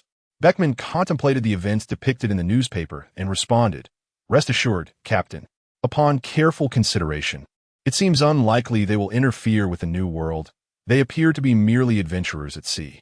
Upon meticulous examination, it became evident that they possessed no definitive objective, merely sailing aimlessly upon the vast ocean. This revelation holds little consequence for our plans. Upon hearing such astute observations from his advisor, Shanks felt reassured. Thus, let us proceed with the banquet. In no time, 5 days had elapsed, and Carl and his companions were en route to Jelma 66. My sincerest apologies, Carl, but I simply cannot contain my laughter. The title of Bloodsword Master is utterly absurd. Who conceived such a notion? It is simply hilarious. Daphne couldn't help but chuckle upon learning of Carl's former moniker. One must wonder who came up with such a juvenile title. Carl, feeling somewhat exasperated, remarked, "The Navy. Of course. Who else could it be? Bloodsword Master. One can easily infer that it belongs to a ruthless individual who does not fear my presence. Indeed, this truly aligns with the style of the Navy. Daphne, what does it mean to be C.H. Nibby? Furthermore, I find the title of the captain quite splendid. Bloodsword Hero. How imposing it sounds," Adrian remarked. Then, Benson and Jerry nodded in agreement. Do you truly believe so? Several men nodded earnestly once more. Indeed, it is quite perplexing that Daphne possesses such an aesthetic sensibility. By the way, Ellie, did you bring the vitality-enhancing potion? If you have it, please give some to Daphne. She is currently in a weakened state. Carl suddenly recalled this, for with her present constitution, even consuming a devil fruit would not significantly enhance her strength. Without a solid physical foundation, the powers granted by the devil fruit cannot be fully realized. Indeed, Daphne, please follow me. I am currently researching a substance that enhances physical strength without any adverse effects. For the time being, I suggest you take this remedy to bolster your physique, which will make your training sessions considerably easier. Is there really such a medicine? Let's go. At this moment, I am the weakest. Upon hearing of a potion that can enhance physical strength, Daphne couldn't contain her joy. "Captain, have you considered who will consume that fruit?" Benson inquired, for that honeybee fruit is the most crucial element of their scheme. As they prepare to return to the paradise, they have yet to find a suitable individual to partake in it. Not yet, this issue is not significant. If such trustworthy individuals cannot be found outside, I shall seek someone upon my return to Huxiao Island. After all, loyalty and the ability to manage the colossal bees created are all that is required. Indeed, it fosters a greater sense of trust among the islanders. Benson shares this sentiment. Carl glanced over at Anna, who was diligently honing her swordsmanship. Since they had resolved to expand their influence, it became apparent that nurturing a cadre of capable individuals was essential. Bringing just 20 people from Tiger Roar Island would prove insufficient. However, they also could not afford to bring too many, as the escort team needed to safeguard Tiger Roar Island. Although the island had yet to be discovered by outsiders, one could never be too certain about such matters. The stronger the defense, the better. "Captain, what are you pondering?" Jerry remarked, observing Carl's expression of deep contemplation. "I am contemplating that this time I can only bring back 20 individuals. However, 20 is undoubtedly insufficient, and Skypiea also requires a certain level of defense. We cannot rely solely on Enel to handle every situation, can we? Should I speak with King Neptune about borrowing some fish soldiers? The mermen are quite formidable in the vast ocean." Jerry suggested reaching out to King Neptune, considering Carl's amicable relationship with him. "This is unacceptable. Since we have resolved to expand our influence, what does it mean to borrow soldiers from others? Let me ponder this." Jerry also considered that their captain is indeed one of the foremost powers upon the sea, and seeking assistance from others is rather unbecoming. Carl, momentarily at a loss for solutions, turned his gaze towards Enel. Must we truly rely on Enel to quell disturbances caused by mere minions? That would be quite disgraceful. Wait, no, that is not right. The Shandians. I have an idea. We can recruit the Sandians next. Their physique is impressive. And coupled with the unique attack shells of Sky Island, ordinary pirates would stand no chance against the Sandians. Carl has personally witnessed the formidable power of the various attack shells found in the Sky Island. Moreover, Gaia Island was originally inhabited by the Sandia people, and they would undoubtedly be eager to return to Gaia Island. Well, let us proceed with that. What has transpired? Carl, Daphne, and Ellie have also emerged. I intend to bring some of the Sandian people from the Sky Island down to serve as guardians, ensuring the safety and order of Gaia Island. Moreover, Gaia Island was originally a residence of the Sandian people. Thus, they would be returning to their homeland, as Carl explained to them. This method is indeed commendable, as it not only addresses our shortage of manpower, but also enables the Sandian people to wholeheartedly safeguard Gaia Island, which, after all, is their homeland. Daphne envisions a future where this approach can be utilized by others. Captain, prepare to approach Germa 66. Benson gazed into the distance at an island formed by a multitude of large snails. It is likely that Muga is already awaiting us, as we had informed him in advance. Shortly thereafter, the Tiger God docked at the port of Germa 66. Lord Carl, we warmly welcome you once again to the Kingdom of Germa.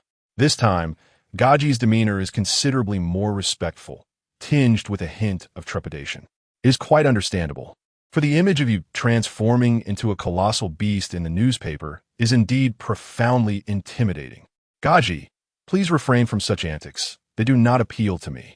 The items I requested should be prepared by now, correct? Carl, observing Gaji's respectful demeanor, found himself at a loss for words. All right, I am ready. Reiju, please bring the items over. Reiju promptly brought the items forth. Lord Carl, allow me to introduce my eldest daughter, Reiju, said Gaji. Greetings, Reiju. Of course, Carl was familiar with her, as among Gaji's 5 children, only Reiju and Sanji maintained a bond. Greetings, Lord Carl. Here are the 80 sets of combat attire you requested, and this is your storage bracelet. Reiju handed the bracelet to Carl before instructing the soldiers to bring forth the combat uniforms. Why is it 80 sets? I requested 50 sets, did I not? These 30 sets are my gift to you. I regret my previous demeanor, and I hope you can overlook it. Ever since I became aware of Carl's true prowess, Gaji has been restless, fearing that Carl might come and dismantle his Germa kingdom. Gaji, am I truly that frightening? How absurd.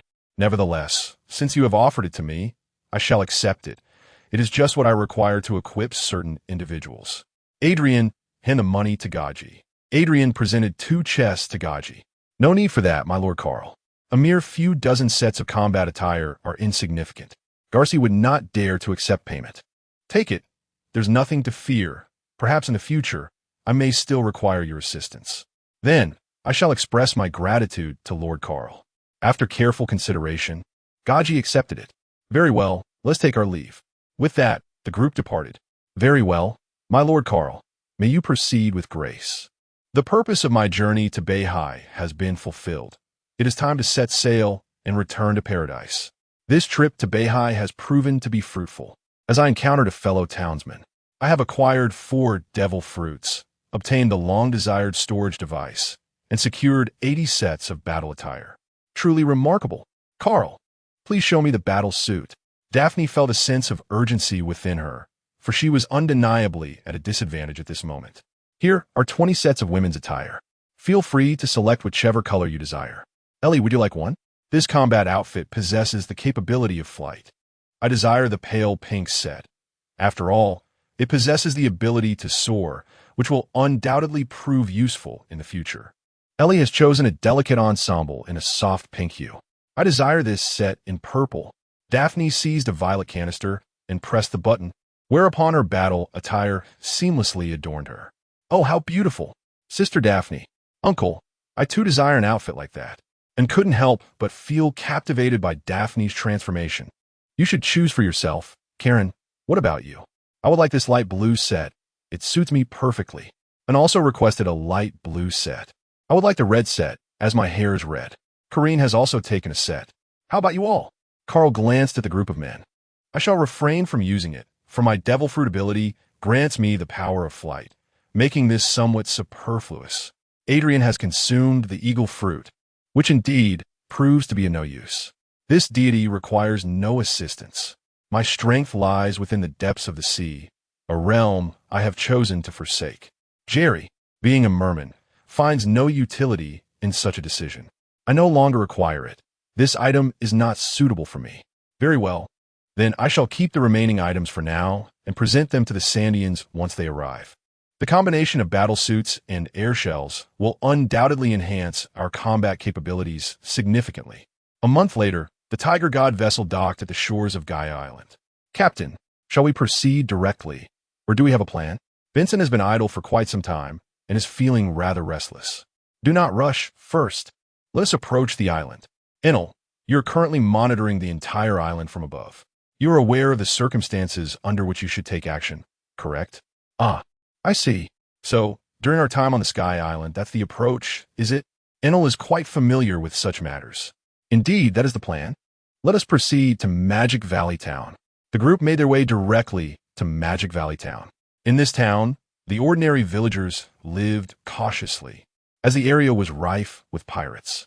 Hello, how could such a person possibly arrive here? Tiger God Carl, everyone, step aside and clear the path in the center. Upon reaching the liveliest and most crowded area of Magic Valley Town, Carl ascended directly into the air. I have come here with a singular purpose. From this moment forth, the island of Jaya shall belong to me. Thus, my fellow pirates, you are presented with two choices. First, you may depart without opposition. I will not hinder your exit. Second, you may choose to submit to my command. However, under my leadership, you shall no longer be considered pirates. You will be required to toil. Yet, should you dare to betray me, the consequences will be dire. Upon concluding his statement, Carl subtly unleashed a fraction of his Conqueror's Haki. The pirates of Magic Valley Town, feeble and unstable, faltered, while those with a modicum of strength were drenched in cold sweat. What a ridiculous joke. Just because you say so, doesn't mean we will possess it. Indeed, even if you're the Emperor of the Seas, such actions are impermissible. Indeed, echoed dozens of voices in agreement. At that moment, a brilliant flash illuminated the sky. Divine retribution. Under Enel's divine judgment, those who had just expressed their dissent found themselves devoid of choice, as they were swiftly reincarnated. Are there any dissenting voices? There is nothing more. We are about to depart. A throng of pirates surged toward the pirate ship at the harbor, while over 200 remained behind. So, will the remaining ones yield to me? Indeed, my Lord Carl. May we inquire about the tasks that await us? A figure that resembled a leader stepped forward to pose the question. What work to engage in shall be discussed later. Suffice it to say, you shall not toil throughout the day and yet find yourself unsatisfied in sustenance. Are there any further inquiries? I am quite democratic. So feel free to ask all your questions now, as I shall not respond afterward. After today, if anyone has objections, you may align yourself with a multitude of others. Without us, those who have become pirates have done so primarily because they could no longer survive in their own countries. Therefore, as long as we can be well fed, we are willing to work for you. Very well, in a couple of days, someone will inform you of the tasks at hand. For now, let us disperse. Lord Carl, I'm the mayor of Magic Valley Town. I'm uncertain about how you intend to treat the people of our town. An elderly man stepped forward to inquire of Carl. You may continue with your lives as usual. After some time, I will issue a job recruitment notice. Those of you who are in need of employment may come to apply at that time. Thank you, Lord Carl. This old man still believes they might be conscripted for some arduous labor. Let us proceed as such. Let us return to the ship. Daphne, what kind of headquarters do we envision constructing? A towering skyscraper or majestic castle? Both construction durations are rather lengthy, aren't they? Prolonged periods may lead to delays. Daphne believes that the time required for such a grand project is excessively protracted. Indeed, Carl, it is uncertain how long it will be after the construction is completed. Ellie believes the timeline is excessively prolonged. You need not worry about this. I've already devised a solution. When the time comes, the issue of the construction timeline will no longer pose a concern. What method? Daphne inquired. I am preparing to visit the illustrious Dre's Roses to borrow a person from Don Flamingo. Pika. Daphne's eyes sparkled with excitement. Correct. Is indeed Pika. With his stone fruit, no structure is beyond his capabilities. But what if he refuses to lend it? Karine inquired. He will lend it. After all, Don Quixote da Flamingo is quite adept at business. Indeed, that individual is notorious for engaging in clandestine dealings. Daphne recalled da Flamingo's various enterprises, encompassing arms trafficking, devil fruits, and the nefarious trade of slaves, all of which were under his purview. First, let's have a meal. We are quite famished. Karen, I kindly ask for your assistance. Carl intends to indulge in a hearty feast before heading to Dressrosa, as the journey will take quite a while. Very well, everyone, please hold on for a moment. Daphne, prior to my return, please prepare the blueprint. My vision is to encircle the entire island and construct a circular harbor at the port, resembling the naval headquarters. Do you understand? This is quite agreeable. The naval headquarters harbor is exceptionally suitable. Daphne contemplated the naval headquarters port, which is indeed easy to defend, yet difficult to assault. Then, construct a port on the side of the island, designated solely for our vessels. It need not be extensive. As for the remaining structures, you may determine their design at your discretion. Additionally, please allocate an area with picturesque surroundings for our community to reside in. I anticipate bringing down approximately 500 individuals from the Sky Island, design several 6-story residential buildings, and subsequently construct a few large power plants on the island. Very well. I understand. I will meticulously prepare the planning diagram. Daphne echoed. Furthermore, I shall first establish a well-defined work schedule for the employees. All right, you may decide on matters regarding management, as I am not well-versed in these matters. Benson, in these past few days, trained those over 200 pirates. Their ability to set sail and reach the Grand Line is a testament to their potential. Understood, Captain. Captain, it's time for dinner. Karen's voice resonated from afar. Here we come, let us go and dine. The most joyful moments of my day are undoubtedly when Karine prepares the meal. The culinary delights depicted in anime never fail to impress. The restaurant boasts an abundant array of delectable dishes laid out on a grand table. Karine, is today such a lavish spread? Adrian inquired. Which day has ceased to be abundant? What do you say? I was just joking. Karen's cuisine is truly delectable and never tiresome. Before long, a group of people began to showcase their meals. Here, savoring every bite is not in vogue. For all arrangements during my absence over the next few days, please defer to Daphne, as she possesses the requisite experience in this matter. Understood, Captain. After giving clear instructions, Carl set off for the new world, Dressrosa. The following day, in a restaurant in Dressrosa, Carl was indulging in a hearty meal of meat, having expended considerable energy, flying at full speed throughout the day. It was only after his belly was comfortably full that he signaled the proprietor to cease serving more dishes. Boss, it's time to settle the bill. Carl called for the proprietor to come over. Greetings. His Majesty the King has just issued a decree. Whatever you spend, he shall provide me with double. As long as you find joy in your dining experience, that is all that matters.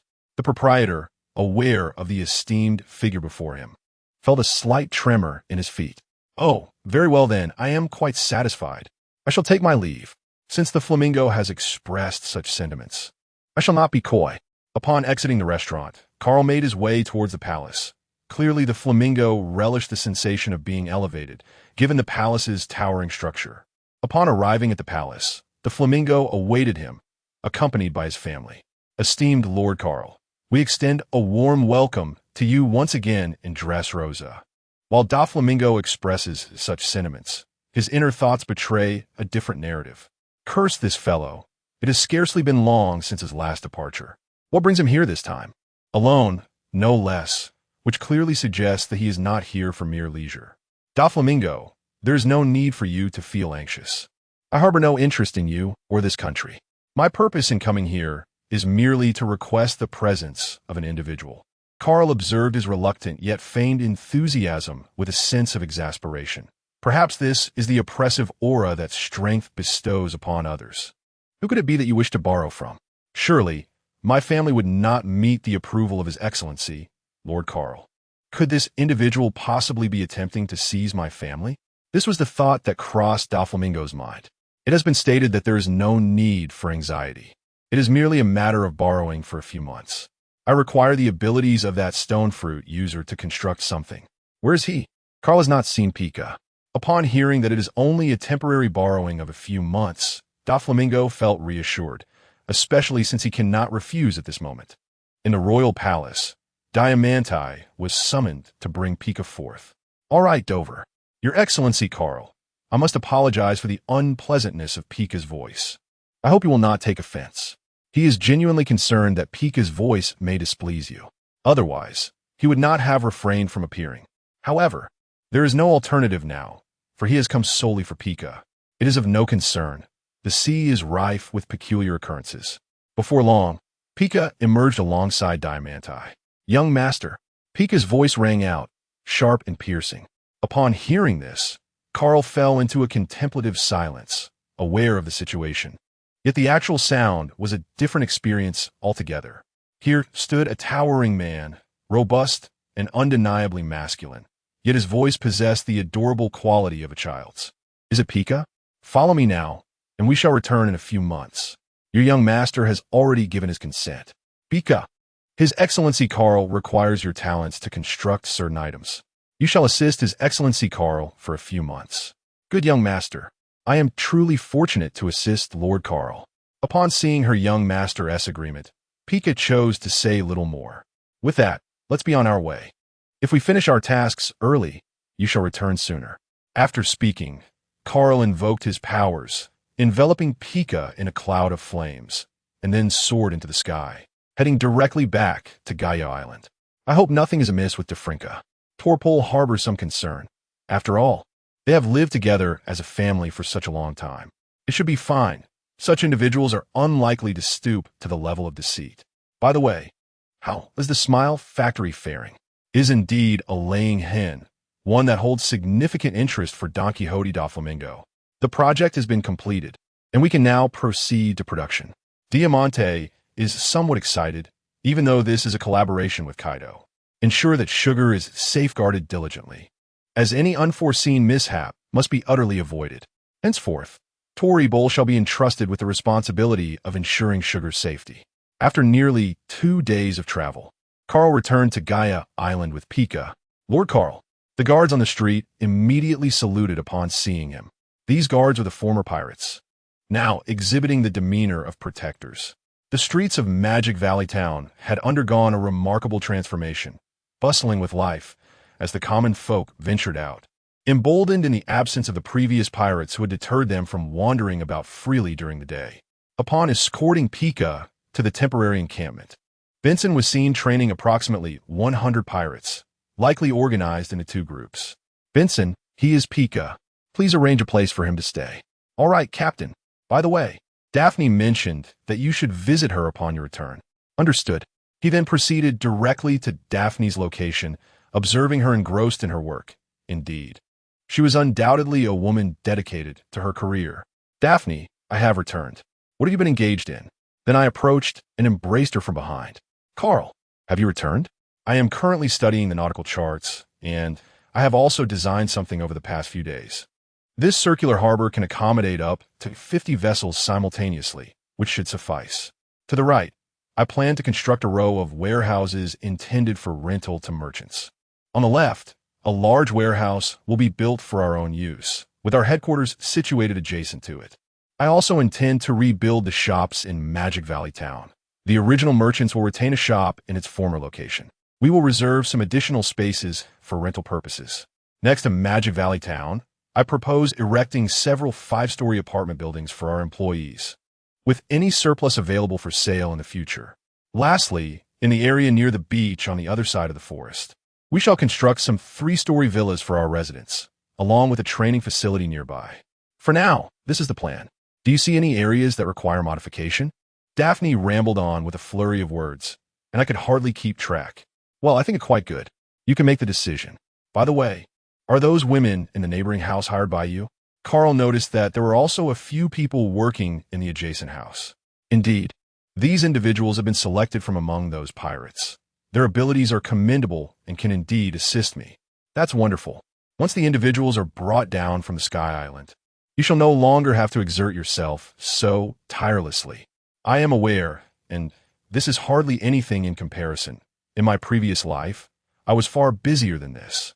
You should return first. Pika has also been borrowed back. Tomorrow we shall commence the construction of Gaia Island, which will keep us occupied.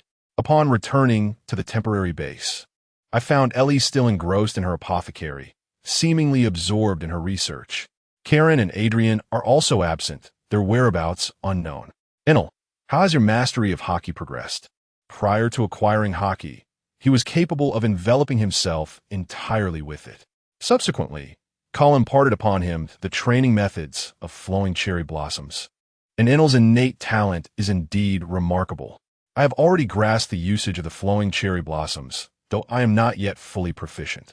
Engage in more rigorous training with Benson, but refrain from utilizing fruit abilities. Focus solely on honing your Haki. A robust physique will enhance the efficacy of your fruit abilities. I am aware, by the way, Captain, there exists a band of pirates on the other side of the forest, reputedly specializing in salvaging sunken ships. Furthermore, there is an individual named Kuli Kai, who previously sought treasure in that vicinity, but it seems he has ceased his pursuits of late. Those individuals are of no concern. Kuli Kai is a descendant of Nolan, and the Sandian people are likely to be delighted upon their encounter. We shall discuss this further after they arrive. That evening, the group convened under the guise of a meeting, yet it was predominantly Daphne who spoke, as the others were largely perplexed by her discourse, with only Carl managing to interject a few remarks.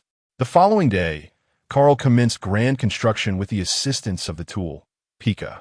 It was not that Carl wished to personally oversee the operations, but rather that the others struggled to comprehend Daphne's design plans, leaving Carl no alternative. They began with the grand estate, which, while easy in form, proved challenging in terms of shaping. There were numerous instances where Pika required extensive explanation before grasping the concepts, leaving him in a state of trepidation, fearing Carl's ire might lead to dire consequences. Initially, they planned to construct 20 sets of the grand estate, reserving the remainder for future guest accommodations. Subsequently, the training base was outlined, with plans to develop a vast expanse of land in the forest into 500 smaller villas, intended for habitation by the Sandian people. As each day passed, the transformation of Gaia Island became increasingly remarkable. Blah blah blah blah. Click greetings, Mr. Carl. I am Iceberg. Hello, it is indeed an iceberg. Is there something you wish to discuss with me? How is Mr. Tom faring? Teacher Tom has sacrificed himself to save Fram, confessing to a crime he did not commit.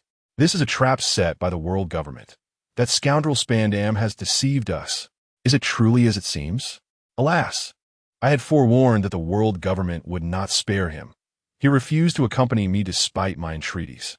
So, Iceberg, do you currently seek my assistance for a particular task? Carl has mentioned to Tom that in the future, his apprentice Carl might undertake a certain endeavor for them. After the murder of Mr. Tom, a portion of individuals at the shipyard, who had also participated in the construction of the Jackson, might be apprehended by Spandam, leading to their potential sentencing. I wish to invoke that promise to implore Mr. Carl to rescue them. Are you certain?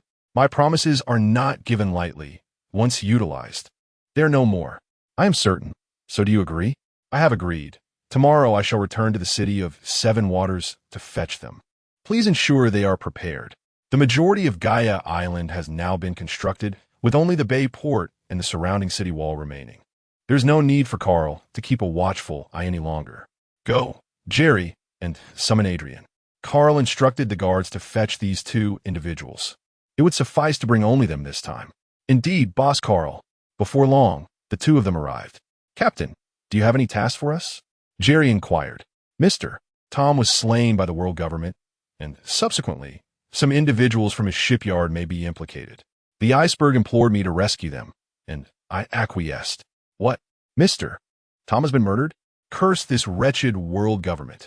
Jerry is filled with indignation. Tom was indeed his revered mentor. I have previously stated that the world government would not spare him.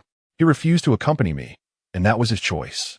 Alas, I summoned you all to accompany us on a journey to the city of Seven Waters, and to bring everyone back with us. I have long harbored the aspiration to establish a shipyard, yet until now, I have lacked the necessary personnel. However, this time an opportunity has arisen.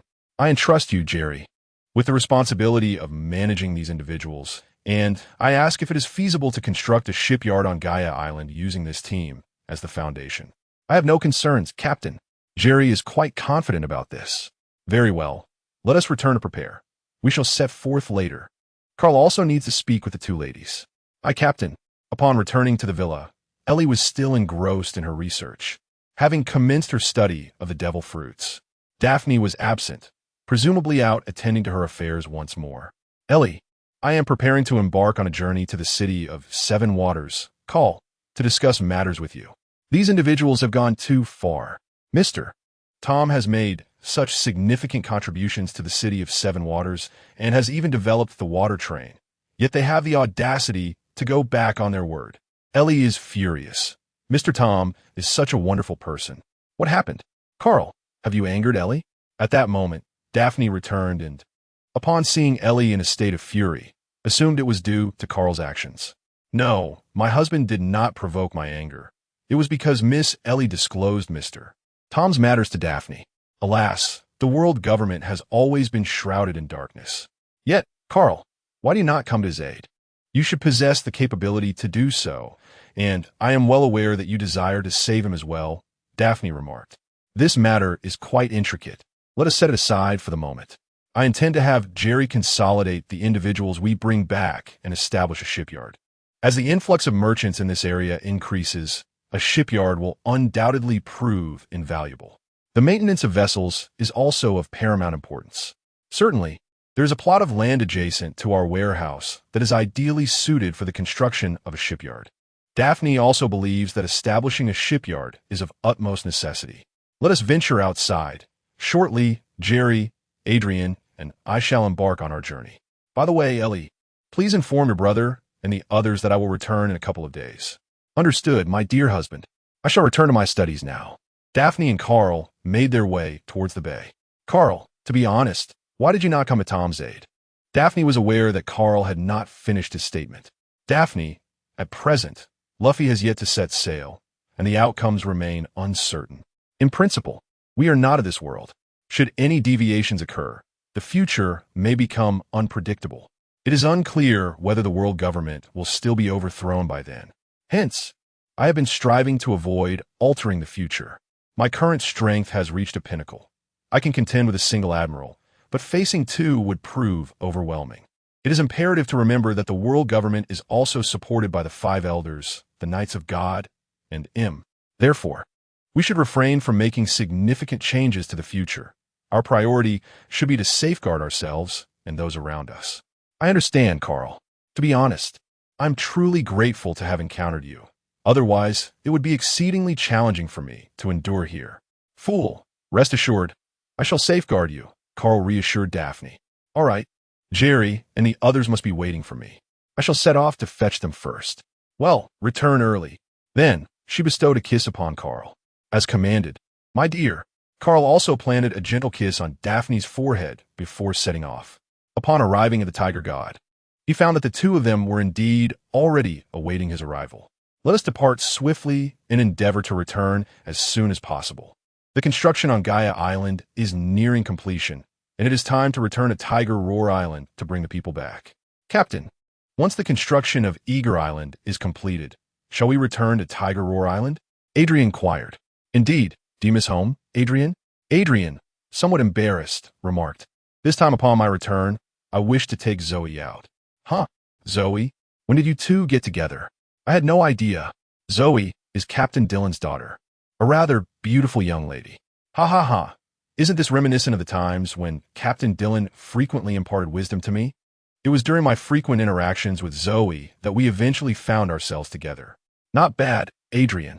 By the way, did Captain Dylan not give you a beating? He seems quite fond of Zoe, doesn't he?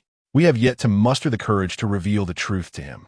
Upon our return, we shall confide in Captain Dylan and seek his consent for me to take Zoe with me.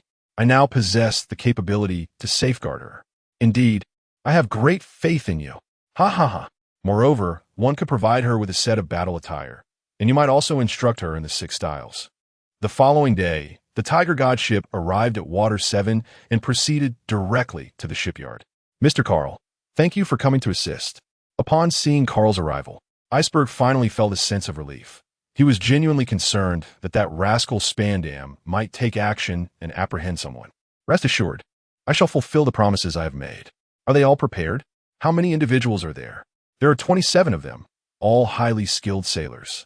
Alas, if it were not for the world government, they would prefer to continue their maritime endeavors. Most of them are accompanied by their wives and children. Mr. Carl, would this pose any inconvenience for you? No worries. I am also planning to establish a shipyard where they will eventually find employment. Moreover, the accommodations are already prepared, with Jerry serving as the head of the shipyard. It is indeed advantageous to have family along. This way, I can wholeheartedly dedicate myself to working on Gaia Island. I am truly grateful to you. I am in need of procuring equipment utilized in shipyards. Iceberg, do you have any connections? Please assist me in preparing a batch. For specifics, you may inquire with Jerry. Certainly, Mr. Jerry. Simply convey to me your desires. All right, let's head to your office. I will jot down everything you need, Jerry said to the iceberg. Then, let us proceed. You are responsible for procuring the equipment, Jerry. Here are 2 billion berries. That should suffice. Adrian and I still need to venture out to acquire a few other items. We shall rendezvous at the port in the afternoon. Understood, Captain. After leaving Tom's shipbuilding company, Carl and Adrian set out to procure supplies, given that Gaia Island lacks many essentials. As they passed by a small river, they noticed a quaint boat restaurant, where an elderly gentleman was present. Carl suddenly recalled that this was the lecherous old chef he had encountered in the city of Seven Waters. Despite his dubious character, the old man's fried rice had garnered praise even from Sanji. This was an opportunity not to be missed. Adrian, let's go downstairs for some fried rice. This little eatery's fried rice is truly exceptional. With that, Carl was the first to descend. Adrian murmured, what delightful fare could one possibly find in this place? Old man, please prepare a portion of fried rice for each of us, Carl said to the tipsy elderly gentleman. Youngster, my fried rice is indeed quite expensive. Would you care to indulge? Rest assured, I am indeed quite affluent. Aha, please hold on. It will be ready shortly. Then, in a tipsy haze, he began to chop the ingredients and stir-fry the rice with an effortless grace, making it impossible to discern his inebriation. All right, esteemed guests, do indulge in this. It is, without a doubt, the most delectable fried rice in the world. Ha ha! The old man is exceedingly confident in his culinary creation, for he has included his secret ingredient within. Then, without further ado, Carl and Adrian began to indulge in their meal. It was truly delectable. It felt as though a surge of vitality coursed through the fried rice, akin to waves crashing upon the shore. Ah, that salt! It was utterly extraordinary, defying all logic by transforming ordinary fare into something so exquisite. Alas, they had not encountered the deities of water. Otherwise, they could have gathered some to bring back to Karen. Captain, you are quite right. This fried rice is astonishingly delicious, Adrian remarked as he gazed at the seemingly ordinary dish. Ha! How is it? Did I not disappoint you? The old man delights in witnessing the astonished expressions of his guests after they savor his fried rice. Old man, could you elaborate on what makes your fried rice so distinctive? Although Carl is aware, he wishes to ask the old man for some of that special salt. Ha! That is precisely the reason. He then produced a small pouch of salt. This is the sea salt left behind by the gods of water after their departure. And it is for this very reason that I am reluctant to part from this place. So it is salt. Good sir, do you have any to spare? I would like to purchase some. I can sell you some. Last time I gathered quite a lot. The old man handed another bag to Carl. Thank you immensely. Esteemed sir, we shall take our leave now and return another time to savor this delectable fried rice. Carl bestowed upon him a sum of 100,000 berries, and then, seizing the salt, departed. If Karine were to know about this salt, she would undoubtedly be overjoyed, Adrian remarked. In the afternoon, after completing all the purchases, they returned to the Tiger God. Beside them was a large vessel, designated for accommodating the equipment procured from the shipyard, as the Tiger God could not accommodate such items. Mr. Carl, everything is aboard this vessel. I sincerely appreciate your personal assistance with this task, Iceberg expressed earnestly. You're welcome. Moreover, I will also require the assistance of those individuals, as they are exceptionally skilled mariners. By the way, where is Fram? I haven't encountered him this time. Carl, on this occasion, did not meet the currently less eccentric Frankie. He feels an overwhelming sense of guilt over the death of Mr. Tom and has already departed from the shipyard. All right then, what about the iceberg? Are you not going to leave? I am determined to remain and manage Tom's shipyard. I cannot allow Mr. Tom's hard work to go to waste. The iceberg declared resolutely. To be honest, Carl truly wished to entice him away.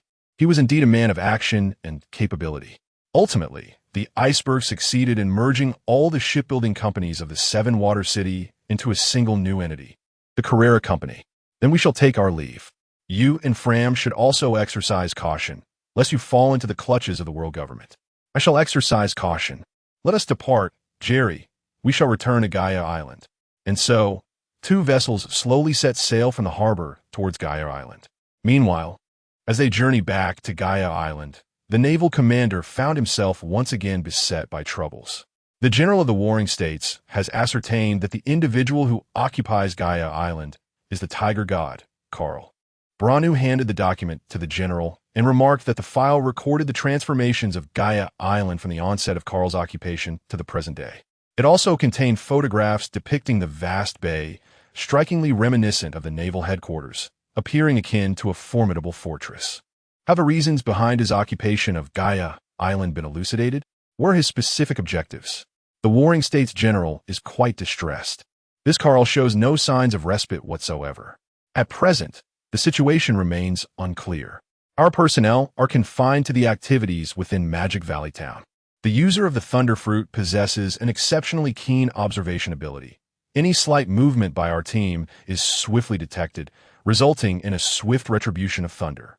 Consequently, our communication on the island has been reduced to the written word, utilizing paper and pen. What? Is it truly possible to achieve such a feat? The warring states were astonished. The observation Haki of this Thunderfruit user could actually monitor the entire island with such precision. Indeed, Admiral, Brandy replied. I have returned, Sengoku. The valiant marine hero, Garp, has just returned from a mission in the East Blue. Although it was termed a mission, in reality, it was merely a leisurely trip to subdue the pirates he encountered, leaving the remainder of his time to indulge in the company of his two grandchildren. As Garp swaggered into the marshal's office, savoring his sunbae, Sengoku couldn't help but ponder why this fellow seemed so carefree while he, as the marshal, endured such burdensome responsibilities. In that moment, he felt an overwhelming urge to deliver a good thrashing to Garp, yet he ultimately refrained, recognizing the importance of upholding the esteemed image of the marine hero. Kapu, come take a look at this. Sengoku handed the intelligence document to Kapu. Upon receiving it, Kapu began to examine it earnestly. There are moments when he indeed approaches his work with great seriousness. Have they occupied Gaia Island? The specific purpose remains unclear. Sengoku? Carp is perplexed. After all, he is a person of considerable stature. No, our personnel's activities on the island are severely restricted, and we are unable to obtain further information. Explained the Marshal of the Warring States. Well, I shall pay a visit and inquire directly with Carl to ascertain the truth. Cap, eager to undertake this task, was genuinely curious about Carl's motives for occupying Gaia Island and transforming it into a fortress-like aquatic castle. No, the strength of Carl and his group is formidable. It will be perilous for you to go alone. Warlord immediately objected, not wishing for any misfortune to befall his old friend. Rest assured, Sengoku, Carp replied. Ever since my last encounter with him, I have come to understand the true nature of Carl. He would not put me in a difficult position. Besides, Carl's nephew is currently in my care, so what is there to fear? Sengoku looked at Carp and inquired, Are you certain? After all, they were about to engage with a team possessing Imperial-level combat prowess. Rest assured, my confidence in the Warring States period is unwavering. Very well. It is up to you to journey to Gaia Island to ascertain Carl's intentions behind the occupation of Gaia Island. After all, it is in paradise, and it is imperative to understand his specific objectives. Understand, I shall set off now. Carp rose and exited. Sengoku watched Carp depart, feeling a slight sense of relief. After all, this old friend still holds some significance. Carp arrived at the Doghead warship and addressed Bogart, saying, Bogart, Inform everyone to assemble. We must make a journey to Gaia Island. Very well, Admiral Carp. Immediately inform everyone who has just disembarked to return, and then proceed directly to Gaia Island.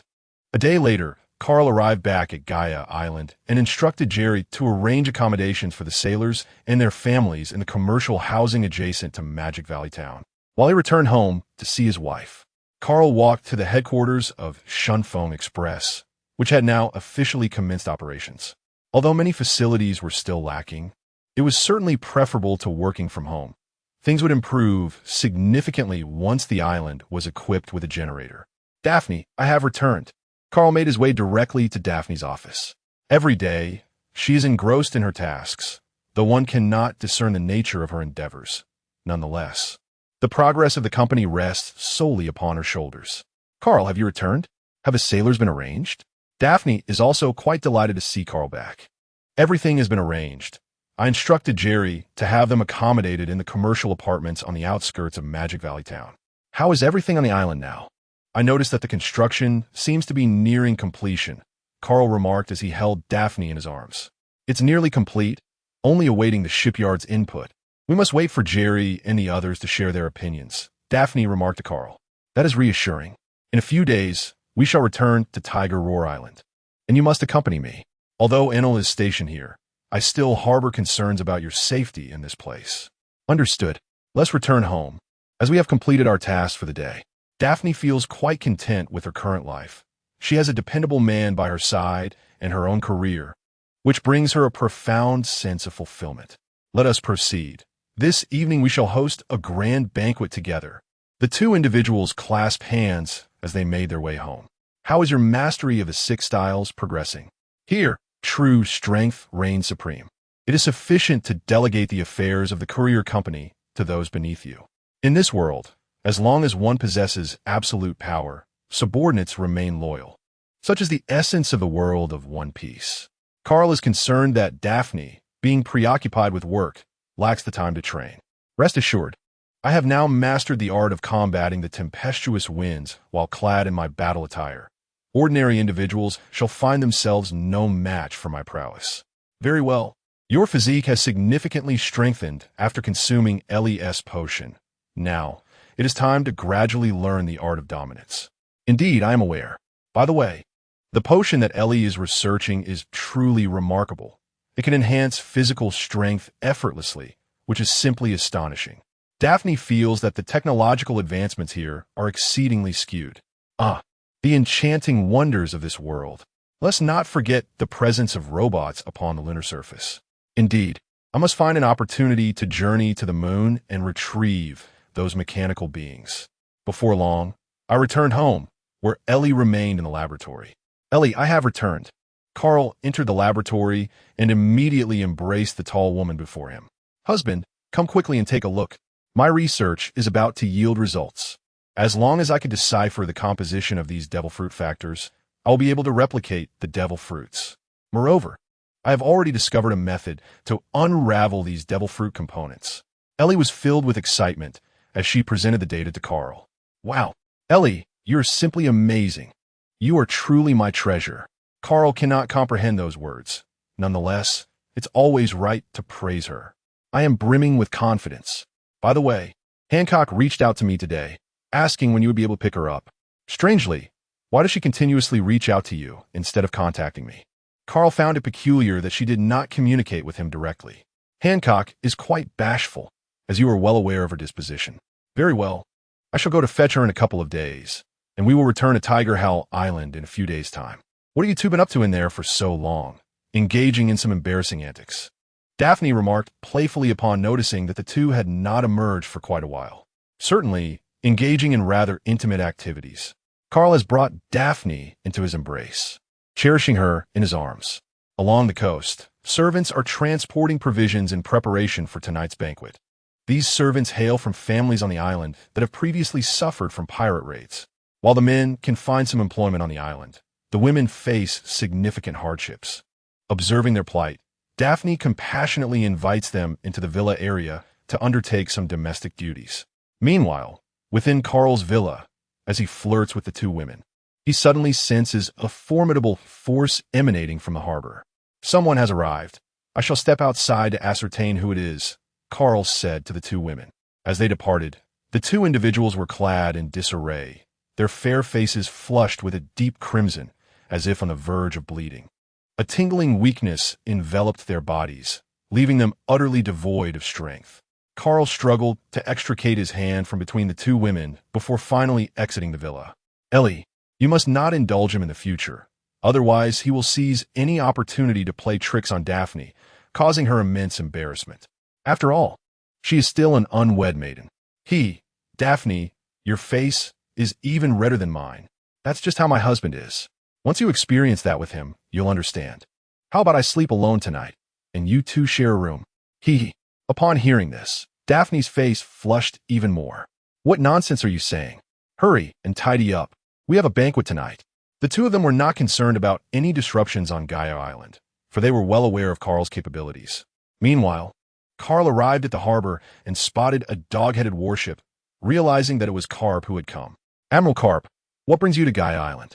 Carl shouted towards the warship. Ha ha ha. Of course, I have come to apprehend you, Carl. With that, Carp leapt into the air, his fist enveloped in a fierce aura as he launched an attack at Carl. Carl, not one to hold back, also sprang forward to engage Carp in a fierce exchange.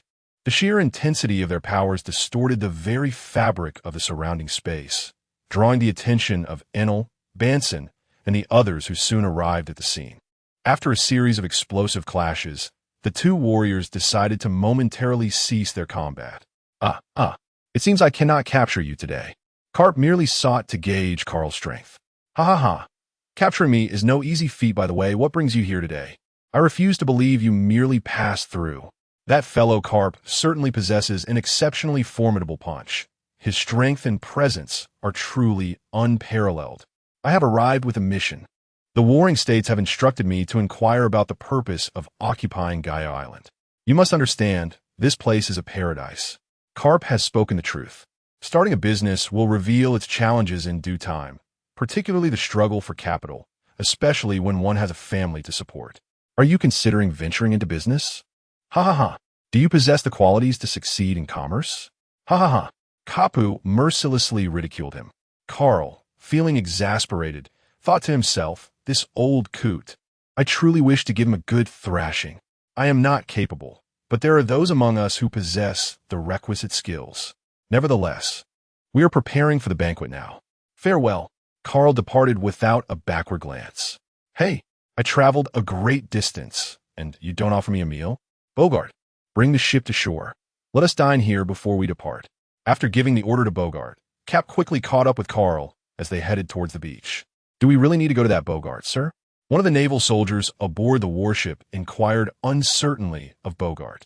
Let us proceed, as Admiral Carp suggested. Subsequently, Bogart swiftly caught up with Carp. I said, Admiral Carp, do you truly believe that I am overflowing with riches? With over 100 mouths to feed trailing behind me, I find myself at a loss for words. Then it is no longer my concern. After all, we are currently famished. Carp wore a rogue's expression, as if proclaiming, Today, I have you at my mercy. Summon all the chefs from your warship, for I do not possess such a multitude of cooks. If it were merely a few of them, Corrine would manage effortlessly, but with so many individuals, she would surely be overwhelmed. No problem at all, Bogart. Let the chef lend a hand. After all, entrusting it to Bogart is the right choice. Indeed, Admiral Carp, the few individuals by the beach were taken aback upon witnessing Carl leading a substantial contingent of Navy personnel. It is important to note that, aside from Daphne, everyone else carries a bounty on their heads. What's going on, Carl? Daphne inquired, her gaze fixed upon the assembly of Navy personnel, recognizing that their leader was none other than the esteemed naval hero, Cap. It is of no concern. Admiral Carp has been deprived of his meal allowance in the Navy and has come here to share a meal. Let us instruct the kitchen to prepare an ample supply of ingredients. Upon hearing this, Daphne thought to herself, although she was unaware of the details. It certainly sounded like something Carp would do. Benson, go catch a sea king from the ocean. With so many people, the food at home may be insufficient. Aye, Captain. Soon, darkness enveloped the sky, and a large group of people gathered along the shore. toasting and celebrating, leaving outsiders to believe they were one united party. Cheers! Cheers! I said, Carl, what business do you truly wish to pursue? Transforming Gaia Island into a veritable castle upon the sea. Yet, Carp remains perplexed. I am preparing to transform this place into a logistics hub, allowing all merchant vessels to dock here, as well as facilitating the sale of goods. I envision this location becoming a bustling center of commerce. Carl rambled on excitedly, but upon turning his gaze, he discovered that Carp had fallen asleep. At that moment, it felt as though a swarm of crows had flown overhead, heralding thunder and rain. Carl shouted beside him, "Has it rained? Has it rained?" With a sudden jolt, Carp awakened, only to find Carl gazing at him with an expression of utter disbelief. Haha, my sincerest apologies. I inadvertently dozed off. As long as you're not erecting a military stronghold here, it is quite all right. Huh, goodness, this old man has such a thick skin. Uncle, is he really Admiral Carp? And observed the old man, who appeared utterly untrustworthy. She was well aware that her brother was in Windmill Village. Indeed, this old man is Vice Admiral Carp of the Navy. Carl, could this girl possibly be in? Carp inquired while gazing at the girl, calling out to Uncle Carl. Given her age, it must be her, right? It is in. She is currently accompanying me. Ha ha ha. Come and join the Navy. I assure you, within 3 years, you'll attain the rank of colonel. Carp gazed at the girl, recognizing her remarkable skills, and noted that she wielded an impressive sword, likely of the highest grade. I said, Old man Carp, have some dignity, will you? Recruiting people right in front of me. This old man is incredibly shameless. No need, Admiral Carp. I am quite content following my uncle. Ankh has no desire to accompany this unreliable old man. It is truly a pity. The banquet did not conclude until midnight, and Carp did not remain overnight on Gaia Island. He departed directly aboard his warship. Before his departure, Carp was heard muttering something about the failures of Sengoku and Tsuru's schemes. Husband, what is Admiral Kapu doing here? I cannot believe he has come merely for a meal. Daphne inquired as she observed Carl emerging from his bath. The naval officers observed our construction, which resembled a fortress, and expressed some concern. However, when I explained that it was for business purposes, their inquiries ceased. Daphne, lost in thought, appeared captivating in her silk nightgown, which drew Carl's unwavering gaze, unable to resist her alluring presence. All right, let us not dwell on other matters for now. We must attend to the task at hand. Ah, Daphne exclaimed in surprise as she saw Carl leaping onto her. Darling, Daphne shyly murmured, her head lowered. Am I really going to experience my first time tonight? I'm so nervous. I will be gentle, he replied, as he unfastened her nightgown and pressed his lips against hers, his hand exploring her enticing curves. Daphne responded, overwhelmed with emotion. This night was destined to be tumultuous, with the melodies in the room only subsiding as dawn approached. Carl gazed at Daphne's flushed cheeks, kissed her forehead, and held her securely in his embrace as they drifted into a peaceful slumber. Upon awakening the next day, Daphne discovered herself nestled in the warmth of his arms.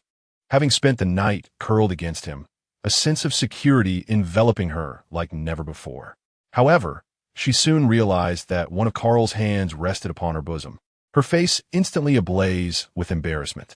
A wave of softness washed over her body, rendering her weak and motionless. How utterly mortifying! Yet, the sensations of his caresses were inexplicably pleasurable. Oh, how shameful! Sensing her movements, Carl stirred awake and tightened his hold around her, asking, Why are you up so early? Does it still hurt? He tenderly caressed her abdomen. It no longer hurts, and it's quite late now. I still have to go to work, Daphne murmured softly. Today, refrain from attending work. Take a day to recuperate at home. After all, it was a night of distress, and one must prioritize rest and recovery. What is bled? You scoundrel, I'm perfectly fine. This is not Earth. My current constitution is quite robust. Get up quickly, for I am hungry. After a while, Carl held Daphne tightly, greedily inhaling her scent. By the time they rose from their slumber, 3 hours had already elapsed. It's all your fault, you scoundrel, claiming that a mere hug wouldn't suffice. I can no longer trust your deceptive words. Daphne playfully chided Carl. With an irresistible charm emanating from you, I could not help but be drawn in. Let's go and indulge in a meal. With that, I lifted Daphne effortlessly and made my way to the dining hall. Oh my, I must say to both of you, what time is it? And as for Carl, considering it is Daphne's first time, couldn't you show a little restraint? Honestly, Ellie, please come over and assist Daphne in sitting down to eat. He is nothing but a grand deceiver. I shall never trust him again. Oof. Oh, my apologies. By the way, shortly I shall venture to Nine Snake Island to escort Hancock, and in a couple of days, we shall return to Tiger Howl Island. What do you think? Ailey remarked. I long to return home soon. I miss Uncle, Auntie, and Sister Lugio dearly. Prepare yourselves, for in a couple of days we shall return. Over at the shipyard, Pika, our diligent worker, is laboring tirelessly. Last night, Carl mentioned that upon the completion of this shipyard today, he would be able to return to Dressrosa. This news has filled him with immense joy, for he has been tirelessly constructing Carl's Gaia Island day after day for the past few months. Moreover, he has inexplicably endured 2 blood draws from Ellie. Director Jerry, will this shipyard be our place of work from now on? The shipwright, who had returned from the city of Seven Waters, spoke to Jerry. Indeed, Lord Carl has expressed that in the future, an increasing number of vessels will arrive here. Therefore, it may be necessary for us to cultivate a greater number of apprentices. Indeed, I'm aware of this. We owe a great debt of gratitude to Lord Carl. Otherwise, we might have all fallen into the clutches of the world government. Before long, Carl arrived here as well, gazing at the nearly completed shipyard and nodding in approval. Captain, how have you come here? Oh, right. I intend to have these sailors take on more apprentices now to cultivate some talent. When we expand in the future, we will have people to utilize. Jerry said to Carl, indeed, it would be beneficial to observe the children on the island. By the way, if you possess talents in this regard from Fishman Island, you may consider bringing them here as well. I understand, Captain. As I departed from the shipyard, I retrieved the recording pointer bestowed upon me by Hancock and soared directly towards Amazon Lily. After an extensive flight, I finally beheld the Isle of Nine Snakes. This place bore a distinct difference from Tiger's Roar Island, with a noticeable scarcity of sea kings compared to the latter. I flew straight to the palace, managing to slip into Hancock's chamber without alerting anyone. Just as I was about to embrace her from behind, I was unexpectedly discovered. Who goes there?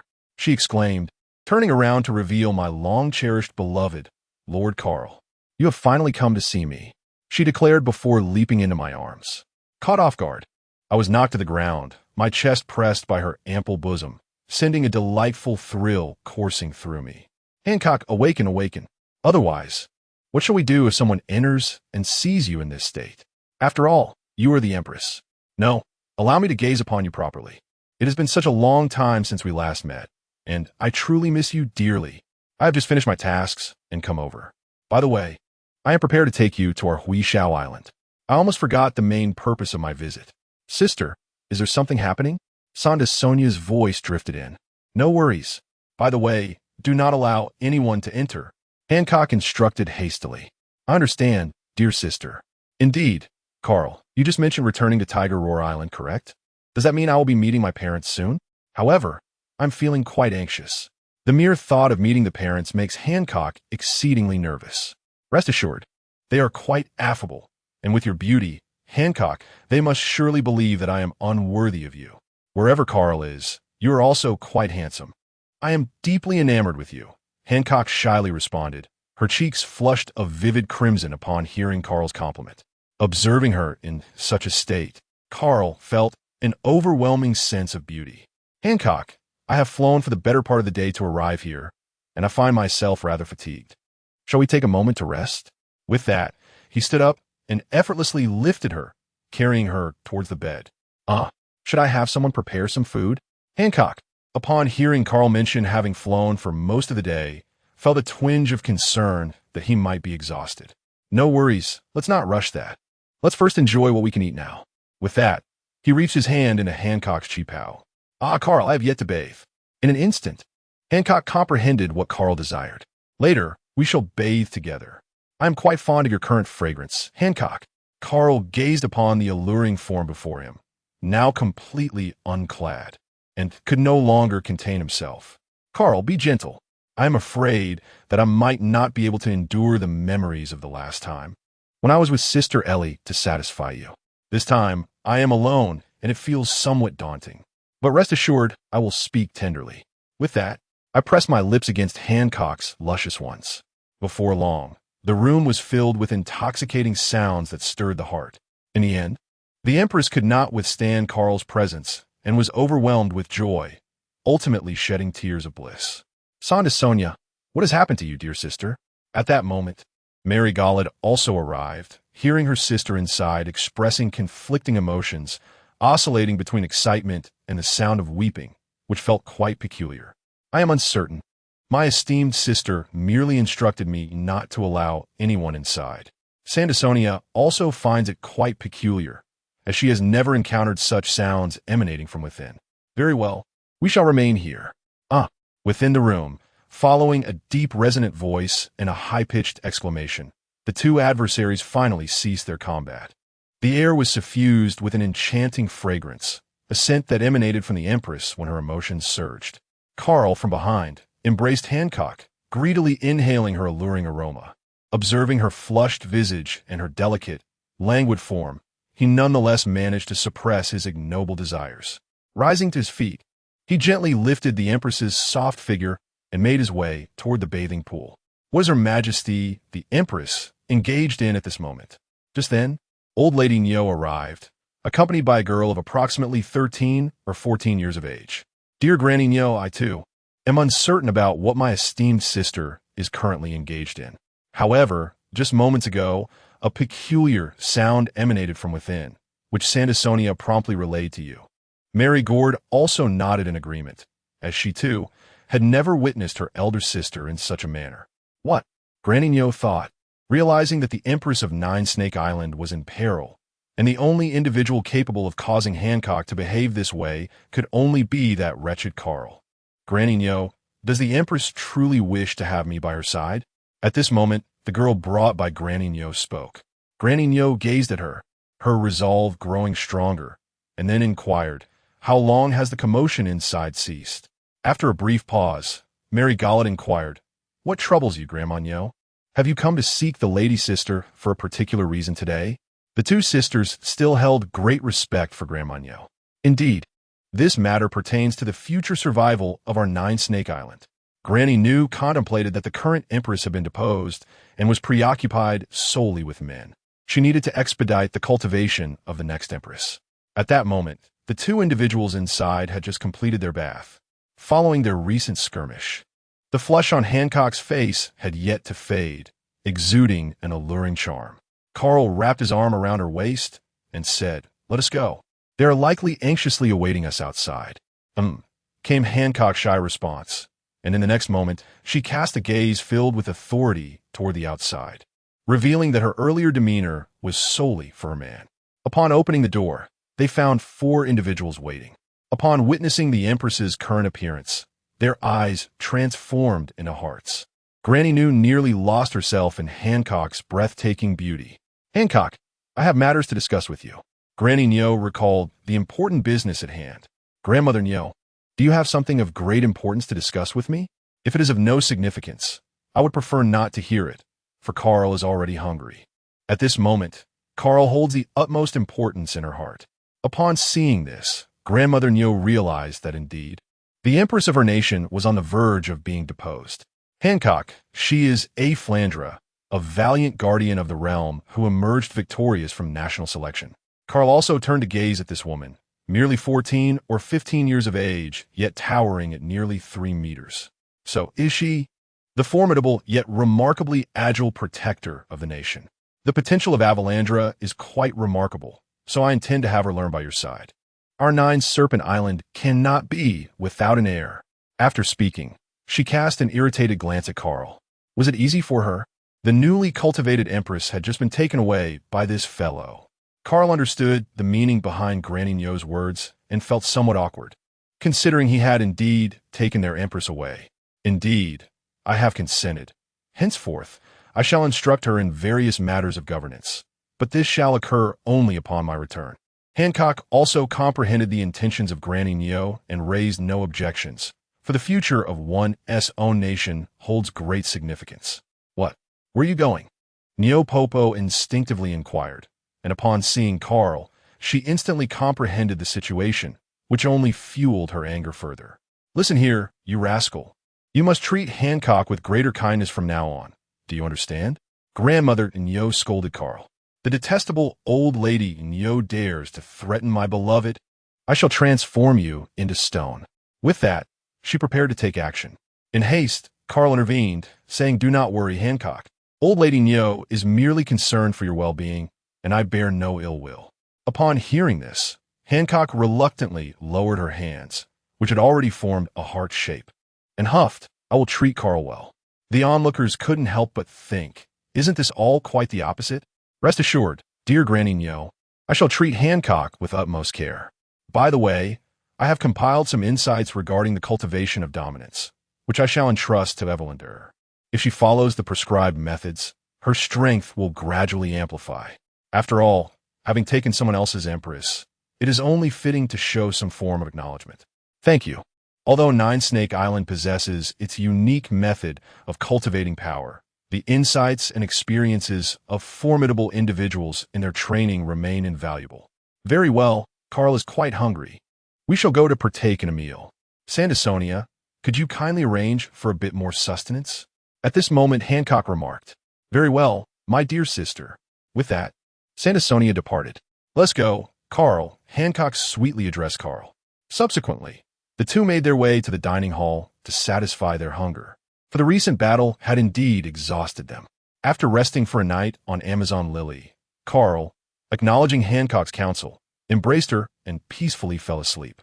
Upon awakening the next day, Hancock entrusted some matters to Granny Nyan, and then prepared to depart with Carl. "Carl, when do you intend to return Hancock?" "She cannot be away from Amazon Lily for too long," Granny New said to Carl. "Rest assured, dear Nyo Papa, we shall return in approximately a month's time." Following this, Nyo Papa fell silent, observing as Carl's pristine clouds of smoke enveloped Hancock before soaring into the distance. Alas, could this be a curse? Each empress has suffered this fate. Granny Nyo expressed her weariness, then turned her gaze towards Flandra, contemplating the necessity of imparting wisdom to her, determined to ensure she does not follow in the footsteps of her predecessors. "Let's proceed, Flandra. From now on, I shall guide you in your cultivation. You must strive diligently to enhance your strength," Grandma Nyo remarked as she turned to Flandra. Flandra's mind had been buzzing since yesterday, pondering the implication that she might become the Empress of Nine Snake Island in the future. "Oh, very well, dear Grandma Nyo," Avalandra replied, regaining her composure, her eyes brimming with unwavering confidence. After a day of flight, Carl and Hancock finally arrived at Gaia Island, soaring directly into the villa belonging to Carl's family. As expected, Daphne was out attending to company affairs, while Ellie was immersed in her research on the devil fruit factors in the laboratory. Carl and Hancock entered the lab, exclaiming, "Ellie, we have returned. Hancock, it has been such a long time since we last met. I have missed you dearly." Ellie rushed over and embraced Hancock, their beloved plush toy, the big white rabbit, becoming contorted in the warmth of their affection. "Sister Ellie, I long for you as well. By the way, where's the other sister? Why have I not seen her?" Hancock recalled that Carl had introduced them to yet another sister, which stirred a twinge of annoyance within her. They had agreed it would be just the two of them. However, it was said that Carl had known her long before, and with Ellie's persuasion, Hancock reluctantly accepted Daphne. Carl, still somewhat apprehensive, remained concerned, as Hancock's temperament is undeniably proud. "Daphne has left for work. We have established a company under her capable management. She truly excels at handling numerous tasks with remarkable organization, a feat I find beyond my own capabilities." Ellie also expressed her admiration, noting Daphne's extraordinary talent for business. "Really? Where is Sister Daphne? I would like to meet her." Hancock is somewhat curious about his sister, whom he has yet to encounter. "Let's proceed. I shall take you along. My dear husband, do rest at home for the time being while I take Hancock out for a leisurely stroll." "Oh, very well. That Ellie. You know." Carl cast her a glance. "Understood. You need not worry. Let's go, Hancock." With that, the two women departed.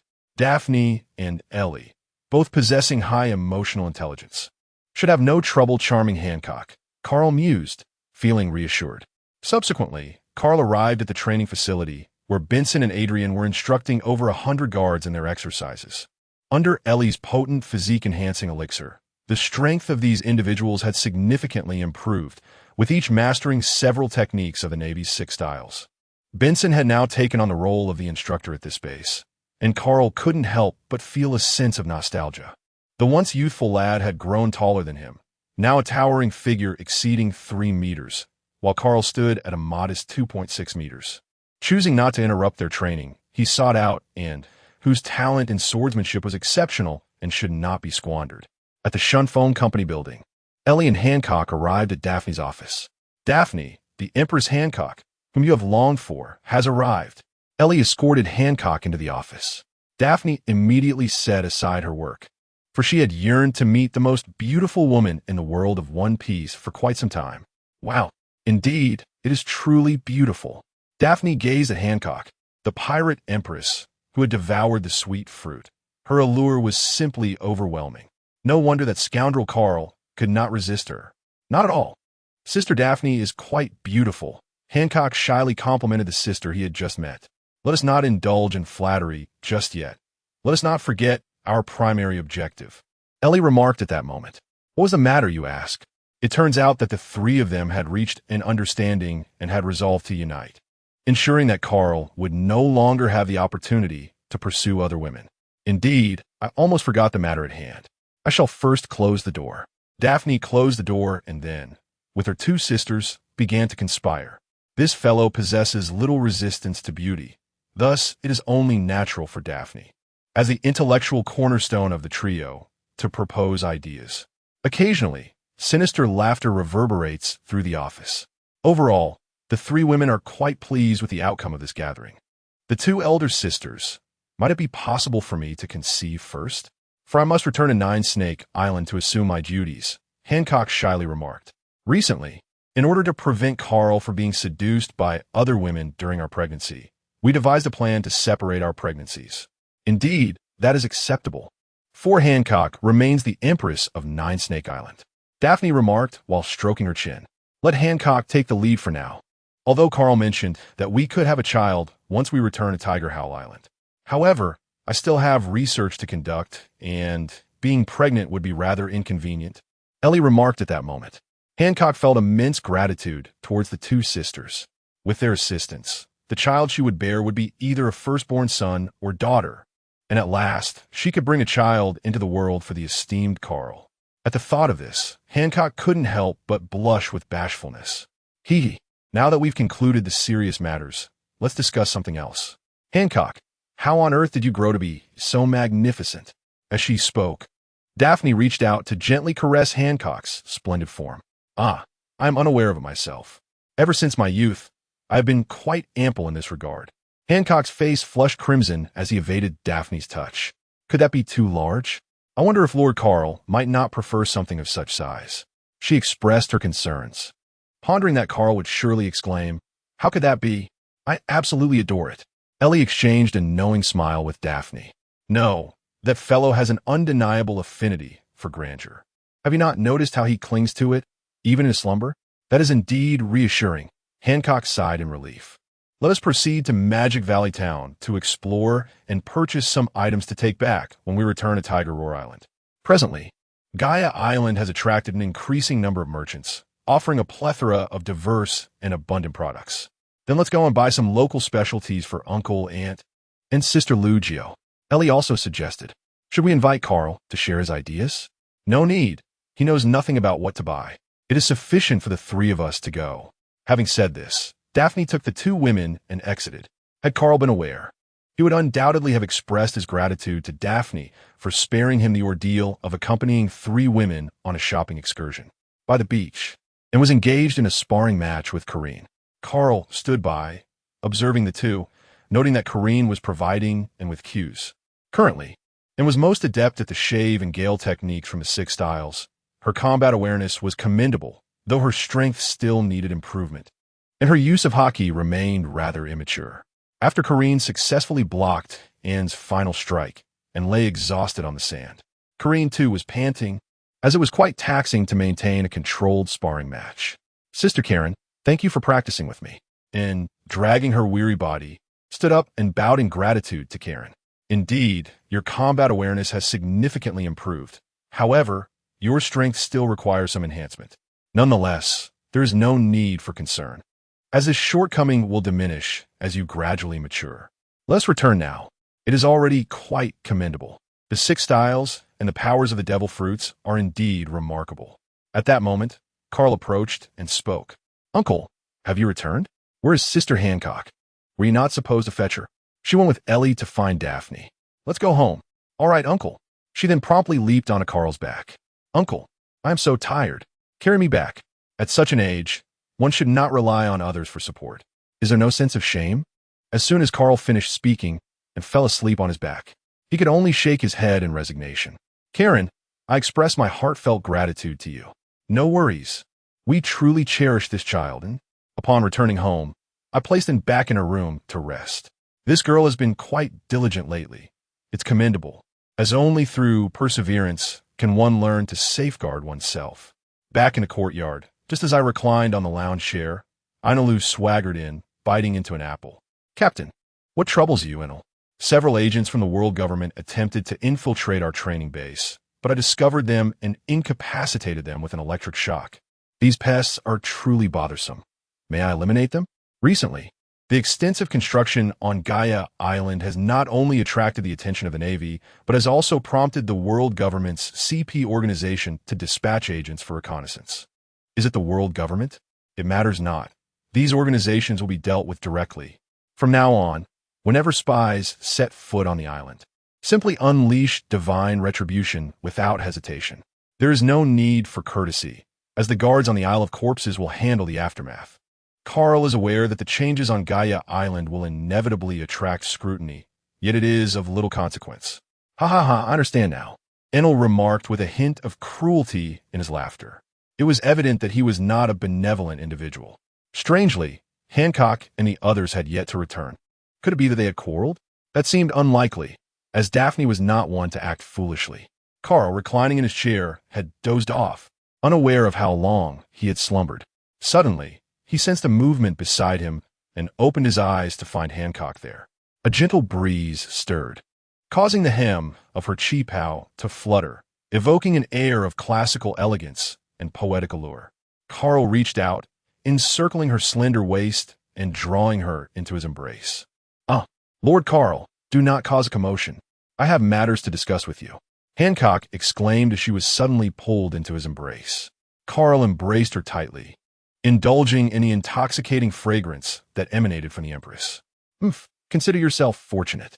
I have acquiesced, and I have already conferred with my 2 sisters on this matter. Should you dare to be unfaithful and pursue other women, I shall ensure your severance. As she spoke, Hancock's delicate hand ventured toward Carl's lower body, grasping it directly. Hush! Take it easy, my dear wife. Rest assured, I vow that there will be no other women in my life henceforth.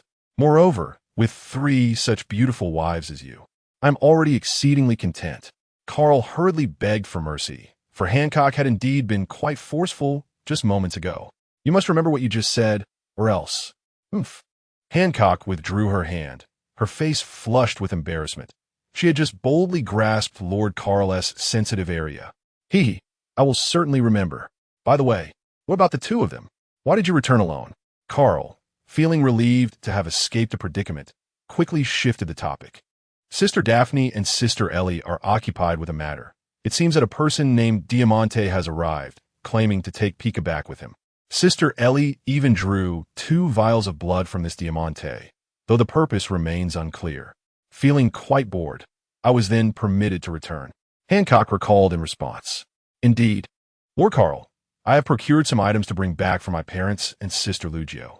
Come quickly and see if they are suitable. With that, she rose and tugged at Carl, leading him into the room. Upon entering, they beheld a large parcel. How much have you purchased?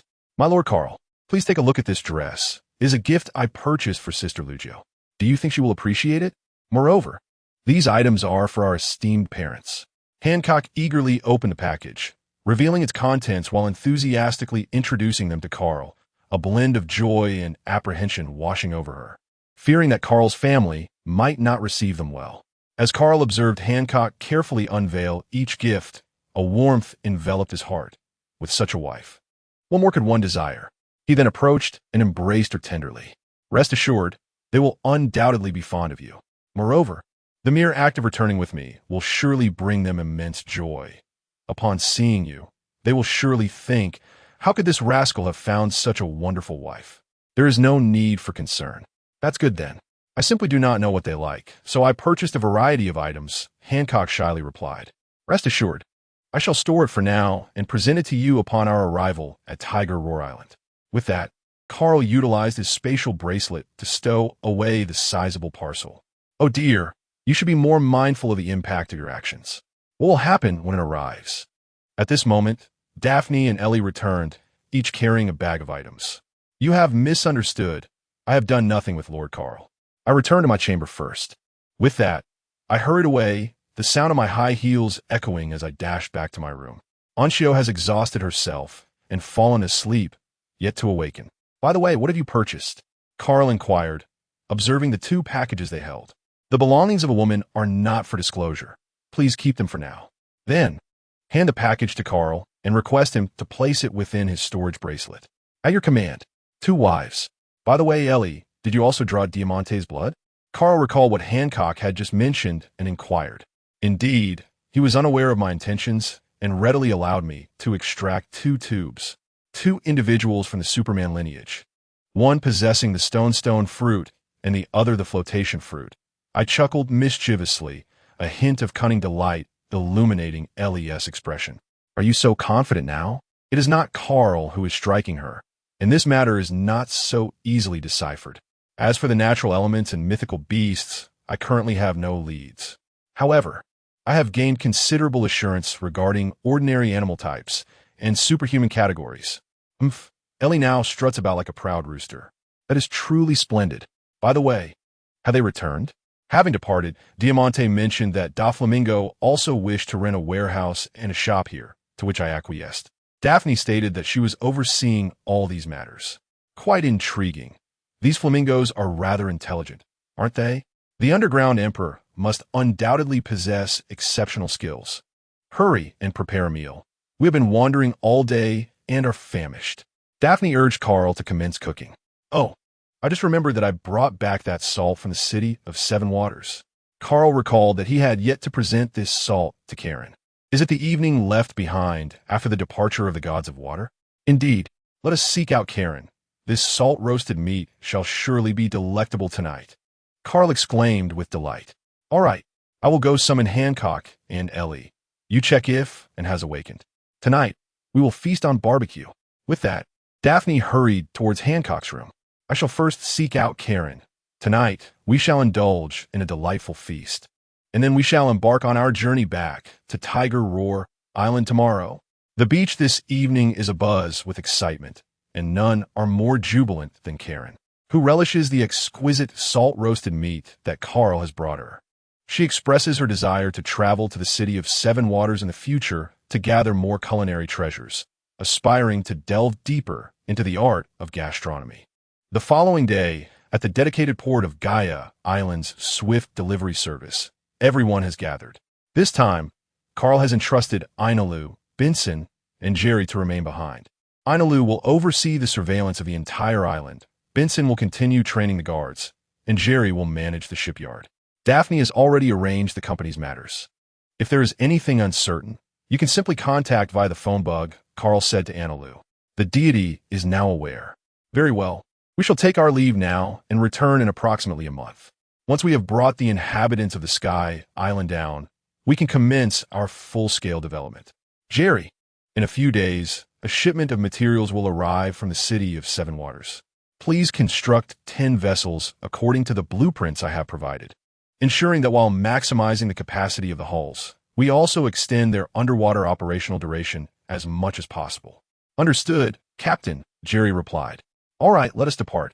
The Tiger God sails across the boundless expanse of the sea, while Carl reclines on a beach chair, observing several women engaged in conversation nearby, and is also lounging in a chair beside him, and Adrian is perched atop the mast in a crow's nest. How delightful. Carl finds the scene before him quite enchanting. Everyone, come and try the juice I have newly researched. I assure you, it is delightful. Karen emerged carrying several cups of juice. Here she comes, here she comes. Sister Karen, please serve me a large cup, and immediately leaped up and went over. Here, a cup for you. Each of us takes a cup. Then we sit cross-legged on the deck, sipping juice. Carl shouted towards, and, please make it cold for me. I prefer my drink chilled. What a nuisance. I am not a refrigerator. Humph. Reluctantly, I extend my hand forward. It is truly delightful. Karen is simply magnificent. Come here for a kiss. Daphne walked over and placed a sweet kiss on Karen's cheek. Of course, I am a champion of the national culinary competition. Marvelous, marvelous. Then, everyone put down their cups and applauded. At that moment, a sudden explosion echoed from a distance. The captain remarked as he glanced at the scene of the battle between the pirates and the navy. Disregarding them, we shall continue on our path. As I observe the vibrant hues of the Conqueror's Haki, I realize that these are merely pirates who have recently arrived on the Grand Line, claiming to be significant figures themselves. I certainly would not involve myself in the struggles of those lacking sufficient strength. I suddenly recalled, Adrian, what do you think about giving the beef fruit to Zoe? Carl believes it would be a fitting choice for her. After all, they grew up together on Tiger Roar Island, well acquainted with one another. I must return to seek Zoe's opinion on this matter. However, I believe she would be inclined to agree. Well, if she so desires, upon her emergence, she could accompany Daphne. Has she not always yearned to achieve something remarkable to capture Captain Dylan's attention? This time, she possesses the opportunity to control the most significant logistics hub of the future. Carl reminisced about the days of his youth when Zoe trailed behind Captain Dylan, eager to venture outdoors, only to be left behind, her frustration a rather amusing sight. Conqueror. Captain, is there something in the sky? Adrian noticed something flying above. Carl glanced upward, spotting a shape resembling a dragon. Goodness, how did this creature come to be here? Adrian, accelerate fully and leave this place at once, Carl said solemnly, gazing up at the sky. Understood. Is it Kaido, Carl? Daphne has also discovered this dragon in the sky. Certainly, rest assured, my current prowess allows me to contend on equal footing with him. My only concern is that this fellow might be inebriated and inadvertently destroy our vessel, which would be quite unfortunate. Kaido is by no means comparable to that old hag. Big Mom, ever since the dissolution of the Rocks Pirates, she has neglected her training, preoccupied solely with bearing children, leading to a significant decline in her strength. Among the 4 emperors, Big Mom is likely the weakest. Bad wind. Suddenly, the dragon in the sky launched an assault on the nearby navy and pirates. In an instant, both the warship and the pirate ship disintegrated and sank, leaving only a few cries for help echoing across the surface of the sea. At that moment, the dragon also caught sight of Carl's position. You shall depart from this maritime expanse. I shall soon catch up with you. Carl understood that this confrontation was inevitable. Be careful, Carl, Ellie said with concern. My lord Carl, I wish to fight alongside you. Rest assured, are you not aware of my capabilities? Depart at once. I have no desire to see that individual ruin my vessel. Let us depart. Here, Carl will be cautious in battle. Daphne is well aware that they cannot assist in combat of this magnitude. Uncle, be careful. Subsequently, the Tiger God vessel swiftly exited this maritime region. Carl conjured flames into the sky, soaring upward as he transformed into his complete beast form. Teacher Kaido, what brings you to the amusement park? Upon Carl's arrival, he realized that this fellow was not intoxicated at all. How did he end up here on his own? I recognize you, Kaido the Beast God. Young lad, would you care to join my beast pirate crew? I can offer you the position of first mate. What do you say? After a moment of realization, Kaido suddenly felt a strong urge to recruit this individual before him. It seems unnecessary for now. By the way, Teacher Kai, I have always harbored a curiosity.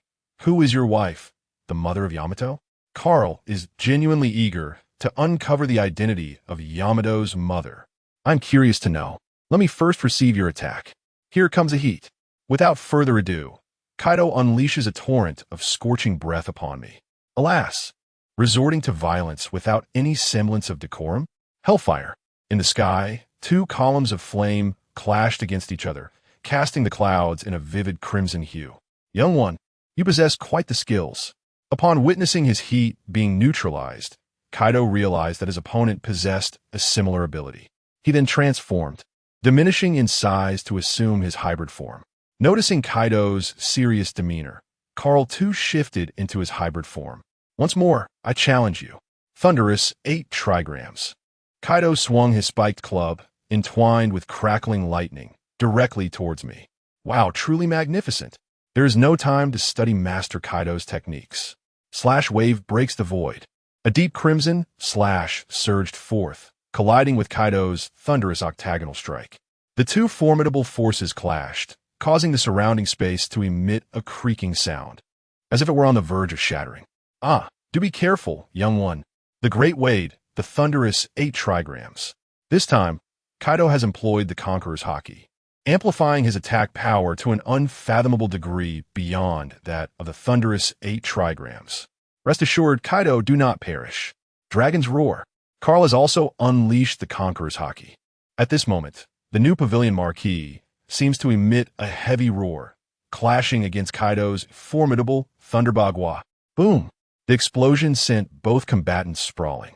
Kaido and Carl were hurled backward, yet they quickly regained their footing, both wearing solemn expressions. Teacher Kaido appears to be enraged, his Conqueror's Haki bearing down upon them. However, Carl is not easily intimidated. He retaliates with his own Conqueror's Haki. The sky seems to tear apart, as crimson-black lightning envelopes both individuals, resulting in a stalemate. With a resounding cry, Kaido leaped into the fray, twirling his spiked club, enveloping it in the formidable aura of Conqueror's Haki as he charged towards Carl. In a split second, Carl, devoid of time for contemplation, unleashed his ultimate technique, the Howling Sky technique, Azure Dragon Break. The Conqueror's Haki entwined around the new pavilion Lord surged forth, accompanied by the resonant roars of dragons and tigers, colliding fiercely with Kaido's weapon. The sheer force of their Haki clashed in a cataclysmic standoff, darkening the sky as crimson and black lightning crackled across the ocean, creating a scene reminiscent of the apocalypse. A thunderous explosion reverberated, shaking the very ground as their powers ignited the space around them. They were propelled outward, crashing violently into the ocean's surface. Carl felt a wave of weakness wash over him, prompting him to swiftly harness his abilities to ascend. Blood surged in his chest, and he coughed violently, instantly feeling significantly weakened. As he glanced towards Kaido, he noticed his adversary was not faring any better, also spitting blood as he cast a wary gaze in Carl's direction. Ah, how exhilarating! Carl, I must acknowledge your prowess. It has been a while since Master Kaido has fought with such fervor. Upon hearing this, Carl immediately breathed a sigh of relief. Had he continued without restraint, it might have escalated into a fierce battle between the two. Teacher Kaido, you truly are quite unrestrained. If you relentlessly hurl such fierce blows at me, what shall I do if I cannot withstand them? Carl clutched his chest, still feeling a sharp pang, as a sense of suffocation lingered within him. Didn't you catch that? Moreover, you showed no mercy. I am still suffering from it. I'm leaving. After saying this, he transformed into a colossal dragon, preparing to return to his ghostly island in search of his wine gourd, pondering that if he had brought the gourd today, victory would undoubtedly have been his. Wait, Kaido. Carl urgently called out to him. Youngster, is there anything else? It's nothing much. I simply intend to engage in a business venture involving marine limestone with you. You must sell me some. Damn it. It can't be a fruitless endeavor. Well, you can find my subordinate Yenzai. This is not my concern. After saying this, he soared into the sky. Business is managed by Yenzai. Research falls under the purview of Izai, and combat is overseen by Hanzai.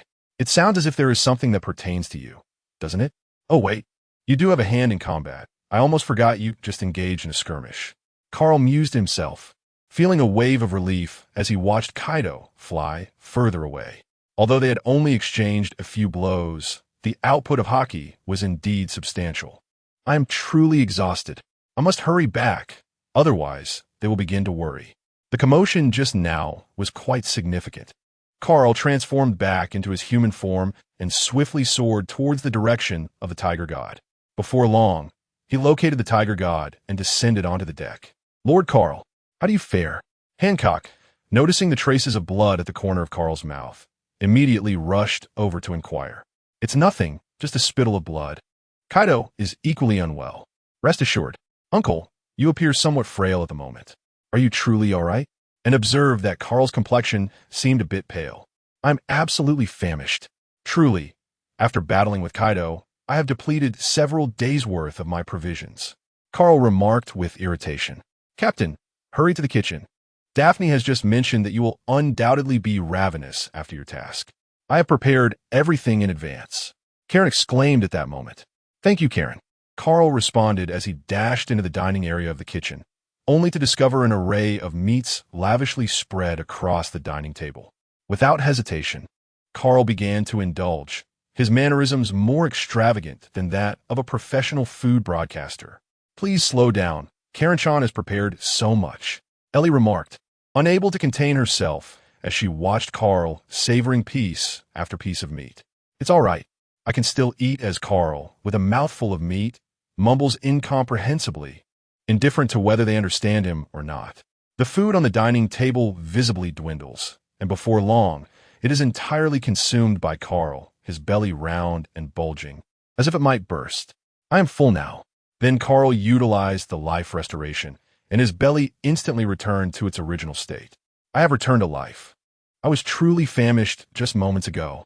After engaging in a skirmish, I indulged in a hearty meal, and now Carl feels utterly content." "Carl, how could Kaido possibly be here? Logically, he shouldn't be appearing in the paradise." Daphne observed Carl after he finished his meal and then inquired. "I'm uncertain about this." Perhaps in a state of intoxication, he contemplated self-harm while wandering aimlessly, and upon regaining sobriety, found himself here.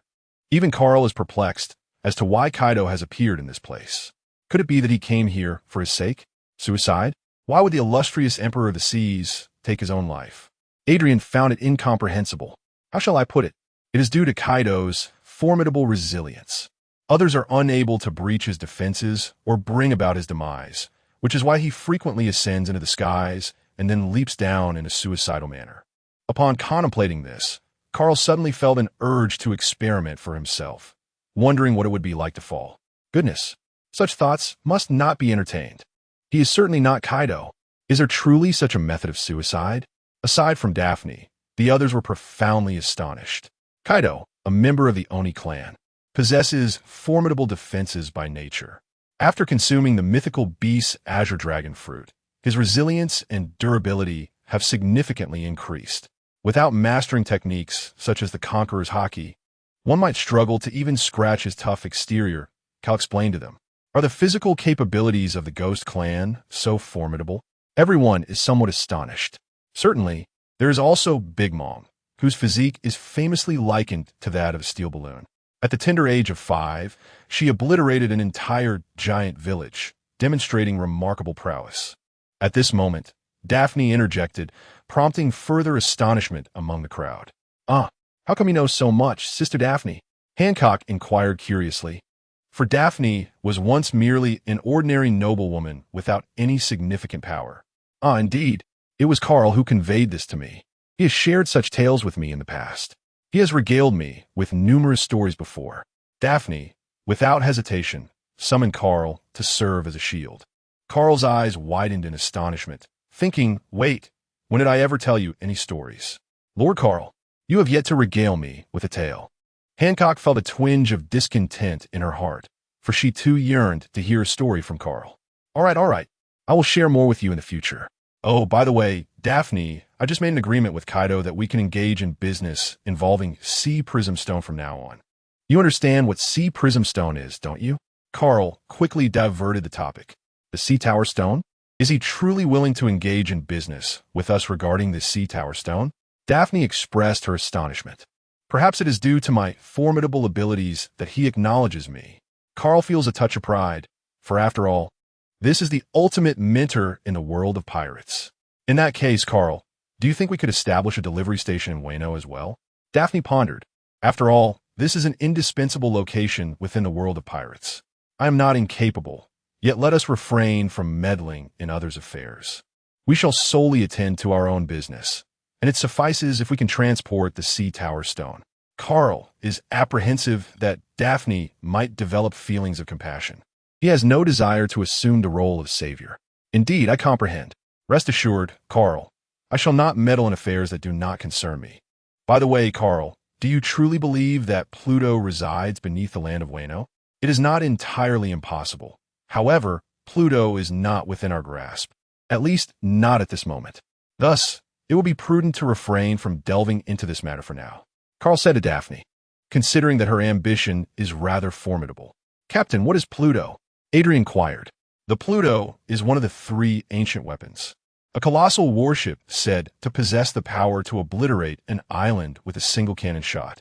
However, I find this notion overly simplistic. Carl harbors doubts regarding the assertion that Pluto is merely an ordinary battleship. If it were truly just a conventional warship, even a mere Sea King could effortlessly command the Sea Kings to overthrow the Pluto. Is it one of the 3 ancient weapons? Ellie inquired with curiosity. Are there 2 others? The 3 ancient weapons are known as the King of Heaven, the King of the Sea, and the King of the Underworld. Each possesses the formidable ability to overturn the oceans. This will become clear to you in due time, though I must confess I am not entirely certain myself. To be frank, Carl is genuinely unaware. The only known fact is that the King of the Sea is the mermaid princess Shirahoshi. As for the King of Heaven and the King of the Underworld, no one has yet laid eyes upon their true forms. Oh, the crowd responded with an air of understanding, prompting Carl to roll his eyes in exasperation. Well, there's no need to worry about those matters. Let's hasten back to Tiger Roar Island. Carl was equally speechless. A few days later, the Tiger God vessel docked at the harbor of Tiger Roar Island after passing through the windless zone. Lord Carl, is this the Isle of Tiger's Roar? Hancock gazed at the island. Her curiosity piqued, for after all, her own Snake Island also resided within the Doldrums. Indeed, aside from the sacred mountain at the center, the majority of Tiger Roar Island is enveloped in lush forests. Let's return home. At this moment, Carl is suddenly overwhelmed by a profound sense of a wanderer returning to his roots. Carl, I've heard that you have made quite a name for yourself out there. Welcome back. Uncle Daren, it has been quite a while. Carl rushed over and enveloped Daren in a warm embrace. Grandfather Daren, behold my transformation, and has changed remarkably since we departed from Tiger Roar Island. Daren glanced at the girl beside him, clad in a blue combat uniform. Her frosty demeanor, coupled with the sword she wielded, exuded an air of aloof elegance and solitary grace. Yoren, how much you have changed. The little girl who once insisted that I buy her cake has now transformed into a formidable female swordsman. Daren, witnessing such a remarkable transformation couldn't help but feel a wave of nostalgia. Indeed, I have been diligently honing my skills. Ha ha ha. All right, Carl, you and the others may head home now. Your parents and sister are likely aware of your return. Daren, too, was at the tavern indulging in drink when he sensed several formidable forces manifesting at the port, prompting him to investigate. Very well, then we shall take our leave, Carl said to Daren. Captain, I shall take my leave and return home now, Adrian remarked. All right, Karen, what about you? Adrian has returned home, and then Carl inquired where Karen was headed, as she also possesses a residence here. I shall certainly return to take a look at my cozy abode. Farewell, Captain. Very well. Let us return as well. Mother, grandfather, and grandmother, and has returned, and noticed that her mother and others were already waiting at the door, and then she rushed over to embrace her mother. My precious and has grown so much. Let me take a good look, dear. Are you hurt? Lu Jio, filled with excitement, looked here and there, aware that it was also under a bounty. I am fine, mother. At present, I am quite strong. Grandfather and grandmother, I miss you both dearly. And turns around and embraces the 2 elders.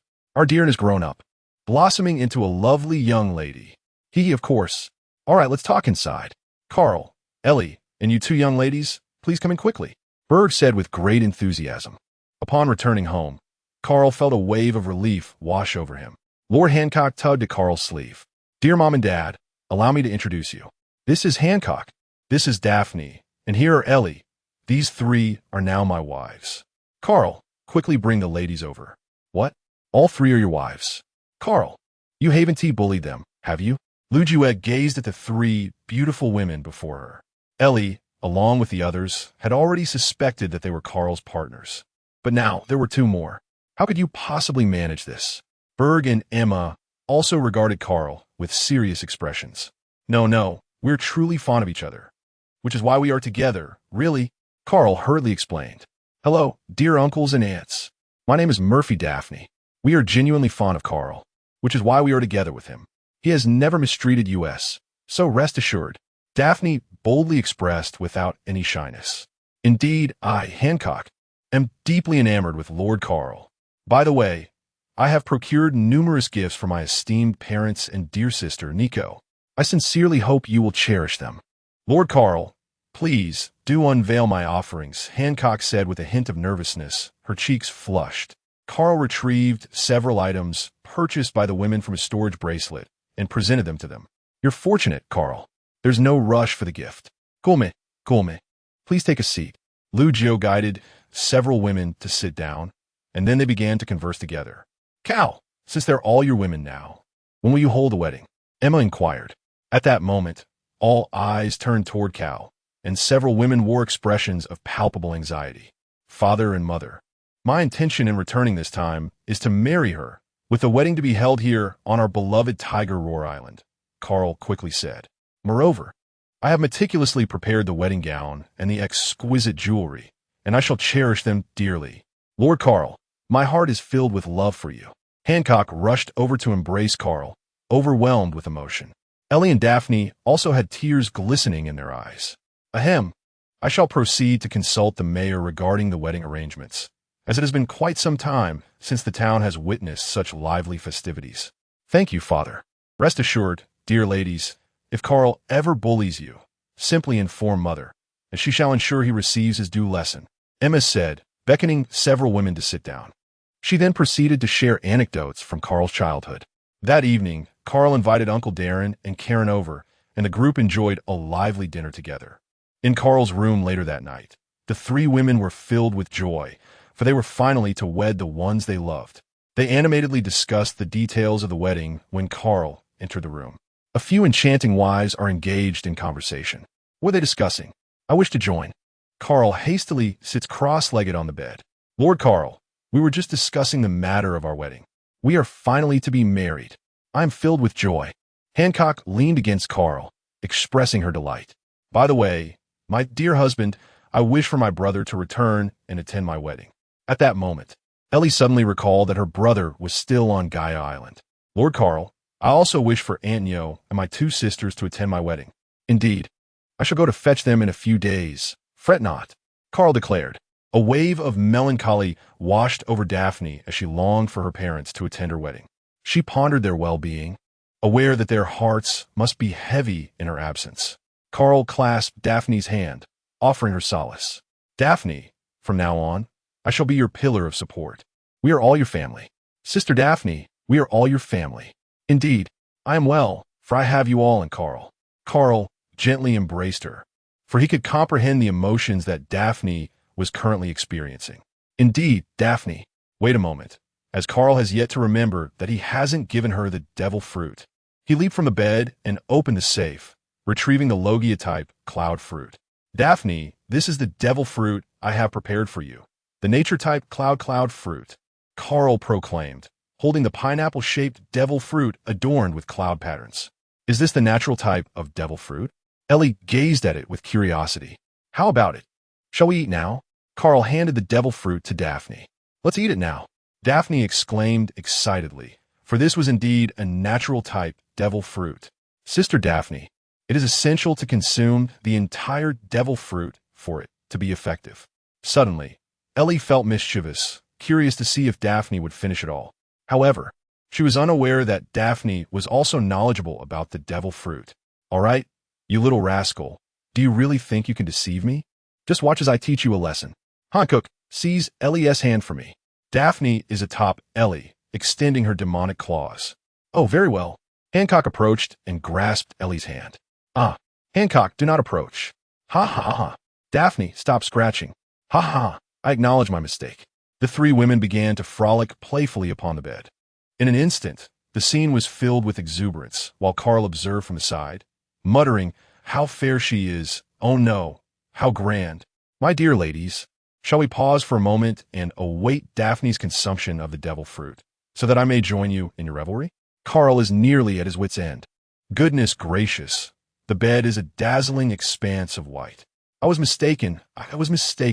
First, I consumed the devil fruit. Daphne, seizing the opportunity, Ellie escaped from Daphne's clutches.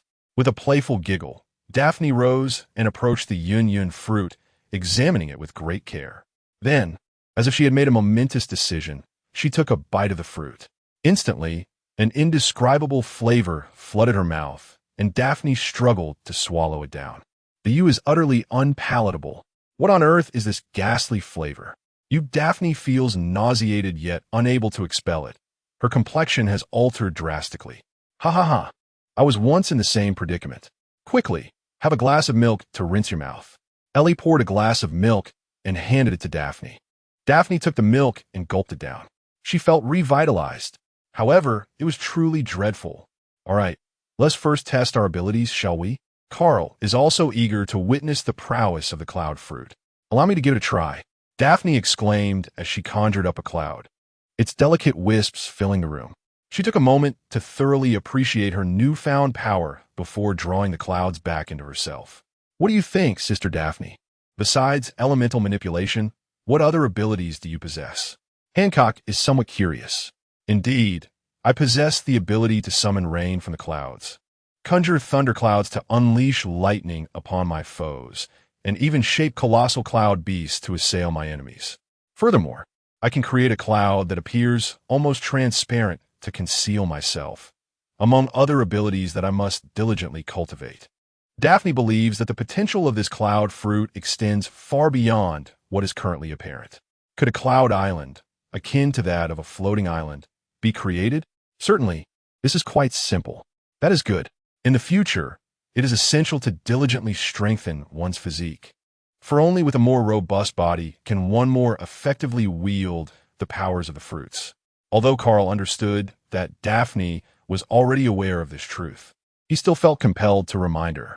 I understand. Rest assured that Daphnia is also aware that although the natural-type devil fruits are formidable, the most crucial elements in this world are physical strength and willpower. All right, then tomorrow you shall accompany me to greet our guest, and upon our return, we shall wed. I understand. Thank you, Carl. I'm grateful to have encountered you here, Daphne, as emotions suddenly swell. What is the value of merely expressing gratitude verbally? Would it not be more beneficial to have something tangible, perhaps 3 wives? Shouldn't we take a break? Carl let out a mischievous chuckle. Ah, I suddenly remembered that I promised Sister Lugio to keep her company tonight. I shall go find Sister Lugio now. Ellie rose from her seat, donned her attire, and proceeded to Lugio's room. Carl, I have also arranged to spend the night at Karen's house tonight. I must take my leave now. After Daphne finished speaking, she slipped out. How fortuitous. Carl had believed that the 4 of them would be able to sleep together this evening. Lord Carl, I am at your service. Ah, has Hancock made plans with someone else as well? Carl felt a twinge of disbelief. Was he destined to spend the night alone in an empty room? No. It is merely that I wish to bear a child for Lord Carl. Hancock shyly remarked. Hancock, the pain of childbirth is quite intense. Are you not afraid? Carl gently cradled Hancock's delicate form in his embrace. I am not afraid. My Lord Carl, Sister Ellie has calculated that these days are when I am most likely to conceive, the woman in Carl's embrace softly murmured. Then let us have a child, Carl declared, before pressing his lips against Hancock's rosy mouth. Hancock responded warmly, wrapping her arms around Carl's neck with fervor. The two shed their garments, and before long, the room was filled with harmonious melodies. This night was destined to be tumultuous. The passionate encounter persisted for quite some time, only subsiding after a deep, resonant growl. In the following 2 days, due to Hancock's influence, Carl postponed his plans to fetch others, wholly devoted to the endeavor of creating life with Hancock.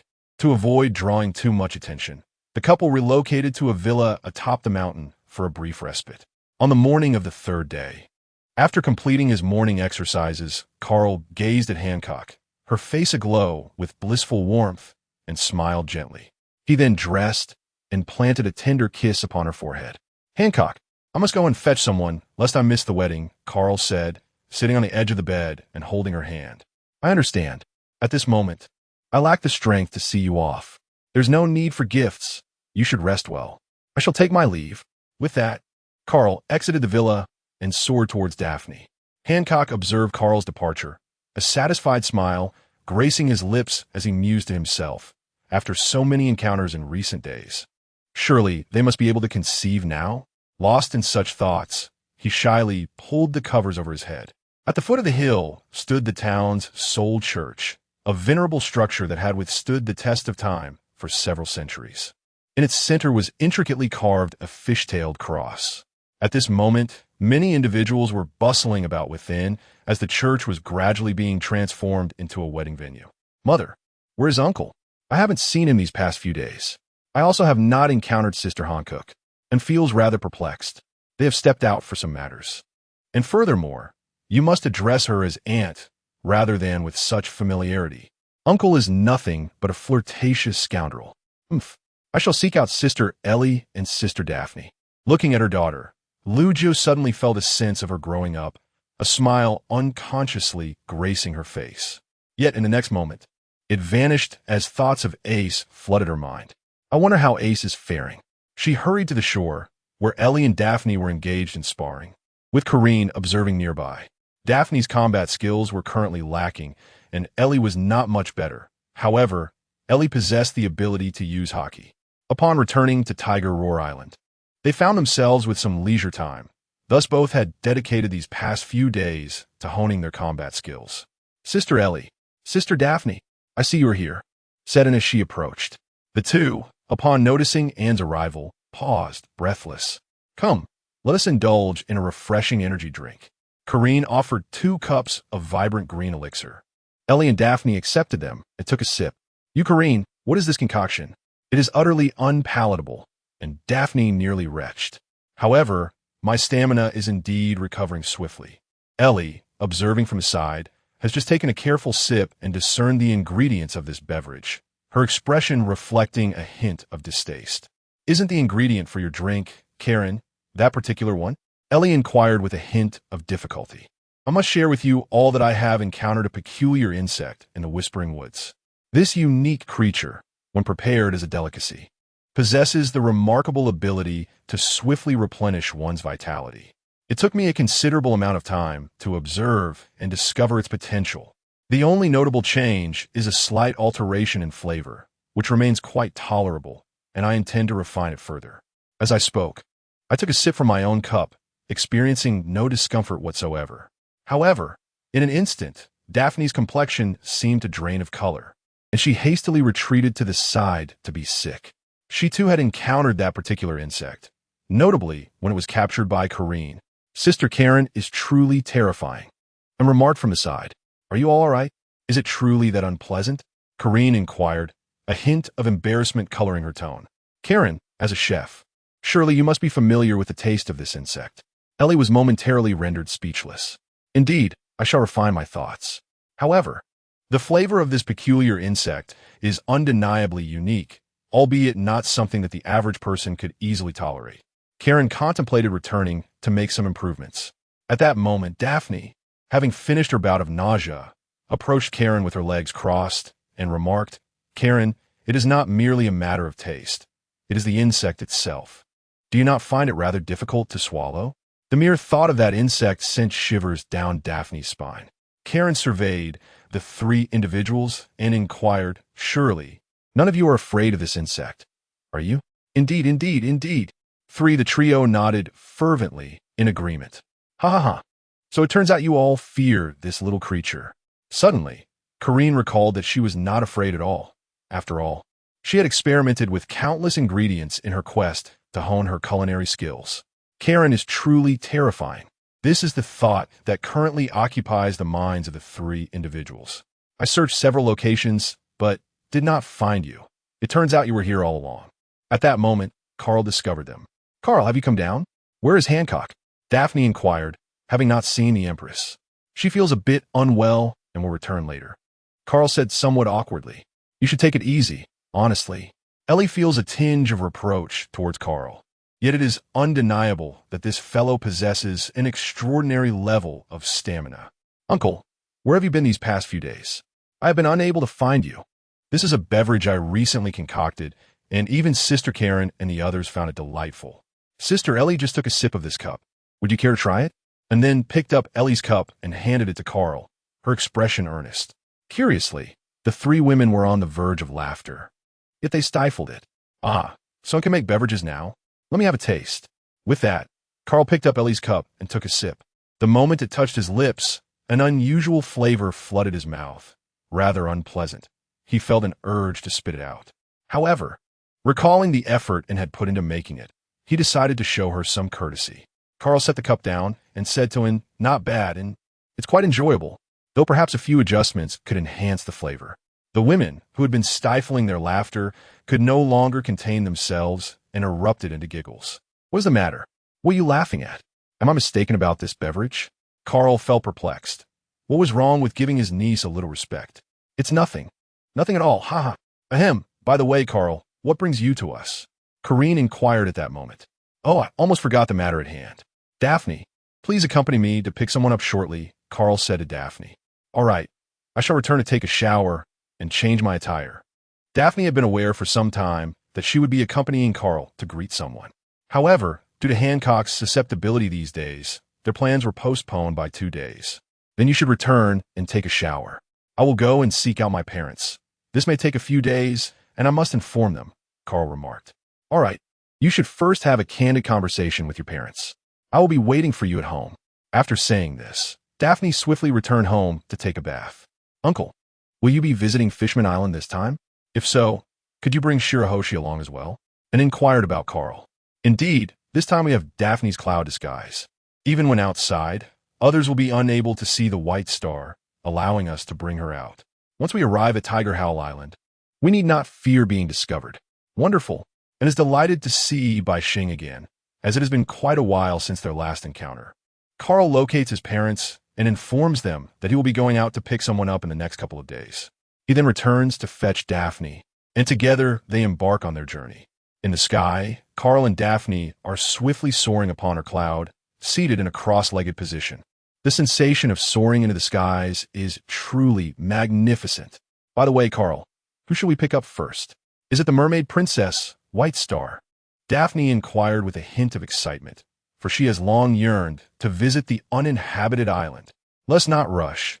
First, we shall journey to Nine Snake Island, and subsequently to the Shambody Archipelago. I have already instructed Rayleigh to prepare the coded ship in advance, so upon our arrival, we can head directly to Fishman Island."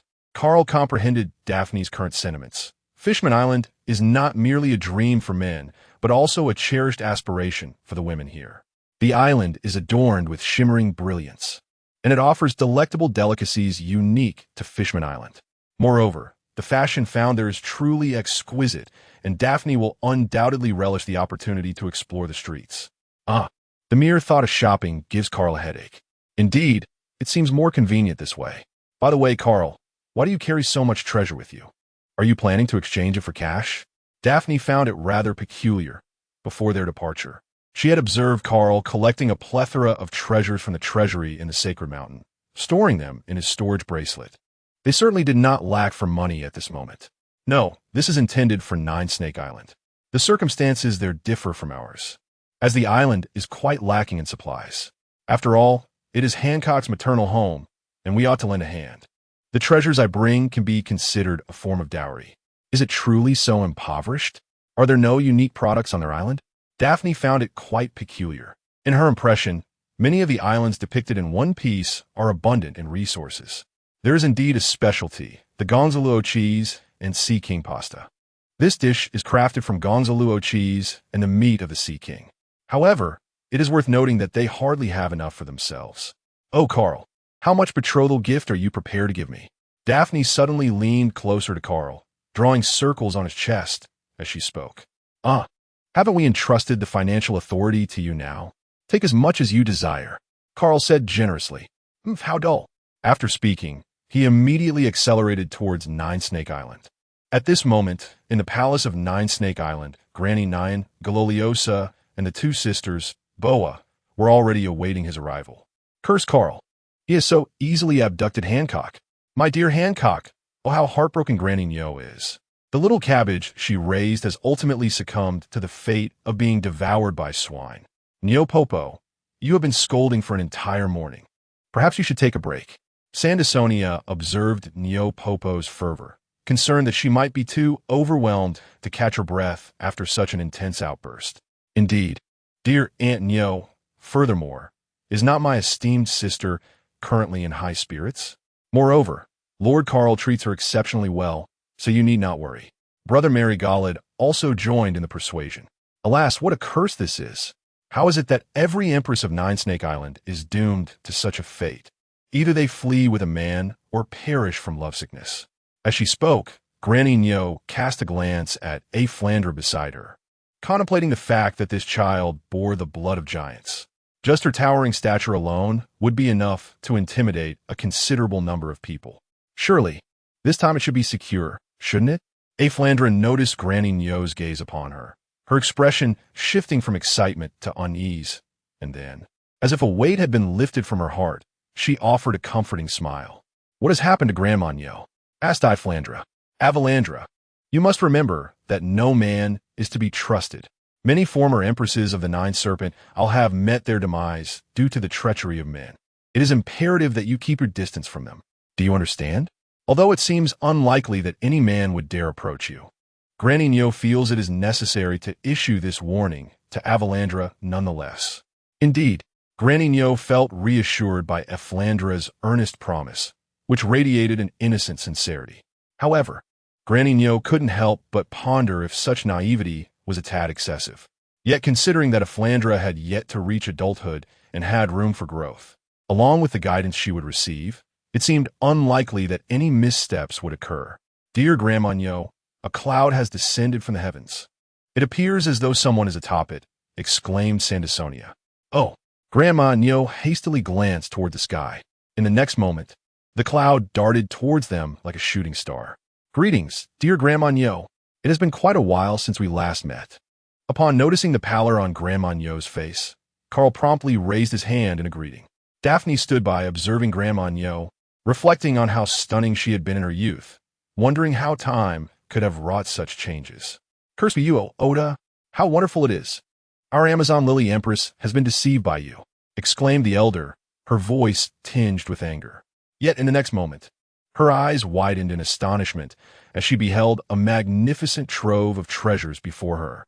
Well, dear Granny, this is the dowry I have prepared for marrying Hancock. What do you think? Carl has simply laid out all the treasures. Walls can be done when people have been led away by you. In an instant, Granny Nyo's attitude improved significantly. Furthermore, this is the devil fruit I have prepared for Everlandra, the superhuman type, fragrant fruit. I then extended the devil fruit to Everlandra. Ah, is this the devil fruit? Avalandra, taken aback as she received the devil fruit, had learned about its existence during her time studying with Granny Nyo. She understood that consuming the devil fruit would grant one immense power. Have all the devil fruits been revealed? I must commend your conscience. Yet, what powers does this fragrant fruit possess?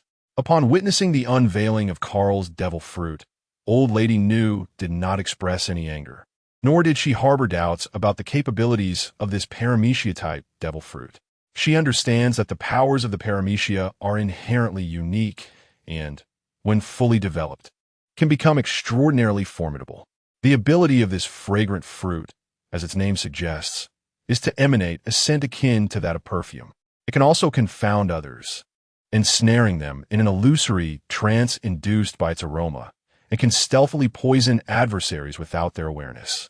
Other specific abilities must be developed by Evelander herself. Carl was elucidating the powers of the fragrant fruit to them. Is that so? Indeed, that is quite an impressive devil fruit.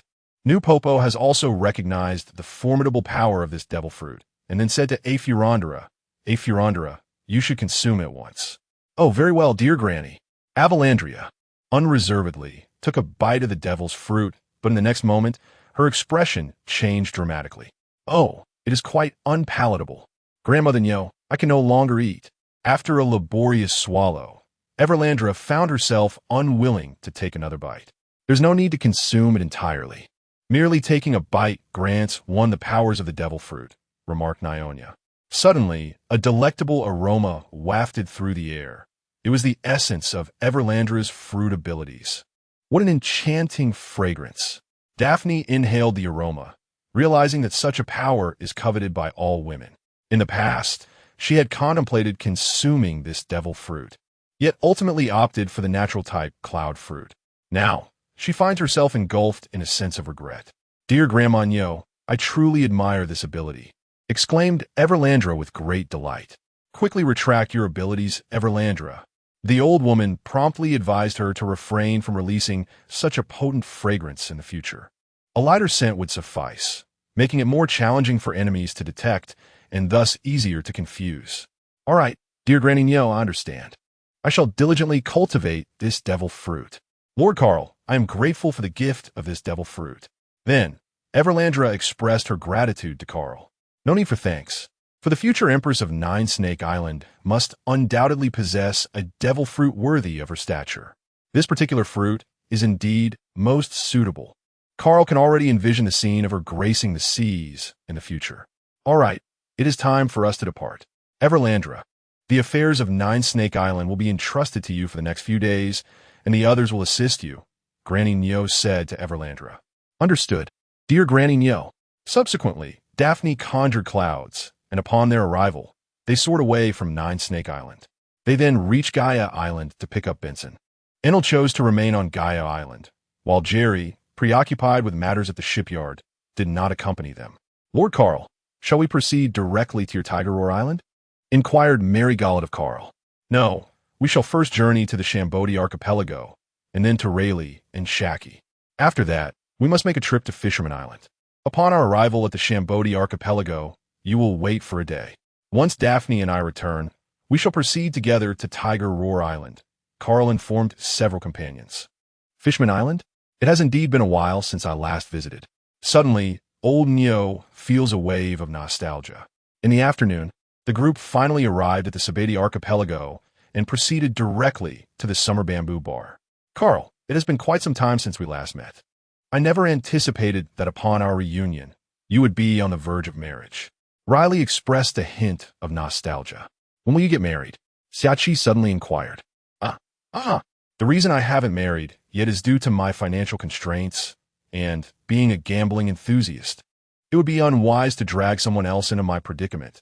Laylee chuckled awkwardly. Humph, Brother Carl, you mustn't emulate Rayleigh in the future. Xiachi truly wishes to give Rayleigh a good thrashing. It is quite exhausting. Indeed, certainly not learning. Which old lay? Is the ship ready? We are prepared to set sail for Fishman Island. Carl has no desire to get entangled in the affairs of these two. It would be best to make a swift exit. Having prepared himself, he declared, Let us go. I shall lead you. With that, Riley promptly exited the bar, increasingly apprehensive of Xiachi. Please wait for me here for a day. I will pick them up, and then we shall depart. After speaking with a few individuals, Carl took Daphne's hand and hurried to catch up with Rayleigh. Xiachi, whom is he going to retrieve from Fishman Island? Old Lady Nyo inquired of Xiachi. It appears to be King Neptune and the Mermaid Princess, White Star. Nefton? I never anticipated that Brother Carl had such a connection with Nefton. Granny Nu is also acquainted with King Nefton. Indeed, this is the vessel, Brother Carl. The two of you can manage it. Speaking of which, Brother Carl, what prompted you to marry at such a young age? In this prime of manhood, it is an opportune moment to venture out to sea. Riley felt that Carl should not have wed so early, when suddenly he sensed an ominous aura. He glanced at Daphne, who stood beside Carl. Her eyes were as frigid as daggers, sending a chill down his spine. Indeed, marrying early can have its merits. Ah, Carl, my dear friend, I must take my leave now. With that, I vanished in an instant.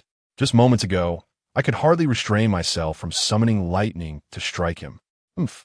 Daphne exclaimed in anger. How dare he incite her man against the institution of marriage? With a light-hearted laugh, she said, You must know what I'm thinking. so please don't be upset. It was time for them to set off, aiming to meet the person by tomorrow morning. All right, let us go. With that, Daphne and Carl boarded the coated vessel, which gradually descended into the depths. Is this the scenery of the deep sea? It is my first time witnessing it, and I find it rather exhilarating. Daphne gazes curiously at the exterior of the boat. Indeed, during my last visit, I found a sight of those large fish swimming about to be quite exhilarating. After an indeterminate period of diving, the two finally beheld the entrance to Fishman Island. Get ready, Daphne, look over there. That is the entrance to Fishman Island. Carl gestured for her to look in that direction. Is it true? It has finally arrived. Initially, I found it quite fascinating, but as time passed, it began to feel somewhat stifling. Because at depths of several thousand meters beneath the sea, where sunlight fails to penetrate, one inevitably feels a tinge of fear. Carl finds himself ill at ease in the perpetually dark ocean outside. Have you never harbored thoughts about the mermaid princess, Carl? Daphne inquired, her eyes gleaming with curiosity. It is well known that the beauty of Princess White Star rivals even that of the esteemed Empress Hancock. What are you talking about? I certainly do not have a penchant for minors. And although Bai Xing appears tall and imposing, she is, after all, just a young girl. Quite timid at that. Moreover, she is not to my taste. She's just too tall, Carl remarked, somewhat exasperated. Who knows? Speaking of which, is Princess White Star truly that timid? Daphne inquired with curiosity. After all, this is the Sea King. She was truly timid. During our first visit, she could hardly utter more than a few words before fear overwhelmed her to the point of tears. It was only after I spent considerable time comforting her that her courage began to blossom.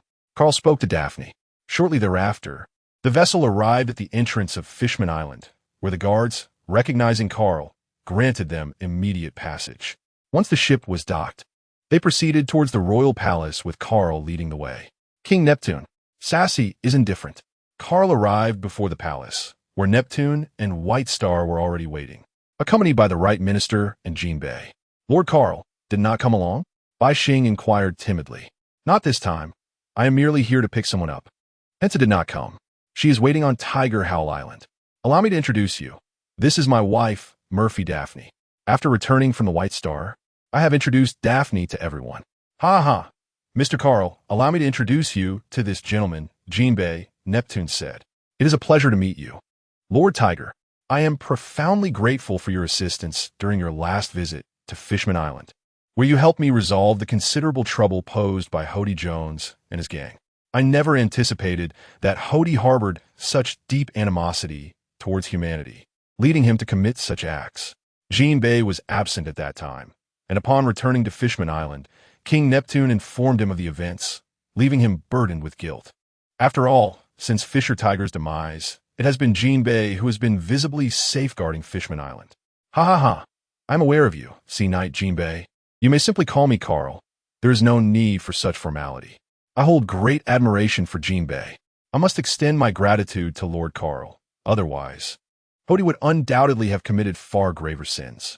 Upon hearing Carl's words, Jinbei felt a sense of relief. After all, he had frequently heard of Carl's esteemed reputation while at sea. The most recent occasion was merely a few days ago during the fierce battle at the Paradise against Kaido. Such a prominent figure demands Jinbei's utmost caution. Ho ho ho, Mr. Carl, let us take our rest at the royal palace. We shall embark again tomorrow. Neptune, observing the pleasant conversation between the two, felt reassured. With the Whitebeard pirates currently safeguarding Fishman Island, Jinbei maneuvering within the world government, and now the addition of the formidable tiger god, Carl, Neptune expressed his delight. Very well, we shall set forth tomorrow. After all, there is still ample time. Carl followed Neptune and the others as they made their way toward the palace. Hello, Princess White Star. I am Daphne, one of the brides at this wedding. Daphne gazed at the mermaid princess with a sense of curiosity. Oh, could it be that Lord Carl has several brides? White Star was momentarily bewildered, as her father had only one woman, her mother. Indeed, I must tell you, he is quite the clumsy oaf, while Daphne and Bai Xing engage in lively chatter behind. King Neptune, upon visiting Fishman Island this time, I sensed a significant reduction in hostility. Carl feels that the island no longer harbors the same animosity towards humans as before. It appears to have embraced a much more harmonious existence. It is difficult to determine whether this transformation is wholly positive or negative, yet for the moment, it seems advantageous. After all, under the protection of Whitebeard, the inhabitants of Fishman Island remain safe as long as they do not venture beyond its shores. However, once Whitebeard is no longer present, the situation may very well change. The celestial dragons and the institution of slavery represent perhaps the most formidable shackles from which this world struggles to escape. To put it succinctly, this world encompasses everything from tribal societies to modern civilization, making it truly peculiar. Since the discovery of the dealings involving Hody Jones and his faction, I have intensified the management of Fishman Street. Subsequently, upon Jinbei's return, he also undertook a cleansing of the unruly Fishman Street, imprisoning those who were fiercely loyal to Hody Jones and harbored a deep-seated hatred for humans. With the absence of these instigators, Fishman Island has become significantly more harmonious, remarked King Neptune. Presently, King Neptune is in high spirits, as Fishman Island enjoys a period of stability, alleviating many of his concerns. The royal palace prepared a grand banquet, and once again, Neptune unveiled his cherished fine wines. The outcome was that Neptune became inebriated, while Carl remained unaffected, for his treasured wines have been deciphered by Karen, who even crafted an enhanced version. Lord Carl, how many brides are you marrying this time? White Star is truly curious. By Xing, I have 3 women, and this time I shall hold a wedding with them, Carl said, a hint of embarrassment in his voice. White Star, pay him no mind. He is merely a fickle heartthrob, she huffed, her cheeks flushed from the effects of the drink. You must be cautious in the future. Never allow yourself to be entangled with someone like him, Daphne remarked with indignation. Oh, I see. The White Star nodded thoughtfully, as if grasping the concept. Ha ha ha. Lord Carl, I raise a glass in your honor. I am deeply grateful for all that you have done for Fishman Island. Jinbei approached Carl with a cup in hand. Fully aware of Carl's involvement in the liberation of slaves from Mariewa. During that momentous event, many fishmen and mermaids were rescued, an act of profound kindness. Ha ha ha. Jinbei, there is no need for such formality. Come, let us toast. Unable to endure the continuous expressions of gratitude, Carl raised his glass and drained it in one swift motion. The following day, upon awakening, Carl found himself on the balcony, gazing at Fishman Island from the same vantage point as his previous visit. Carl, why are you up so early? Came Daphne's voice from within the room. It's not too early. How are you feeling? Is your head still spinning? Upon noticing that Daphne had awakened, Carl hurriedly entered the room. Furthermore, I did not anticipate that I would be out drunk by Xing, alas. Daphne feels a twinge of frustration. She cannot believe that she, an adult, could be bested in drinking by a mere child. Haha, although White Star is one of the 3 great weapons, the Sea King, there is no need for you to compare yourself with her. Here, have a cup of milk to soothe your stomach. Carl took the milk and handed it to Daphne. It seems that a visit to Fisherman's Island is not feasible today. We shall have to return another time. Daphne feels a tinge of regret, as she had made numerous plans for this trip. It's all right. This time we are pressed for time. We shall return when we have more leisure in the future. Cal, when shall we depart? Daphne inquired. In the afternoon, after you have taken your time. Once the White Star departs from the palace, you must provide her with continuous disguise, safeguarding her until we reach our Tiger Howl Island. Understood? Carl said to Daphne. Indeed, I comprehend. Rest assured. This time, the presence of Princess Baixing will remain undisclosed to the outside world. Daphne is also aware of the considerable uproar that would ensue should Princess Baixing be seen beyond the palace walls, especially given her beauty as a mermaid. Moreover, if the 5 elders or Im were to learn of this, it would spell trouble. After making the necessary preparations in the afternoon, Carl awaited Neptune and the others at the palace. Mr. Carl, this time let Jinbei accompany Princess Shirahoshi. My sons are still not equipped to manage the affairs of Fishman Island, so I cannot leave at this moment. I apologize for the inconvenience. Princess Shirahoshi's status is somewhat unique, so I'm entrusting this matter to you, Neptune said to Carl. It's quite all right. There's no need for concern. Rest assured, we shall safeguard the White Star, Carl remarked, having brought Daphne along on this occasion. I have instructed the right minister to prepare an assortment of delicacies from Fishman Island, as a token of congratulations for your impending nuptials. As he spoke, he summoned the right minister to present a splendid array of treats. We are immensely grateful to you, King Neptune, for this delightful gift. Daphne has developed a fondness for these treats since indulging in them yesterday. Subsequently, Carl utilized the storage bracelet to stow away the delicacies. Alas, the pastries have vanished. Bai Xing gazed in astonishment as Carl waved his hand, causing an array of delicacies to disappear before her eyes. Haha, this is a bracelet that consumes bag fruit, an exceptionally practical ability. Carl demonstrated his storage bracelet to them. Can this bracelet also consume the devil fruit? Neptune felt puzzled, as he had always believed that only humans and animals could partake in the devil fruit. He had never heard of such a thing before. This is the latest technology, isn't it marvelous? How delightful. Enough of the showboating. It is time for us to depart, Daphne reminded. Oh, indeed. It is getting late. We must set off now. Come along, Jimby and Daphne. Let us proceed to craft a disguise for White Star at once, Carl said to Daphne. Bai Xing, come here and stand upon this cloud. Daphne conjured a large, billowing cloud, inviting Bai Xing to take her place upon it. Daphne's sister, Bai Xing, is currently filled with excitement as she finally has the opportunity to explore the world beyond the confines of the sea. Standing upon a cloud, she is cloaked in an enchanting disguise conjured by Daphne's powers, rendering her invisible to the eyes of those below. Thus, the group boarded the shimmering vessel and departed from Fishman Island. As the ship ascended above the waves, Carl promptly informed Rayleigh and the others to join them, while Daphne skillfully guided the cloud upward, soaring towards Tiger Roar Island. Rayleigh-san, how delightful to see you. Jinbei greeted Rayleigh with joy. Ha ha ha, Sashi. You have truly become a remarkable figure now. Rayleigh observed Sabaody, the once timid blue creature who followed Tiger, has now emerged as a person of standing.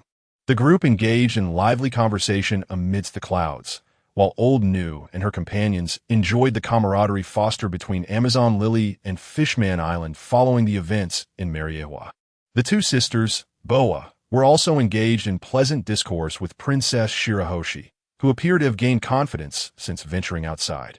On Hakanosu Island, Hancock and her companions awaited eagerly, with the most joyous being Anne, who had not seen her beloved Princess Shirahoshi for quite some time. Before long, a cloud approached from the sky, signaling the return of Carl and the others.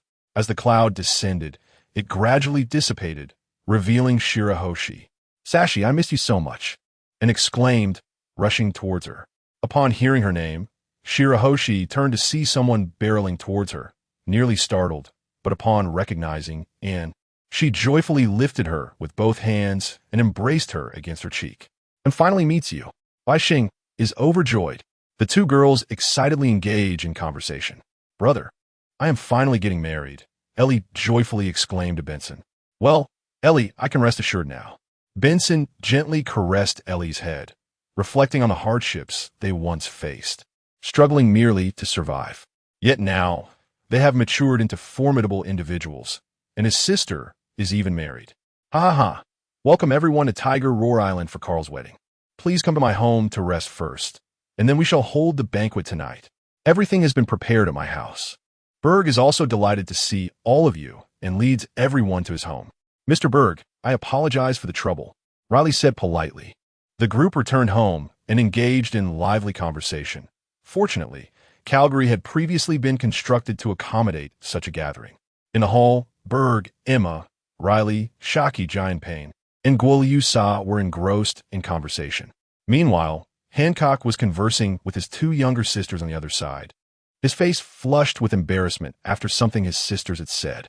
White Star was taken into her room upon learning of White Star's arrival, and had ensured that her house underwent significant renovations, decorating it with an array of pink embellishments, fully aware of White Star's fondness for the color.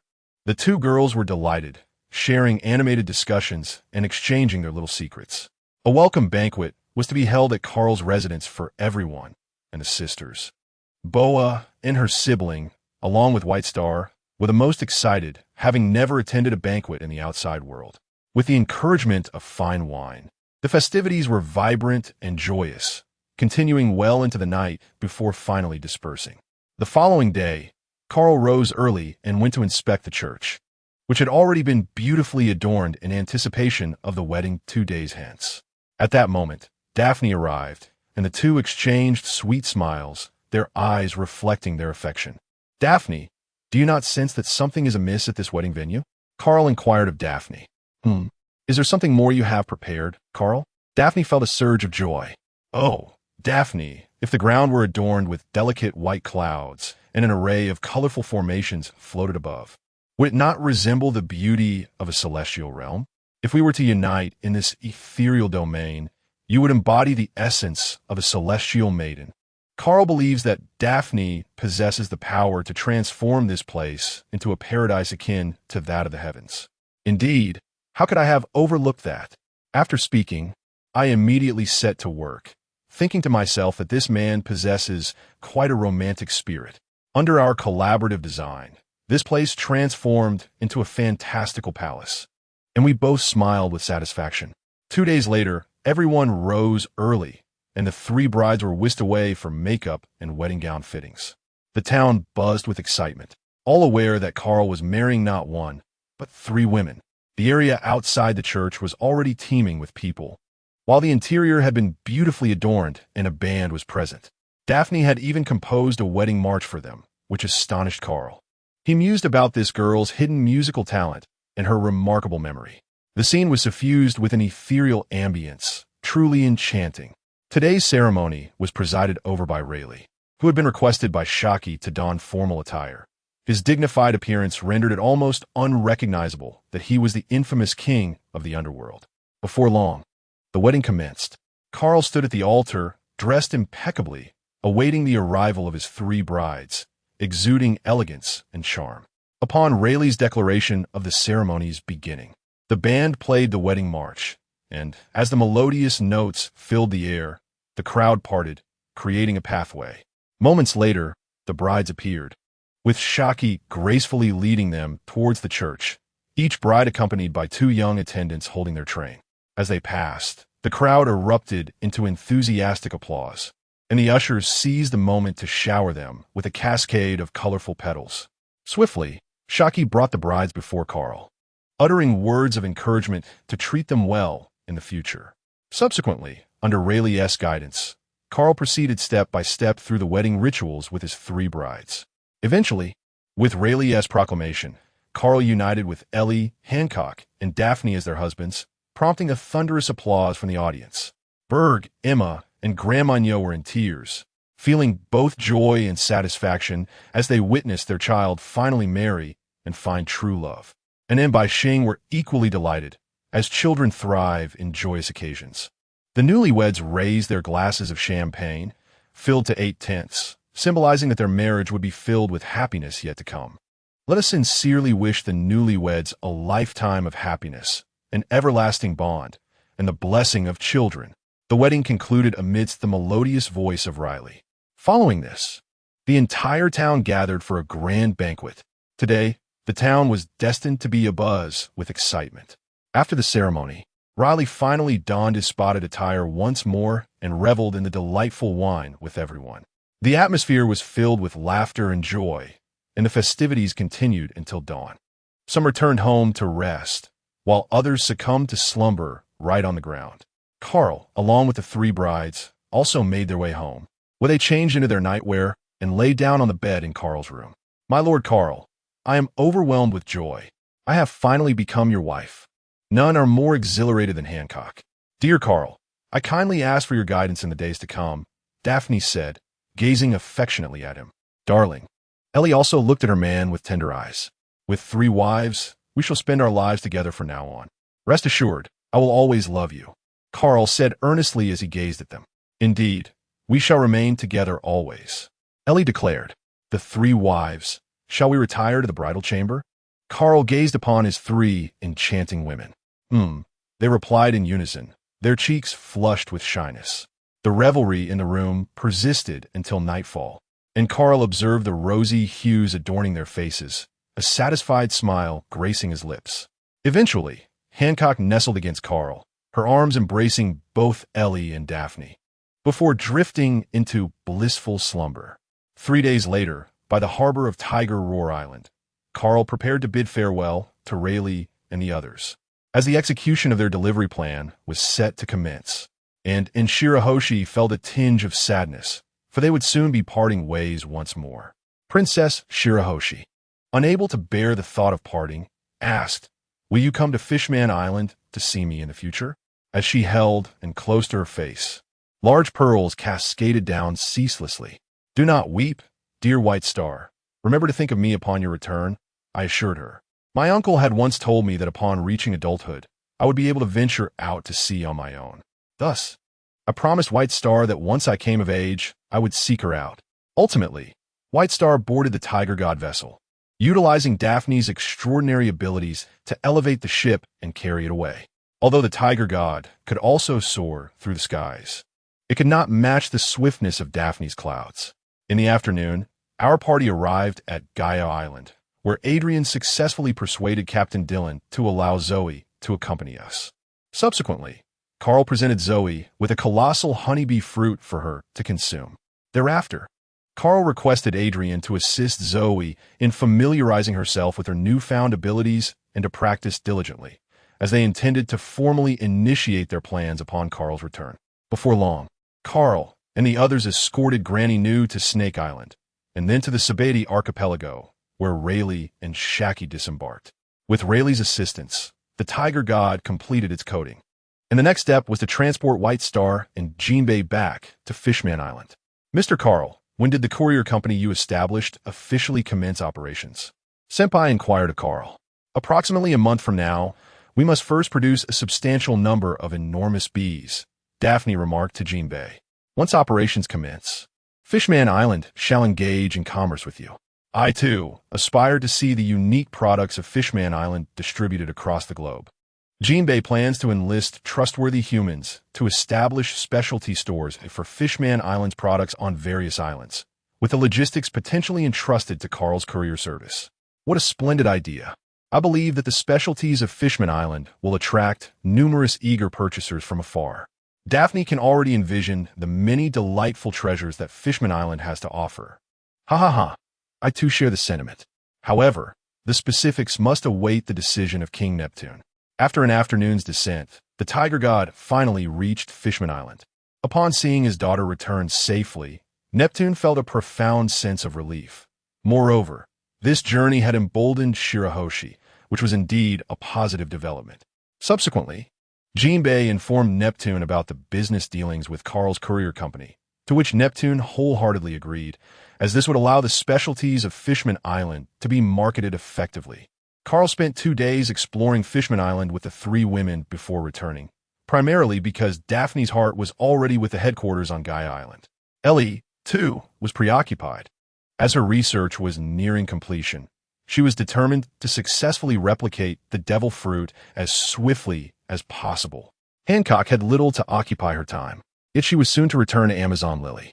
After all, she still held the title of Empress of the Amazons, and until Everlandra had fully matured, Hancock needed to go back, although she had already stepped down as captain of the Snake Pirates. The interim captaincy of the Snake Pirates had now fallen to Everlandra, who was being mentored by Granny Nine. Upon their return to Gaia Island, Daphne immediately immersed herself in work. The 20 guards proficient in Haki, who had been brought from Tiger Roar Island, were now in position. Additionally, 100 members from the previously trained Pirate Guard were allocated into 10 teams, each led by 2 guards from Tiger Roar Island, destined for the 10 Islands of Paradise, including Water 7, Alabasta, Magnetic Drum Island, and the Sabeti Archipelago. Daphne was orchestrating all of this and relishing every moment. Ellie spent her days ensconced in the laboratory, while Hancock, due to her impending departure, became particularly affectionate in these final days. Carl, having adopted a leisurely approach, found himself engaged in playful antics with Hancock. Currently, his primary concern was how to continue his growth in strength, as conventional training no longer sufficed. "Carl, cease your swaying. We must retrieve the Sandians from the floating island, or else we will lack sufficient manpower." This day, Daphne returned from work and observed Carl reclining in the patio lounge chair, idly swaying. I informed the chieftain of the Shandia people the day before yesterday. They are eager to return to Qinghai. Furthermore, they have already selected 300 individuals who are prepared to descend at any moment. When will you be available? I shall accompany you to the Sky Island to bring them down, Cal said to Daphne. How about tomorrow? We can go to the Sky Island to pick someone up. Daphne is truly in need of more hands, as an increasing number of merchants are arriving on Kaya Island to conduct business. The colossal bees are now in place, and Zoe is currently assisting Daphne with her tasks. What remains lacking is a sufficient number of warehouse workers. Thus, Daphne is urgently seeking more dependable individuals. Certainly, we shall embark on our journey tomorrow, Carl remarked to Daphne. Is it the Sky Island, Lord Carl? I too wish to visit. I have never set foot on the Sky Island before. Hancock is also eager to see what it looks like. Let's go together then. I will inquire later whether Ellie will join us. For now, I shall prepare dinner. Please wait a moment, my dear wives. With that, Carl rose and made his way to the kitchen. Lord Carl, I have come to assist you, and Hancock has pursued as well. Daphne returned to her chamber, contemplating her subsequent course of action. When the president becomes serious, it is truly a terrifying sight. What are you busy with?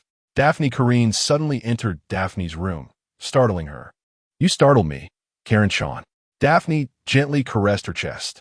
When did you arrive? Not a sound was made. That is because you are too earnest.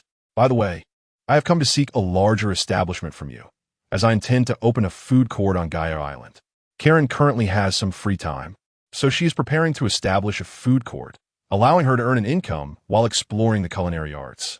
Certainly, tomorrow I will make all the necessary arrangements for you. Moreover, the numerous high-capacity generators constructed by Uncle Derek and his apprentice are nearing completion and will soon be operational. Consequently, your culinary paradise will be able to open in the evening as well, Daphne remarked to Kareen. Is it true? That is wonderful. After getting accustomed to the lights at Tiger Roar Island, stepping outside feels somewhat unusual. Karina is delighted that Gaia Island can also enjoy electricity just like Tiger Roar Island.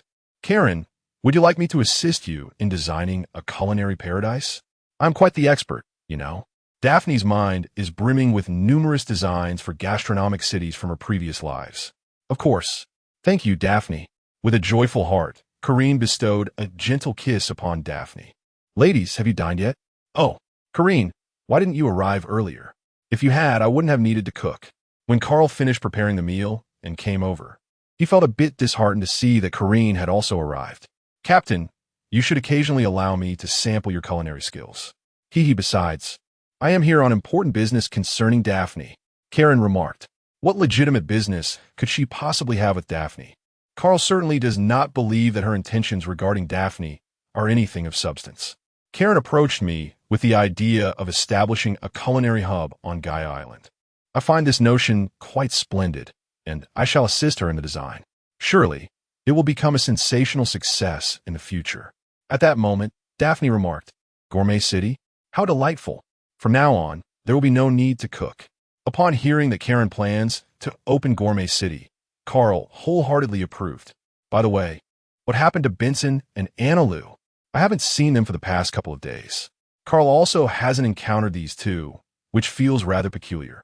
How could you still call yourself a captain? Those two have gone out to train. I saw you busy that day, and then they spoke to me, Daphne remarked with irritation. Is it possible? Are they so competitive now? I find myself unable to keep up. The usual training methods no longer yield results for me, and I am currently in distress. It has become quite challenging for Carl to enhance his abilities. Lord Carl, let us partake in our meal, lest it grow cold. At that moment, Hancock could no longer contain herself upon witnessing their spirited conversation, adding, if we continue to chat like this, the delicacies of the restaurant will lose their flavor. Oh yes, let us dine first. If one is not enthusiastic about mealtime, there must be a flaw in their thinking. You all proceed to the dining hall. I shall summon Ellie. With that, Carl made his way towards the laboratory. Captain, your culinary skills are quite commendable. Perhaps you might consider delving deeper into the art of cooking. Karen believes tonight's dish was quite satisfactory, and with a little more effort, I am certain you will achieve even greater progress. I shall refrain from exerting myself in this matter, for time is not on my side. Indeed, Carl, You mentioned that you were at a loss regarding how to continue your training and enhance your abilities. Have you ever considered the aspect of gravity? For instance, the gravity chamber, as you might recall, as Daphne pointed out. The training effects of the gravity chamber used by Goku in Dragon Ball are quite remarkable. Upon hearing about the gravity chamber, Carl's eyes lit up. A gravity chamber, you say? This could indeed be a splendid solution. However, we currently lack such technology. I wonder if Vinsmoke Sanji would be capable of creating one. It should be feasible. After all, he has managed to create things like battle suits. The gravity mechanism should be a mere trifle in comparison to the battle suit. Daphne is convinced that it can be accomplished. This battle suit is reminiscent of the universal capsule from Dragon Ball. At times, Daphne even fantasizes about capturing Vinsmoke Sanji to delve deeply into the study of the universal capsule. If she could successfully research it, she would undoubtedly strike it rich.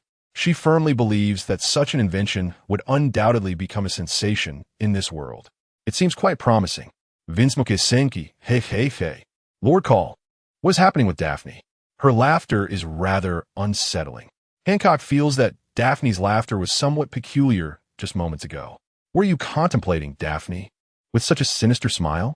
Pray, do share your thoughts with me, said Ellie as she moved a chair closer and took a seat beside Daphne. Daphne said to Carl, well, if you go to find Gargi, please take me with you. I have something of great importance to inquire whether he can accomplish it. All right, I understand. Carl was also somewhat perplexed. However, if he agreed. Early the next morning, Carl and Hancock, still lost in slumber, were awoken by Daphne. Wake up, you two. Don't you even glance at the time? Daphne, observing the pair still entwined in slumber, felt a surge of frustration. Hadn't it been agreed that they would venture to the Sky Island today to fetch someone? Moreover, she was scheduled to assist Karen in designing the culinary metropolis in the afternoon. Her agenda was overflowing with tasks. Daphne, is it not still early? Why the haste? Carl lifted the blanket, rising while rubbing his eyes. Lord Carl, I am not clad in garments. The white rabbit is fully exposed, prompting Hancock to hastily draw the blanket back over. Hancock, rise and shine. Did you not mention today that you would accompany us to Sky Island? If you do not get up soon, I shall depart with Carl without you. Daphne handed Hancock her garments. No, I must go. Upon hearing this, she immediately sprang up, seized her garments, and hurried to the dressing room to change her attire. There's no need to be up so early, Carl remarked, stifling a yawn as he spoke. Who kept you up so late with Hancock last night? I told you to exercise some restraint. Do you understand? Isn't there a saying that goes, a single drop can cost 10 drops of blood? Take care of your health, Daphne said, exasperated. Ah, I see. Carl also felt a bit embarrassed. Last night was rather wild. Ellie, are you not joining us? After Carl got up and had breakfast, he prepared to set off for the Sky Island. It seems he will be staying with Hancock for a few days, as she is returning to Amazon Lily shortly. He intends to spend quality time with her during this period. I shall not attend, for my research has reached a critical juncture. Ellie is currently brimming with excitement. Once her findings are unveiled, they will have a continuous supply of devil fruits. Very well, let's embark on our journey. Thus, Carl took Daphne and Hancock and set forth. He swiftly embraced both of them and soared into the sky. Before long, the trio arrived at the Sky Island, where they gracefully descended upon Angel Island. Greetings, Lord Carl. Wow, those two women are truly enchanting, living up to the reputation of Lord Carl. The residents of Angel Island warmly greet Carl, for it is thanks to him that they are blessed with such an abundance of base. Greetings, greetings. Carl responded succinctly to the inhabitants of Angel Island. Is this the floating island? It is truly magnificent. Indeed, I find myself quite enamored as well. Both women are visiting the Sky Island for the very first time, and the experience feels remarkably novel. Greetings, Lord Carl. It has indeed been a considerable time since we last met. Not long after your arrival on Angel Island, Gonfuel made his entrance, riding upon Pierre. GNFR. It has been quite some time since we last met. How have you been lately? It is surprising how swiftly this old fellow has arrived. I am well. Thank you for your concern, Lord Carl. You have come this time to retrieve the people of Shandia, have you not? Said Gonfuer. I have established a company on Gaia Island in Qinghai, and I find myself in need of personnel. The ancestors of the Shandia people also hailed from Gaia Island, making it most fitting for them to return. By the way, allow me to introduce you to these two remarkable individuals, my wife, Boya Hankook, and Murphy Daphne, as Carl mentioned to Gonfol. Oh, has Lord Carl already tied the knot? How delightful! I have had the pleasure of meeting both ladies and offered them my respectful greetings. Greetings to Gonful, and Daphne also exchanged pleasantries with him. Very well. We are all comrades here, so there is no need for such formality. Let us proceed to Appiato, where the chief is likely awaiting our arrival. With that, Carl and his companions made their way towards the divine island of Appiato. Upon their arrival, they found the chief gathering those who wished to journey to Gaia Island. Aware that Gaia Island was once part of Appiato, many expressed a desire to return and see the ancestral homeland. Sir Carl, you have arrived. There are quite a number of individuals wishing to accompany you this time, so I plan to select some young people to join you on your return to Gaia Island. What do you think? The chief remarked to Carl, revealing his own longing to visit Gaia Island as well. Certainly, the decision is yours. Both men and women are welcome, but a certain level of strength is required. Carl glanced at the group of young individuals and noted the presence of Weepa, Kamachili, Braham, and Jibao. These individuals all possess significant potential. Once properly trained, they will become formidable forces. I understand, Lord Carl. It will require a bit more time, the chief replied to Carl. No worries, as long as we gather before noon, we can first explore other places. Carl is not in a hurry. After all, the goal is simply to bring everyone back today. Subsequently, Carl took the two individuals to wander around the floating island, a place of breathtaking beauty, akin to the heavenly realms. The two women, upon witnessing such splendor, continually expressed their admiration. Gonfuer, you need not accompany me, or you may assist the chief here instead. Carl, I find myself somewhat vexed. Why is this old man so oblivious? Very well, my Lord Carl. Should you have any matters to discuss, simply summon me with this. Gonfol presented Carl with a whistle. Understood. Upon receiving the whistle, Gonfol took his leave. Carl, let's venture to behold the golden city of Mandora. Indeed, I too wish to behold it. Then let us proceed. You will undoubtedly be astonished. Carl guided the two through the clouds, arriving at the golden city. The Sandians stationed here have come to greet Lord Carl. Do not worry. Continue with your tasks. We shall merely wander about, Carl addressed the guard. Since the discovery of this ancient relic, the Sandians, in collaboration with the inhabitants of Angel Island, have diligently undertaken its restoration and preservation, transforming it from a state of dilapidation to one of renewed splendor. This is an overwhelming amount of gold. I cannot fathom how they managed to procure such vast riches to construct this city, Hancock exclaimed repeatedly. I have always felt that this golden city must serve a genuine purpose. The ancestors of the Sandians surely would not have engaged in the laborious task of amassing such a vast quantity of gold merely to construct a city from mere observation. Would they?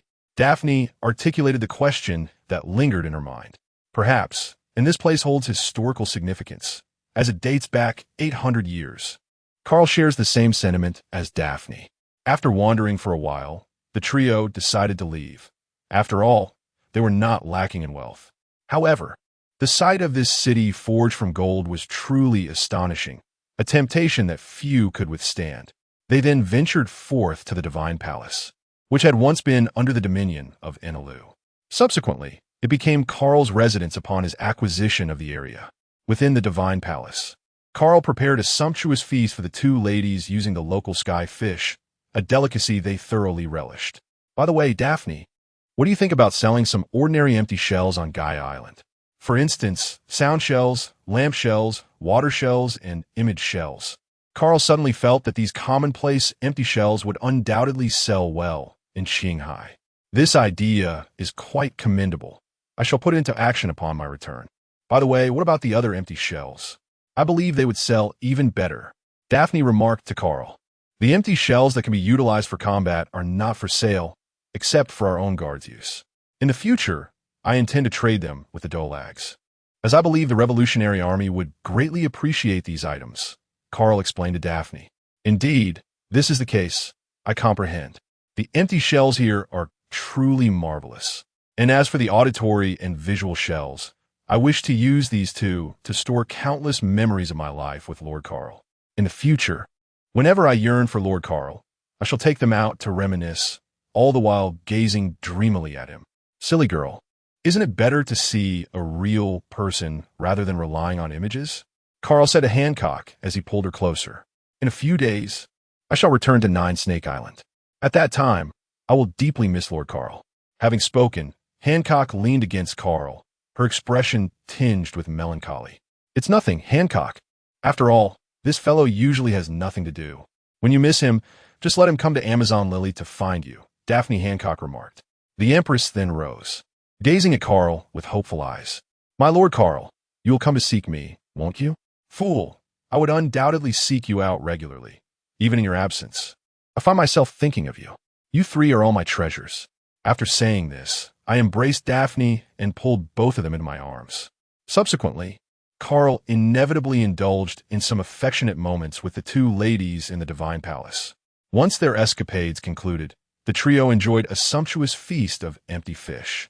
While they were resting, a servant approached to inform them that the chief had gathered everyone and was prepared for their farewell, allowing them to accompany Carl. As they arrived at the chief's location, they found a multitude of people already assembled. Chieftain, why are there so many people? It appears there are more than 300. Carl inquired of the chieftain of the Sandia people. Others come to escort them. Not everyone is required to attend, the chief hastily remarked. Greetings, chief. There will undoubtedly be a need for more personnel in the future, so let them rest assured. For the initial phase, 300 individuals will suffice, and later on, we will likely require another 300. At that time, everyone will have their opportunity, Daphne remarked to the chief, expressing her surprise at the number of people eager to venture to Qinghai. That is splendid. To be frank, I have been suffering from a persistent headache these past few days. It has been said that we should journey to Qinghai, yet I do not wish to show favoritism towards anyone. Therefore, I could only allow them to select 300 individuals through competition. Upon hearing this, the chief, filled with delight, exclaimed with joy. Very well, instruct them to form an orderly line, as we are ready to embark, Carl declared. Subsequently, Daphne conjured a magnificent cloud, leaving the Sandians utterly astonished. Do not be astonished. This is the power of my devil fruit. Quickly, ascend to the cloud, for we must embark, Daphne proclaimed, and one by one, the 300 individuals took their place upon the cloud. Hancock, Daphne, and I will first escort the individuals back, and then return promptly. Wait for me at the shrine, all right? Carl said to Hancock. I await your presence. Let us proceed, Daphne. With that, Daphne soared into the sky with the 300 individuals, gliding effortlessly on a cloud before gently descending back to Gaia Island. In no time, several hundred people had landed at the training base of Gaia Island. Daphne had arranged for these individuals to reside in the quaint villas that had been prepared in advance. Gazing upon the vast ocean and the land beneath their feet, the Sandian people were filled with exhilaration. Captain, we must swiftly summon Benson back, as well as Enel. Otherwise, I shall be overwhelmed by the tasks at hand. Particularly regarding Enel, his electric shock training has proven remarkably beneficial for physical conditioning. The impressive performance of over 100 pirate guards can be attributed to the efficacy of Enel's electric shock training, Adrian remarked to Carl, expressing his inability to manage it all alone. Electric shock training? Ah, these individuals are indeed well treated. Rest assured, I will inform the two of them shortly to return. Silence, please. Allow me to speak first. He raised the megaphone and addressed the crowd, and instantly, the 300 individuals fell silent. This is our training base on Gaia Island. Although your capabilities are commendable in the realm of the Sky Islands, they still fall short in Qinghai. Therefore, you shall undergo specialized training here. Allow me to introduce to you one of your instructors, Adrian. The other two instructors will return in a couple of days. Vapa, Kamachili, Brahm, and Jibao, please step forward. Upon hearing Carl's call, the four promptly emerged and stood at attention, demonstrating their profound respect for him. You four are among the more capable individuals within these 300. Over the next few days, you will assist Instructor Adrian. Do you understand? Understood, Lord Carl. Several individuals responded. All right, Adrian, I appreciate your efforts over the next couple of days. Very well. We shall have to proceed in this manner for the time being, Adrian remarked. Let's proceed, Daphne. Once everything was arranged, Carl accompanied Daphne on her departure. Indeed, let us go and observe how Zoe's bees have progressed, Carl remarked. Now, there are over 2,000 mutated bees, and these creatures exhibit a remarkable sense of humanity. They can comprehend basic speech. As long as they are infused with Zoe's honey, these bees will heed her commands. Daphne frequently visits Zoe, thus she is well aware of this phenomenon. Doesn't that require an abundance of honey? Can the honey produced by Zoe suffice? Additionally, these bees require sustenance as well. Carl believes that with only a couple of thousand bees at present, the demand for honey will escalate significantly as the mutated bees proliferate in the future. You will soon discover this. With that, the two entered the forest, where Zoe's mutated bees were kept. Before long, they arrived at Zoe's location, and a throng of bees surrounded them. These bees were approximately 1 meter in length and over half a meter in height, evoking a sense of unease. Zoe, how are you doing now? Daphne inquired. Brother Carl. Daphne, have you arrived?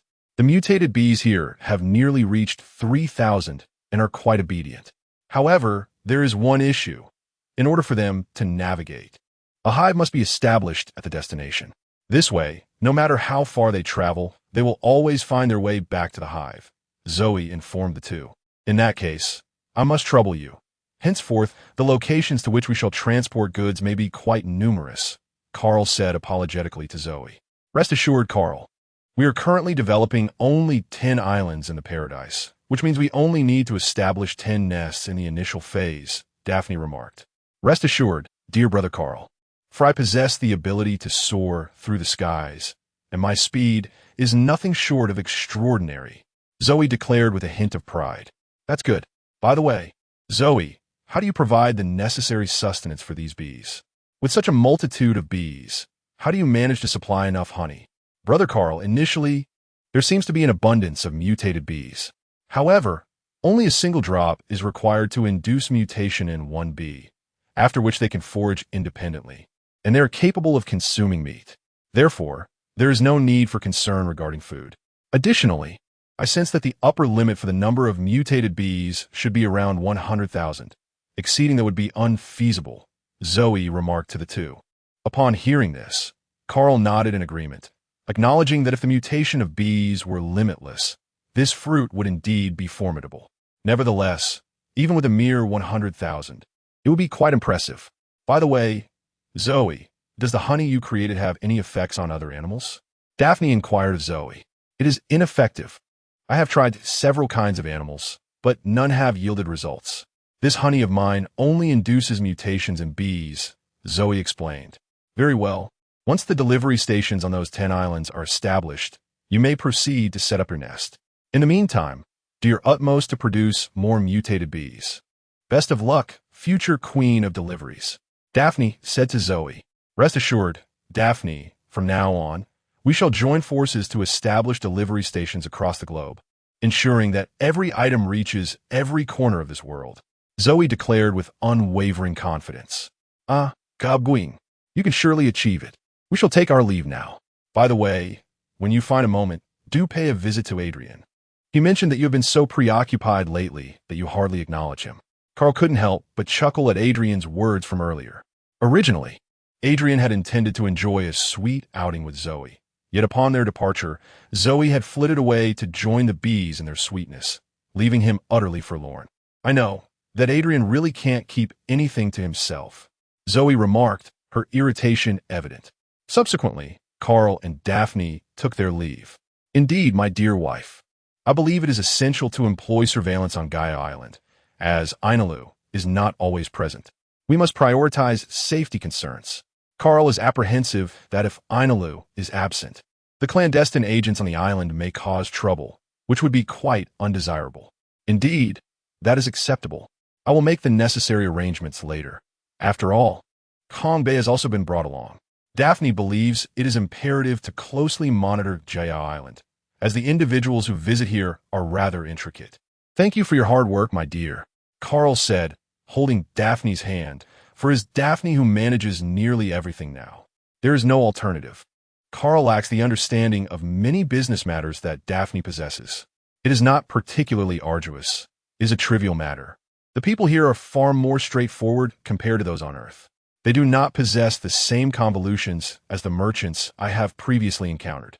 Thus, dealing with the individuals here is exceedingly effortless. Daphne is quite confident in this regard. Moreover, if we continue to develop positively in the future, our express delivery company could evolve into a world-class, super commercial conglomerate. Just the thought of it fills me with excitement. Very well, I shall stand behind you as your support, so you can pursue your endeavors with complete peace of mind, Carl said to Daphne. Hee, thank you, my dear. I must go find Karen. We agreed that I would assist her in establishing the culinary district today. I shall take my leave now. After Daphne spoke, she soared away, leaving Carl behind. Was it really necessary to rush? Not even a single kiss. How frustrating. Nevertheless, I will first visit Jerry S. shipyard to see how he is faring. Upon arriving at the shipyard, I found it bustling with activity. An increasing number of merchants had returned from Gaia Island, bringing news of its developments. Daphne had transformed Gaia Island into a hub of commerce, where traders could buy and sell their goods, albeit with a requisite tax, yet benefiting from the security it offered. They could also choose to sell their merchandise to the Swiftwind Company, which would then distribute it to those in need. As trade vessels flocked to Gaia Island, it was inevitable that some would encounter issues, leading them to seek repairs at Jerry S. shipyard. Now, with the shipyard having grown to a considerable scale, it had begun accepting orders from the public to construct merchant vessels and even pirate ships. Daphne had declared that as long as it was a shipbuilding order, the shipyard would accommodate it. Thus, after completing the 10 submarines Carl had tasked before, they had commenced the construction of merchant ships, resulting in a flurry of activity. Jerry, how have things been at the shipyard lately? Carl inquired as he approached Jerry. Ha. The situation is exceedingly favorable now. The shipyard has resumed normal operations. The shipbuilders are currently quite busy and fulfilled. Previously, there were concerns about not receiving orders and having no work to do, but now they are at ease. They all desire to be more industrious in order to earn additional income and provide a better life for their families. Jerry expressed to Carl that he is now very happy and fulfilled. That is excellent. If there are any problems that cannot be resolved, simply seek assistance from Daphne. Carl remarked. I understand, Captain. Moreover, Lady Daphne has provided me with numerous practical suggestions, rendering the management under your command exceedingly effortless. Jerry was entirely unprepared for the realization that Lady Daphne possesses such remarkable intelligence and profound knowledge regarding matters of administration. Very well, I shall take my leave. With that, Carl departed. Observing that everything was functioning smoothly, he felt reassured. It was time to head to the Sky Island, lest Hancock grow anxious from waiting. Before long, Carl soared to the Sky Island and made his way directly to the Divine Palace. Hancock, I have returned. Did you miss me? Carl noticed that the Empress was lost in thought, gazing at the distant sea of clouds, and so he approached from behind and embraced her. Indeed, I think of you constantly. Hancock turned around and leaned against Carl's chest, expressing her thoughts. Let us embark on a culinary adventure, he proposed with a playful tone, feeling a pang of hunger after their flight. With a gentle arm around the Empress, he guided her towards the restaurant. Inside, Carl savored the exquisite delicacies of the empty fish dish, while Hancock, seated beside him, gazed at him with an enamored expression, entranced by his enjoyment. What is the matter? Hancock, are you not eating? Or is it unpalatable? Carl remarked, noticing her steady gaze upon him. No, I'm not hungry yet. I simply enjoy watching Lord Carl's expression, which has turned slightly flushed. Fool, let us first have something to eat. How about we go ride the Viper later? Carl looked at her, his eyes filled with affection, and felt a warmth in his heart. Did you ride the Weiba? How delightful. In just a few swift bites, I finished my portion of the empty fish dish. My speed astonishing even Carl. The lady merely wished to accompany Lord Carl on an early ride upon the magnificent Wibbahank. She felt a twinge of embarrassment, having just envisioned the scene of riding with Lord Carl. In her eagerness, she inadvertently revealed a less demure side before him, leaving her utterly mortified. How shameful. It's nothing. It's nothing. I enjoy watching Hancock in any form. Carl quickly replied. Really? Hancock immediately leaned closer to inquire of Carl. Of course, my dear wife. I cherish everything you do, and I am quite satisfied. Let us embark on an adventure, riding the magnificent vehicle. However, you must change into a more suitable outfit, for the cheapao does not lend itself well to riding," Carl remarked while admiring the Empress's elegant purple dress. "Alas, but I possess only a cheapao. What shall I do?" Hancock said, a hint of anxiety in her voice. "Wouldn't it be better to wear a combat suit? I happen to have a purple one that should suit you well." With that, Carl produced a purple canister for her. "Well then, I shall give it a try." With that, she took the purple jar and dashed back to her room. Before long, she emerged clad in a striking purple battle attire. My goodness, it was simply a temptation in uniform. Carl stood there, utterly captivated by her. "What do you think? I find it quite suitable." As she spoke, she showcased her figure. "Excellent. It suits you perfectly, truly impeccable," Carl exclaimed immediately. Let us proceed," as Hancock felt a sense of delight witnessing Carl's evident fondness. Before long, the two arrived at the banks of the empty river. If one were to speak of the finest craftsmanship in creating the formidable weapon, it would undoubtedly be that of Pagaya. Thus, they made their way to Pagaya's abode. "Hello, Lord Carl." Gaia never expected that Carl would visit his home, he said with a hint of excitement. "Hello, Pagaya. There is no need to be anxious. We are here to purchase a viper." Carl stated his purpose directly to prevent any unnecessary speculation from Pagaya. "Very well. Lord Carl, please follow me. Koroniche. Keep an eye on the house. I shall return shortly," said Gaia, and then turned to speak to her daughter within the house, noting that Cornus was still quite young and timid. "All right, father. Let us depart, Master Carl." With that, Pagaya led Carl to the place where he crafted the magnificent weapons. Carl selected one of the splendid creations and departed, leaving Pagaya behind, filled with excitement. After all, it was Master Carl himself who had come to purchase his masterpiece. "Hancock, come here and embrace me from behind." As Lord Carl spoke, he ascended the imposing throne, embracing Carl. The palpable sensation of pressure from behind caused Carl to feel a surge of distraction, while Hancock also experienced a slight flush of embarrassment. "Hold on tight, for I am about to set off." With that, I revved the engine of the mighty vehicle and swiftly made my way towards the forest. Riding on the majestic beast alongside Lord Carl fills my heart with immense joy. Upon hearing this, Carl smiled in delight and continued to carry Hancock as they glided over the aerial rivers of the Sky Island. In truth, neither of them paid much heed to the enchanting scenery on either side. They simply relished the precious moments spent together. They indulged in their time on the Sky Island for several days. Yet Granny New persistently urged Hancock to return home sooner, compelling them to set off back to Kaido Island. "Damn that old hag. I shall return and turn her to stone." Hancock was somewhat irked. She had been reveling in delight these past few days, fully immersed in her enjoyment when that old crone arrived to dampen her spirits. Well, Granny Neo is also considering the interests of Nine Snake Island. "After all, you are still the Empress of Amazon Lily, aren't you?" Carl said, while holding her. "Since Lord Carl has spoken thus, I shall forgive her. When shall we return to Kaido Island?" Hancock feels a tinge of sadness at the thought of leaving Kaido Island. "Let's take a break on Gaia Island for a night, and tomorrow I shall escort you back," Carl remarked. In the afternoon, the two returned to Gaia Island. Upon arriving at the villa, they discovered Daphne, Ellie, and Karen indulging in a barbecue and enjoying some drinks. The honeymooning couple has returned home. Daphne teased the two of them. Sister Daphne Hancock gazed at Daphne with a playful pout. "Uncle, Sister Hancock," suddenly, and rushed out from within. "And when did you emerge from Tiger Roar Island?" Carl did not anticipate then would also have escaped. "The day before yesterday. I called Sister Daphne to come and fetch me. I've been cooped up on Tiger Howl Island, feeling quite stifled. It is far more pleasant outdoors." "All right, Hancock. Do you enjoy barbecued meat?"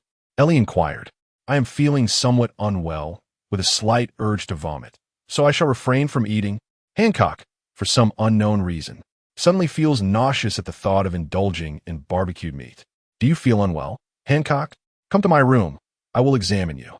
Upon hearing Hancock express discomfort, Ellie was also filled with concern. "Very well. I kindly ask Sister Ellie for assistance."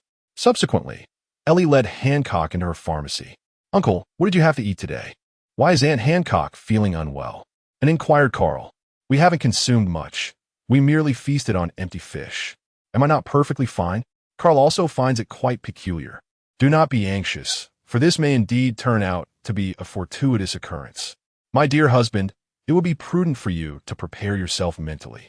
Daphne has recalled an intriguing detail. During the perilous period at Hancock, these two engaged in procreation for 3 consecutive days. If one were to calculate the time, it seems rather fitting. Are you saying that Hank Hancock has arrived? Carl exclaimed with a hint of excitement. What do you mean by that? Corinne replied, her face a mask of confusion, and felt the same, for Daphne had just mentioned that it might be a good thing. I merely suggested a possibility. Let us not forget that you two spent 3 days together with Hancock, Daphne remarked. Carl pondered for a moment, and upon reflecting on Hancock's current demeanor, he surmised it to be true. Shortly thereafter, Ellie and Hancock emerged, both radiating joy, with a rosy flush adorning Hancock's cheeks. How are you, Ellie? Carl is coming over to ask Ellie shortly. My dear, let Hancock deliver this news to you. Ellie sincerely hopes that it would be best if Hancock announced it personally. Then, Carl excitedly gazed at Hancock. My Lord Carl, I am with child, Hancock shyly proclaimed, her heart brimming with joy. For she had finally conceived the offspring of Lord Carl. Is it true, Hancock? I'm going to be a father? Carl is overwhelmed with excitement. This is an experience he has never encountered in all his past lives.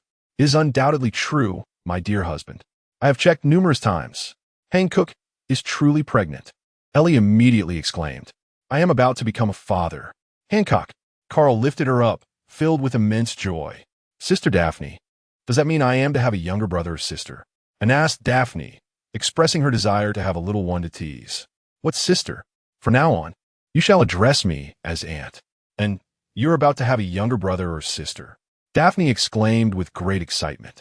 I shall notify them to come over and share this wonderful news. A banquet shall be held tonight. Karen, I entrust this task to you this evening. Carl exclaimed with delight. No problem.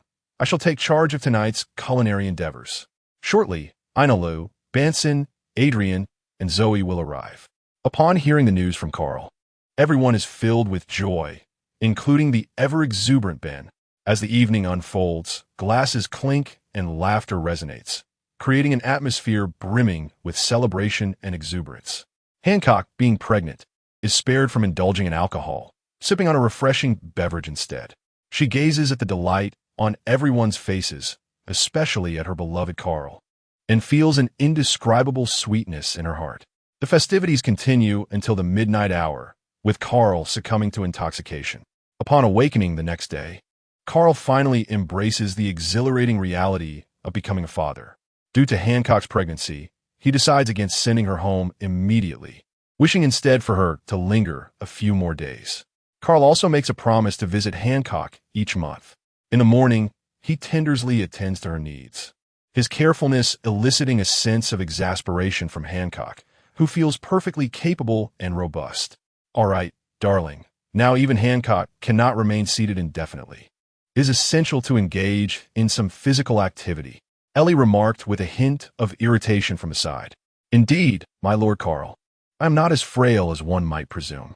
Very well then, Hancock, shall we take a leisurely stroll along the beach? Ellie should join us as well, suggested Carl. Certainly, I too wish to partake in this endeavor. I shall not go. My research is nearing completion, and I must hasten the process. You all may proceed, Ellie proclaimed, as she was on the verge of replicating the first devil fruit. Very well, you should also take a moment to rest. There is no rush for research. After all, we are not lacking in devil fruits at the moment, Carl said to Ellie.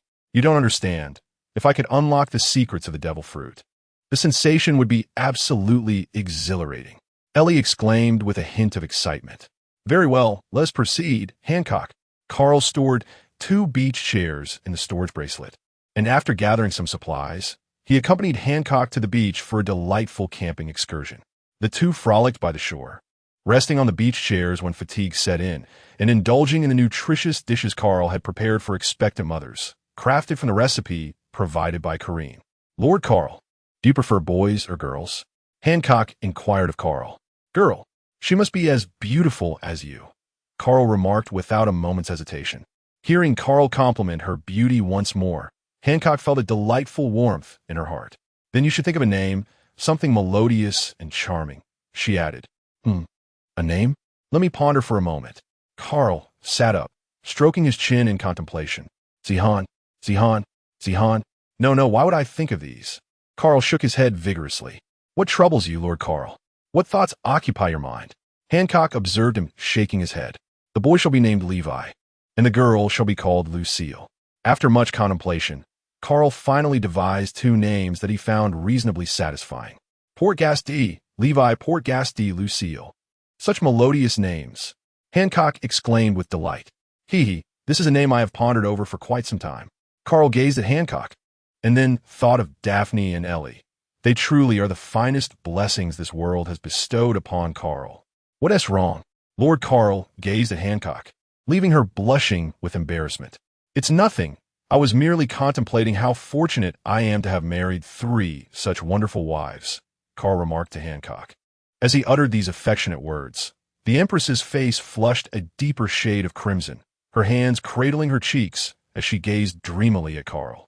At that moment, Hancock's smile was so radiant that it made the sun itself shyly retreat behind the clouds.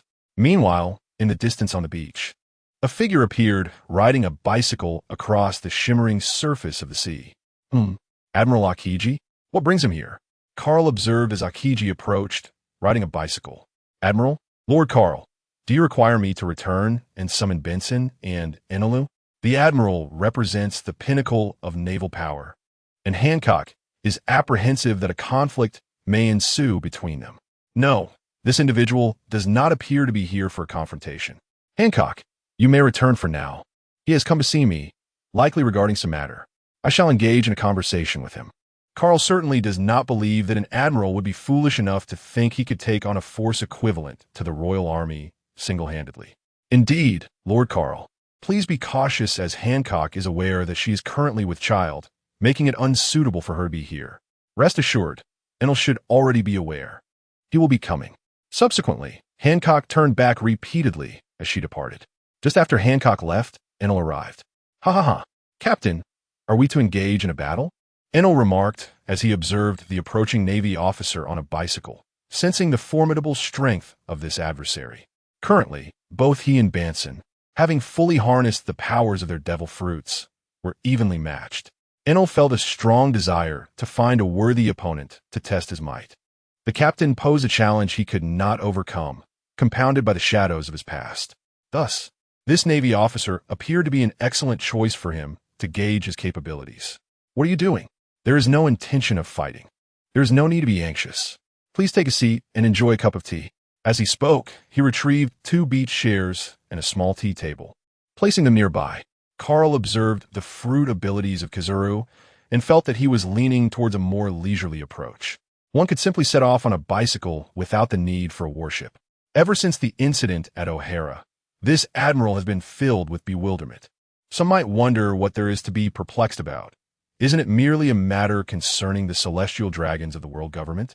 However, upon closer examination of One Piece, one realizes that while the characters are aware of good and evil, they place greater emphasis on adhering to their personal beliefs. Many individuals, once they commit to a cause, are willing to sacrifice their lives for it, embodying a singular determination. Hello, Mr. Kai. After Green Bull disembarked, he placed his bicycle aside and then came over to greet. Hello, Mr. Akiji. Please, take a seat and enjoy a cup of tea. Carl has poured a cup of tea for Akiji. Thank you, Mr. Carl. This tea is truly delightful, remarked Shinji as she lifted the cup and inhaled its fragrance. How could Admiral Akiji venture alone to Jaya Island in pursuit of a bounty on my head, a wanted criminal of the world government? Carl was eager to uncover the reason. After all, it is not a rational act for an admiral to infiltrate an enemy territory unaccompanied. In fact, it refers to the meaning of the general during the Warring States period. After Mr. Karp's return, our Navy convened a meeting regarding you. Mr. Karp believes that you are not a criminal akin to those pirates, and that there is no need for excessive vigilance. However, there are also voices within the Navy that hold a contrasting viewpoint, asserting that a criminal is a criminal, indistinguishable from a pirate, and should be resolutely eradicated. Furthermore, you have established Gaia Island as your stronghold, which is significant as it lies in the first half of the Grand Line. If there is no explanation, the Navy would have difficulty justifying the situation to the world government. Thus, the general of the warring states seeks to establish a naval branch on Guy Island, albeit merely as a symbolic gesture, which will not affect you in any way. It remains uncertain whether you would acquiesce to this proposal. Akiji articulated the purpose of his visit. Mr. Akiji, you are well aware that such a notion is utterly implausible. My territory will not permit any other force to establish a presence here, including the world government. Carl remarked with a hint of jest, suggesting that the Navy should set up a branch on Guy Island. What would others think of Carl? It is common knowledge that this is Carl's domain, and the Navy's presence here would constitute a grave affront to his reputation. Indeed, as Mr. Karp had mentioned, the outcome was as expected. Observing that even Akiji remained unfazed by the rejection, it is clear that this endeavor was inherently unattainable. In truth, as long as the world government does not provoke me, I have no intention of causing them any trouble. For instance, regarding the agents on the island, even though I am aware of their affiliations with the world government, as long as they conduct themselves with propriety and refrain from instigating chaos, I shall not take their lives. It is far too cumbersome to eliminate one group only for another to emerge. I detest complications. Therefore, Mr. Akiji, you may relay this matter to the world government and the Navy, Carl stated. The Navy, I might say, finds itself powerless against the world government. In truth, my visit is primarily inspired by Mr. Karp's assertion that you are a person of profound righteousness. However, you display no mercy towards the celestial dragons, which piques my curiosity. Thus, I sought to observe, as Akiji now harbors doubts about the Navy's sense of justice, and the conviction within his own heart has begun to waver. Mr. Akiji, as a witness and executor of the O'Hara incident, what is your perspective on the matter? Carl inquired, yet Akiji remained silent for quite some time, offering no response. It is, in fact, a rather straightforward question. What is the true purpose of the Navy? Does it exist to safeguard civilians? Or is its role merely to serve the interests of the world government, as posited by those 5 elderly figures? Understanding this dilemma will illuminate the matter, Carl remarked. Mr. Karp, do you believe the Navy embodies justice? Inquired Akiji. In my view, the righteousness of the Navy fundamentally hinges upon its own actions. Ideally, the Navy should be an organization dedicated to safeguarding the lives and property of civilians, a belief shared by the very populace it aims to protect. When faced with pirate assaults, these individuals hope for the Navy's intervention. Should the Navy fail to come to their aid, it would inevitably face criticism. This serves as the clearest explanation. However, as it stands now, the Navy has become an instrument of the world government or of the celestial dragons, with all actions directed towards serving their interests. Is this accurate? Mr. Akiji, it is essential to recognize that it is not the world government or the celestial dragons that sustain the Navy, but rather the impoverished citizens of various nations. Carl expressed his innermost thoughts to Akiji. Is it truly centered around safeguarding the lives and properties of civilians? What a bold notion it is. Akiji felt profoundly shaken upon hearing this. It is important to note that the world government has never espoused such a sentiment in the past 8 centuries. The world government, encompassing all the nobility of the world, would never undertake such an endeavor. Nobles have always prioritized their own interests, with the losses of the common folk seldom garnering any concern. Observing Akiji's silence, Carl too found himself at a loss for words. Ultimately, it is a rather simple issue. The collective consciousness of people in this world is flawed. Civilians deem it reasonable to be governed and subjugated by the nobility. As long as the oppression is not excessively harsh, they refrain from rebellion. Conversely, the nobility shares a similar perspective. However, from Carl's viewpoint, such a situation seems nearly impossible to alter.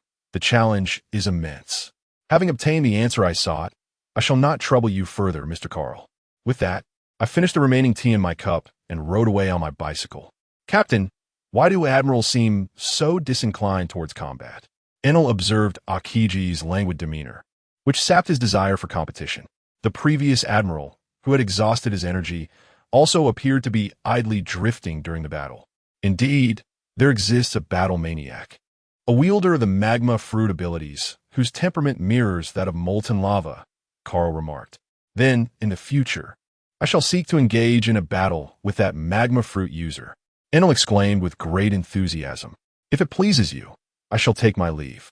Upon returning home, I discovered that Daphne had returned and was engaged in conversation with Hancock. How is Lord Carl? Is he injured? Hancock rose and pulled Carl, turning him over on his body. No, I'm merely engaged in a conversation with him.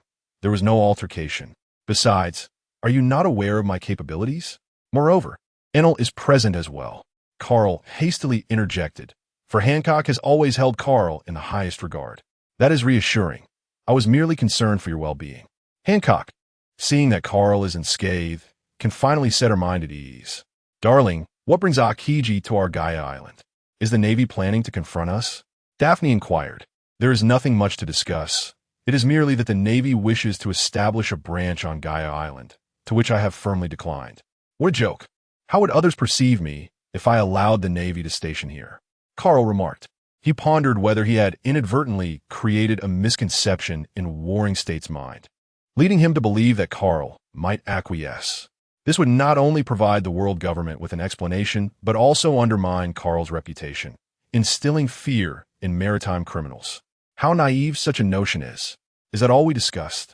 By the way, such matters hardly require the presence of an admiral, do they? At this moment, Ellie also emerged and spoke. He merely wishes to take the easy route and, in the process, engage me in a discourse about the concept of justice that resides within his heart. Perhaps the profound impact of the O'Hara incident from years past has left a significant mark on him, Carl remarked.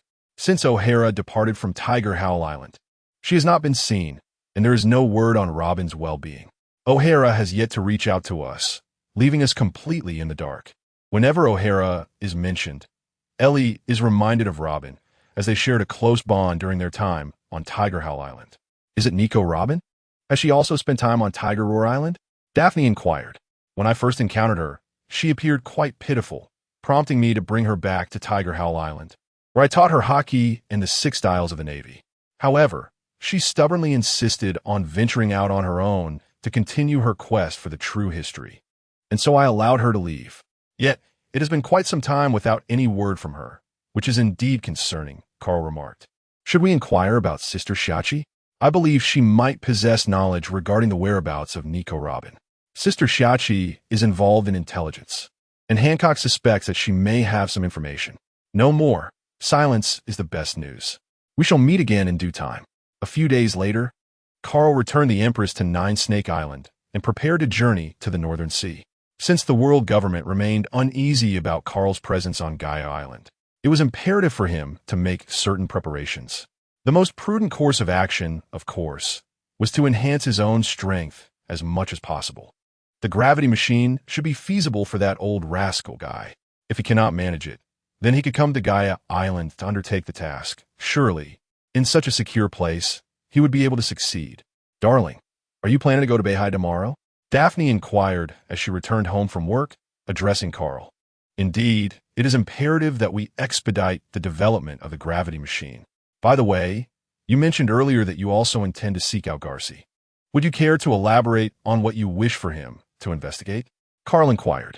Honey, what do you think Germa's battlesuit resembles? As she spoke, she took out her battlesuit capsule. A universal capsule? Then, if this thing can be created, does it not imply that we could become the wealthiest individuals in the world? Daphne exclaimed with a hint of excitement. Indeed, that is the case. But the realization of such a concept seems exceedingly challenging, does it not? A capsule that encompasses all, it feels as though even the Baijibank would struggle with this endeavor. I sense that this concept diverges significantly from a battle suit. Even if it could be developed, the time required for such an undertaking would likely be extensive. Well, let's allow Garci to conduct some research and see what transpires. Even if it does not yield success, we stand to lose nothing, Daphne remarked. Well, can you leave Gaia Island now? In recent days, the express stations between the city of Seven Waters and the Shambadi Islands have been inaugurated. Following this, there will be openings for islands such as Magu Island and Alabaster, keeping Daphne quite occupied. Well, I shall remain on Gaia Island, for Zoe cannot manage the affairs of the company alone. Do remember to have Gaji explore the possibility of research. If funds are lacking, we shall provide them. Daphne reflected for a moment and then spoke. I understand. It may take me a while to return this time. I am preparing to seek the location of Wano country. As I previously arranged with Kaido to engage in business concerning Sea Prism Stone, remember to bring a life card. Once you find it, notify me, and I shall instruct Zoe to establish the nest. At that time, I will send someone to set up a delivery station in the Land of Harmony, Daphne remarked. All right, I understand. Uncle, may I join you? I feel rather bored after spending too much time on Gaia Island. Lately, I have been idly trailing behind Karen, assisting her in her culinary establishment, which is soon to open its doors. Very well. I shall take you to explore the Land of Harmony, Carl remarked, considering that introducing her to the world's foremost powers was not without its merits. Then I shall return to prepare. Having said that, and promptly dashed back to his room to pack his belongings. Indeed, Daphne, let's establish courier stations at our Tiger Roar Island, as well as at the Empty Island and Nine Snake Island. It will be more convenient for the delivery of various items, Carl suddenly remarked. I had thought of it long ago, and my mother even sent us some unique fruits from Tiger Howl Island. By the time I remembered, the daylilies had already cooled down. How amusing. I was simply caught up in my own busyness and momentarily forgot. By the way, where are the fruits? I haven't seen them, Carl interjected, shifting the topic. Are you just lying around basking in the sun? I have sent some fruits to Hancock, and I delivered some to Enel and the others as well. There should be a little left in the fridge, Daphne remarked with irritation. Well then, let us hasten to freshen up and retire for the night, as I shall be away for quite some time. With a playful huff, Daphne pouted. Yet she returned to the room with Carl, feeling a twinge of longing as he had been preoccupied with Hancock lately. The following morning, Carl rose from his warm cocoon of blankets. Observing Daphne feigning sleep, he couldn't help but smile knowingly. She was both inexperienced and playful. Rather than exposing her ruse, he proceeded to prepare breakfast. Dear husband, did you and Daphne stay up late last night? It is quite rare for her to remain in bed so late. Meanwhile, in the restaurant, Ellie is waiting for Carl's breakfast, dressed in her pajamas. It is not merely due to her obstinacy. In this matter, I shall not concede defeat, for it pertains to a man's dignity. As he spoke, Carl busied himself with the preparation of breakfast. Where is Anne? Has she not risen yet? Carl inquired upon noticing her absence. She noticed that you had not yet risen and decided against waiting for your breakfast, subsequently heading off to find Karen. Ellie remarked while enjoying her meal. Well, Ellie, it seems that I may be away for a while this time. Then, if you encounter a devil fruit user, could you procure some of their blood for me? I shall need it in the future, Ellie remarked. Did you manage to make a breakthrough? Carl inquired of Ellie. When you return, you shall understand. In any case, all I ask is for you to gather more blood from those endowed with the powers of the devil fruits. All right, I understand. So, Ellie, as I am about to be away for quite some time, how about a loving farewell kiss? Carl leaned in and embraced Ellie. No, I am full now. Please let me go, Ellie shyly remarked. Upon returning home, I was met with a thrilling scene that left me momentarily speechless, prompting me to hastily ascend the stairs. It's all your fault, Ellie exclaimed as she wriggled free from Carl's embrace and swiftly retreated to her room. What a blunder it was, failing to notice Anne's return.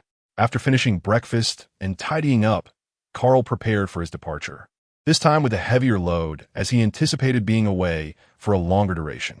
And it is time to set off. Hurry down, Carl shouted from above.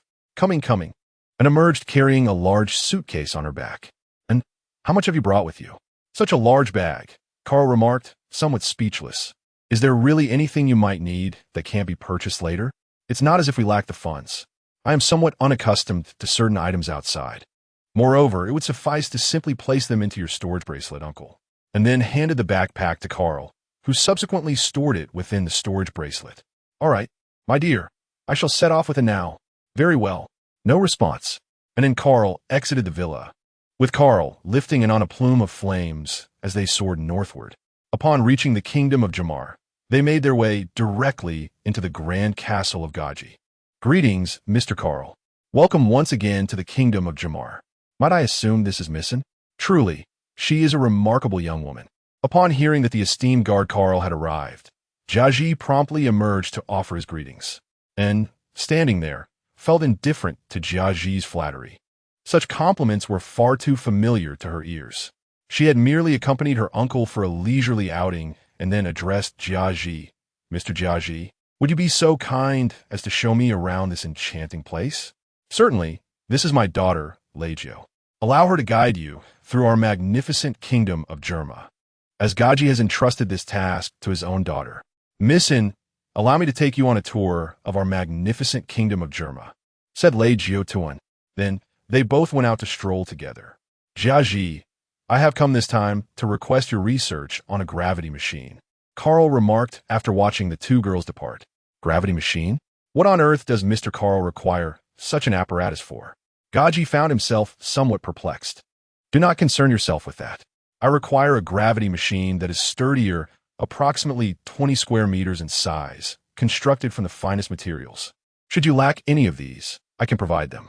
Additionally, it should be capable of controlling gravity, achieving at least 10 times the gravitational force, if possible. 20 times would be preferable. What do you think? Is it feasible for research?" Carl stated his requirements to Gaji. After pondering for a moment, Gaji responded that this posed some challenges and would necessitate time, at least a month. Furthermore, certain materials may indeed require Mr. Carl's provision. As long as it can be accomplished, please provide me with a list of the necessary materials, and I shall procure them. The successful completion of this task will enable Carl to continue his training and enhance his physical prowess. Subsequently, Gaji compiled a list of materials for Carl, who in turn contacted Daphne via the communication device to gather the required items. He then instructed Zoe to deliver them, as the life card could determine their location. 5 days later, Zoe delivered the necessary materials.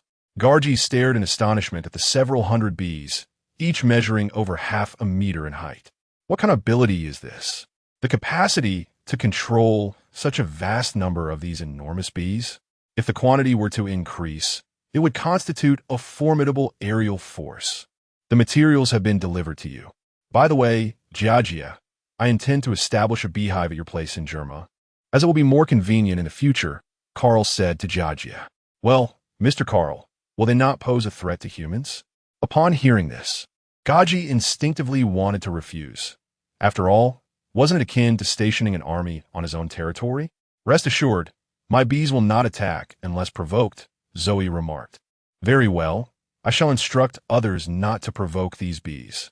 Gaji, recognizing that he could not refuse, acquiesced, pondering that such a significant figure would hardly expend so much effort over someone as inconsequential as himself, a mere Jamar. "By the way, Jiaji, since your technology is capable of compressing battle suits into such a diminutive container, have you ever contemplated investigating whether this vessel could accommodate all things?" inquired Carl. "This is something I cannot accomplish, Mr. Carl.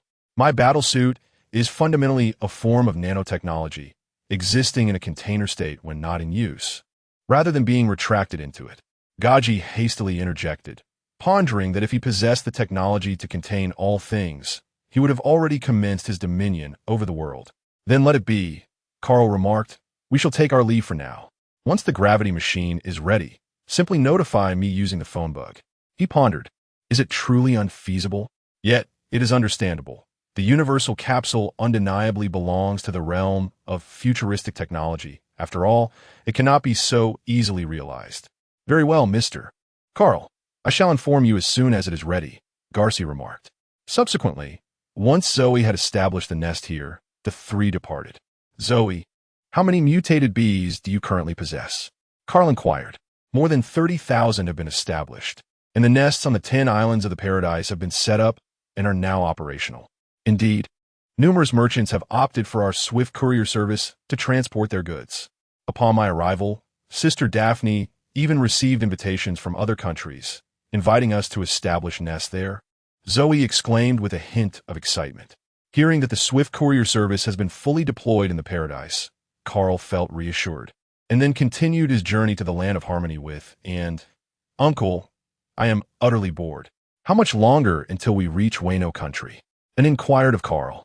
The two had been soaring through the skies for an entire day, and feeling rather listless, reclined upon the flame clouds, munching on an apple. It seems we still have an entire day of flying ahead of us. Let us first seek out an island to rest for a day before we continue our journey. Carl is beginning to feel a twinge of hunger. Had he known, he would have prepared an ample supply of meat to bring along. Certainly, here is the refined and elevated version of your text. Ah, how delightful. I have grown weary of these fruits. The kingdom of Shivania, a formidable nation located in the New World, boasts an army of 600,000 troops. Currently, this realm is engulfed in turmoil. The old king has passed away, and the eldest prince has ascended to the throne, initiating a purge against his younger brothers. He has received intelligence that the second prince is conspiring with the third and fourth princes to usurp his newly acquired crown. For each of his three brothers commands an army of 100,000 soldiers. Thus, he acted preemptively, eliminating the second prince before his siblings could discern his intentions, subsequently framing the third and fourth princes for the act. Consequently, the second prince's 100,000 troops fell into his hands. Upon learning that their brother's army had been seized by the eldest prince, the third and fourth princes realized that they would not be spared. The eldest prince, with 300,000 troops, had only 100,000 stationed in the capital, leaving him with a total of 200,000 when combined with the second prince's forces, which matched the numbers of the two brothers. Determined, they resolved to gamble everything and breach the capital before the remaining 200,000 reinforcements arrived, and they were on the verge of success. However, an unforeseen turn of events occurred. The eldest prince enlisted the aid of the fearsome beast pirate crew, pledging to reward their captain with 2 devil fruits should they assist him in vanquishing the third and fourth princes. This captain wields the powers of the ancient Zoan-type dragon fruit, a creature comparable to the Tyrannosaurus rex, renowned for its ferocity and strength. Furthermore, this leader is adept in a mastery of Haushiku and Busashoka Haki. With the addition of the beast pirates, the outcome of the conflict seemed irrevocably decided in favor of the eldest prince. As anticipated, the eldest prince emerged victorious, capturing the third and fourth princes, with their forces reduced to a mere remnant. That evening, the faction loyal to the eldest prince celebrated their triumph with a grand banquet. Yet, unbeknownst to them, the members of the beast pirate crew were clandestinely plotting to eliminate the newly crowned king and plunder the treasures of the kingdom once they obtained the coveted devil fruits. "Captain, when shall we commence our operation? I can hardly contain my excitement," exclaimed one of the crew members of the beast pirates, as he embraced 2 women while making suggestive gestures toward his captain. Unlike the grand banquet held by the crown prince, the beast pirates returned to their temporary encampment. To reward these marauders, the crown prince bestowed upon them his father's 30-plus concubines. "My dear brother, do not be anxious. Once we acquire the devil fruits, we shall set our plans in motion. I have discovered that those 2 devil fruits are concealed, not in the royal treasury. Otherwise, do you think I would have endured until now?" The captain of the beast pirates proclaimed. The beast pirates were formed by this captain and his 2 brothers, who have yet to consume any devil fruits.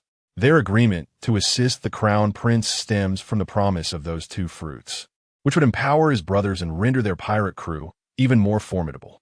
The concubines, upon overhearing this conversation, turned pale, yet they forced themselves to maintain a facade of smiles. "Uncle, it seems that this country is engulfed in war.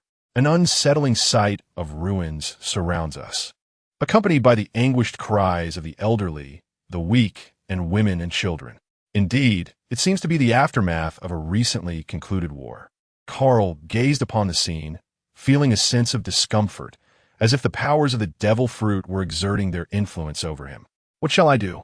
I had hoped to find a place to enjoy a refreshing bath and a good meal, and is now quite disheartened, having been in the sky for so long that her hair has become utterly parched. Let us venture into the city, for there are numerous well-preserved locales awaiting our exploration." "Very well, it must be this way," and murmured. Upon entering the city, they discovered that the houses near the city wall had been utterly destroyed. Within the city, a handful of individuals were tending to those rendered homeless by the ravages of war, yet only a scant few received assistance.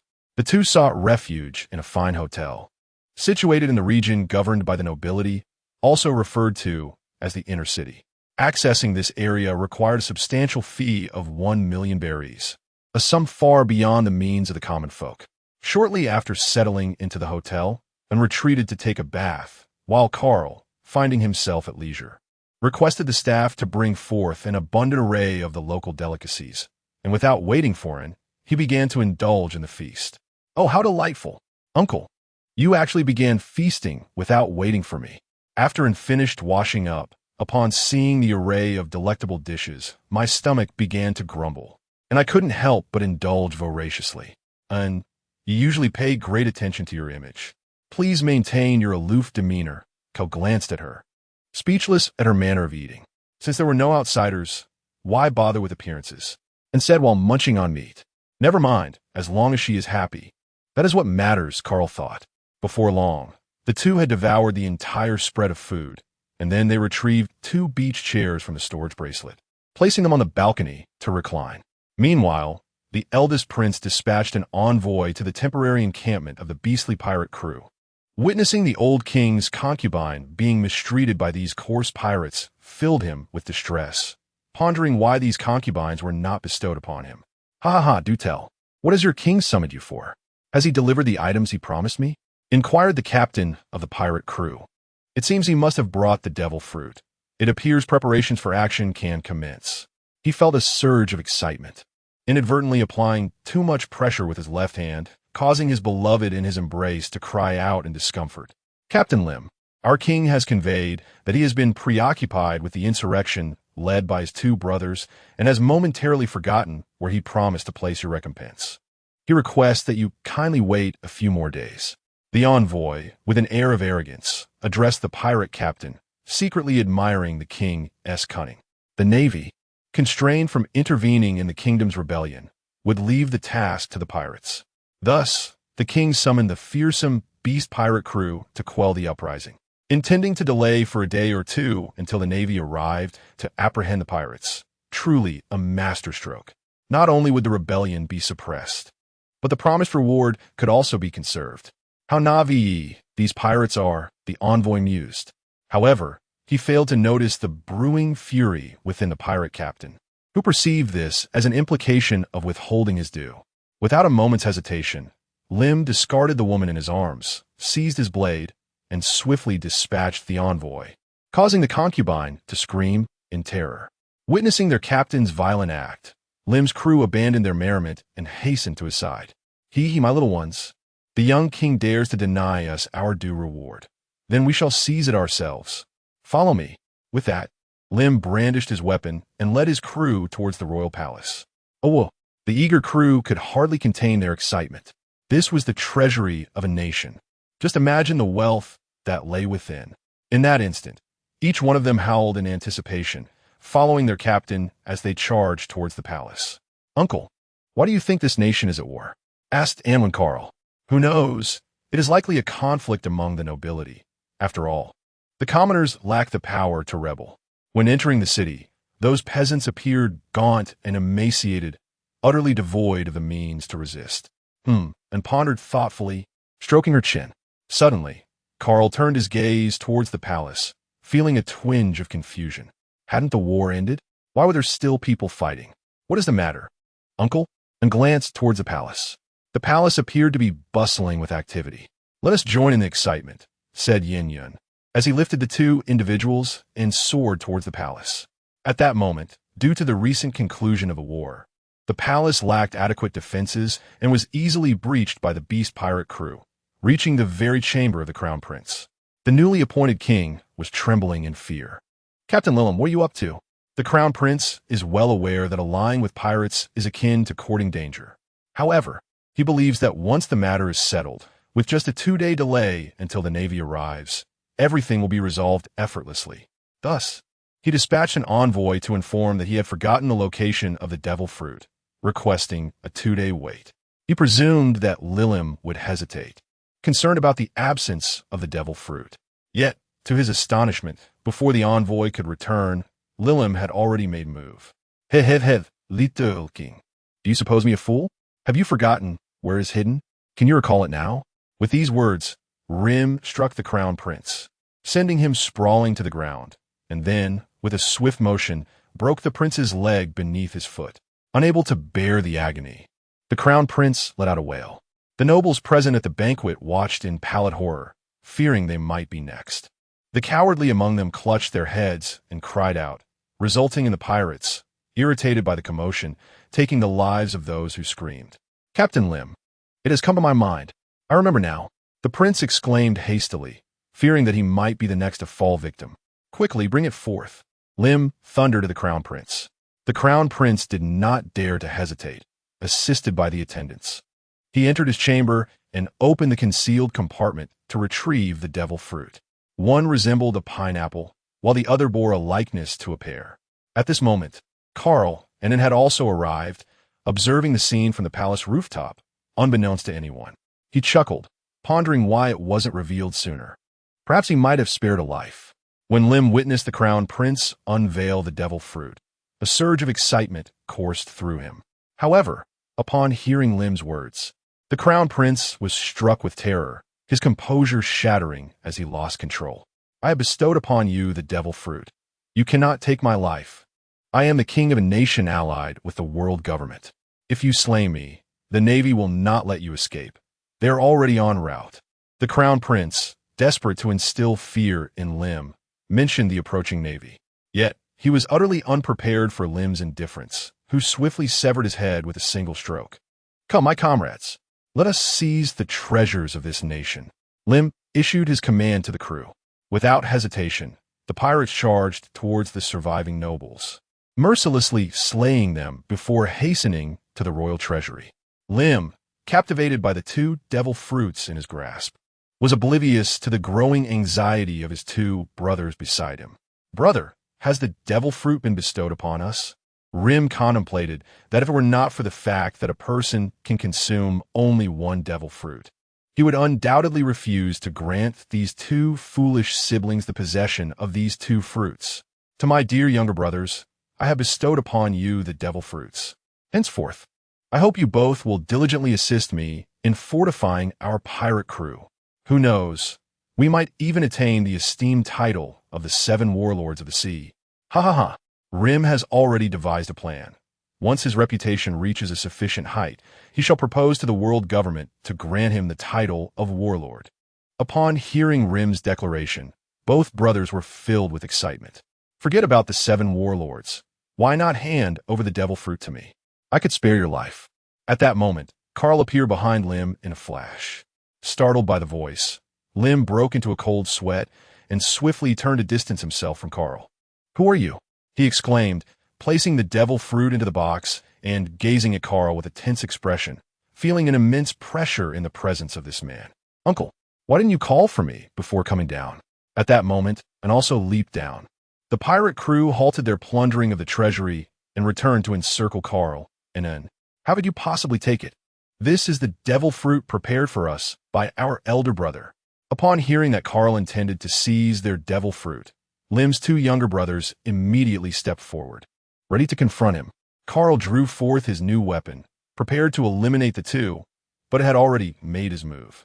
Lim's younger brothers, having only recently learned the art of armament Haki and lacking proficiency, found themselves injured on the ground by En's adept use of the Marine's 6 styles, with icy shards remaining upon their wounds. Witnessing his brothers incapacitated and rendered powerless, Lim's heart began to race with anxiety. You wish for me to surrender the devil fruit to you? An impossibility. I am none other than the captain of the beast pirates, the formidable Lim. With that, I transformed into the southern beast dragon and lunged forward to bite Karl. Upon witnessing their captain spring into action, the crew, filled with fervor, charged forward with a cacophony of battle cries. Uncle, leave these ruffians to me. With that, he charged at the pirates. Karl, confronted by the approaching stench of their foul mouths, hastily covered his nose. He then leaped onto Lim's head, his foot imbued with a powerful aura, crashing down with force. Lim's dragon head was driven into a deep pit, his eyes bulging out in shock. In the next moment, Lim could no longer maintain his beastly form and transformed back into his human shape, promptly spitting out a mouthful of blood before collapsing to the ground. Captain Lim. The crew, witnessing their captain so easily vanquished, cried out in terror, their fighting spirit utterly extinguished. Their once invincible leader had been defeated in an instant, prompting them to scatter in a frantic flight. "Uncle, what shall we do next?" "Clean the bloodstains from the cold moon, and then come over to inquire with Carl." What to do, of course, is to seize the devil fruit and depart. Having said that, I picked up the box containing the devil fruit and stored it in my storage bracelet. Then, with a swift motion, I crushed Lim's skull underfoot, and the two of us soared away from the palace. As for the nature of the devil fruit's powers, that shall be explored upon my return. Back at the hotel, the atmosphere remained relatively tranquil, likely due to the fact that the events at the palace had yet spread. It is anticipated that tomorrow will bring a storm of chaos. Nevertheless, it is rather remarkable that, in the end, it was the third and fourth princes who emerged victorious. Such is the unpredictability of life. "Uncle, what powers do those two devil fruits possess? Please look them up quickly." Upon returning, anxiously sought to uncover the abilities of these devil fruits. "Do not rush. I shall examine the devil fruit compendium." With that, Carl retrieved the devil fruit compendium and compared it with the two devil fruits in his possession. What fortunate luck! One is a nature type, and the other is a paramecia type. Carl was quite delighted to discover the presence of a nature type devil fruit, and the paramecia type is equally commendable. Let me take a look, and eagerly snatched the illustrations of the nature type, earth fruit, and the super type, gel fruit. "Uncle, our luck tonight is truly remarkable. Indeed, both of these devil fruits possess remarkable abilities. Then why does the king not consume it? If he were to partake in this natural type devil fruit, he surely would not be